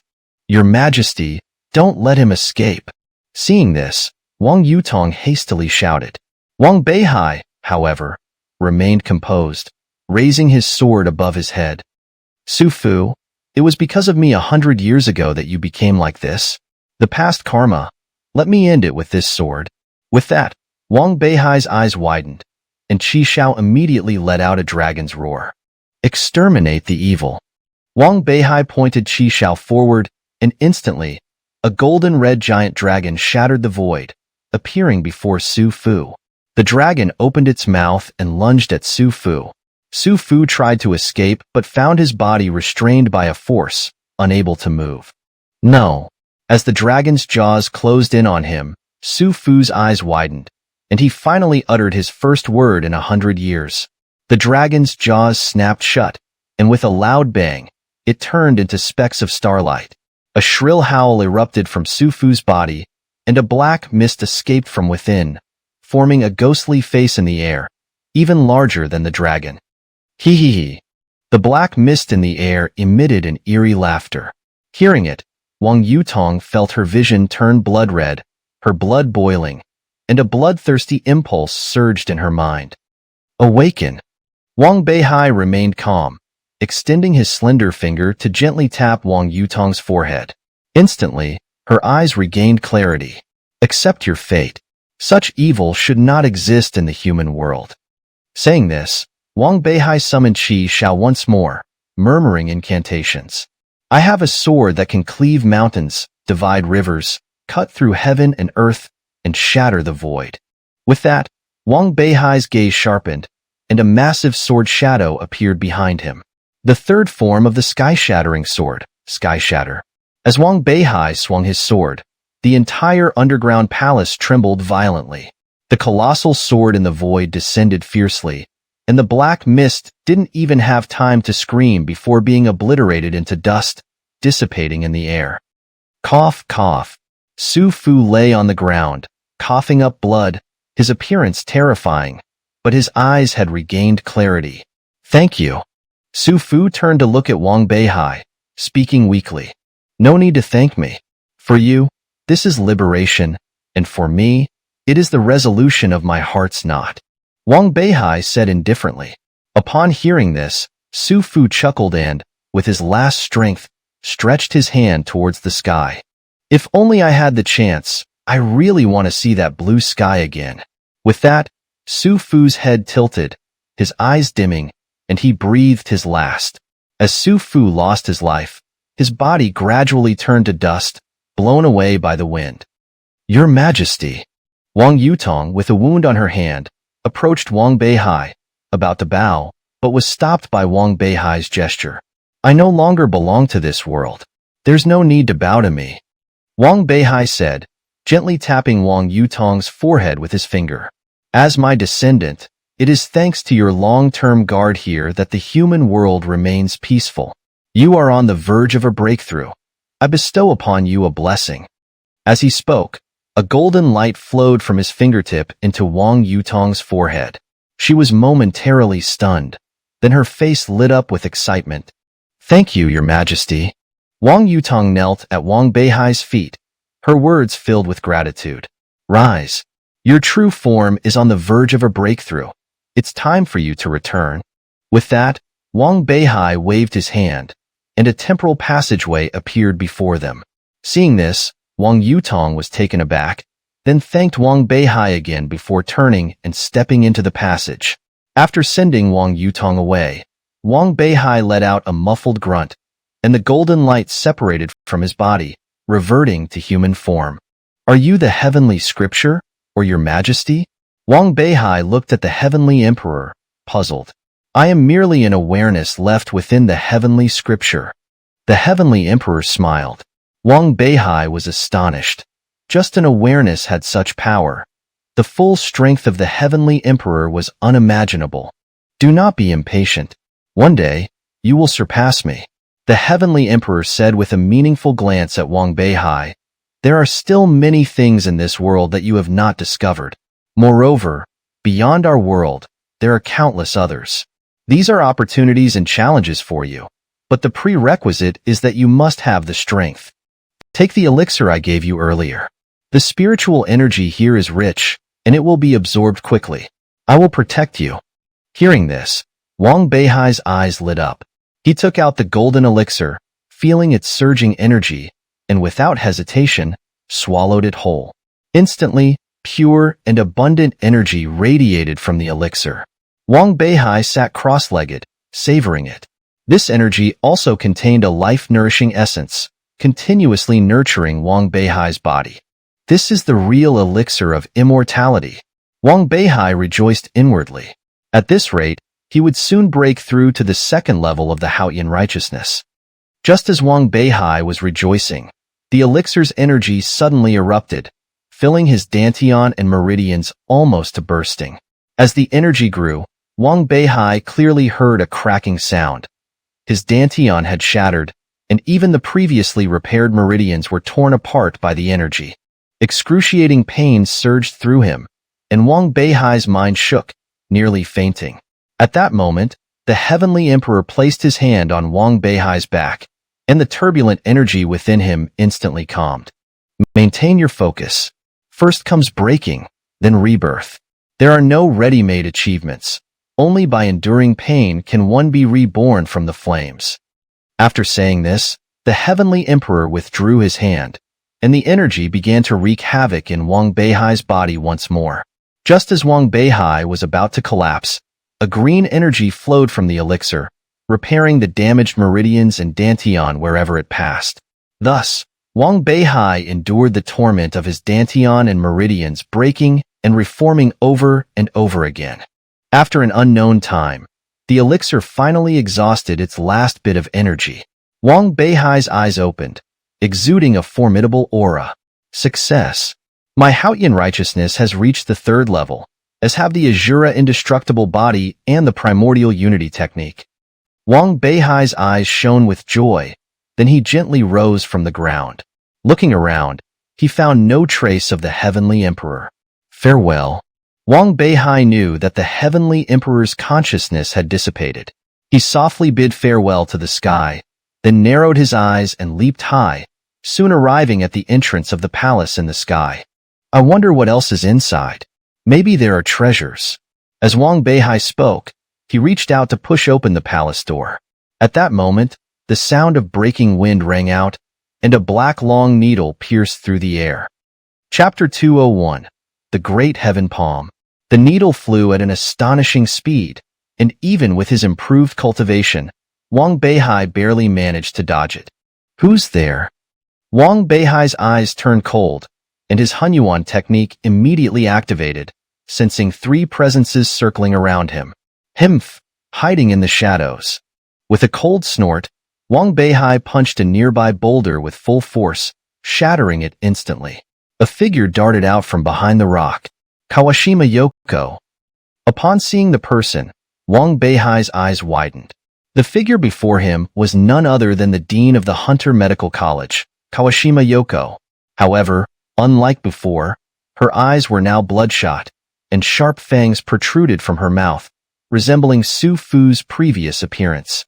Realizing this, Wang Beihai understood that the Hunter Medical College was built here largely for Su Fu's sake. Wang Beihai, why are you here? Kawashima Yoko's eyes returned to normal, and upon seeing Wang Beihai, she looked puzzled. How did you end up here?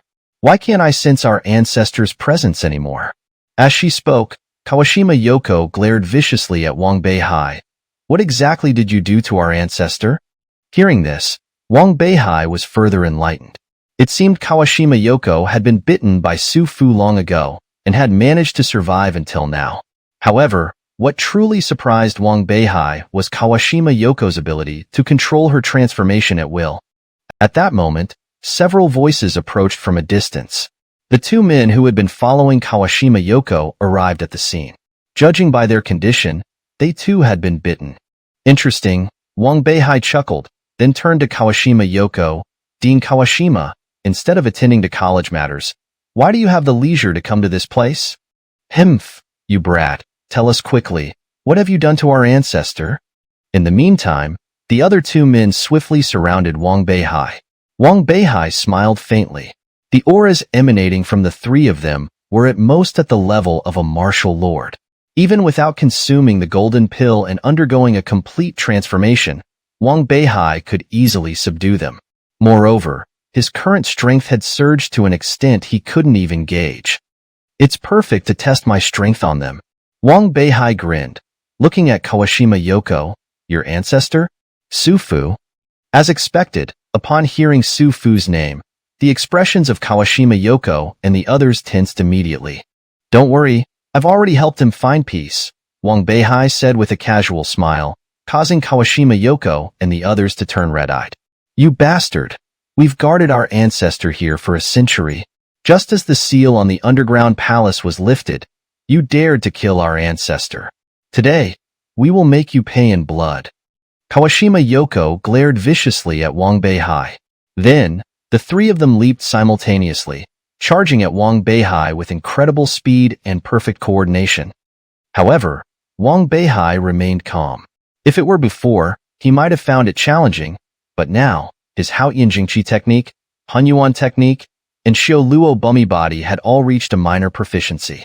Wang Beihai narrowed his eyes, and the Hunyuan technique activated again.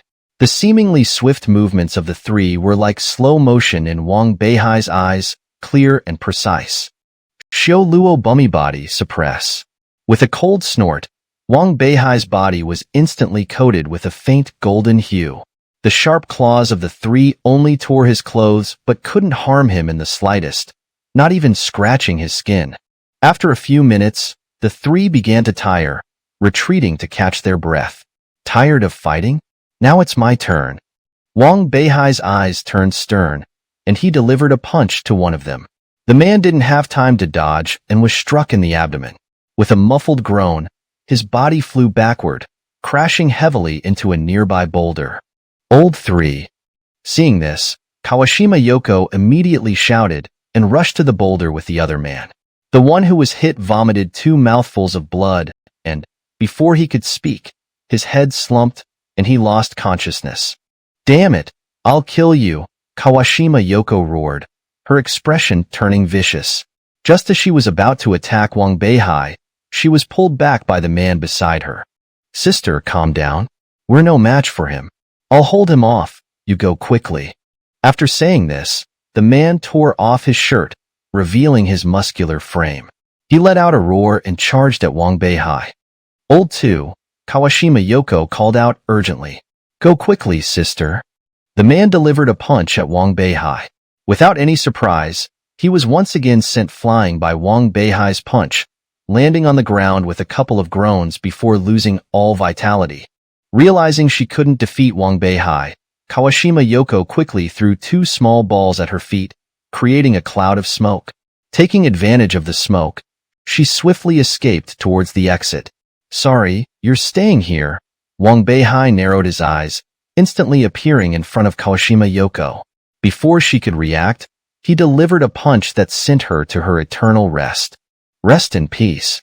Wang Beihai landed steadily on the ground, glancing at the bodies with a moment of silence, then opened his eyes excitedly, looking at his fist. Now, if I meet Qin Wushuang again, I won't be in such a sorry state as last time, right? As Wang Beihai muttered to himself, he heard a creak, and the door of the hall slowly opened. The empty hall contained only a table. Wang Beihai entered the hall and approached the table, where a secret manual was placed. The cover of the manual was emblazoned with the majestic words, Great Heaven Palm. Could this be a martial skill left by Wang Yutong? Seeing this, Wang Beihai's eyes lit up with joy. He immediately picked up the manual and tucked it into his robe. The moment Wang Beihai took the manual, the entire underground palace began to tremble. Wang Beihai's expression changed, and he exclaimed, Oh no! The underground palace is collapsing. With that, Wang Beihai quickly ran to the entrance, glanced back at the collapsing palace, and then hurried through the passageway to the surface. Upon exiting the hidden door, Wang Beihai saw a pair of red eyes. The person was the previous guard, clearly a remnant of Kawashima Yoko's faction. Seeing Wang Beihai emerge, the man immediately raised his long sword and slashed at him. Wang Beihai narrowed his eyes, turned, and delivered a powerful kick, sending the man flying several meters. Realizing the situation was dire, the man quickly opened the door and fled. Wang Beihai was about to give chase when the ground beneath him shook, and the entire building collapsed. Chapter 202. Returning to the Divine Land. The sudden tremor sent the students of the Hunter Medical College into a panic, prompting them to rush out of their classrooms as the school's alarm system was activated. How could there be an earthquake all of a sudden? Duanmu Chaofan hurried out of his office, urgently evacuating students while searching for the figure of Kawashima Yoko. Where on earth did the dean run off to at such a critical moment? As Duanmu Chaofan complained, a loud rumble echoed through the air. He and the students turned back to see the old teaching building collapsing. With the collapse of the building, the intense tremors ceased abruptly. "Stay in the square, don't move," Duanmu Chaofan shouted, noticing the lingering fear in the students' eyes. Emerging from the dust, Wang Beihai swiftly teleported to the school's perimeter wall, leaped over it, and landed in the back mountain. What a spectacular sight! Wang Beihai brushed off the dust and gazed at the deep pit where the old teaching building once stood. After observing for a while, Wang Beihai activated the Hunyuan Ju, extending his consciousness into the pit. However, he sensed no presence. Where did the last one go? Wang Beihai furrowed his brows, spreading his consciousness further, but the other party seemed to be deliberately hiding their aura, making it difficult for Wang Beihai to detect them. If he escapes, it will be troublesome. As Wang Beihai pondered, his phone vibrated in his pocket. Upon checking his phone, Wang Beihai was stunned to see over 100 missed calls, mostly from Yinli. This is bad. Wang Beihai's heart tightened as he remembered Yin Li's demands, feeling a headache coming on. Forget it, I should just hurry back. Glancing at the date on his phone, Wang Beihai realized it had been exactly a week since the agreed-upon time. Concerned about Yin Li and the others, he decided to abandon the search for the last person.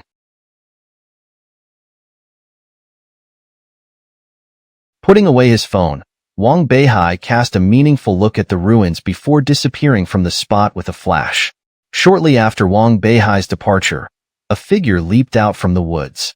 Dressed in a black robe with a hideous face and blood-red eyes, this was the one who had previously escaped. Damn it, what happened to Big Sister and the others? The man clenched his fists and pounded a nearby tree trunk, then his gaze flickered as he leaped into the ruins. Following the collapsed buildings to the bottom of the pit, the man searched around and finally found 3 disfigured corpses in a dark corner. By their build and features, the man quickly identified them as Kawashima Yoko and her companions. Roar! The man let out a painful roar, his eyes flashing with cold determination. Don't worry, Big Sister, I will avenge you. I'm afraid you won't be able to avenge them. Just as the man was consumed by grief, a cold voice interrupted him. Who's there? Startled, the man turned to see a black-clad youth sitting on the ruins, smirking at him. Who am I?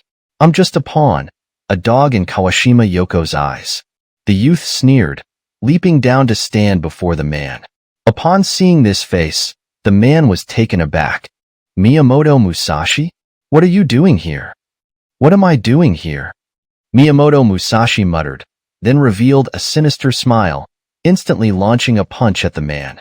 Taken off guard, the man was sent flying, crashing into a wall. Miyamoto Musashi, what are you doing? Don't forget, it was Big Sister who took you in. The man clutched his chest, blood trickling from the corner of his mouth. Heh, I haven't forgotten. How could I? So I've decided. I'll avenge them. As for you, go join them. As Miyamoto Musashi spoke, a katana materialized in his hand. With a swift movement, the man had no time to react before his eyes lost their light. Miyamoto Musashi indifferently sheathed his sword, glanced at the 4 corpses on the ground, and scattered a white powder. The corpses, touched by the powder, were instantly corroded into a pool of blood. Wang Beihai, I look forward to our next encounter. Miyamoto Musashi gave a cold smile before dissolving into a cloud of black mist and vanishing. Meanwhile, Wang Beihai was already in a car, explaining his recent whereabouts to Yinli over the phone. After much persuasion, Yinli finally refrained from pursuing the matter, only urging Wang Beihai to return quickly. Half an hour later, Wang Beihai arrived at the airport. To save time, he opted for a flight back to the Divine Land instead of a cruise. Indeed, the plane was much faster than the cruise, though less leisurely. It reduced the 2.5 days journey to just 4 hours. Before Wang Beihai could fully process it, the plane had already landed at the nearest airport to Li City. Finally back. As soon as he stepped off the plane, Wang Beihai stretched and basked in the warm sunlight, a satisfied smile on his face. On the way back to the school, Wang Beihai gazed at the scenery outside the car window, reflecting on the events of the past few days. In particular, the words of the king and the sight of the king wielding the Zhan Tian sword filled him with longing. When will I become someone like that? Wang Beihai thought of that towering figure, his eyes filled with yearning. While lost in thought, the car had already entered Li City and, after a short drive, stopped at the side gate of Chongqing University. Earlier, Wang Beihai had learned from Yan Li's phone call that, after the events in Yingzhou, someone would be waiting at the main gate to welcome him back every day. Not fond of crowds, Wang Beihai chose to get off at the side gate. Even so, as soon as he alighted, Wang Beihai saw his posters plastered all over the side gate, the same one from the previous gala.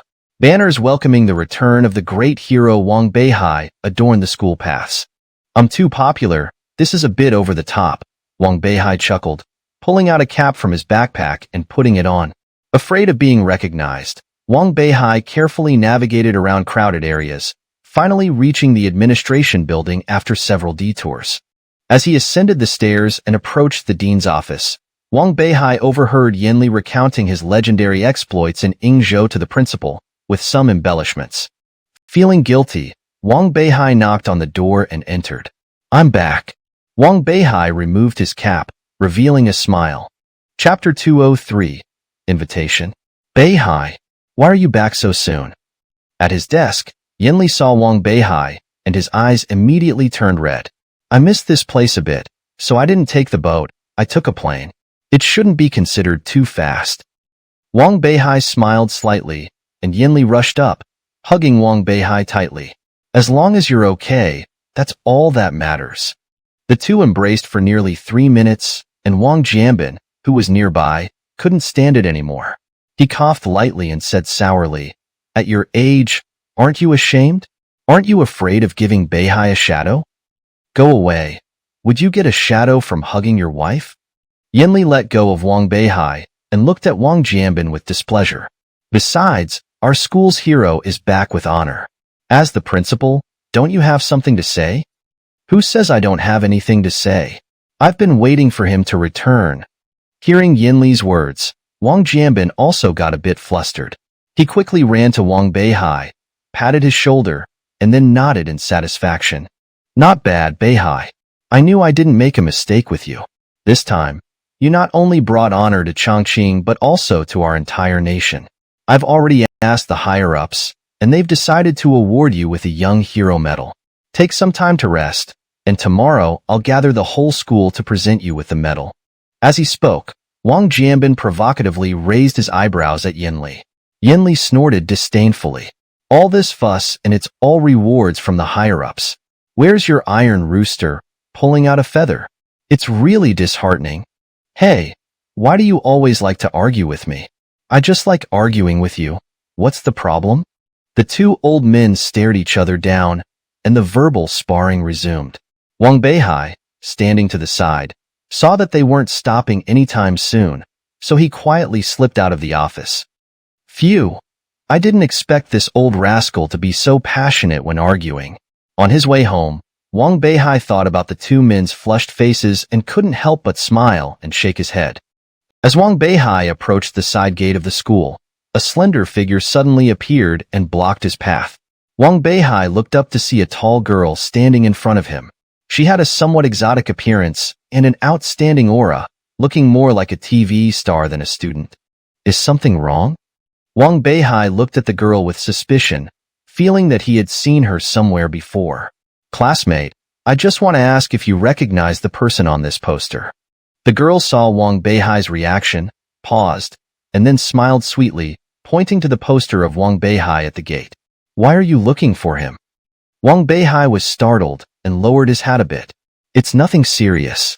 I just wanted to talk to him. I heard he went to Yingzhou recently, and now that he's back, I thought I'd try my luck. The girl said, glancing curiously at Wang Beihai, and then asked, Classmate, you really don't know who I am? Wang Beihai was slightly stunned and then looked at the girl's face. Although he felt a bit familiar, he still couldn't remember clearly. Have we met before? Wang Beihai asked doubtfully. The girl immediately showed an awkward smile and then shook her head. No, nothing.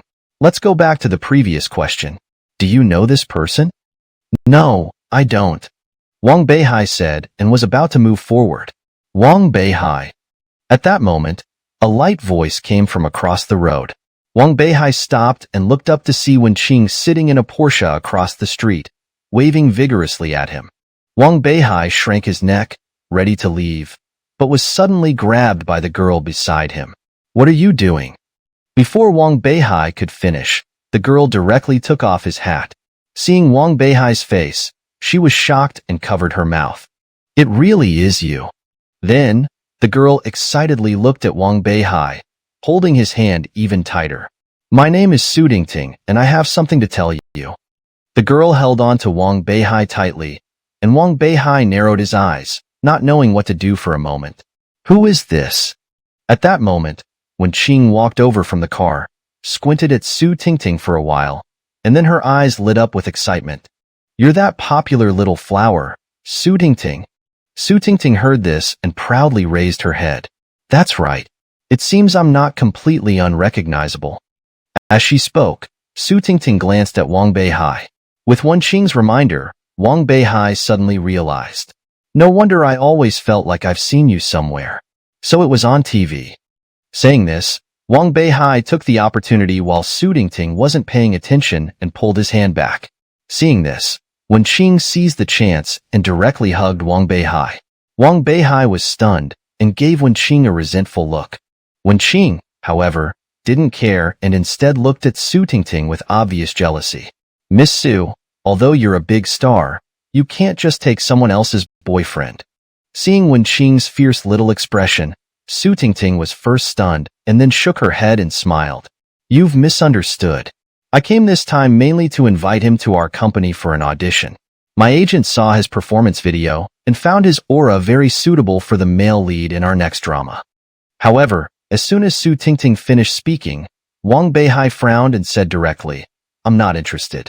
Then, Wang Beihai glanced at Wenqing's car across the road and walked directly to the passenger seat. Seeing this, Su Tingting stood there stunned for a few seconds, then her eyes rolled, and she handed a business card to Wenqing. Help me persuade him. After all, this is a once-in-a-lifetime opportunity. Of course, if you want to come, we can also provide an audition opportunity. With your looks, it wouldn't be difficult to break into the industry. After saying that, Su Tingting turned and got into the business car parked nearby, hurriedly leaving. What's wrong, Mr. Wang? The big handsome guy. After a trip to Yingzhou, your temper has changed. You know, apart from the audition, Su Tingting is the goddess in the hearts of many men. Being so indifferent to her invitation is a bit strange, isn't it?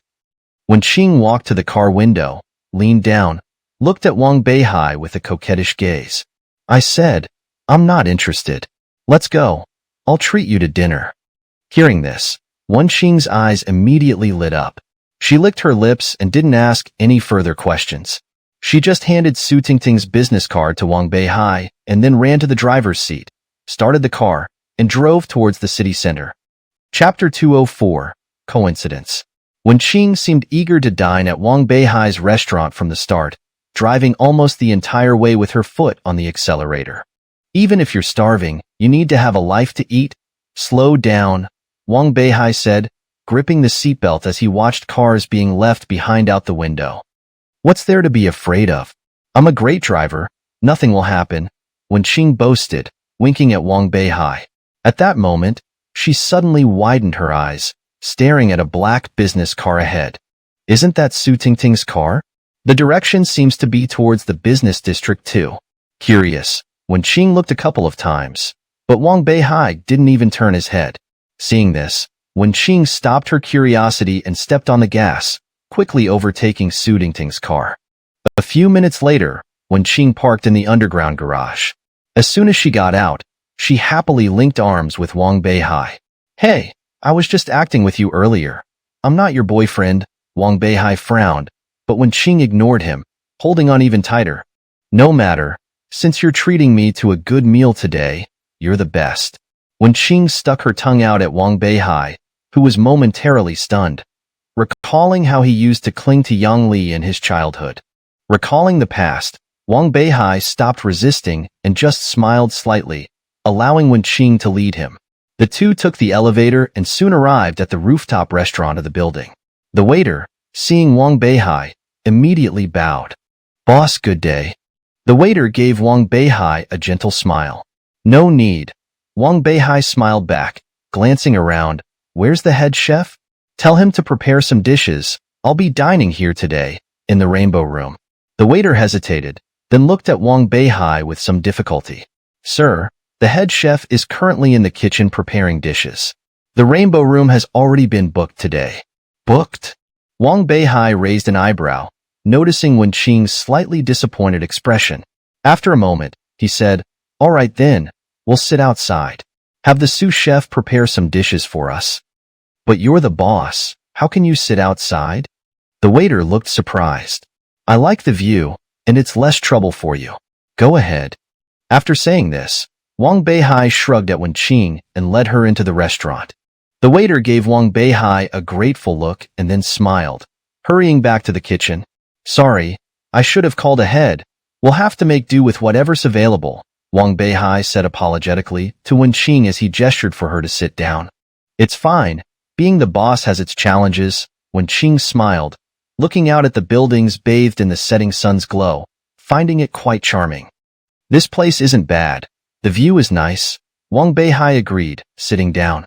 As they were both lost in the beauty of the sunset, Wang Beihai's ears twitched, and he quickly looked towards the entrance, where a man and a woman soon walked in.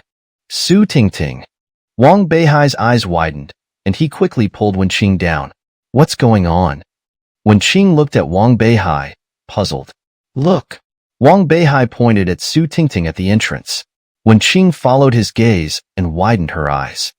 "Su Tingting, why is she here too? Could she be following you?" "Don't talk nonsense." Wang Beihai shot a glance at Wen Qing, then said, "Look closely. She's with someone." Wen Qing looked again and indeed saw a tall man. "Why does that man look so familiar?" Wen Qing frowned, thinking for a moment, then her eyes lit up. "I remember now, that's the male lead from Su Tingting's last drama, apparently named Ouyang Hao. There were rumors of a couple between them, and today it seems to be true." Wen Qing glanced at Su Tingting and snorted coldly. "Hemph. Ouyang Hao has always had some unsavory rumors, supposedly harming many new female artists. I always thought Su Tingting was a girl who kept to herself, but it seems she's not as pure as I thought." As she spoke, Wen Qing angrily stood up, but was stopped by Wang Beihai. "It's none of our business, let's just observe for now," Wang Beihai said. By the time they spoke, Ouyang Hao had already led Su Tingting into the Rainbow Room. Wang Beihai and Wen Qing lifted their heads from under the table. "What a coincidence, seems she booked it," Wen Qing said, brushing herself off and looking at Wang Beihai, her eyes twinkling mischievously. "How about it? Want to know what they're talking about?" Wang Beihai shook his head at Wen Qing's curious expression. "What's there to listen to, and how do you plan to do it?" "Leave it to me," Wen Qing said mysteriously, whispering something in Wang Beihai's ear. His eyes lit up, and he became interested. 10 minutes later, both Wang Beihai and Wen Qing had changed into waiter uniforms and were carrying dishes to the Rainbow Room. Wang Beihai, fearing they might be exposed, subtly altered his appearance with acupuncture and, along with Wen Qing, served the dishes and poured wine for Su Tingting and Ouyang Hao. "Wait, haven't I seen you before?" Su Tingting looked at Wang Beihai, who had altered his appearance, and asked suspiciously. "It's an honor to be recognized by Miss Su, but unfortunately, we haven't met before." Wang Beihai changed his voice slightly, quickly finishing the wine service, and then retreated to the door with Wen Qing. He intentionally left a narrow gap, through which he could clearly hear the sounds from the room. "Tingting, I've been pursuing you for so long. Just agree to be with me," Ouyang Hao said, moving to Su Tingting with sweet words as soon as they were alone. "Ouyang Hao, I've told you, I never liked you, and you don't need to waste your efforts. If it weren't for my agent's request, I wouldn't be having dinner with you today," Su Tingting replied. Outside, When Qing realized she had misunderstood Su Tingting earlier and shrugged, continuing to listen. Not taking the rejection personally, Ouyang Hao just smiled and returned to his seat. Strange. When did Ouyang Hao become so gentlemanly? When Qing wondered, standing at the door, her eyes full of confusion. He drugged Su Tingting's wine. Wang Beihai frowned, having seen Ouyang Hao touch Su Tingting's wineglass through the gap. With his heightened sense of smell, he immediately detected the scent of a sedative. What? When Qing was stunned, then her face darkened. That beast. As she spoke, when Qing wanted to rush into the room but was stopped by Wang Beihai. Let's observe first. Don't be impulsive, Wang Beihai said, continuing to eavesdrop. At that moment, Ouyang Hao smiled at Su Tingting and raised his glass. I understand, you don't like me, and I won't force it. I heard you've cast a college student for the new drama. Since I'm the investor, can I meet them sometime? Seeing Ouyang Hao suddenly so gentle, Su Tingting was a bit surprised but didn't think much of it and thanked him. To our success, let's have a toast, Ouyang Hao said, looking at Su Tingting's wineglass. Unaware, Su Tingting slowly lifted her glass. Just as the two were about to clink glasses and drink, the door to the private room was suddenly kicked open. Die, you beast! When Qing ripped off her hat, shouted loudly, and directly kicked Ouyang Hao in the stomach. Wang Beihai quickly stepped in front of Su Tingting, snatching the wine glass from her hand. Be careful, there's something in the wine. Chapter 205. Punishment. What did you say? Su Tingting widened her eyes in disbelief as she stared at the wine glass in Wang Beihai's hand. He just put something in your drink. At that moment, when Qing also turned around, angrily adding, Damn it, who are you two? Are waiters nowadays so aggressive? Ouyang Hao, clutching his stomach, stood up and glanced at the wine in Wang Beihai's hand, his eyes flashing with a vicious glint before quickly hiding it. Ouyang Hao, explain yourself. What's going on? Su Tingting angrily looked at Ouyang Hao, who, in her view, was a scumbag but not to this extent. What explanation? Ouyang Hao then gave Su Tingting a puzzled look. What's wrong with this wine? Su Tingting, upon seeing Ouyang Hao's look, also lost some of her composure. Wine? What could be wrong with the wine? Even if there is something wrong, it's the restaurant's wine, Ouyang Hao said, pointing at Wen Qing. Besides, I was eating peacefully when she suddenly appeared and beat me up. If there's a problem, it's with me, right? Ouyang Hao defended himself while pretending to be innocent, his tearful performance more convincing than the real thing. Su Tingting, seeing this, wavered in her earlier suspicions and turned to look at Wang Beihai. Right? How did you know there was something in the wine? And why did you suddenly appear? Wang Beihai was stumped by the question and stood there momentarily speechless, while Wen Qing was also stumped. After all, this was Wang Beihai's restaurant. They couldn't exactly say they were eavesdropping outside the door. I think it's a conspiracy between the two of you to frame me. Where's your boss? Call him out. I need to get an explanation today, or I'll expose this shady place to the media. Seeing Wang Beihai and the others at a loss for words, Ouyang Hao became even more certain of his suspicions and decided to act tough, stepping forward and slapping Wen Qing without any explanation. Forget it, Ouyang Hao. Su Tingting quickly stepped forward to stop him. Just tell their boss about their mistake. I misjudged you earlier. Hearing this, Ouyang Hao revealed a smug smile. Wen Qing, covering her face, stood to the side. Seeing Ouyang Hao's expression, her anger boiling over. She cursed, beast, and was about to rush up and hit Ouyang Hao. Wang Beihai quickly restrained her. Let me go. Today, I'm going to skin this beast. Wen Qing said, turning to look at Su Tingting, you stupid woman, we were trying to help you, and you still can't tell right from wrong. If anything happens to you today, it's your own fault. All right, leave it to me. Seeing Wen Qing losing control, Wang Beihai suddenly hugged her tightly and whispered something in her ear. Wen Qing calmed down immediately after hearing it. You stinky bae, why are you hugging her? I said to call your boss, didn't you hear? Ouyang Hao said viciously, stepping forward to pull Wang Beihai away. At that moment, Wang Beihai's eyes turned cold, and he grabbed Ouyang Hao's arm. With a sudden force, Yang Hao immediately cried out in pain and knelt to the ground. If you do this again, I'll call the police. Su Tingting quickly took out her phone and threatened Wang Beihai. Go ahead and call. Wang Beihai was unconcerned, turning to the table and lifting Su Tingting's glass of red wine. Let me go, you bastard. Do you know who I am?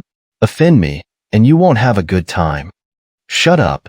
Wang Beihai turned around, glaring at Yang Hao, whose murderous intent made Yang Hao freeze on the spot. Seeing Yang Hao quiet down, Wang Beihai snorted coldly and lifted the wine to Yang Hao's face. Drink it. Yang Hao panicked upon seeing this and struggled violently. I won't drink it. Why should I drink it? Su Tingting, standing to the side, saw the terrified expression on Yang Hao's face, and even a fool could tell that something was wrong with the wine. Bastard! Su Tingting's anger flared, and she walked up to Yang Hao, slapping him across the face, then thanked Wang Beihai and Wenqing before grabbing her bag and coat and storming out of the restaurant. Now, what do you have to say? Wang Beihai narrowed his eyes at Yang Hao. Hee, what do I have to say? Where's your boss? I'm a premium member here. Treating me like this and ruining my plans, you'll have to compensate. Yang Hao glared viciously at Wang Beihai and the others, stubborn as ever.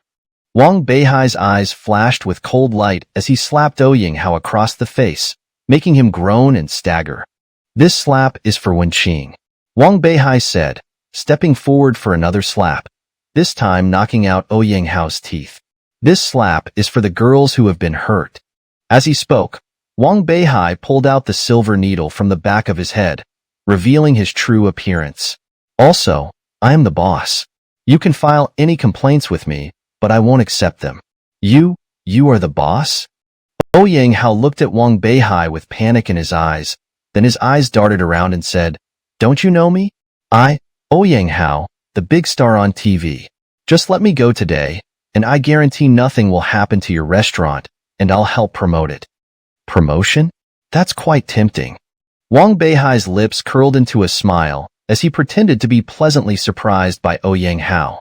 Yang Hao immediately brightened up, and just as he stood up to negotiate with Wang Beihai snorted coldly and his expression darkened.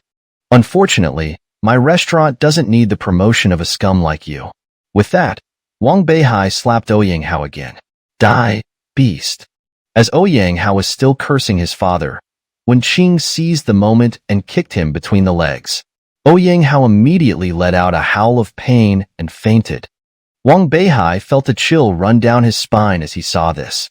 That feels much better. Wenqing rubbed her cheek and let out a long breath, looking at Wang Beihai and saying, Now what? Call an ambulance for him. Also, close the restaurant for a few days. As for this scum, Wang Beihai said, glancing at the unconscious Yang Hao on the ground, coldly adding, If he dares to cause trouble, I don't mind playing with him. After giving the wait staff a series of instructions, Wang Beihai left with Wenqing. Chapter 206, Confession. The next day, Wang Beihai sat cross-legged on the bed, engrossed in studying the great heaven palm seal he had discovered in the underground palace, when suddenly his phone rang on the bedside table. Wang Beihai answered the call.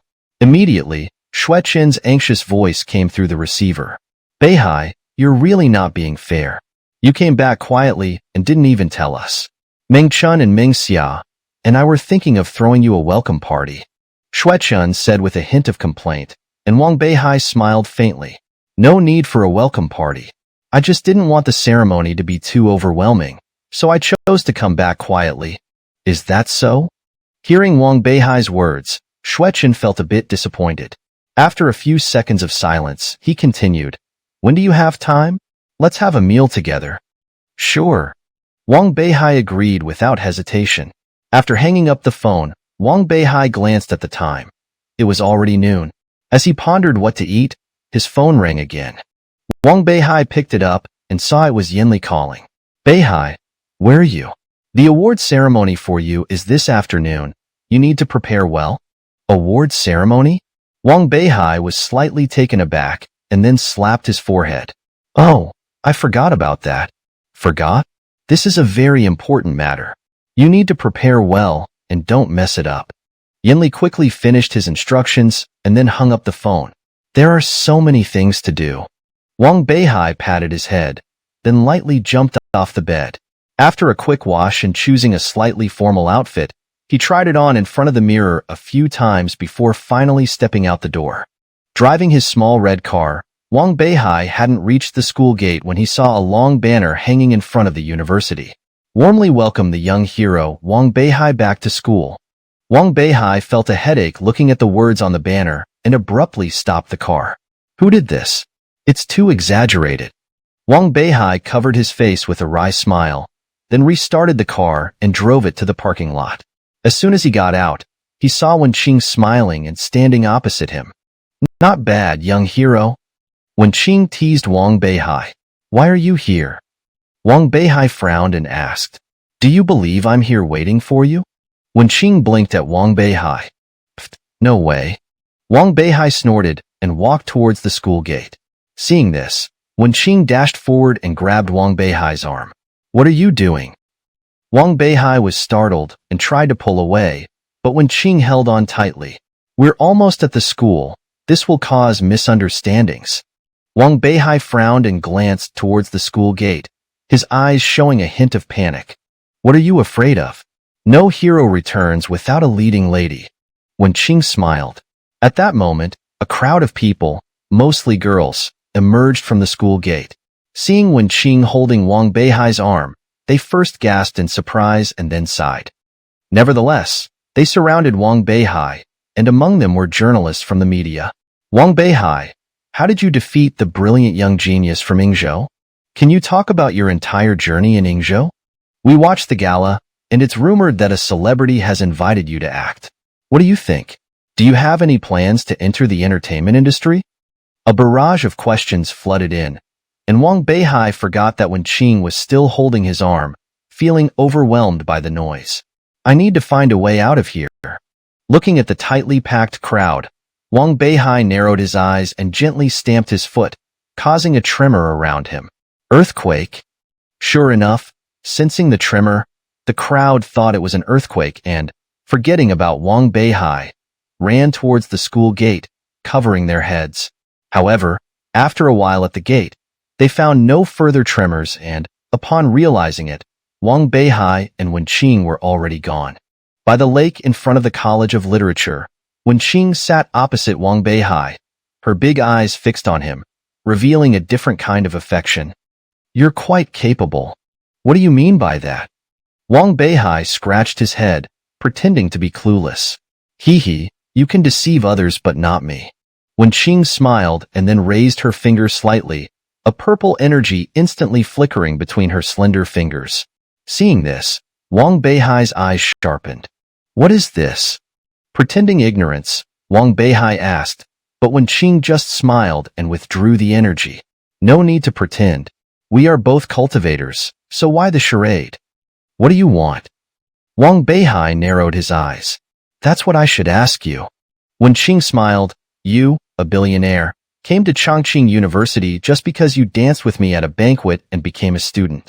I don't think it's as simple as pursuing me. What if it is? Wang Beihai said, stepping forward and bringing his face close to Wenqing's. Their eyes met, and Wenqing's cheeks instantly turned pink.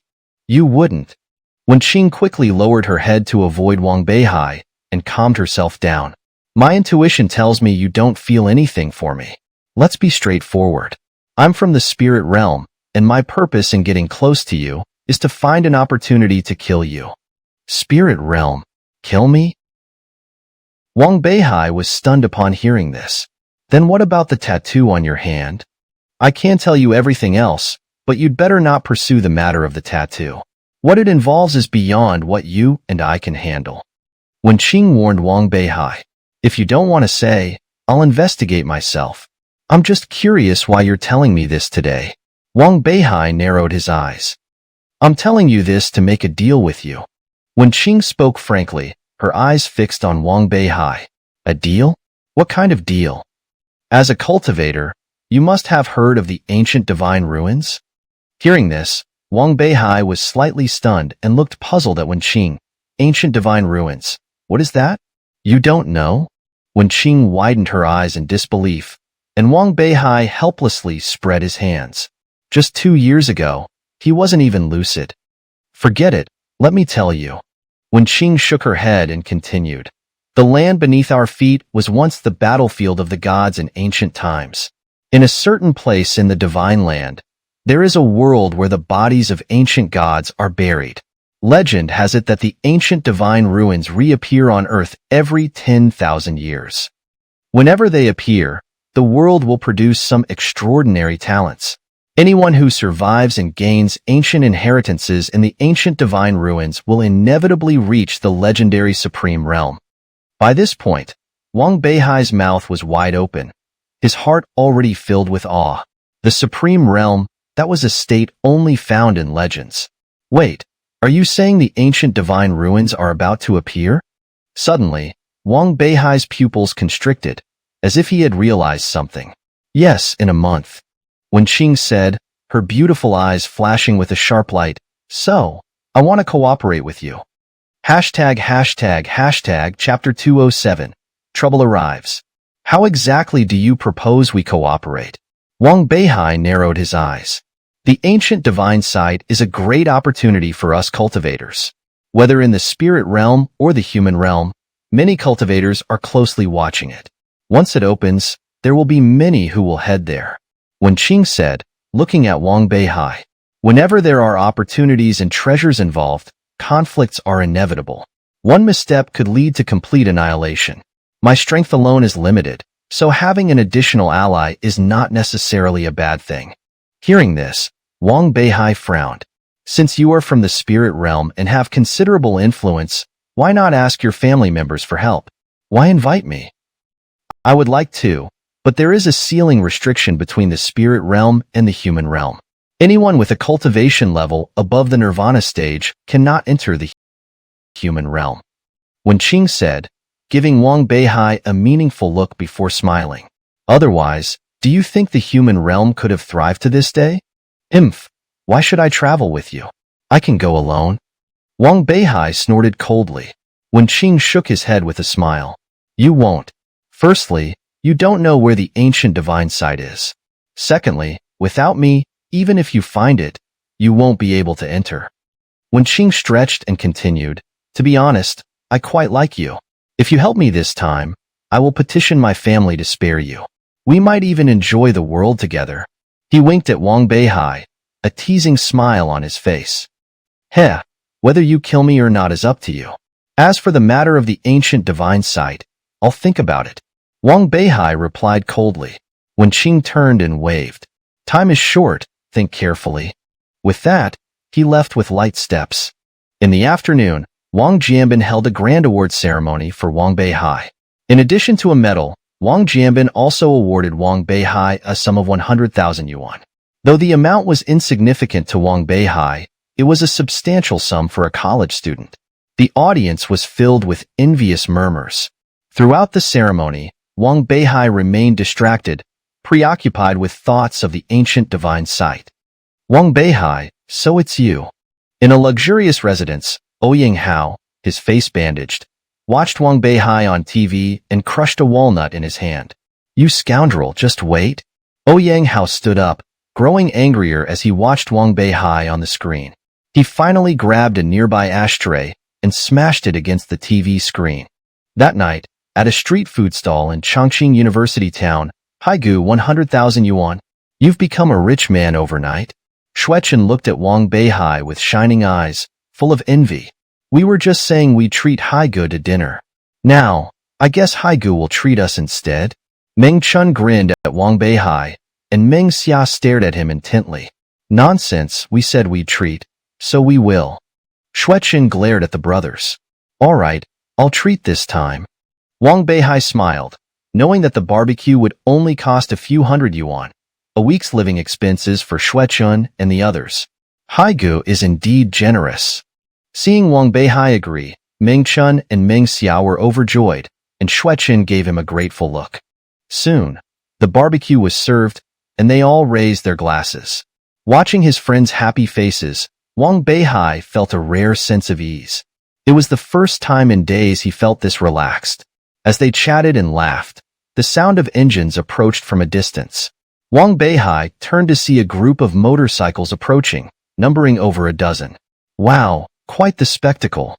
Ming Chun exclaimed in awe, while Xuechen looked at the sleek motorcycles with envy. When will I ever own one of those? Xuechen mused, but Wang Beihai's expression changed. Trouble's coming. From afar, he sensed their murderous intent, and their gazes were clearly directed at him. I have something to attend to.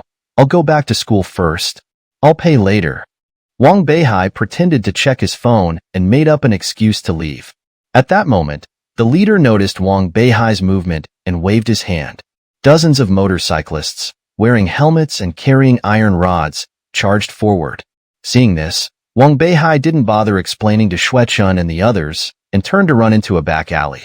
What's wrong with Haigo? He seems off. Xuechen scratched his head, then saw a dozen or so men with iron rods chasing after Wang Beihai. Xuechen's eyes sharpened. Could these guys be after Haigu?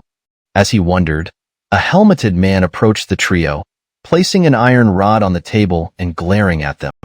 Are you guys friends with that scoundrel? Ming Chun was visibly frightened and was about to speak, but Xuechen covered his mouth. That guy just borrowed money from us. We're not close. Not close at all. Xuechen feigned a disdainful expression. The man glared at them and then hurried off in the direction Wang Beihai had gone.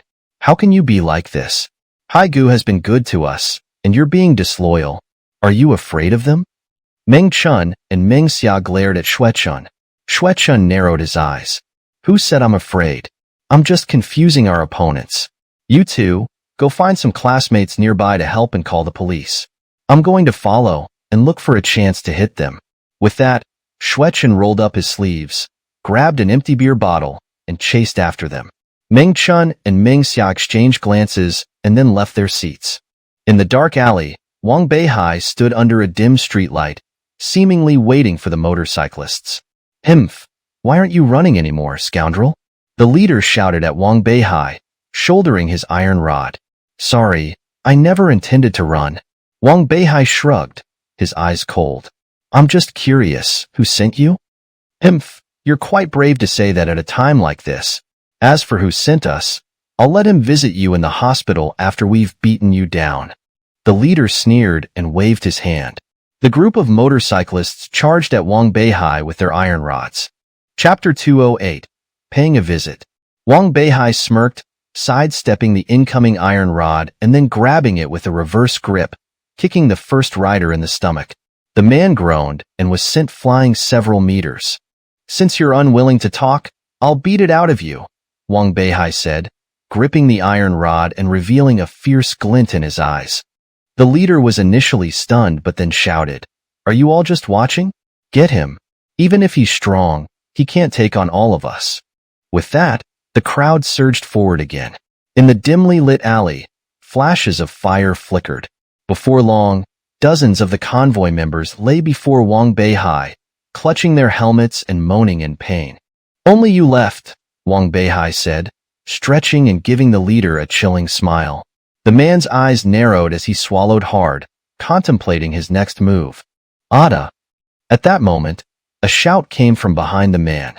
He turned to see Xuechen smashing a bottle over his head. Despite the helmet, the force of the blow left the man dizzy. Big brother Hai, I'm here to save you, Xuechen exclaimed, only to be shocked by the sight of the dozens of people lying on the ground. Did you take them all down? Xuechen asked incredulously. Just small fry, Wang Beihai said casually, causing Xuechen to grimace. I guess I was overly worried. Wang Beihai approached and patted Xuechen's shoulder. Not at all, thank you. I'm glad you came. As they spoke, the leader suddenly sprang up, swinging an iron rod towards Wang Beihai's head. Wang Beihai's eyes sharpened, and he punched the rod, bending it. Seeing this, the man lost all desire to fight and fled towards the alley exit, shouting, Monster! Just as Wang Beihai was about to pursue, footsteps echoed from the alley entrance. He looked up to see Ming Chun and Ming Xia leading a group of people. Trapped between two forces, the man gave up on escaping and knelt before Wang Beihai. Sir, I was blind not to recognize your greatness. I'm sorry. Please forgive me, the man pleaded desperately. Wang Beihai smirked. I can let you go, but you have to tell me who sent you. Hearing this, the man hesitated. Not talking? Then I'll have to get rough. Wang Beihai threatened, flexing his fist. Realizing the might of that fist, the man lowered his head and whispered, Ouyang Hao sent us. Ouyang Hao. Wang Beihai narrowed his eyes. At that moment, the sound of police sirens filled the air, and soon, the police arrived to take everyone away. Wang Beihai and Xueqin were also taken to the police station for questioning, though Wang Beihai withheld the information about Ouyang Hao. Stepping out of the police station, Xueqin looked at Wang Beihai puzzledly. The leader just said it was Ouyang Hao who sent them. Why didn't you tell the police? Don't worry, I'll handle this myself. I said it before, if Ouyang Hao wants to play, I'll play with him, Wang Beihai said, his eyes cold. Xueqin shivered at the sight of Wang Beihai's back. Big brother Hai, I'm getting more and more confused about you. How much more do you have that we don't know? Wang Beihai turned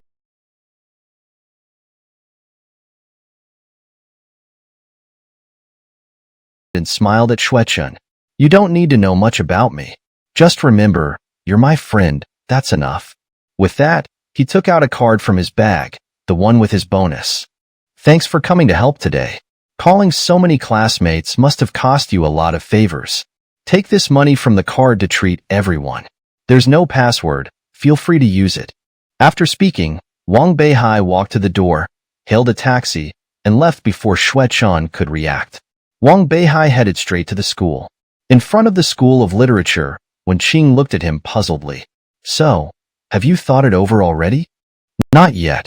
By the way, do you remember that Ouyang Hao who slapped you? At Wang Beihai's words, Wenqing's face darkened as he touched his cheek. Even if he turned to dust, I'd remember.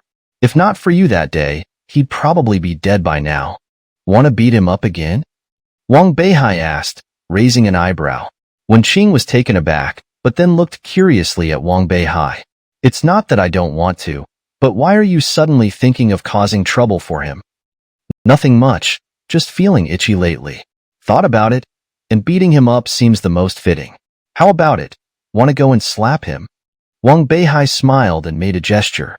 Sure, but how do we find him? These celebrities are always so secretive about their whereabouts. That's easy, Wang Beihai said, taking out Su Tingting's business card and dialing the number. After a 10-minute conversation, he hung up and gave Wenqing a mysterious smile. Fate works in mysterious ways. It turns out Ouyang Hao is also at the company. Let's go and slap him at the company. Wang Beihai then corrected himself. No, we're going there for an interview. With that, he pulled Wenqing towards the school gate. Soon, Wang Beihai and Wenqing arrived at the base of a tall building. Taihe Entertainment Group. Wang Beihai squinted at the sign above the building. Taihe Group is famous in China for nurturing stars. Many top celebrities have come from there. Any interest? Wenqing asked, parking the car and winking at Wang Beihai. Not really. I just want to slap him, Wang Beihai replied with a smile, leading Wenqing into the lobby. There, Su Tingting was already waiting. Upon seeing the two, she immediately greeted them warmly. Sorry, I was discussing something with Ouyang Hao and got delayed, Su Tingting said as she led them into the elevator, speaking gently about the details of being an artist, her mannerisms resembling those of an older sister. As they reached the 33rd floor, Wang Beihai saw many familiar faces, stars he had seen on television now standing before him. His heart raced with excitement. Su Tingting smiled at his reaction. Don't worry, once you pass the audition, you'll be a star in others' eyes too. Wang Beihai and Wenqing exchanged a knowing smile. They weren't there for an audition. Chapter 209. I bought it. Wang Beihai and Wenqing followed Su Tingting to the end of the office building. Upon opening the door, they entered a rooftop-designed office. You're here.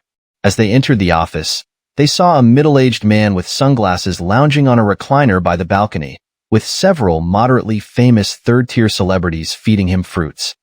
Mr. Hao, they're here, Su Tingting announced. The man waved his hand, and the actresses promptly moved to the side.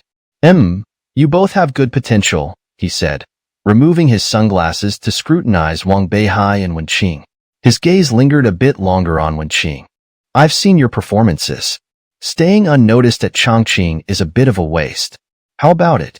Our Taiha group may not be a top entertainment company, but we are definitely good at spotting talent.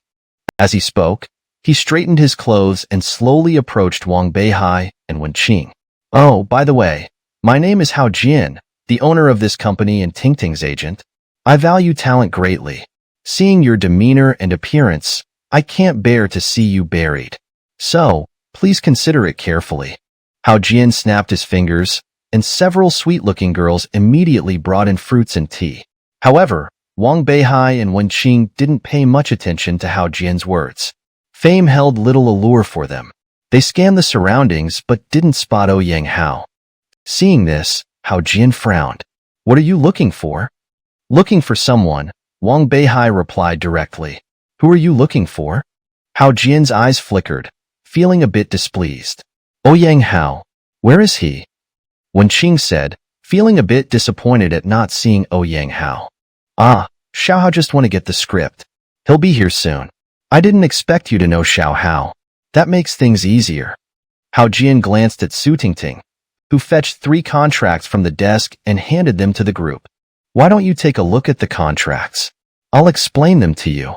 Hao Jian smiled, noticing Wang Beihai and Wenqing were not paying attention. Ahem, Su Tingting coughed to ease the awkwardness. By the way, Mr. Hao, Wang Beihai's eyes lit up as he turned to Hao Jian. What can I do for you, Bei? Hao Jian narrowed his eyes, thinking Wang Beihai was finally going to speak. It's nothing much. I just wanted to ask if your company is for sale.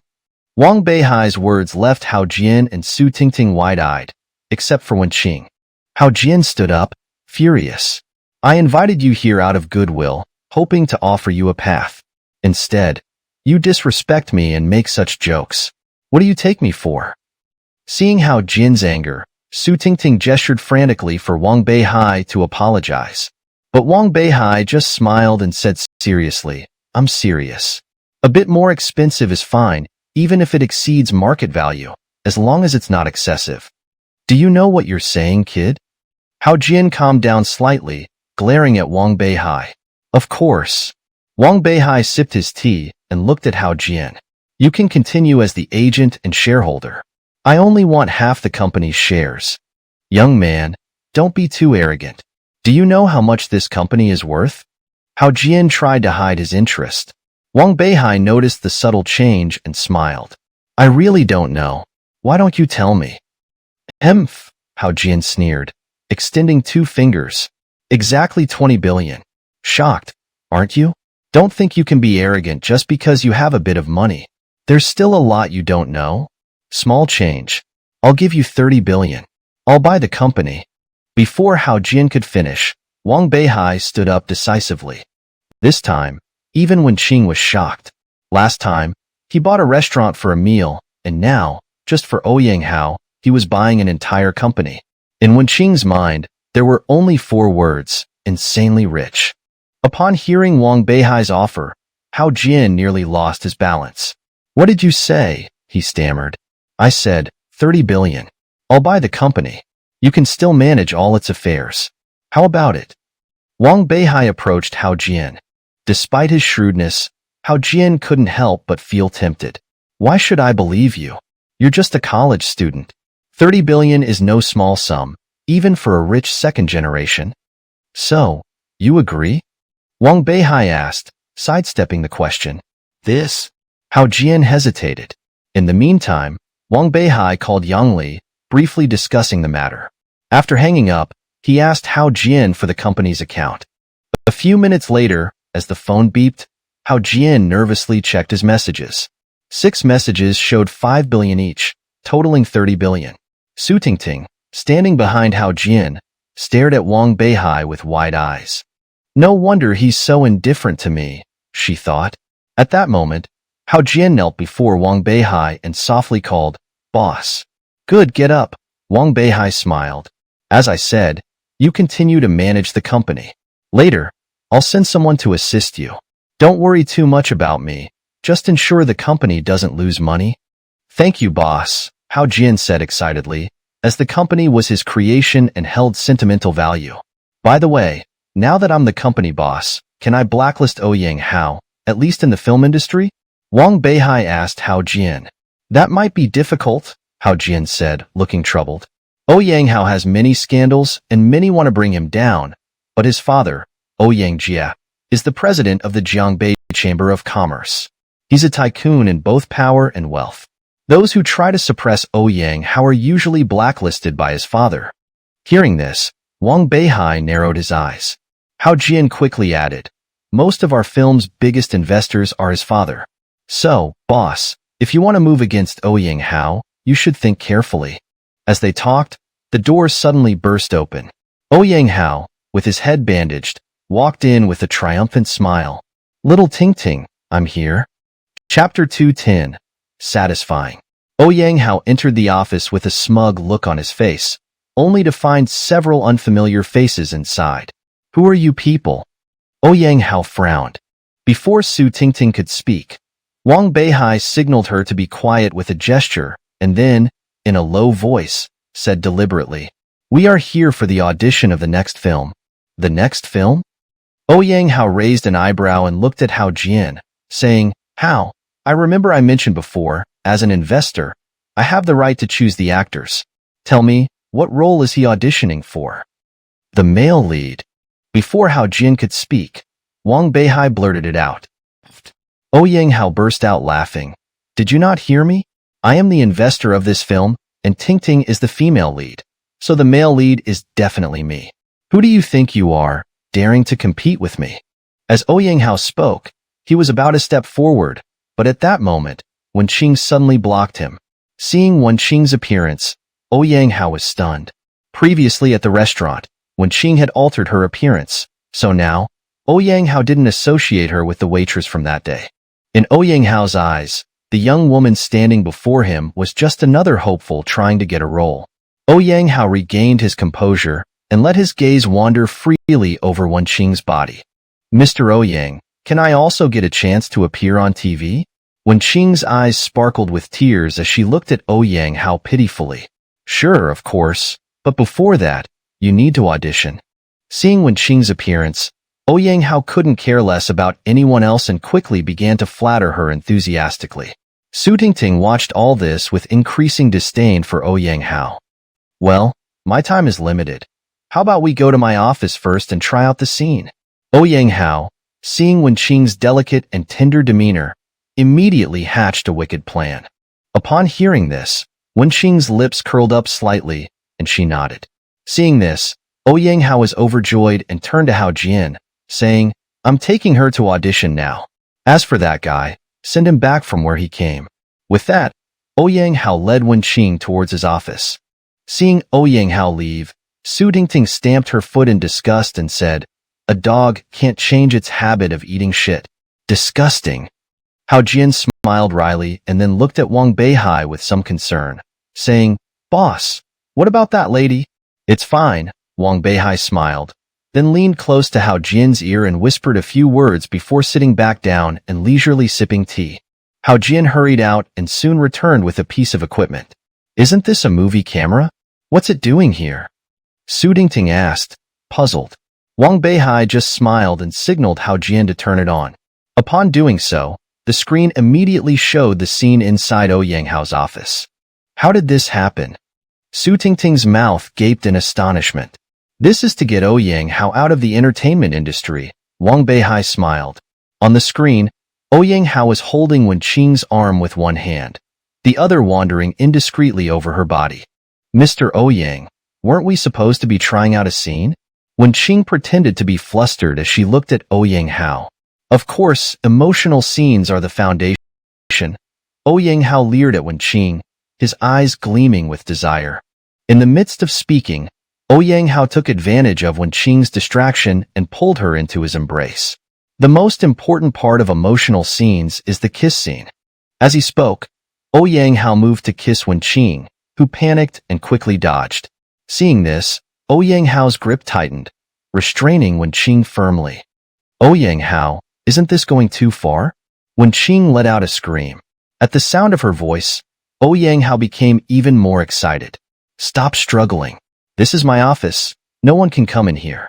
Auditioning is like this. Just submit to me, and I guarantee you'll become a big star. Upon hearing this, Wen Qing's eyes lit up, then she forcefully extended an arm to block Yang Hao's mouth. Then, Wen Qing pretended to look innocent as she gazed at Yang Hao. I don't believe it, just trying out a scene. How could it make me a big star? Hee hee, you don't know, do you? Yang Hao chuckled proudly. Those who have auditioned with me before are now mostly second-tier stars. You'll be the same.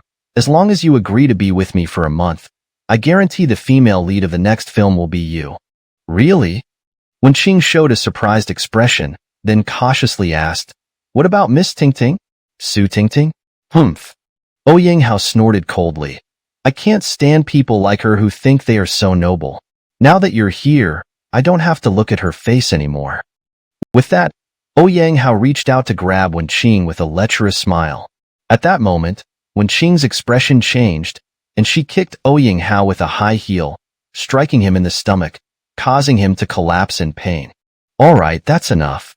In the chairman's office, Wang Beihai waved his hand, freezing the image on the machine, then turned to see Su Tingting clenching her fists in anger. Seeing this, Wang Beihai smiled and said, how about giving him a kick? Before he finished speaking, Wang Beihai felt a gust of wind pass by him, and when he turned around, Su Tingting had already left the office.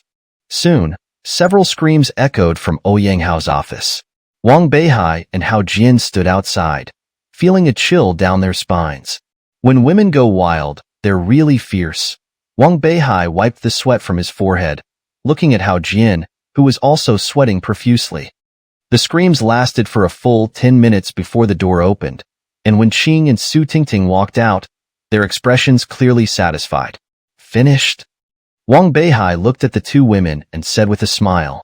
Yes, Wen Qing said, shaking her slender hand. My hand is sore from hitting. Su Tingting, though silent, gave Wang Beihai a grateful look. You're done, so it's my turn. Wang Beihai's eyes widened, revealing an innocent smile. Go ahead. Wen Qing waved her hand. Then I won't hold back. Wang Beihai smiled and walked into Yang Hao's office. This time, Yang Hao's screams were even more agonizing. It's you. So it was you. Wang Beihai, just you wait. I'll kill you. Hearing the sounds from the office, everyone felt a chill, and Hao Jian was especially anxious, fearing that Wang Beihai would seriously injure Yang Hao. Fortunately, after two more screams, Wang Beihai opened the door. Hao Jian peeked inside and felt a jolt of fear, seeing Yang Hao lying on the ground with blood all over his face. This? Hao Jian pointed hesitantly at the unconscious Yang Hao. It's fine. Wang Beihai shook his head. Release the footage we just recorded, saying that Yang Hao used the audition as an excuse to publicly insult a newcomer. Later, it was discovered by the popular actress Su Tingting, who intervened. Yang Hao refused to repent and was eventually stopped by security personnel. In the process, both sides engaged in a fierce fight, and Yang Hao, being outmatched, was severely injured. Hearing this, Hao Jian immediately gave Wang Beihai a thumbs up, realizing that this would undoubtedly lead to Yang Hao's short-term banishment from the industry.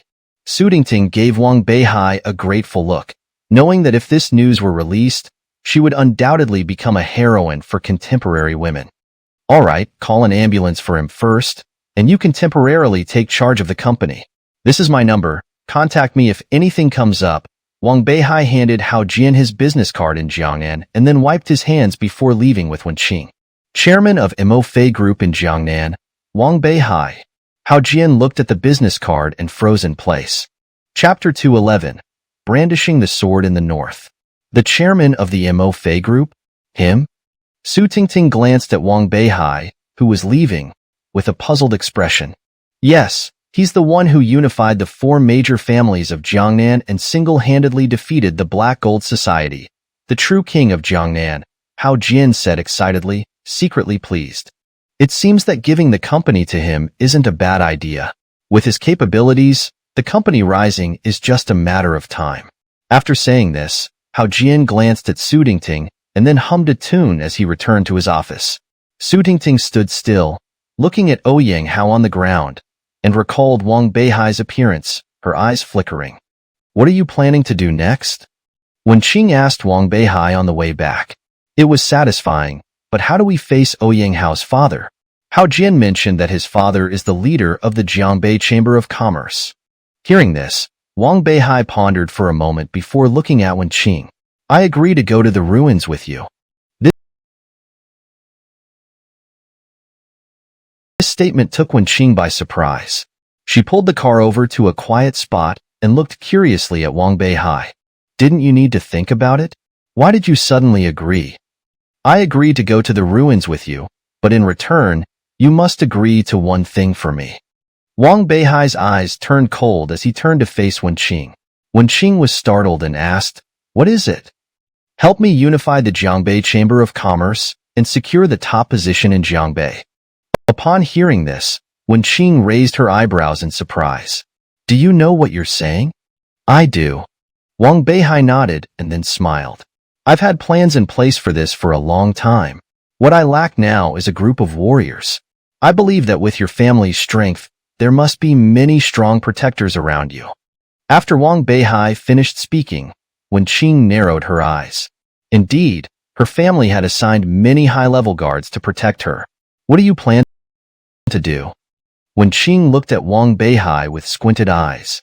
She had always been paying attention to Wang Beihai but hadn't noticed any moves he had made in Jiangbei. You don't need to worry about that. Just have your family assist me when I need it. After saying this, Wang Beihai didn't speak further, closing his eyes and leaning back in the passenger seat to nap.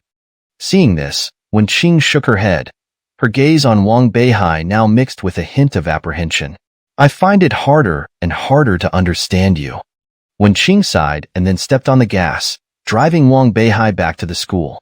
The next day, in the administration office of Chongqing Academy, Yanli stood up with a slam of the table, astonished at Wang Beihai. What did you say? You want to graduate early?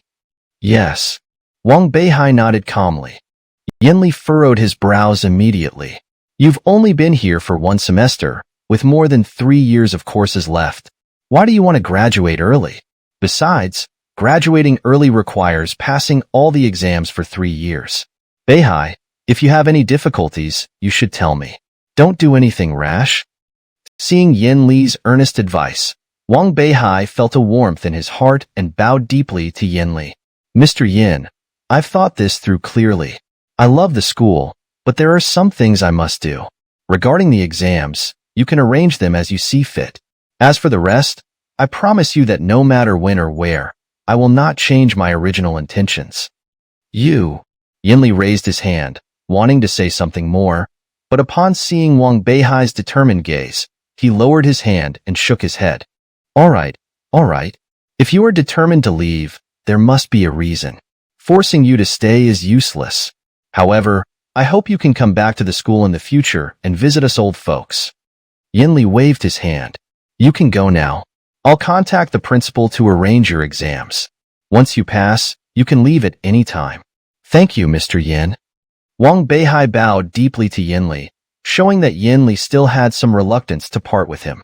The next day, Wang Beihai took all the exams as planned.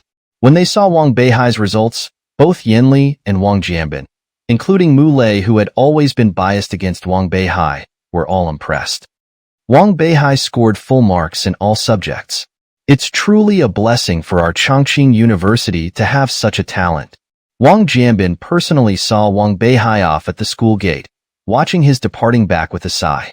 Yin Li and the others stood behind him, none of them speaking in disagreement. After bidding farewell to the school, Wang Beihai didn't return to his residence, but instead took a car to the Mo family residence. The security at the Mo family had been tightened. As soon as Wang Beihai got out of the car and approached the gate, a red laser beam shot onto his chest. Stop! Who are you? State your name. The guards at the gate shouted loudly at Wang Beihai.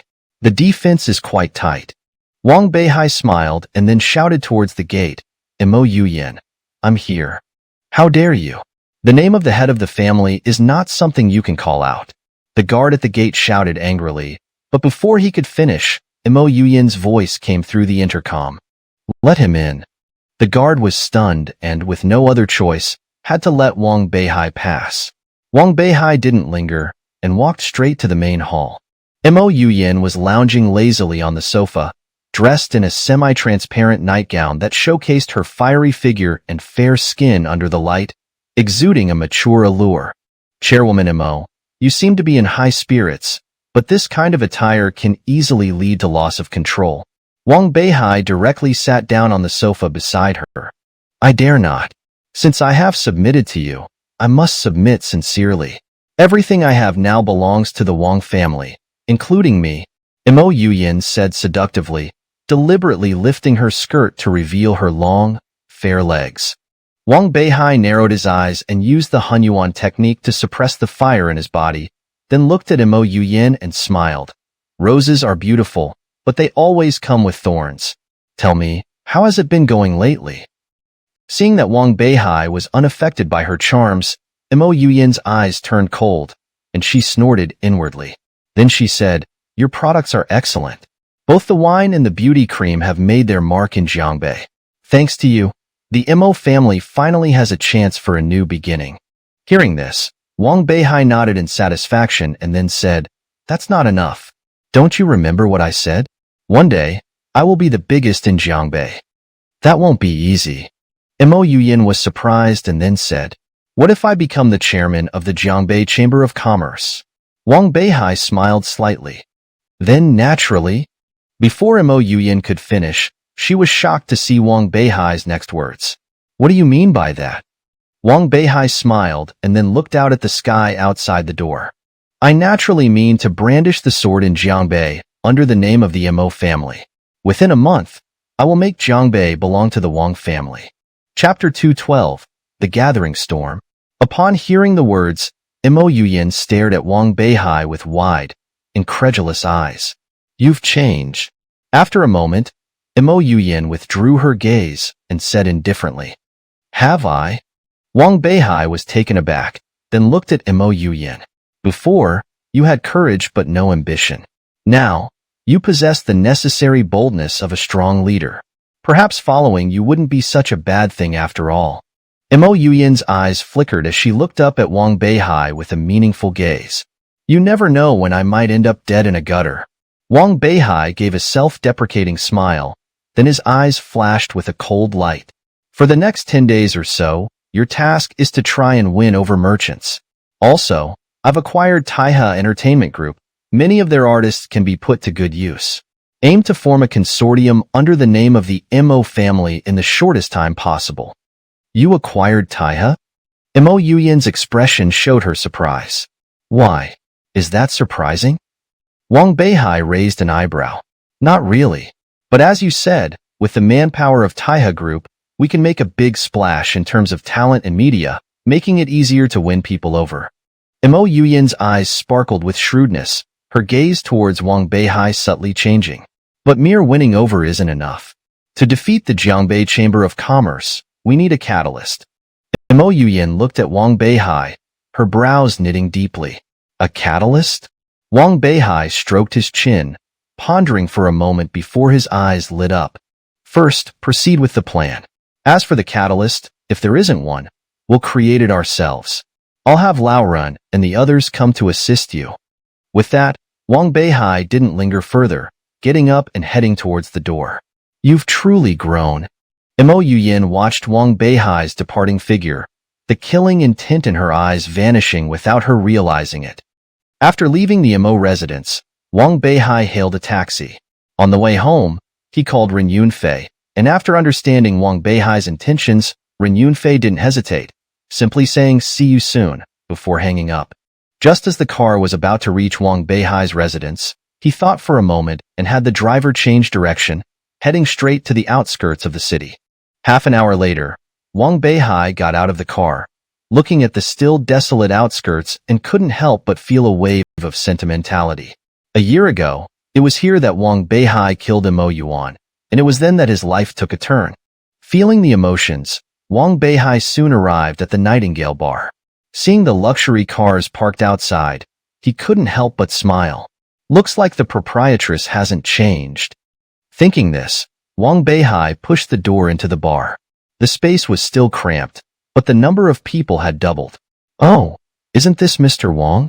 What brings you here?" As soon as Wang Beihai entered, a familiar yet seductive voice reached his ears. Wang Beihai looked up to see Ying smiling at him from behind the bar. "Looks like your technique has reached perfection." Wang Beihai walked straight to the bar, sitting unceremoniously opposite Ying. "It's all thanks to you." Ying looked at Wang Beihai gratefully. With her technique now refined, her appearance had also become much younger. Without the makeup, she looked like a girl in her early 20s. "Today's sudden visit, I'm guessing it's not just for a drink, right?"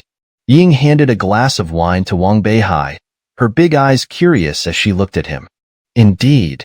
Wang Beihai took a sip of the wine, then circulated his spiritual energy to suppress the hallucinations that arose. Seeing this, Ying was inwardly shocked, then her lips curled up. "Looks like your cultivation has improved again. It's just luck." Wang Beihai smiled, then continued, "I want to unify Jiangbei." At these words, Ying showed the same expression as Mo Yuyan. Before Ying could speak, Wang Beihai waved a hand. "You don't need to worry about the rest. Just help me gather information on the higher-ups of the Jiangbei Chamber of Commerce and keep an eye on them." Ying narrowed her eyes. "How do you know I'd help you? Ever heard of the ancient divine ruins?" Wang Beihai took another sip of wine, stating bluntly. This time, Ying was completely unsettled. "What are you trying to say?" Seeing Ying's reaction, Wang Beihai felt confident and then smiled. "Help me unify Jiangbei, and I'll take you to the ancient divine ruins. You're on the verge of breaking through to the transformation stage. The ancient divine ruins might be the catalyst for your breakthrough." Without waiting for Ying to respond, Wang Beihai picked up his glass and clinked it with Ying's, then downed the wine in one gulp. "I'm off." Wang Beihai waved and then walked out of the bar in a carefree manner. Ancient divine ruins. Unified Jiangbei. Ying stared at the doorway, her eyes narrowing slowly. While Wang Beihai was contacting everyone, Taihe Group was also starting to operate under Hao Jian's arrangements. Within a day, news of Ouyang Hao's harassment of an innocent girl and Su Dingting's heroic intervention flooded the nation through the media. Ouyang Hao became a rat running through the streets, with netizens launching a public outcry, denouncing him and even digging up his past scandals. One stone stirs up 1,000 waves. Even lying in the hospital bed, Ouyang Hao received more than 10 court summons. The women he had wronged, encouraged by the public, also came forward. Damn it, who made this report? And what's with these women? In the Ouyang family villa in Jiangbei, Ouyang Jia watched the news on TV with a furious expression, his old face turning purple with rage. We don't know either, but it seems the report came from the company where the young master has been working. In the living room, a bespectacled man in a suit knelt fearfully on the ground. Oh, when their own artist is in trouble, instead of helping with public relations, they go on a rampage. This is clearly a setup. Ouyang Jia said, crushing the remote control in his hand into pieces. I've met Hao Jian of Taihe Group before. He doesn't seem to have such tricks. I'd like to see who dares to harm my son like this. With that, Ouyang Jia waved his hand, and the bespectacled man immediately left with an order. Just as the bespectacled man left, a servant rushed in. What's the hurry? Ouyang Jia, already in a bad mood, scolded the servant. Reporting to the master, this is a visiting card from the south. The servant stammered, handing out a red card. At that moment, a gust of wind suddenly blew in from outside. Ouyang Jia opened the visiting card, his eyes narrowing sharply, his body trembling. Chapter 213. Ouyang Jia. Good one Wang Beihai. I was just worrying about not being able to find the culprit, and here he is, offering himself up. Ouyang Jia clenched his fist, crumpling the red invitation in his hand into a ball, his aged face contorted with rage.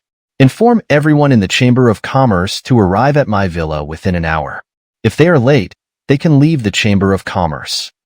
Ouyang Jia's eyes flashed with a cold glint, and with a wave of his hand, his servant was so frightened that he could barely speak, trembling as he rushed out. Damn it! I want to see just how much of a brat this Beihai can be. Ouyang Jie let out a cold snort and plopped down on the sofa. An hour later, the grounds outside the Ouyang family villa were filled with luxury cars, and many well-dressed business magnates gathered in the courtyard of Ouyang Jie's villa. Sit. Ouyang Jie stood on the second-floor balcony, surveying the crowd below with satisfaction. Seeing more merchants still arriving outside, he frowned and shouted, "Close the gate." The servant obeyed, shutting the gate, leaving a few who had hurried late outside.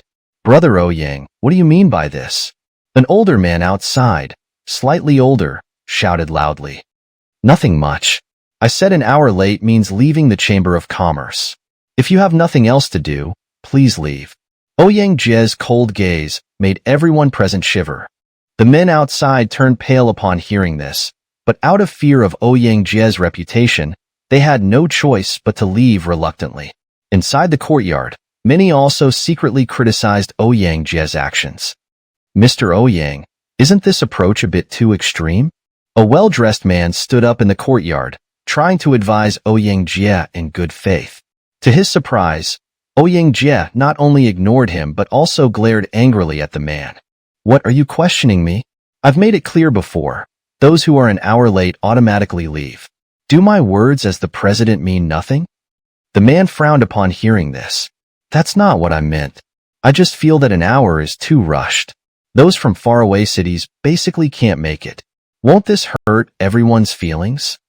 As he spoke, murmurs of agreement rose from the crowd. Ouyang Jie sneered and interrupted the man. "Enough, Murong Yunhai.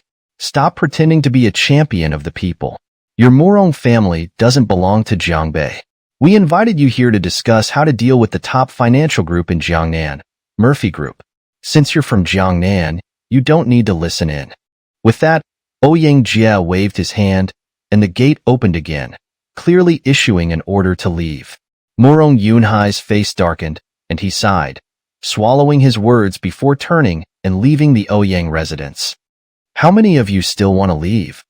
Ouyang Jie's eyes gleamed with cold light, making everyone present feel uneasy. "Good, very good." Seeing no more objections, Ouyang Jie nodded and then said, "Just yesterday, my son was severely injured, still in critical condition, and the media's criticism is pouring in. Today, the mastermind behind all this not only shows no remorse, but also threatens to swallow up our Jiangbei Chamber of Commerce, forcing me, Ouyang Jie, to submit to them." "Huh, isn't that laughable?" Ouyang Jie said with a laugh, but the crowd around him was in hushed discussion. No one laughing. Instead, the topic shifted to Ouyang Hao. "Laugh. Why aren't you laughing?" Ouyang Jie glared angrily at the crowd. "Do you think they're just targeting me? Think about it. If I, as the president, fall, who's next? Won't it be the Jiangbei Chamber of Commerce? If the Jiangbei Chamber of Commerce collapses, how will any of you stand in Jiangbei? As the saying goes, if the lips are gone, the teeth will be cold. Now is not the time to shirk responsibility. I'll be direct. This is not only to seek justice for my son, but also to assert the might of our Jiangbei Chamber of Commerce. If any of you have a shred of courage, follow me into battle. If you're all cowards, I won't keep you." With that, Ouyang Jie waved his hand, and servants immediately brought out dozens of bowls of strong liquor for everyone. Ouyang Jie scanned the crowd and then lifted a bowl, shouting loudly, "If you have guts, drink this bowl of wine, and from now on, we swear to defend the honor of the Jiangbei Chamber of Commerce." Saying this, Ouyang Jie raised the bowl and drank it all in one go. Seeing this, some in the courtyard drank without hesitation, while others hesitated but eventually finished their drinks. The next day, before dawn, Wang Beihai arrived at the airport in Jiangbei. Soon, Ren Yunfei's figure appeared in the lobby. Wang Beihai smiled at him and walked over to give Ren Yunfei a big hug. "I'm more and more impressed with you. In such a short time, you're already preparing to take over Jiangbei." Ren Yunfei laughed heartily, patting Wang Beihai's shoulder with deep emotion. "Haha, it's out of necessity, but you're not bad either. In such a short time, you've already reached the level of a martial master." Wang Beihai narrowed his eyes and then laughed, noticing a significant change in Ren Yunfei's demeanor. "To be honest, I have to thank you for this. Ren Yunfei's eyes filled with gratitude as he looked at Wang Beihai. If not for you, I might have spent my entire life without touching this level. Moreover, the technique you gave is truly powerful. Even Lu Pengzi has reached the peak of a martial master, just a step away from becoming a martial master. That's good. Wang Beihai nodded with relief. At that moment, a well-dressed middle-aged man approached Wang Beihai. Upon closer inspection, the man sized up Wang Beihai and then smiled slightly. I presume you are Mr. Wang Beihai? And you are? Wang Beihai frowned, feeling a hint of caution, while Ren Yunfei stepped slightly forward, shielding Wang Beihai. Don't be nervous, Mr. Wang. The man smiled and then handed Wang Beihai a mobile phone. Someone wants to speak with you. Wang Beihai narrowed his eyes, took the phone, and upon hearing the voice on the other end, his face lit up with joy. Ling Tianqiu, you old rascal, even making a call is so dramatic. I almost attacked. Wang Beihai said, laughing loudly. The two chatted on the phone for a while, and Ling Tianqiu finally spoke seriously. The person who handed you the phone is my daughter-in-law's younger brother, Morong Yunhai. You're weak in Jiangbei, and to fight Ouyang Jie, you need local support. Although Morong is also a key member of the Jiangbei Chamber of Commerce, he is also part of the Ling family. From now on, he will serve you. You can trust him. Hearing Ling Tianqiu's words, Wang Beihai couldn't hide his surprise and then looked at Morong Yunhai, who bowed slightly to Wang Beihai. I've long heard of Mr. Wang's name. From now on, Morong will follow Mr. Wang's lead. Wang Beihai nodded and then said thank you into the phone. What are you thanking me for? You're a man Ruoying trusts. I naturally support you. No matter what, remember to come back alive. Ruoying is waiting for you to regain your flesh and blood. After that, Ling Tianqiu didn't waste time, just said to take care and hung up the phone. Mentioning Ling Ruoying, Wang Beihai's eyes darkened. He then looked at the blue sky outside the airport and murmured to himself. 2 more years. Wait for me, Ruoying. Chapter 214. The moves of Morong Yunhai. You're called Morong Yunhai? As they exited the airport, Morong Yunhai led Wang Beihai and Ren Yunfei to a brand new Rolls-Royce. Yes, Mr. Wang. My sister Morong Xiaoxiao is Ruoying's mother. Morong Yunhai opened the car door and invited the two to get in. Wang Beihai narrowed his eyes and got into the car without any hesitation. There are still 3 days until the agreed time. Now that Ouyang Jie has received the invitation, I suppose he's already preparing, right? Leaning back in his seat, Wang Beihai looked at Morong Yunhai with half-closed eyes. Ling Tianqiu mentioned that you are a key figure in the Jiangbei Chamber of Commerce. I assume you know how he's preparing. Actually, I don't know much about that. However, I believe that since Mr. Wang is preparing to deal with Ouyang Jie, you must have made thorough preparations. Morong Yunhai turned around from the passenger seat and gave Wang Beihai a smile. You are a key figure in the Jiangbei Chamber of Commerce. Aren't you afraid that my actions might harm your interests? Wang Beihai raised an eyebrow, his gaze suddenly sharp. Facing Wang Beihai's imposing presence, Morong Yunhai smiled instead of getting angry. Mr. Wang, no need to worry. I left the Jiangbei Chamber of Commerce yesterday. Hearing this, Wang Beihai frowned. Why is that? A wise bird chooses its tree. Staying in the Jiangbei Chamber of Commerce doesn't benefit me, so it's better to leave early. Betraying the chamber you've been with for so many years, I doubt your loyalty. Wang Beihai looked at Morong Yunhai with narrowed eyes. Although there was Ling Tianqiu's assurance, human hearts are unpredictable, especially since this was their first meeting. Seeing Wang Beihai's suspicion, Morong Yunhai smiled faintly and did not say anything. He simply turned back to lean against the passenger seat and closed his eyes to rest. Shortly after, the driver brought the car to an ancient-style restaurant. We're here. Morong Yunhai smiled and got out of the car, inviting Wang Beihai and Ren Yunfei to follow.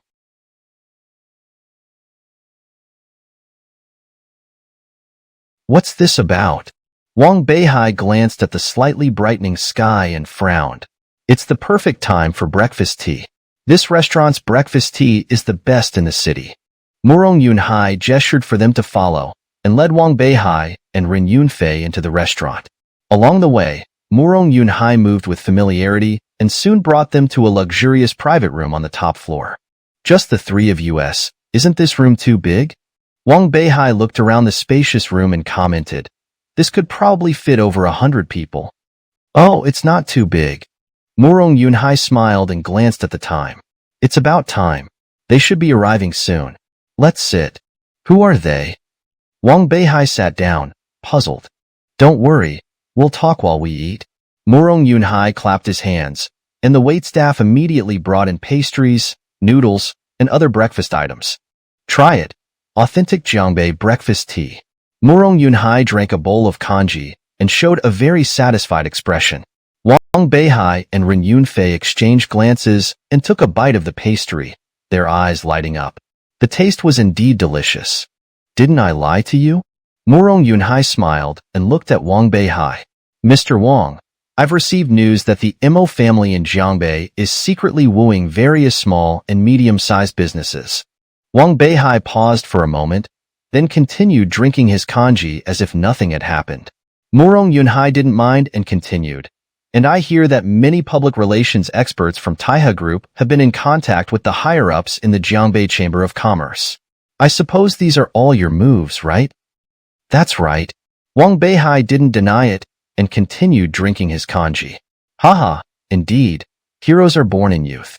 Being able to subdue Imo Yuyan, one can see Mr. Wang's skills. Admirable, admirable.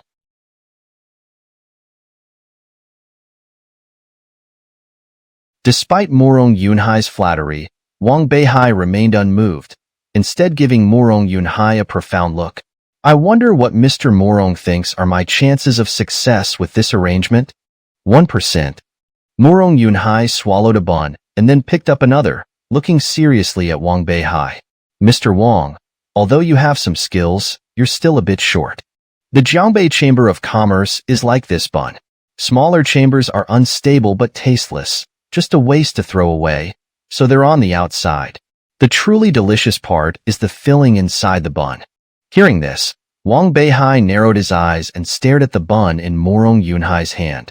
The real core figures of the Jiangbei Chamber of Commerce, like the meat filling in this bun, seem scattered but are actually tightly knit together. Ouyang Jie becoming the chairman was definitely not by chance. Murong Yunhai handed the bun to Wang Beihai and said calmly, the small businesses Mo Yuyan has been wooing are insignificant to Ouyang Jie, and Taiha Group's seduction tactics are just feeding themselves to the core figures. The real power is still in Ouyang Jie's hands. While Murong Yunhai was speaking, Wang Beihai had finished his kanji. Putting down the bowl, Wang Beihai looked at Murong Yunhai. So, according to Mr. Murong, am I doomed to lose? Not necessarily. Murong Yunhai shook his head. The biggest variable in this is me. Hearing this, Wang Beihai widened his eyes. How so? Murong Yunhai smiled and continued. Do you know why I chose to leave the Jiangbei Chamber of Commerce at this critical moment? Wang Beihai frowned, though he didn't speak. Seeing Wang Beihai's expression, Murong Yunhai recounted the events of that day. After listening, Wang Beihai not only didn't find clarity but furrowed his brow even deeper. To gain the world, one must first gain the hearts of the people. Your invitation undoubtedly disrupted Ouyang Jie's calm, allowing me to find a flaw. Murong Yunhai's lips curled up as he continued. When Ouyang Jie announced the closure, he alienated some people. I then guided and incited dissatisfaction among the higher-ups with Ouyang Jie's actions. My seemingly reckless words were actually a move to win over hearts, all for the purpose of meeting you, Mr. Wang, at this moment. With that, Murong Yunhai nodded slightly to Wang Beihai and clapped his hands. A group of people immediately entered, all of whom exuded the aura of wealth. These are all old members of the Jiangbei Chamber of Commerce who have long been dissatisfied with Ouyang Jie's ruthless ways. Now I've persuaded them to pledge their loyalty to you, hoping to assist Mr. Wang. Hoping to assist Mr. Wang. The group looked at Wang Beihai and said in unison. Wang Beihai was momentarily stunned and turned to look at Ren Yunfei, who was visibly excited. All right, I accept this gift. Wang Beihai smiled, feeling more confident about taking over the Jiangbei Chamber of Commerce with such support. No one's eaten yet. Sit down. Let's have breakfast tea together. Wang Beihai waved his hand, and Murong Yunhai immediately understood. He clapped his hands, and the waitstaff who had been prepared outside the room quickly entered, arranging a sumptuous breakfast tea for everyone.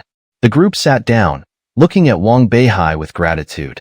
Although they were all core members, none of them had ever dined with Ouyang Jie. Being treated so by Wang Beihai, they felt warmth in their hearts. Murong Yunhai indeed has some tricks. Wang Beihai glanced at Murong Yunhai and said, "In the future, don't call me Mr. Wang, just call me Beihai." Hearing this, Murong Yunhai was momentarily stunned, his eyes reddening. Seeing this, Wang Beihai stood up and raised his teacup. "You too, in the future, call me Beihai. Let's work together, strive for prosperity, and in the future, Jiangbei will be the world of all of us present. Cheers!" With a hearty shout, everyone raised their teacups and drank them down in one go. Chapter 215. Business Warfare. A day later, in the office of Taihe Group, Wang Beihai called Su Tingting and Hao Jian to his side. "Next, I will have a batch of beauty masks from the latest R&D of massage technology go on the market. Tingting, you will be the spokesperson for this batch of masks." Hearing this, Su Tingting was first taken aback, then looked at Wang Beihai with deep gratitude. Wang Beihai smiled and nodded, then continued, "Along with this mask, there will also be a health-enhancing cigarette. Once the samples arrive, I'll give you some. How? Your job is to create enough hype for these two new products. Find a popular male artist, and make the launch as grand as possible. As for the brand, use the name of Mo Fei Group." Hao Jian's eyes lit up at once, and he immediately had an idea in mind, then gestured to Wang Beihai with his fingers. "Creating hype is simple, but the funding? Regarding the funding, he will coordinate with you," Wang Beihai said, calling Ren Yunfei over. "He is Ren Yunfei, and he is Hao Jian. You two will manage this company together from now on. If there are any issues, come to me." After saying this, Wang Beihai patted Ren Yunfei on the shoulder. "You have a heavy responsibility these days. Tomorrow, Fatty will bring the samples over, so you'll have to work harder." "Don't worry, it's not a big deal," Ren Yunfei smiled. Compared to this, he was more curious about the new products Wang Beihai mentioned, knowing from past experience that Wang Beihai's creations were bound to be extraordinary. "All right, the rest is up to you. Remember, within 3 days, no matter the cost, we must make our name known before negotiating with Ouyang Jie." With that, Wang Beihai received a phone call and left in a hurry. At noon, Wang Beihai arrived at his rooftop restaurant. As soon as he reached the door, he saw a graceful figure standing by the railing, gazing at the distant scenery. "Haven't you changed this habit yet?" Wang Beihai smiled and walked over.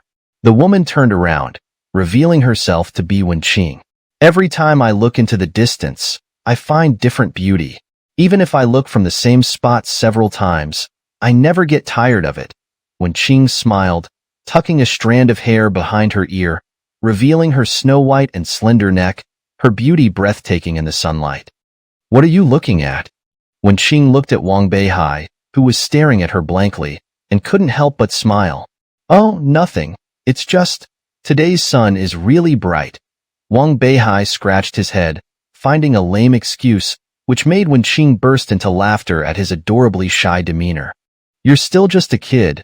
Even with $1 billion fortune, you're still so shy. All right, let's talk business." Wang Beihai blushed and coughed twice, then looked at Wenqing. "How about it? The deal this time?" Wenqing immediately composed herself, her eyes gleaming with determination as she fixed her gaze on Wang Beihai. "I'll help you, but you also have to agree to one condition." "What condition?" Wang Beihai frowned. "Once we enter the ancient divine ruins, help me get something." Wenqing blinked, and Wang Beihai looked puzzled. "What thing?" "I can't tell you that yet, and I'm not sure if we'll even encounter it. But if we do, you must help me." Seeing Wenqing's determined gaze, Wang Beihai pondered for a moment, then nodded. "All right, I agree." "Good," Wenqing said, her demeanor becoming gentler. "So, what do you need my people to do for you?" "It's simple. This battle seems like a business war, but bloodshed is inevitable behind the scenes. Your people just need to clear out the underground elements. The rest, I'll handle on the commercial side. As soon as Wang Beihai finished speaking, Wen Qing raised her little finger with a smile. That's easy. Deal, let's shake on it. Seeing this, Wang Beihai couldn't help but chuckle, also extending his little finger to shake with Wen Qing. By the way, how did you know about Ouyang Jie's underground activities? Wen Qing suddenly asked, her big eyes wide with curiosity. Tomorrow, my company will make a big hype over the launch of new products to enter Jiangbei openly. Ouyang Jie will definitely make a move. At that time, she will give you a signal, and you just need to cut off Ouyang Jie's underground hands. If possible, you might even find the source and cut it off completely. She? Who is she? Wen Qing looked in the direction Wang Beihai pointed, but saw no one. Who is there? Wen Qing looked up discontentedly, only to see a figure silently appear before her. Ah! Wen Qing let out a startled scream, then glared fiercely at Wang Beihai. Who is she? Human or ghost? Neither human nor ghost. She's called Nightingale, a member of the Yaozu, Yaoju. Wang Beihai tried hard not to laugh, as this was the first time he had seen Wen Qing lose her composure. A demon? That's quite unusual. Wen Qing scrutinized Nightingale, eventually calming herself down and turning to Wang Beihai. What purpose does she serve? She's my intelligence specialist. Nightingale will report all of Ouyang Jie's movements to me. With her cooperation, we can completely eliminate Ouyang Jie's underground tactics. Just her. Wen Qing glanced at Nightingale, then looked at Wang Beihai with suspicion. The Yaozu have always been hostile to humans. Will she really help you so willingly? It's a mutually beneficial arrangement, Wang Beihai said, then suddenly thought of something and added, Oh, and while I help you get that thing, you also have to agree to a condition from me. What? Wen Qing frowned. Take her with you into the ancient divine ruins. Wang Beihai said, giving Wen Qing a silly smile. Wen Qing's eyes widened in surprise. Well, Wang Beihai, you've learned to make decisions before consulting. Wen Qing glared at Wang Beihai, then looked at Nightingale and hesitated. She practices the Wanyao Sunjie and is already at the heavenly realm. Taking her along would be an additional help. Hearing this, Wen Qing nodded, then glared at Wang Beihai and whispered, I'll settle accounts with you when we return.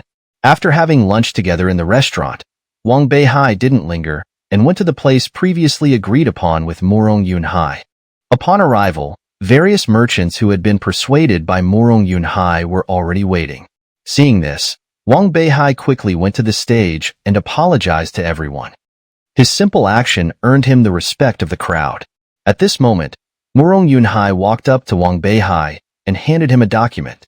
Wang Beihai quickly flipped through the document and soon frowned. Ouyang Jie really has good tactics. I didn't expect the entire tobacco and alcohol industry in Jiangbei to be under his control, and even the transportation industry has a large part of his influence.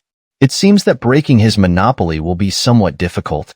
Seeing Wang Beihai's analysis, everyone also frowned.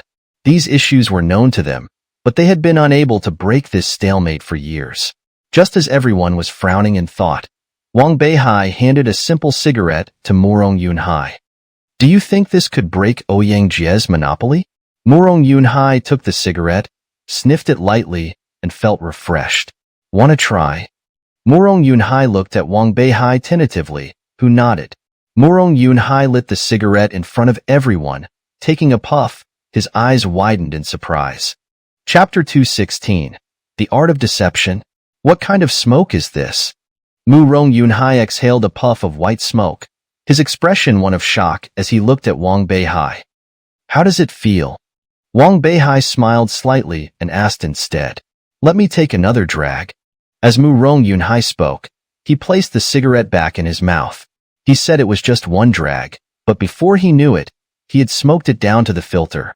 Seeing Morong Yunhai's blissful expression and smelling the refreshing aroma of the smoke, everyone else couldn't help but swallow their saliva. It's smooth on the palate, without the harshness of traditional cigarettes, but with a faint, refreshing scent. When inhaled, it leaves a cool sensation in the lungs. After one cigarette, my spirits are lifted. What kind of smoke is this? Mu Rong Yunhai opened his eyes, excitedly looking at Wang Beihai. If this cigarette were to hit the market, it would certainly pave a new path. Perhaps with this, we could break Ouyang Jie's monopoly. Just relying on cigarettes won't be enough. Wang Beihai smiled and then took out a rough-made mask and a bottle of the improved Dehuanyang wine. I didn't bring many cigarettes, but I did bring a bottle of this wine. Everyone, don't be greedy. Just a small sip each. Saying this, Wang Beihai had Mu Rong Yunhai fetch some cups and dripped a few drops into each. As the crowd brought the cups to their lips, the lingering aroma of the wine alone aroused their desires. Having seen Mu Rong Yunhai enjoy the cigarette, everyone eagerly lifted their cups and drank. Instantly, their eyes lit up, and they all left the scene, their faces flushed. By the time they returned, it was already afternoon. It seems Elder Ling was right. The effects of this wine are indeed powerful. Mu Rong Yunhai and the others looked at the empty bottle, their eyes gleaming with greed, as if they wanted to lick the bottom clean. Wang Beihai, this is a good product, but most of the transportation in Jiangbei is under Ouyang Jie's control. If we introduce this in large quantities, he's bound to notice. After the excitement, Mu Rong Yunhai turned to look at Wang Beihai. His brows furrowed deeply, as were those of the others around him. Hearing this, Wang Beihai's lips curled into a smile. There's no need to worry about that. 3 days ago, I rented a factory. Starting tomorrow, we can begin production. At this, the crowd erupted in cheers. Mr. Wang, what do you need us to do? At that moment, an older merchant stepped forward and asked, to which the others nodded in agreement. It's simple. Previously, Ouyang Jie was able to monopolize the tobacco and alcohol market because no one dared to oppose him. Things are different now. All you need to do is quietly push out my products. As for how much profit you make, that's your own business. Hearing this, everyone's eyes lit up. In the past, with Ouyang Jie monopolizing the market, they had to go through him to get their goods, significantly reducing their profits. Now, Wang Beihai was handing over such excellent products without reservation, and they couldn't help but feel excited. But Ouyang Jie has many informants. As soon as we merchants make a move, he will trip us up in the shadows. One of my old friends fell into his trap and lost everything. The merchant continued, his face still showing some concern, perhaps due to the long-term oppression by Ouyang Jie. Well, I think Mu Rong should know what we should do. Wang Beihai glanced at Mu Rong Yunhai, and the two exchanged a knowing smile. We'll use the openly repair the road, secretly pass the river strategy. We'll publicly promote the products to divert Ouyang Jie's attention. When his focus is scattered, you can release your goods. With your capabilities, you can distribute them across Jiangbei within a day. By then, even if Ouyang Jie realizes, it will be too late. As Mu Rong Yunhai finished speaking, everyone seemed to wake up from a dream, their faces showing realization. A cigarette that not only safeguards health but also has a superior taste, a wine that strengthens the body without any side effects. Just these two products, once launched, will have a tremendous impact. With these, we can indeed compete with Ouyang Jie. The merchants spoke, their eyes filled with determination, the previous fear of Ouyang Jie gradually fading. All right, everyone has worked hard today. I'll arrange dinner tonight. After saying this, Wang Beihai gave Mu Rong Yunhai a look, who understood and led the crowd to the hotel. After everyone left, Wang Beihai slowly departed. As soon as he stepped out, an inconspicuous car stopped in front of him. Long time no see, Beihai. The driver stepped out, revealing a firm face. It was Su Jinkuan, who had helped Wang Beihai rebuild Wulong village. Wang Beihai happily embraced Su Jinkuan, and then the two got into the car and drove off towards the outskirts of the city. How's the progress, Lao Su? In the car, Wang Beihai asked. You can rest assured.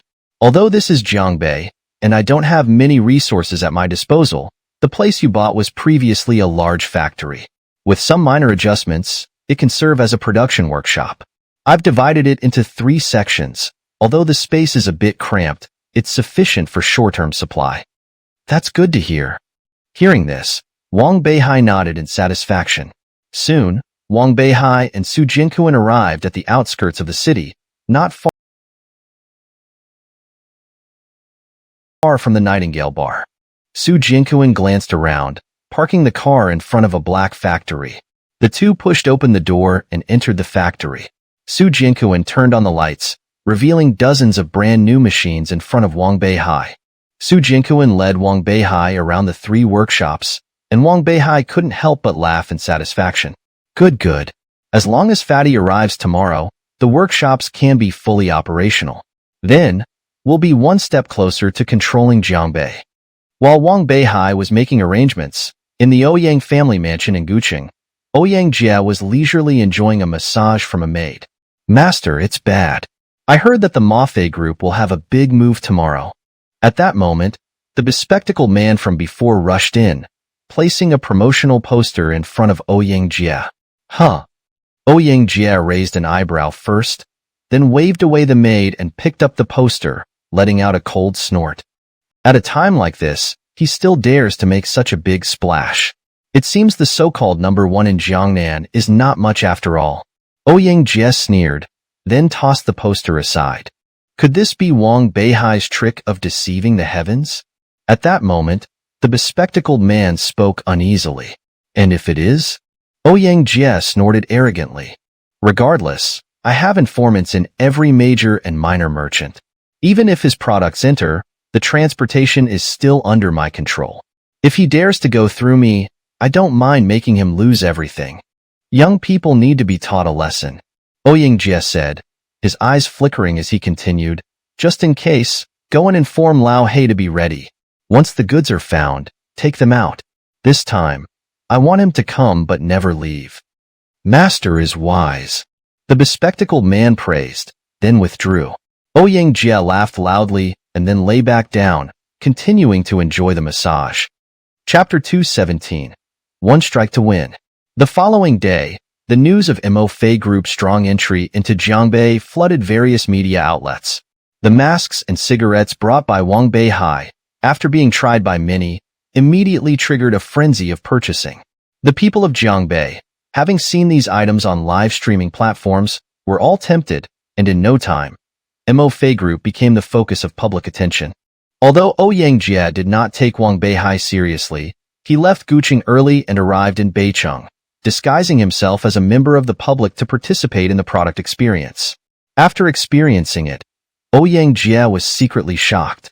Wang Beihai, he does have a few tricks up his sleeve. This stuff really has some substance.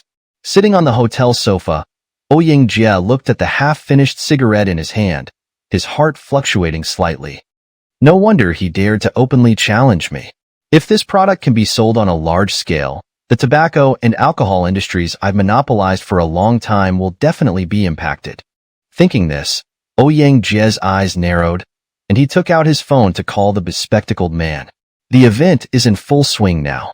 Have Lao He send people to create chaos and disrupt their activities. After saying this, Ouyang Jia waved his hand, signaling the waiter to bring a glass of red wine, then squinted his eyes and sipped the wine carefully.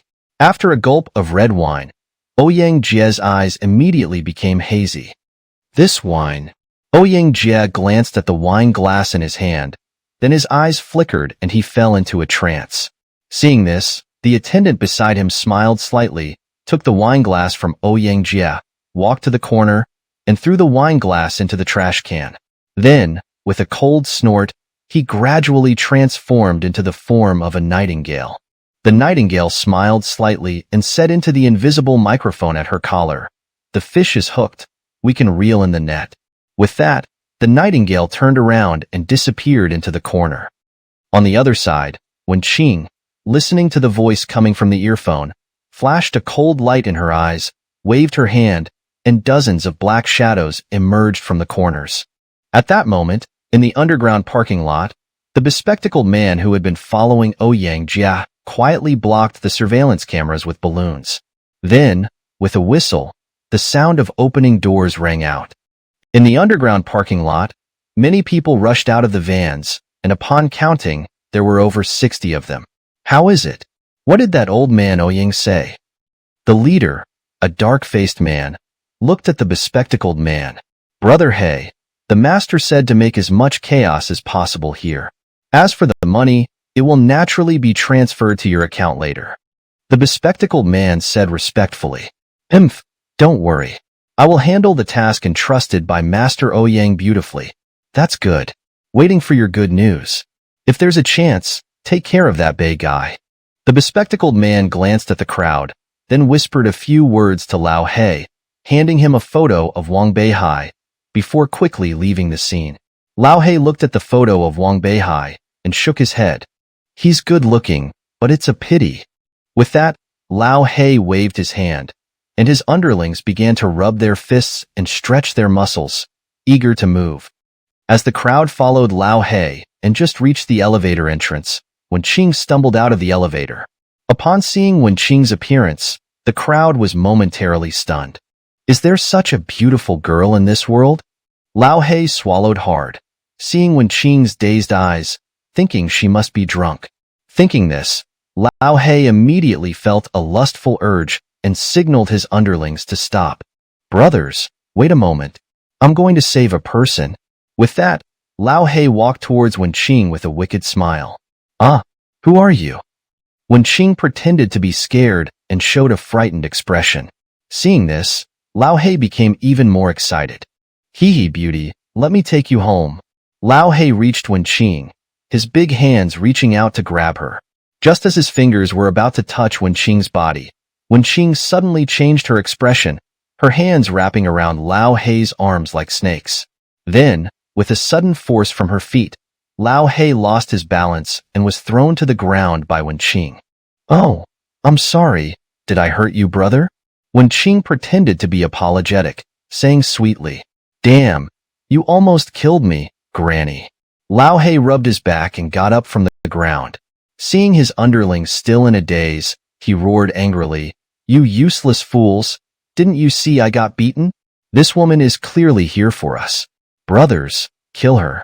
As soon as the words left his mouth, dozens of people rushed into the stairwell, pulling out short knives from their waists, glaring at Wenqing. I see you're not too stupid. Wenqing put away her smile and clapped her hands. Immediately, screams came from outside the door. Lao He was shocked and hurriedly looked outside. Dozens of black-clothed men appeared outside, and in the blink of an eye, the dozens of underlings who had been waiting outside fell to the ground. You? Who exactly are you? Lao He turned to look at Wenqing, his voice trembling. It doesn't matter who I am. What's important is that today, you can't do anything. Wenqing glanced at her fingernails, then waved her finger, and the black-clothed men instantly moved. In an instant, in the stairwell, only Lao He remained standing. Lao He looked at the black-clothed men closing in and felt a rush of warmth down his leg. What a coward! Wenqing snorted coldly, waved her hand, and the black-clothed men slowly approached Lao He. Seeing this, Lao He couldn't care about his pride and directly knelt down. Heroine, please spare my life. I'll do anything you ask. Hearing this, Wenqing raised her hand, and the black-clothed men immediately stopped. Then, Wenqing turned to look at Lao He. Tell me all the shady deals you've done with Ouyang Jia over the years. This? Lao He showed some hesitation. Wenqing snorted coldly, and Lao He felt a chill down his spine. His desire to survive overcame everything, and his mouth opened, spewing out all the past dealings like a machine gun. After speaking for more than 10 minutes, Lao He finished, and Wenqing gave a look to the black-clothed men. One of them immediately struck a chop to Lao He's neck, and Lao He groaned and fainted. Did you record it? Wenqing said casually, and the black-clothed man nodded, handing a recording pin to Wenqing. Good. Let's go. The police should be here soon. With that, Wenqing waved her hand, and the black-clothed men disappeared from the scene. Soon, the sound of police sirens rang out, and the 60-odd people brought by Lao He were all taken back to the police station. Ugh, what happened to me? Ouyang Jia shook his head and woke up from the sofa in a daze. Looking outside, it was already late at night. Ouyang Jia's eyes widened, and he immediately stood up from the sofa, looking at the deserted surroundings, his heart tightening. Hey, where the hell are you? Ouyang Jia took out his phone and called the bespectacled man, who answered with a panicked voice. Master, Where are you? We've fallen into Wang Beihai's trap. Lao Hei and the others have all been arrested. Luckily, they were loyal and didn't betray us. I've already returned to Guqing to avoid danger. Master, I've prepared a car for you in the hotel parking lot outside, without a license plate. The keys are in the car. You should hurry back too. After saying this, the bespectacled man hurriedly hung up the phone. Ouyang Jie stood there in a daze, looking at the empty hotel, a sense of unprecedented defeat rising in his heart. Well done, Wang Beihai. I really underestimated you. But it doesn't matter. Your products won't pass through my hands, and the final victory will definitely be mine. Ouyang Jie said, laughing loudly, found the car in the parking lot, and quickly left Beicheng. Chapter 218, Defeat. Shortly after Ouyang Jie left the hotel, Wang Beihai and Murong Yunhai appeared in the hotel lobby. Murong Yunhai looked admiringly at Wang Beihai. These years, it's the first time I've seen Ouyang Jie in such a wretched state. I never expected you to be so young yet so capable. If this gets out, it will make people like us, who call ourselves successful, feel utterly ashamed. Murong Yunhai said, revealing a self-deprecating smile. I'm just lucky, that's all. Wang Beihai shook his head and then asked, how are the preparations on your side? Don't worry, with such miraculous effects, your products are gladly accepted by both agents and distributors. They have already sold out all the products through their respective channels. The current order volume has reached 3 billion, plus today's public presale, the total gross income has reached 50 billion. Murong Yunhai excitedly looked at Wang Beihai. 50 billion. That's the combined 10-day income of the Jiangbei Chamber of Commerce. Now, many members within the chamber are wavering. Apart from the core few, the rest have started to show goodwill towards our group. Beihai, do you think we should extend an olive branch to them? Not yet. Wang Beihai narrowed his eyes. Now is not the time for grand performances. The most exciting moment will be tomorrow when the confrontation officially begins. As he spoke, a figure ran towards Wang Beihai. Fatty, you're here. Wang Beihai smiled slightly, and Lui Hong gave him a big hug.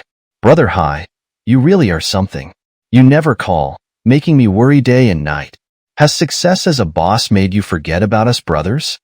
Lui Hong said while pretending to be sad, shedding crocodile tears. If not for Wang Beihai's thorough understanding of Lui Hong, he might have been fooled. This is Lui Hong, my partner and brother. Wang Beihai smiled at Murong Yunhai, who looked at the two and couldn't help but feel envious. You two friends should catch up. I'll keep an eye on the progress. Murong Yunhai smiled and then turned to leave. Seeing this, Wang Beihai nodded at Murong Yunhai's back and then took Lui Hong to the coffee area. How are Sister Li and the others? In Wulong Village? As soon as they sat down, Wang Beihai inquired. Ren Yunfei and the others each had their responsibilities, but Lui Hong, who was always running around, knew their situations best. Everyone's fine, and the village is fine too. It's just that you haven't been back for a long time, so everyone misses you a bit. Lui Hong smiled and continued, Sister Li is busy with work, so she's fine. But I heard she often stares at your photos. And that girl Xiaofeng is always clamoring to see you. This time, she even wanted to come find you, but I refused. After all, school is important for a student. Xiaofeng is in school? Hearing this, Wang Beihai showed a delighted expression. Of course, I found the school for her. What else would she be doing at this age? Thanks, Fatty. Wang Beihai thanked Lui Hong with a grateful look. Hearing the news brought by Lui Hong, Wang Beihai felt more at ease.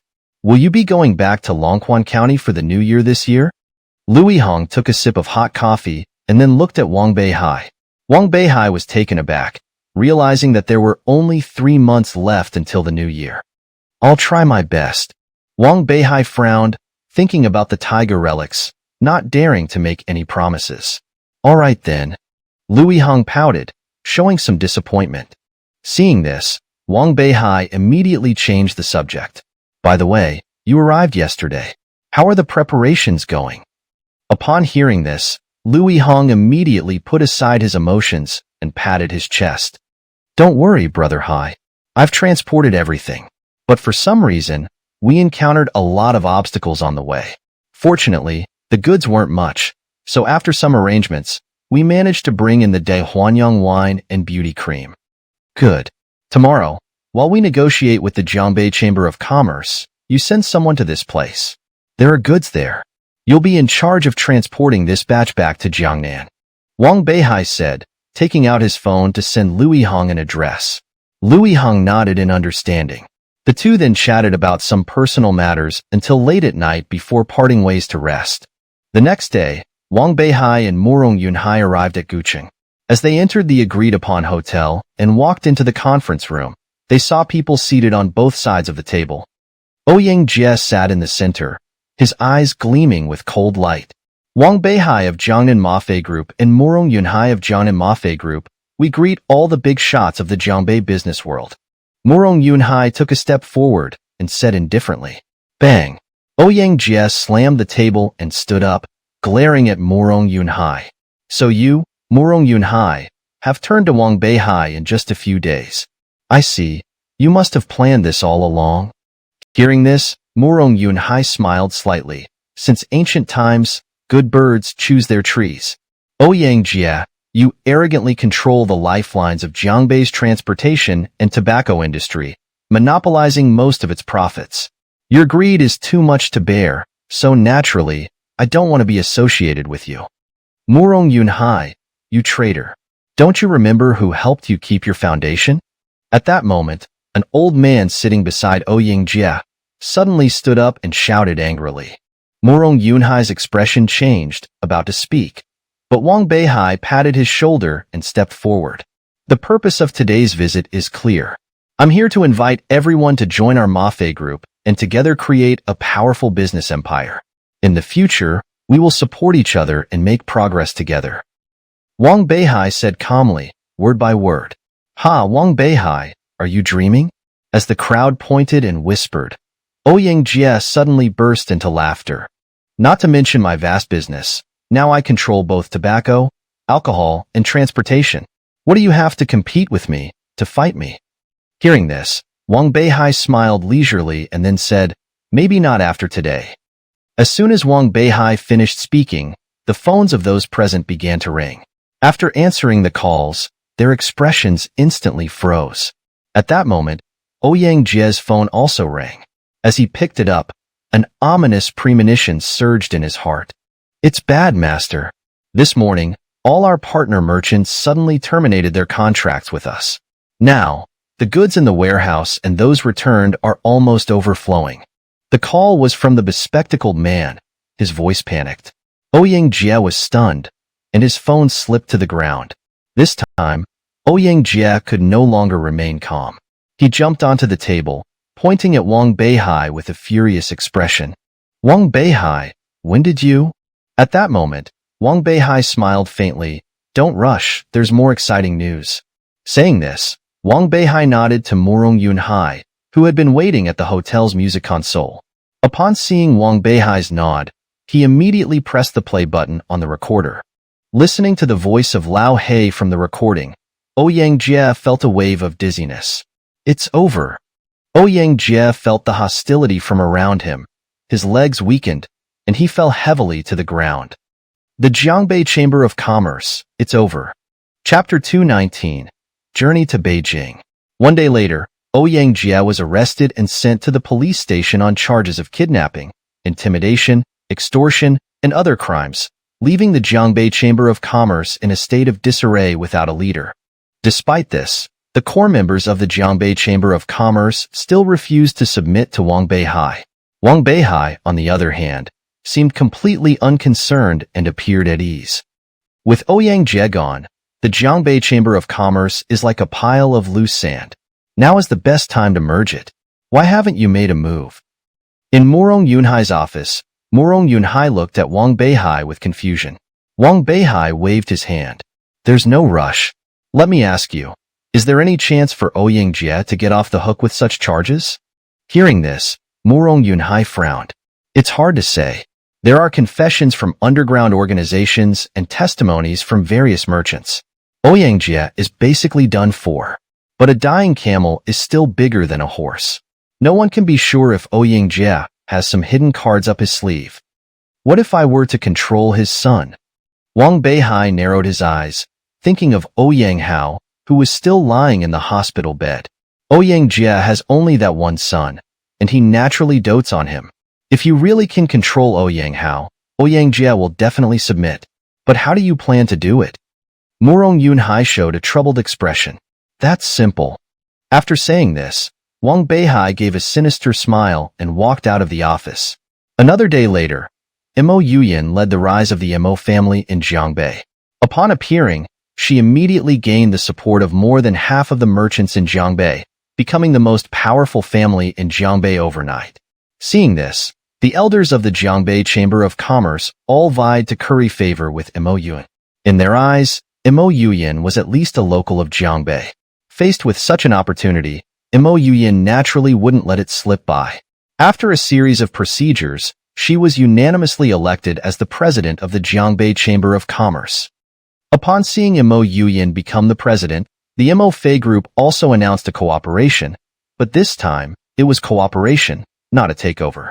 Seeing the Mo Fei Group suddenly submit, the members of the Jiangbei Chamber of Commerce became even more supportive of Mo Yuyan. Mo Yuyan, on the other hand, was filled with mixed feelings. In the evening, Mo Yuyan sat in the office of the Chamber of Commerce, glanced at the desk in front of her, then looked out the window at the scenery, murmuring to herself, "Everyone thinks I am a savior, but little do they know that I am Wang Beihai's true hidden piece. It's just like a dream. Wang Beihai, what kind of person are you? My Mo family has worked hard for decades, and in the end, it's our enemy who fulfilled our long-cherished wish. How ironic." As Mo Yuyan spoke, a peculiar emotion flashed in her beautiful eyes. The next day, Ouyang Jie surprisingly confessed to all his crimes, even sending away the lawyers he had previously hired. Just as everyone was puzzled, Ouyang Hao returned unscathed to Taihe Group. Ouyang Hao seemed to have amnesia, not holding any grudges from the past and even changing his usual demeanor to become a kind and amiable person. This transformation left the artists at Taihe Group in shock. In the office, Hao Jian looked at Wang Beihai with admiration. "There's no need to look at me like that." Wang Beihai shrugged helplessly. He had previously gone to the hospital to heal Ouyang Hao and altered some of his memories with the Hunyuan technique. Although it was taxing, the results were undoubtedly good. Find a way to clear his name. If necessary, help him switch to another entertainment company. I'm leaving for a while, and Taihe will be left in your hands. No special requirements, just produce more positive content and fewer silly dramas. As long as it doesn't lose money, you can do whatever you want with the company. After saying this, Wang Beihai didn't linger and quickly left Taihe. 3 days later, Wang Beihai gathered everyone together. When Murong Yunhai and the others saw Mo Yuyan, their eyes widened, and upon seeing Wang Beihai's calm demeanor, they immediately understood. "No wonder you weren't panicking. I was wondering how Mo family suddenly emerged. So, this was your hidden card all along?" Murong Yunhai said, his eyes filled with admiration. At such a young age, to have such composure, Ouyang Jie didn't lose unfairly. Although Murong Yunhai had previously been loyal without a second thought, he still harbored some doubts about Wang Beihai's abilities. But after witnessing Wang Beihai's tactics, Murong Yunhai was completely convinced. "From now on, Jiangbei is yours, Murong and Mo Yuyan, along with Hao Jian. Use your resources to completely control the economy of Jiangbei in a short time. Lui Hong will move between Jiangnan and Jiangbei. If you have any needs, tell him." From the sound of it, you seem to be leaving? Mo Yuyan frowned slightly, glancing at Wang Beihai. "Yes, I'm leaving for some time." Wang Beihai nodded. "Where to?" "Beijing." Wang Beihai didn't hesitate and directly informed everyone of his destination. Hearing this, everyone was taken aback. "Beijing, that's where the major super families are. With your current resources, you can certainly go and make a name for yourself." Ren Yunfei stroked his chin and thought for a moment before looking at Wang Beihai. "I heard you had some friction with the Huangfu family. Be careful if you go to Beijing." "Thanks, but I don't think the Huangfu family is that petty." Wang Beihai thanked Ren Yunfei and then smiled indifferently. Huangfu Ling wouldn't, but the others in the Huangfu family are another matter. To them, Face is more important than life. Mo Yuyin frowned. They are very concerned about their reputation. After saying this, Mo Yuyin's eyes showed a hint of melancholy as she walked to the side, lost in thought. All right, I'll be careful. I don't know when I'll be back from Beijing. Everyone, Jiangnan and Jiangbei are in your hands. After saying this, Wang Beihai bowed to everyone. That night, everyone put aside their work and enjoyed themselves with Wang Beihai, singing and dancing. The next morning, as the sky began to lighten, Wang Beihai glanced at the sleeping crowd, smiled slightly, and quietly left the room. Wang Beihai followed the address given by Wenqing to the agreed location, where he found Wenqing sitting in a large off-road vehicle, dressed in sporty attire instead of her usual clear clothes, giving her a different charm. What are you looking at? Get in the car. Wenqing waved her hand, and Wang Beihai snapped back to reality, jumping into the car. What's this about? Wang Beihai looked at Wenqing with curiosity. We still have some time. Let's consider this trip as a vacation. It's not convenient to wear a skirt and move around. Any objections? Wenqing glared at Wang Beihai with big eyes, and Wang Beihai immediately shrugged. Just as the two were talking, a figure agilely jumped into the car, startling Wenqing. Hey, I said, you, and you, the demon, why are you always popping up out of nowhere? It's a habit, Yang said indifferently, then leaned back in her seat and fell silent. Seeing this, Wang Beihai shrugged helplessly. Himph, what are you looking at? You drive. Wenqing snorted, unbuckled her seatbelt, and hopped out of the driver's seat. Wang Beihai felt a pang of bitterness in his heart, but there was nothing he could do about it. He obediently took the driver's seat, pressed down on the accelerator, and the car sped off in the direction of the capital. Chapter 220, Kyoto. Under the guidance of Wenqing, Wang Beihai, with Ying on board, traveled eastward along the Lomian River. The trio enjoyed themselves along the way, especially Wang Beihai, who gained a lot of knowledge during the journey. After 10 days, they could see a towering mountain peak rising into the clouds. What place is that? Wang Beihai asked, driving while staring wide-eyed. That's too high. That's Mount Jushan, the highest peak in the world. Kyoto is at its foot, Wenqing replied, her beautiful eyes gleaming as she looked at the peak. Mount Jushan, what a domineering name, Wang Beihai murmured, squinting. It's not really that Ba Qi, Ying interjected, stretching lazily. At the top of the mountain, where the tombs of gods lie, the beginning of all things, the origin of chaos. Legend has it that countless divine realm experts are buried on Mount Jushan, though it's just a legend, and I don't know the specifics. Divine realm experts? Come on, that's just made up, Wang Beihai exclaimed, quickly dismissing Yi Ying's words.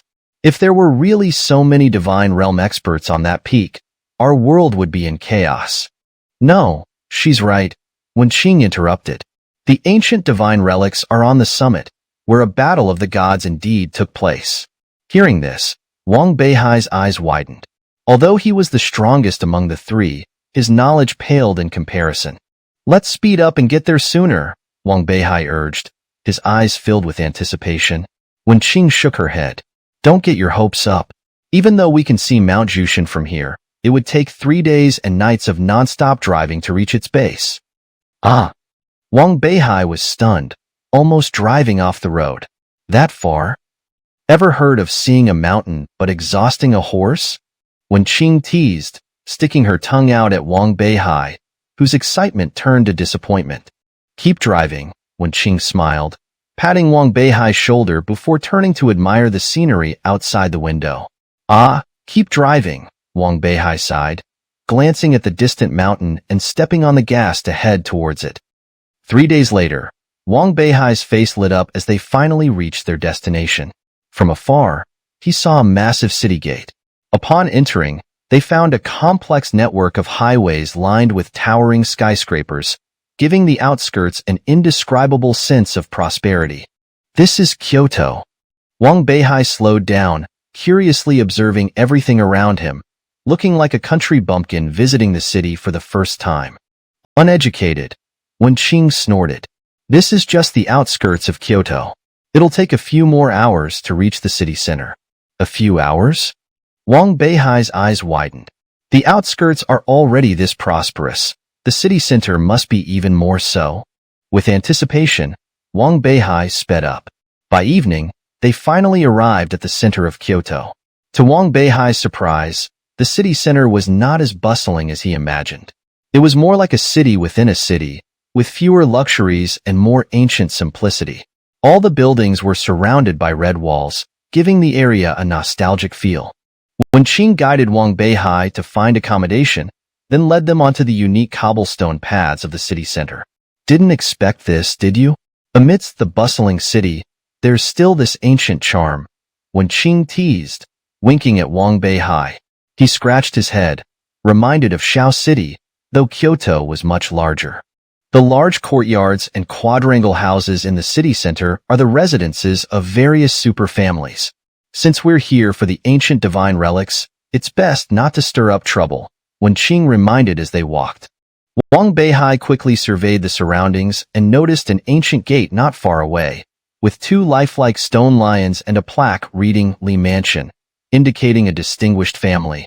Despite the ancient architecture, this is where many super families gather. Here, money can buy anything, when Qing said, leading them into a seemingly humble tavern. Inside, Wang Beihai was astonished by the opulent decor hidden beneath the simple exterior. They were led to a private room by a well-dressed waiter, who handed them the menu. Wang Beihai was again surprised to see even simple dishes costing hundreds each. Feeling the pinch? When Qing teased, leaning over, Wang Beihai shook his head. Not really, just amazed by the wealth of these super families, he said, handing the menu to Wen Qing. You're more familiar with this place, you order. Wen Qing took the menu and ordered the tavern's signature dishes without hesitation. Wang Beihai's eyes widened at the bill, even his composure shaken by the exorbitant prices. Despite the high cost, the food was exceptional. Wang Beihai's eyes lit up with the first bite. Such flavors couldn't be found in Jiangnan or Jiangbei. Perhaps due to their recent casual dining, Wang Beihai ate 3 full bowls of rice. Satisfied, the trio headed to the front desk to pay the bill. As Wang Beihai finished and was about to leave, a greasy hand suddenly grabbed Wen Qing. Well, whose pretty lady is this? A fat man in gold and silver jewelry leered at Wen Qing. Let go, Wen Qing said coldly, her eyes narrowing. Oh, quite spicy, the fat man sneered, causing his bodyguards to laugh. Bastard, Wen Qing muttered, resisting the urge to kick him despite her reluctance to cause trouble. Before she could act, Wang Beihai stepped in.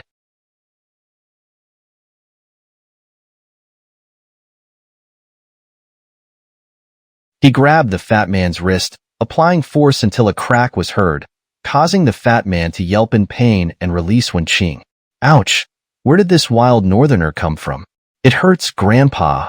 The fat man groaned. Wang Beihai released his grip. Let's go, Wang Beihai said grimly, ready to leave with Wen Qing. Stop right there. The fat man's eyes turned cold. He waved his hand, and his bodyguards blocked the exit.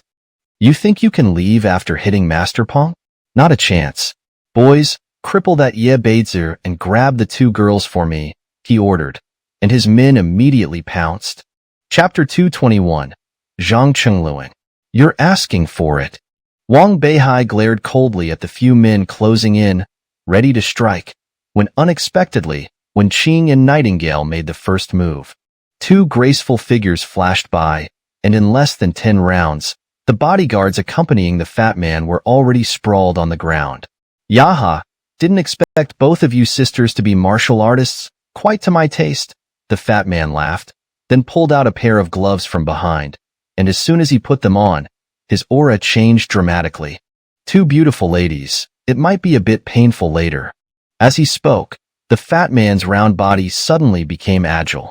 Curly-haired sister, watch out. With a flash, the fat man appeared in front of Nightingale, who narrowed her eyes and leaped into the air with a push of her feet.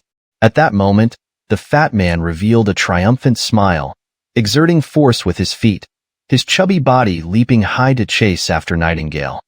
Meow. Nightingale's eyes flashed with a green light, her body making an abnormal arc in the air, just narrowly avoiding the fat man's grasp. Interesting.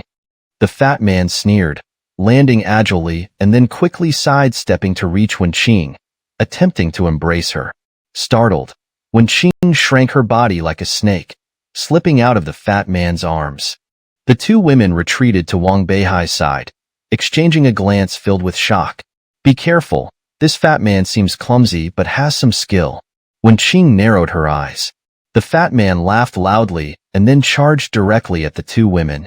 I'll handle this. Just as the two women were about to act, Wang Beihai stepped forward, standing in front of them. Get out of the way, Beihai. The fat man's eyes blazed with anger as he clenched his fist and swung it towards Wang Beihai. Get lost. Wang Beihai roared, stomping his feet hard and throwing a powerful punch. The two fists collided, and the fat man was shocked, feeling an overwhelming force surge from Wang Beihai's fist. It felt like being struck by a boulder, causing him to stagger back and crash into a nearby table, shattering the solid wood table into pieces. Young Master Zhang, stop fighting. Seeing the situation escalate, the manager of the restaurant rushed out, calling to the fat man on the ground.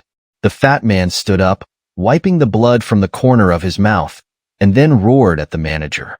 Fuck off. In this capital city, it's always been me bullying others.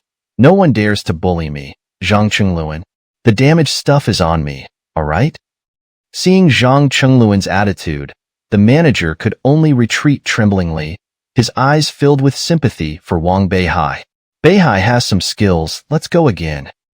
Zhang Chengluan turned to face Wang Beihai, his eyes cold as he charged again. This time with full force, the wind behind him toppling a nearby table. It's a martial skill. You two, step back. Wang Beihai narrowed his eyes, sensing the fluctuation of spiritual energy, immediately signaling the two women to retreat. Then, Wang Beihai let out a muffled grunt, a faint red glow appearing on his skin. Azura, immortal body, suppress. Wang Beihai sneered, using his body to withstand Zhang Chengluan's heavy blow. Zhang Chengluan's fist struck Wang Beihai's chest, his smug expression instantly freezing, replaced by a look of horror. How is this possible? Zhang Chengluan's small eyes widened. Before he could react, Wang Beihai's fist grew larger in his vision. I'm done for, can't dodge it. Startled, Zhang Chengluan shouted towards the upstairs, elderly, save me. Just as Wang Beihai's fist was about to touch Zhang Chengluan's face, a sudden sense of danger made Wang Beihai turn around, blocking the attack from behind. Zhang Chengluan seized the opportunity to roll aside, looking at Wang Beihai with lingering fear. Brother Beihai, you're quite skilled, but do we really need to go all out in this sparring? At that moment, a mature voice sounded, and Wang Beihai looked over to see an old man slowly walking in front of Zhang Chengluan, squinting at Wang Beihai. Elderly, help me get revenge. Zhang Chengluan stood unrepentantly behind the old man, who smiled and took a step forward. Young man, do you know who you're fighting? Not interested. Wang Beihai snorted dismissively, adding, I only know he was disrespectful to my friends first. The old man's eyes flashed with a cold light. You must be new to the capital city. You should know, in the heart of this capital, there are some people you can't afford to offend. Saying this, the old man turned back, bowing respectfully to Zhang Chengluan. Young master, how do you intend to deal with them? The man should destroy his own dantian and kneel to apologize. The women should be sent to my residence to serve as my concubines. Zhang Chengluan said, revealing a lewd smile. Hearing this, the old man turned back, glaring coldly at Wang Beihai. Did you hear that? Young Master Zhang is already lenient by not taking your lives. Shouldn't you act accordingly? With that, the old man snorted coldly, releasing a powerful aura. Close to the Nirvana realm's strength, no wonder he's so arrogant. Wang Beihai narrowed his eyes, his expression turning serious. It seems you're not planning to admit your mistake? The old man snorted, pulling out a soft sword from his waist. We haven't done anything wrong, so why should we admit it? It's you who should be apologizing.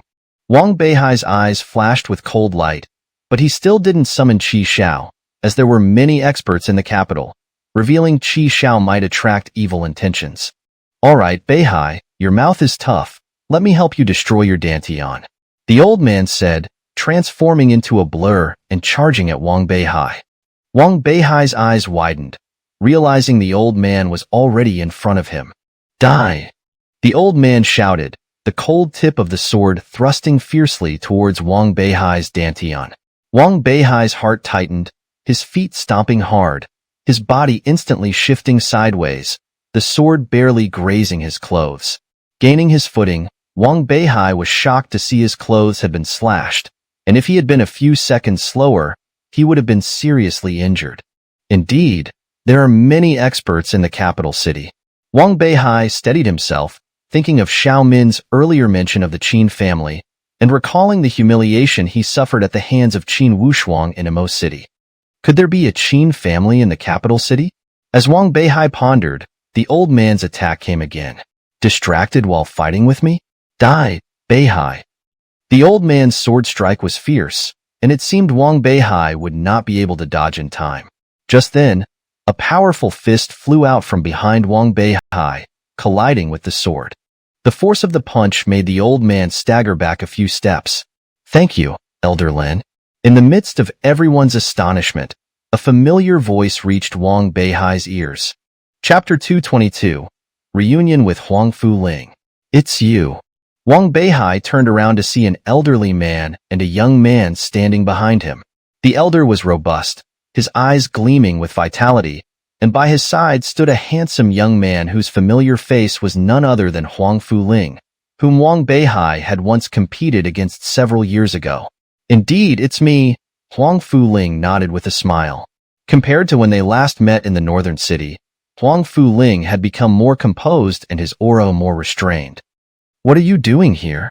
Wang Beihai exclaimed, furrowing his brows. This is the capital city. Shouldn't I be asking you that? Huang Fu Ling raised an eyebrow and continued, let's catch up later. I need to handle this first. With that, Huang Fu Ling stepped forward, glaring coldly at Zhang Qingluan who was hiding behind Elder Li. I said, Zhang Fatty, when are you going to fix your lecherous habits? I warned you before. If I see you harassing others again, I'll beat you up every time. Faced with Huang Fu Ling's arrogant tone, the usually unruly Zhang Qingluan cowered. Huang Fu Ling, don't be so arrogant just because you have that old man Lin Jing backing you up. Don't forget, you're no longer the top young talent in the Divine Land.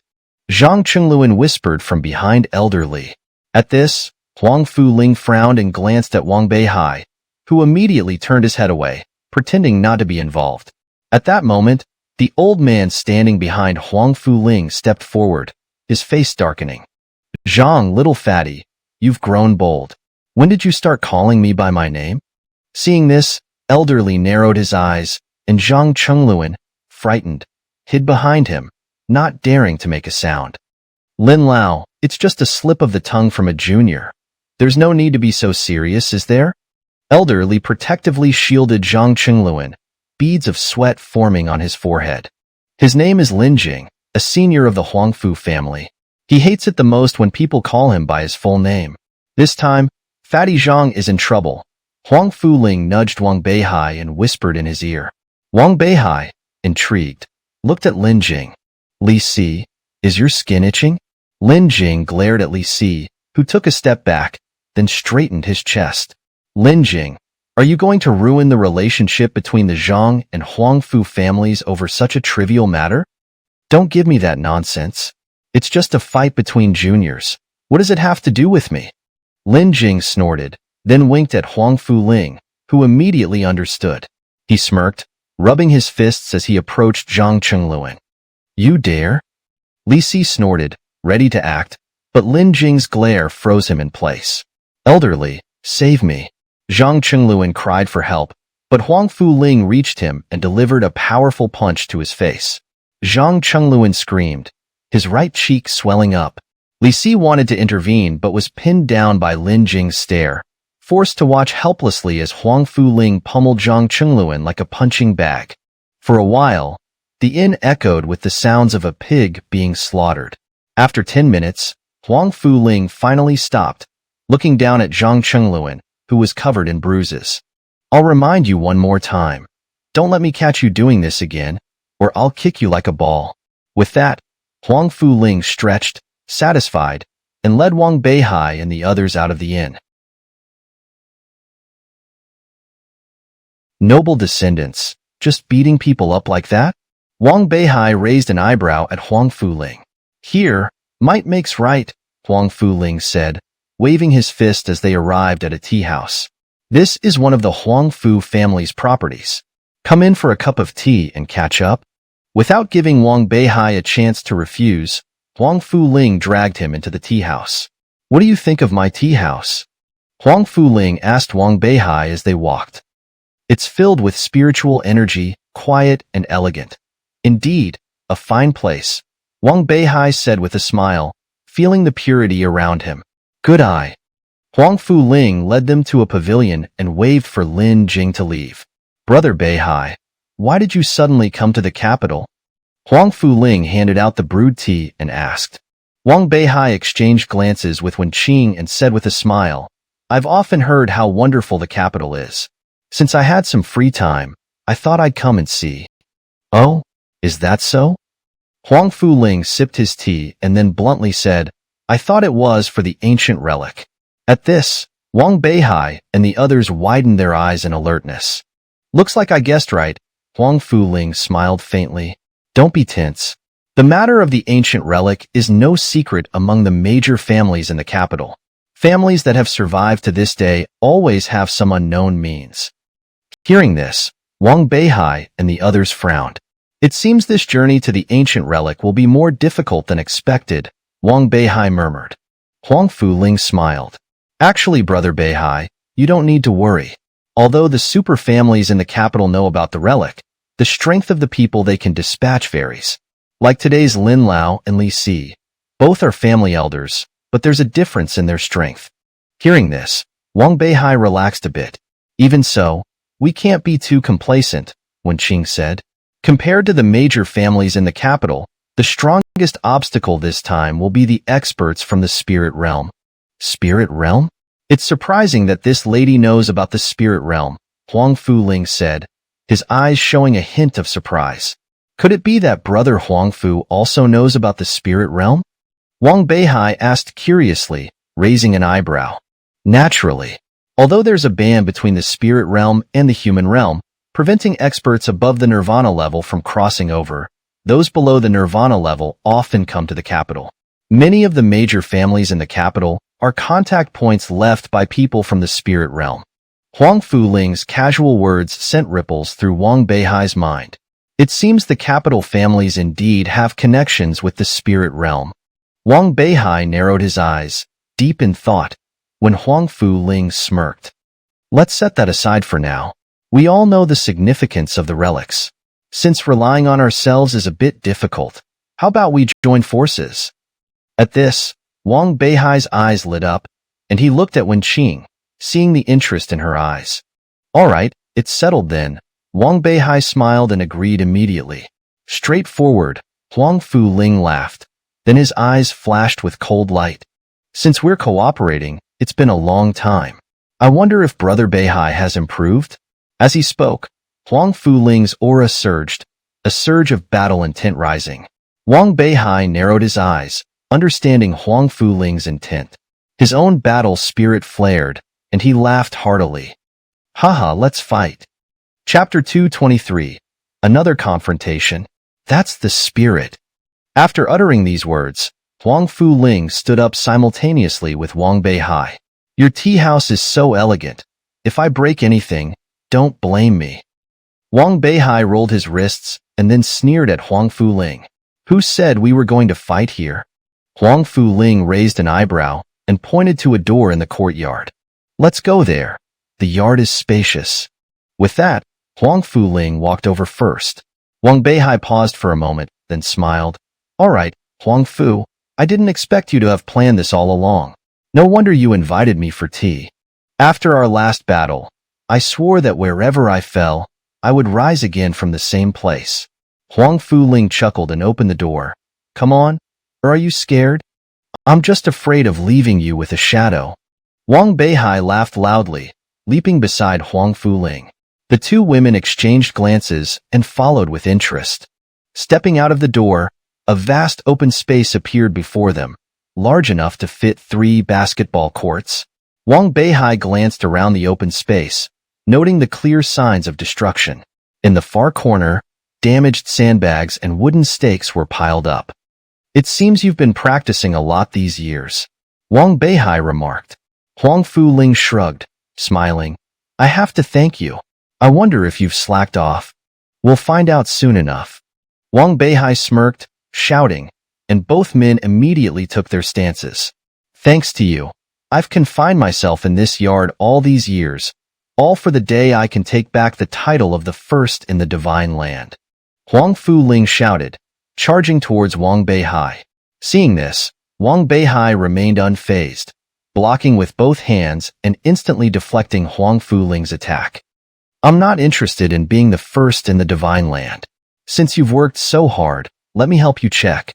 Wang Beihai smirked, turning and kicking out. Huang Fuling narrowed his eyes, changing his fist to a palm, grabbing Wang Beihai's leg, and with a strong pull, threw him into the air.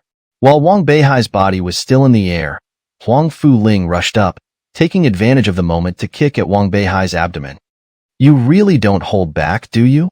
Wang Beihai laughed, performing a 360-degree turn in the air, then striking a palm that met Huang Fuling's foot. The collision of fists and feet stirred up a gust of wind, causing both to stagger back a few steps. Good job, Huang Fu. It seems you haven't been idle these years. Huang Fuling shook his limbs and looked at Wang Beihai. Wang Beihai also steadied himself, looking at Huang Fuling. You're not bad either. Guess it wasn't in vain, but you still need a bit more to beat me. Oh? Don't speak too soon. Huang Fuling snorted. Then with a tap of his foot, several similar doppelgangers appeared around him. What's this? Wang Beihai was immediately on guard. The skill of the external body. I didn't expect this secret art to be in the Huang Fu family. Wen Qing narrowed her eyes, surprised. What is that? Yang, standing nearby, asked curiously. The skill of the external body is a treasure of the spiritual realm. If mastered, one can split into 9 doppelgangers to aid in battle. Huang Fuling has created 3, indicating some achievement. The most terrifying part is that these doppelgangers possess the full strength of the original body. Wang Beihai is in trouble now. Wen Qing explained, glancing at Wang Beihai in the field with a hint of worry. Be careful, Wang Beihai. I'm going all out. Huang Fuling said, and the doppelgangers immediately attacked Wang Beihai. With the same strength and speed, Wang Beihai suddenly felt overwhelmed, gradually falling into a disadvantage. If that's the case, then I won't hold back either. Wang Beihai swept a leg, forcing back the doppelgangers, then a red glow quickly enveloped his body. The indestructible body of the Azura seal. Wang Beihai snorted, secretly activating the Hunyuan Ju in his mind, instantly mapping out the movements of Huang Fuling's doppelgangers. Relying on the perception of Hunyuan Ju, Wang Beihai could always avoid Huang Fuling's attacks at critical moments. The two continued to wrestle, and it was unclear how long they had been at it, yet no victor emerged. Wen Qing, watching Wang Beihai from the sidelines, couldn't help but be surprised. I didn't expect this Beihai to handle Huang Fuling with the external body so easily. I underestimated you, Wang Beihai. Wen Qing narrowed her eyes. This was the first time she had seen Wang Beihai go all out, and Yang beside her was also excited.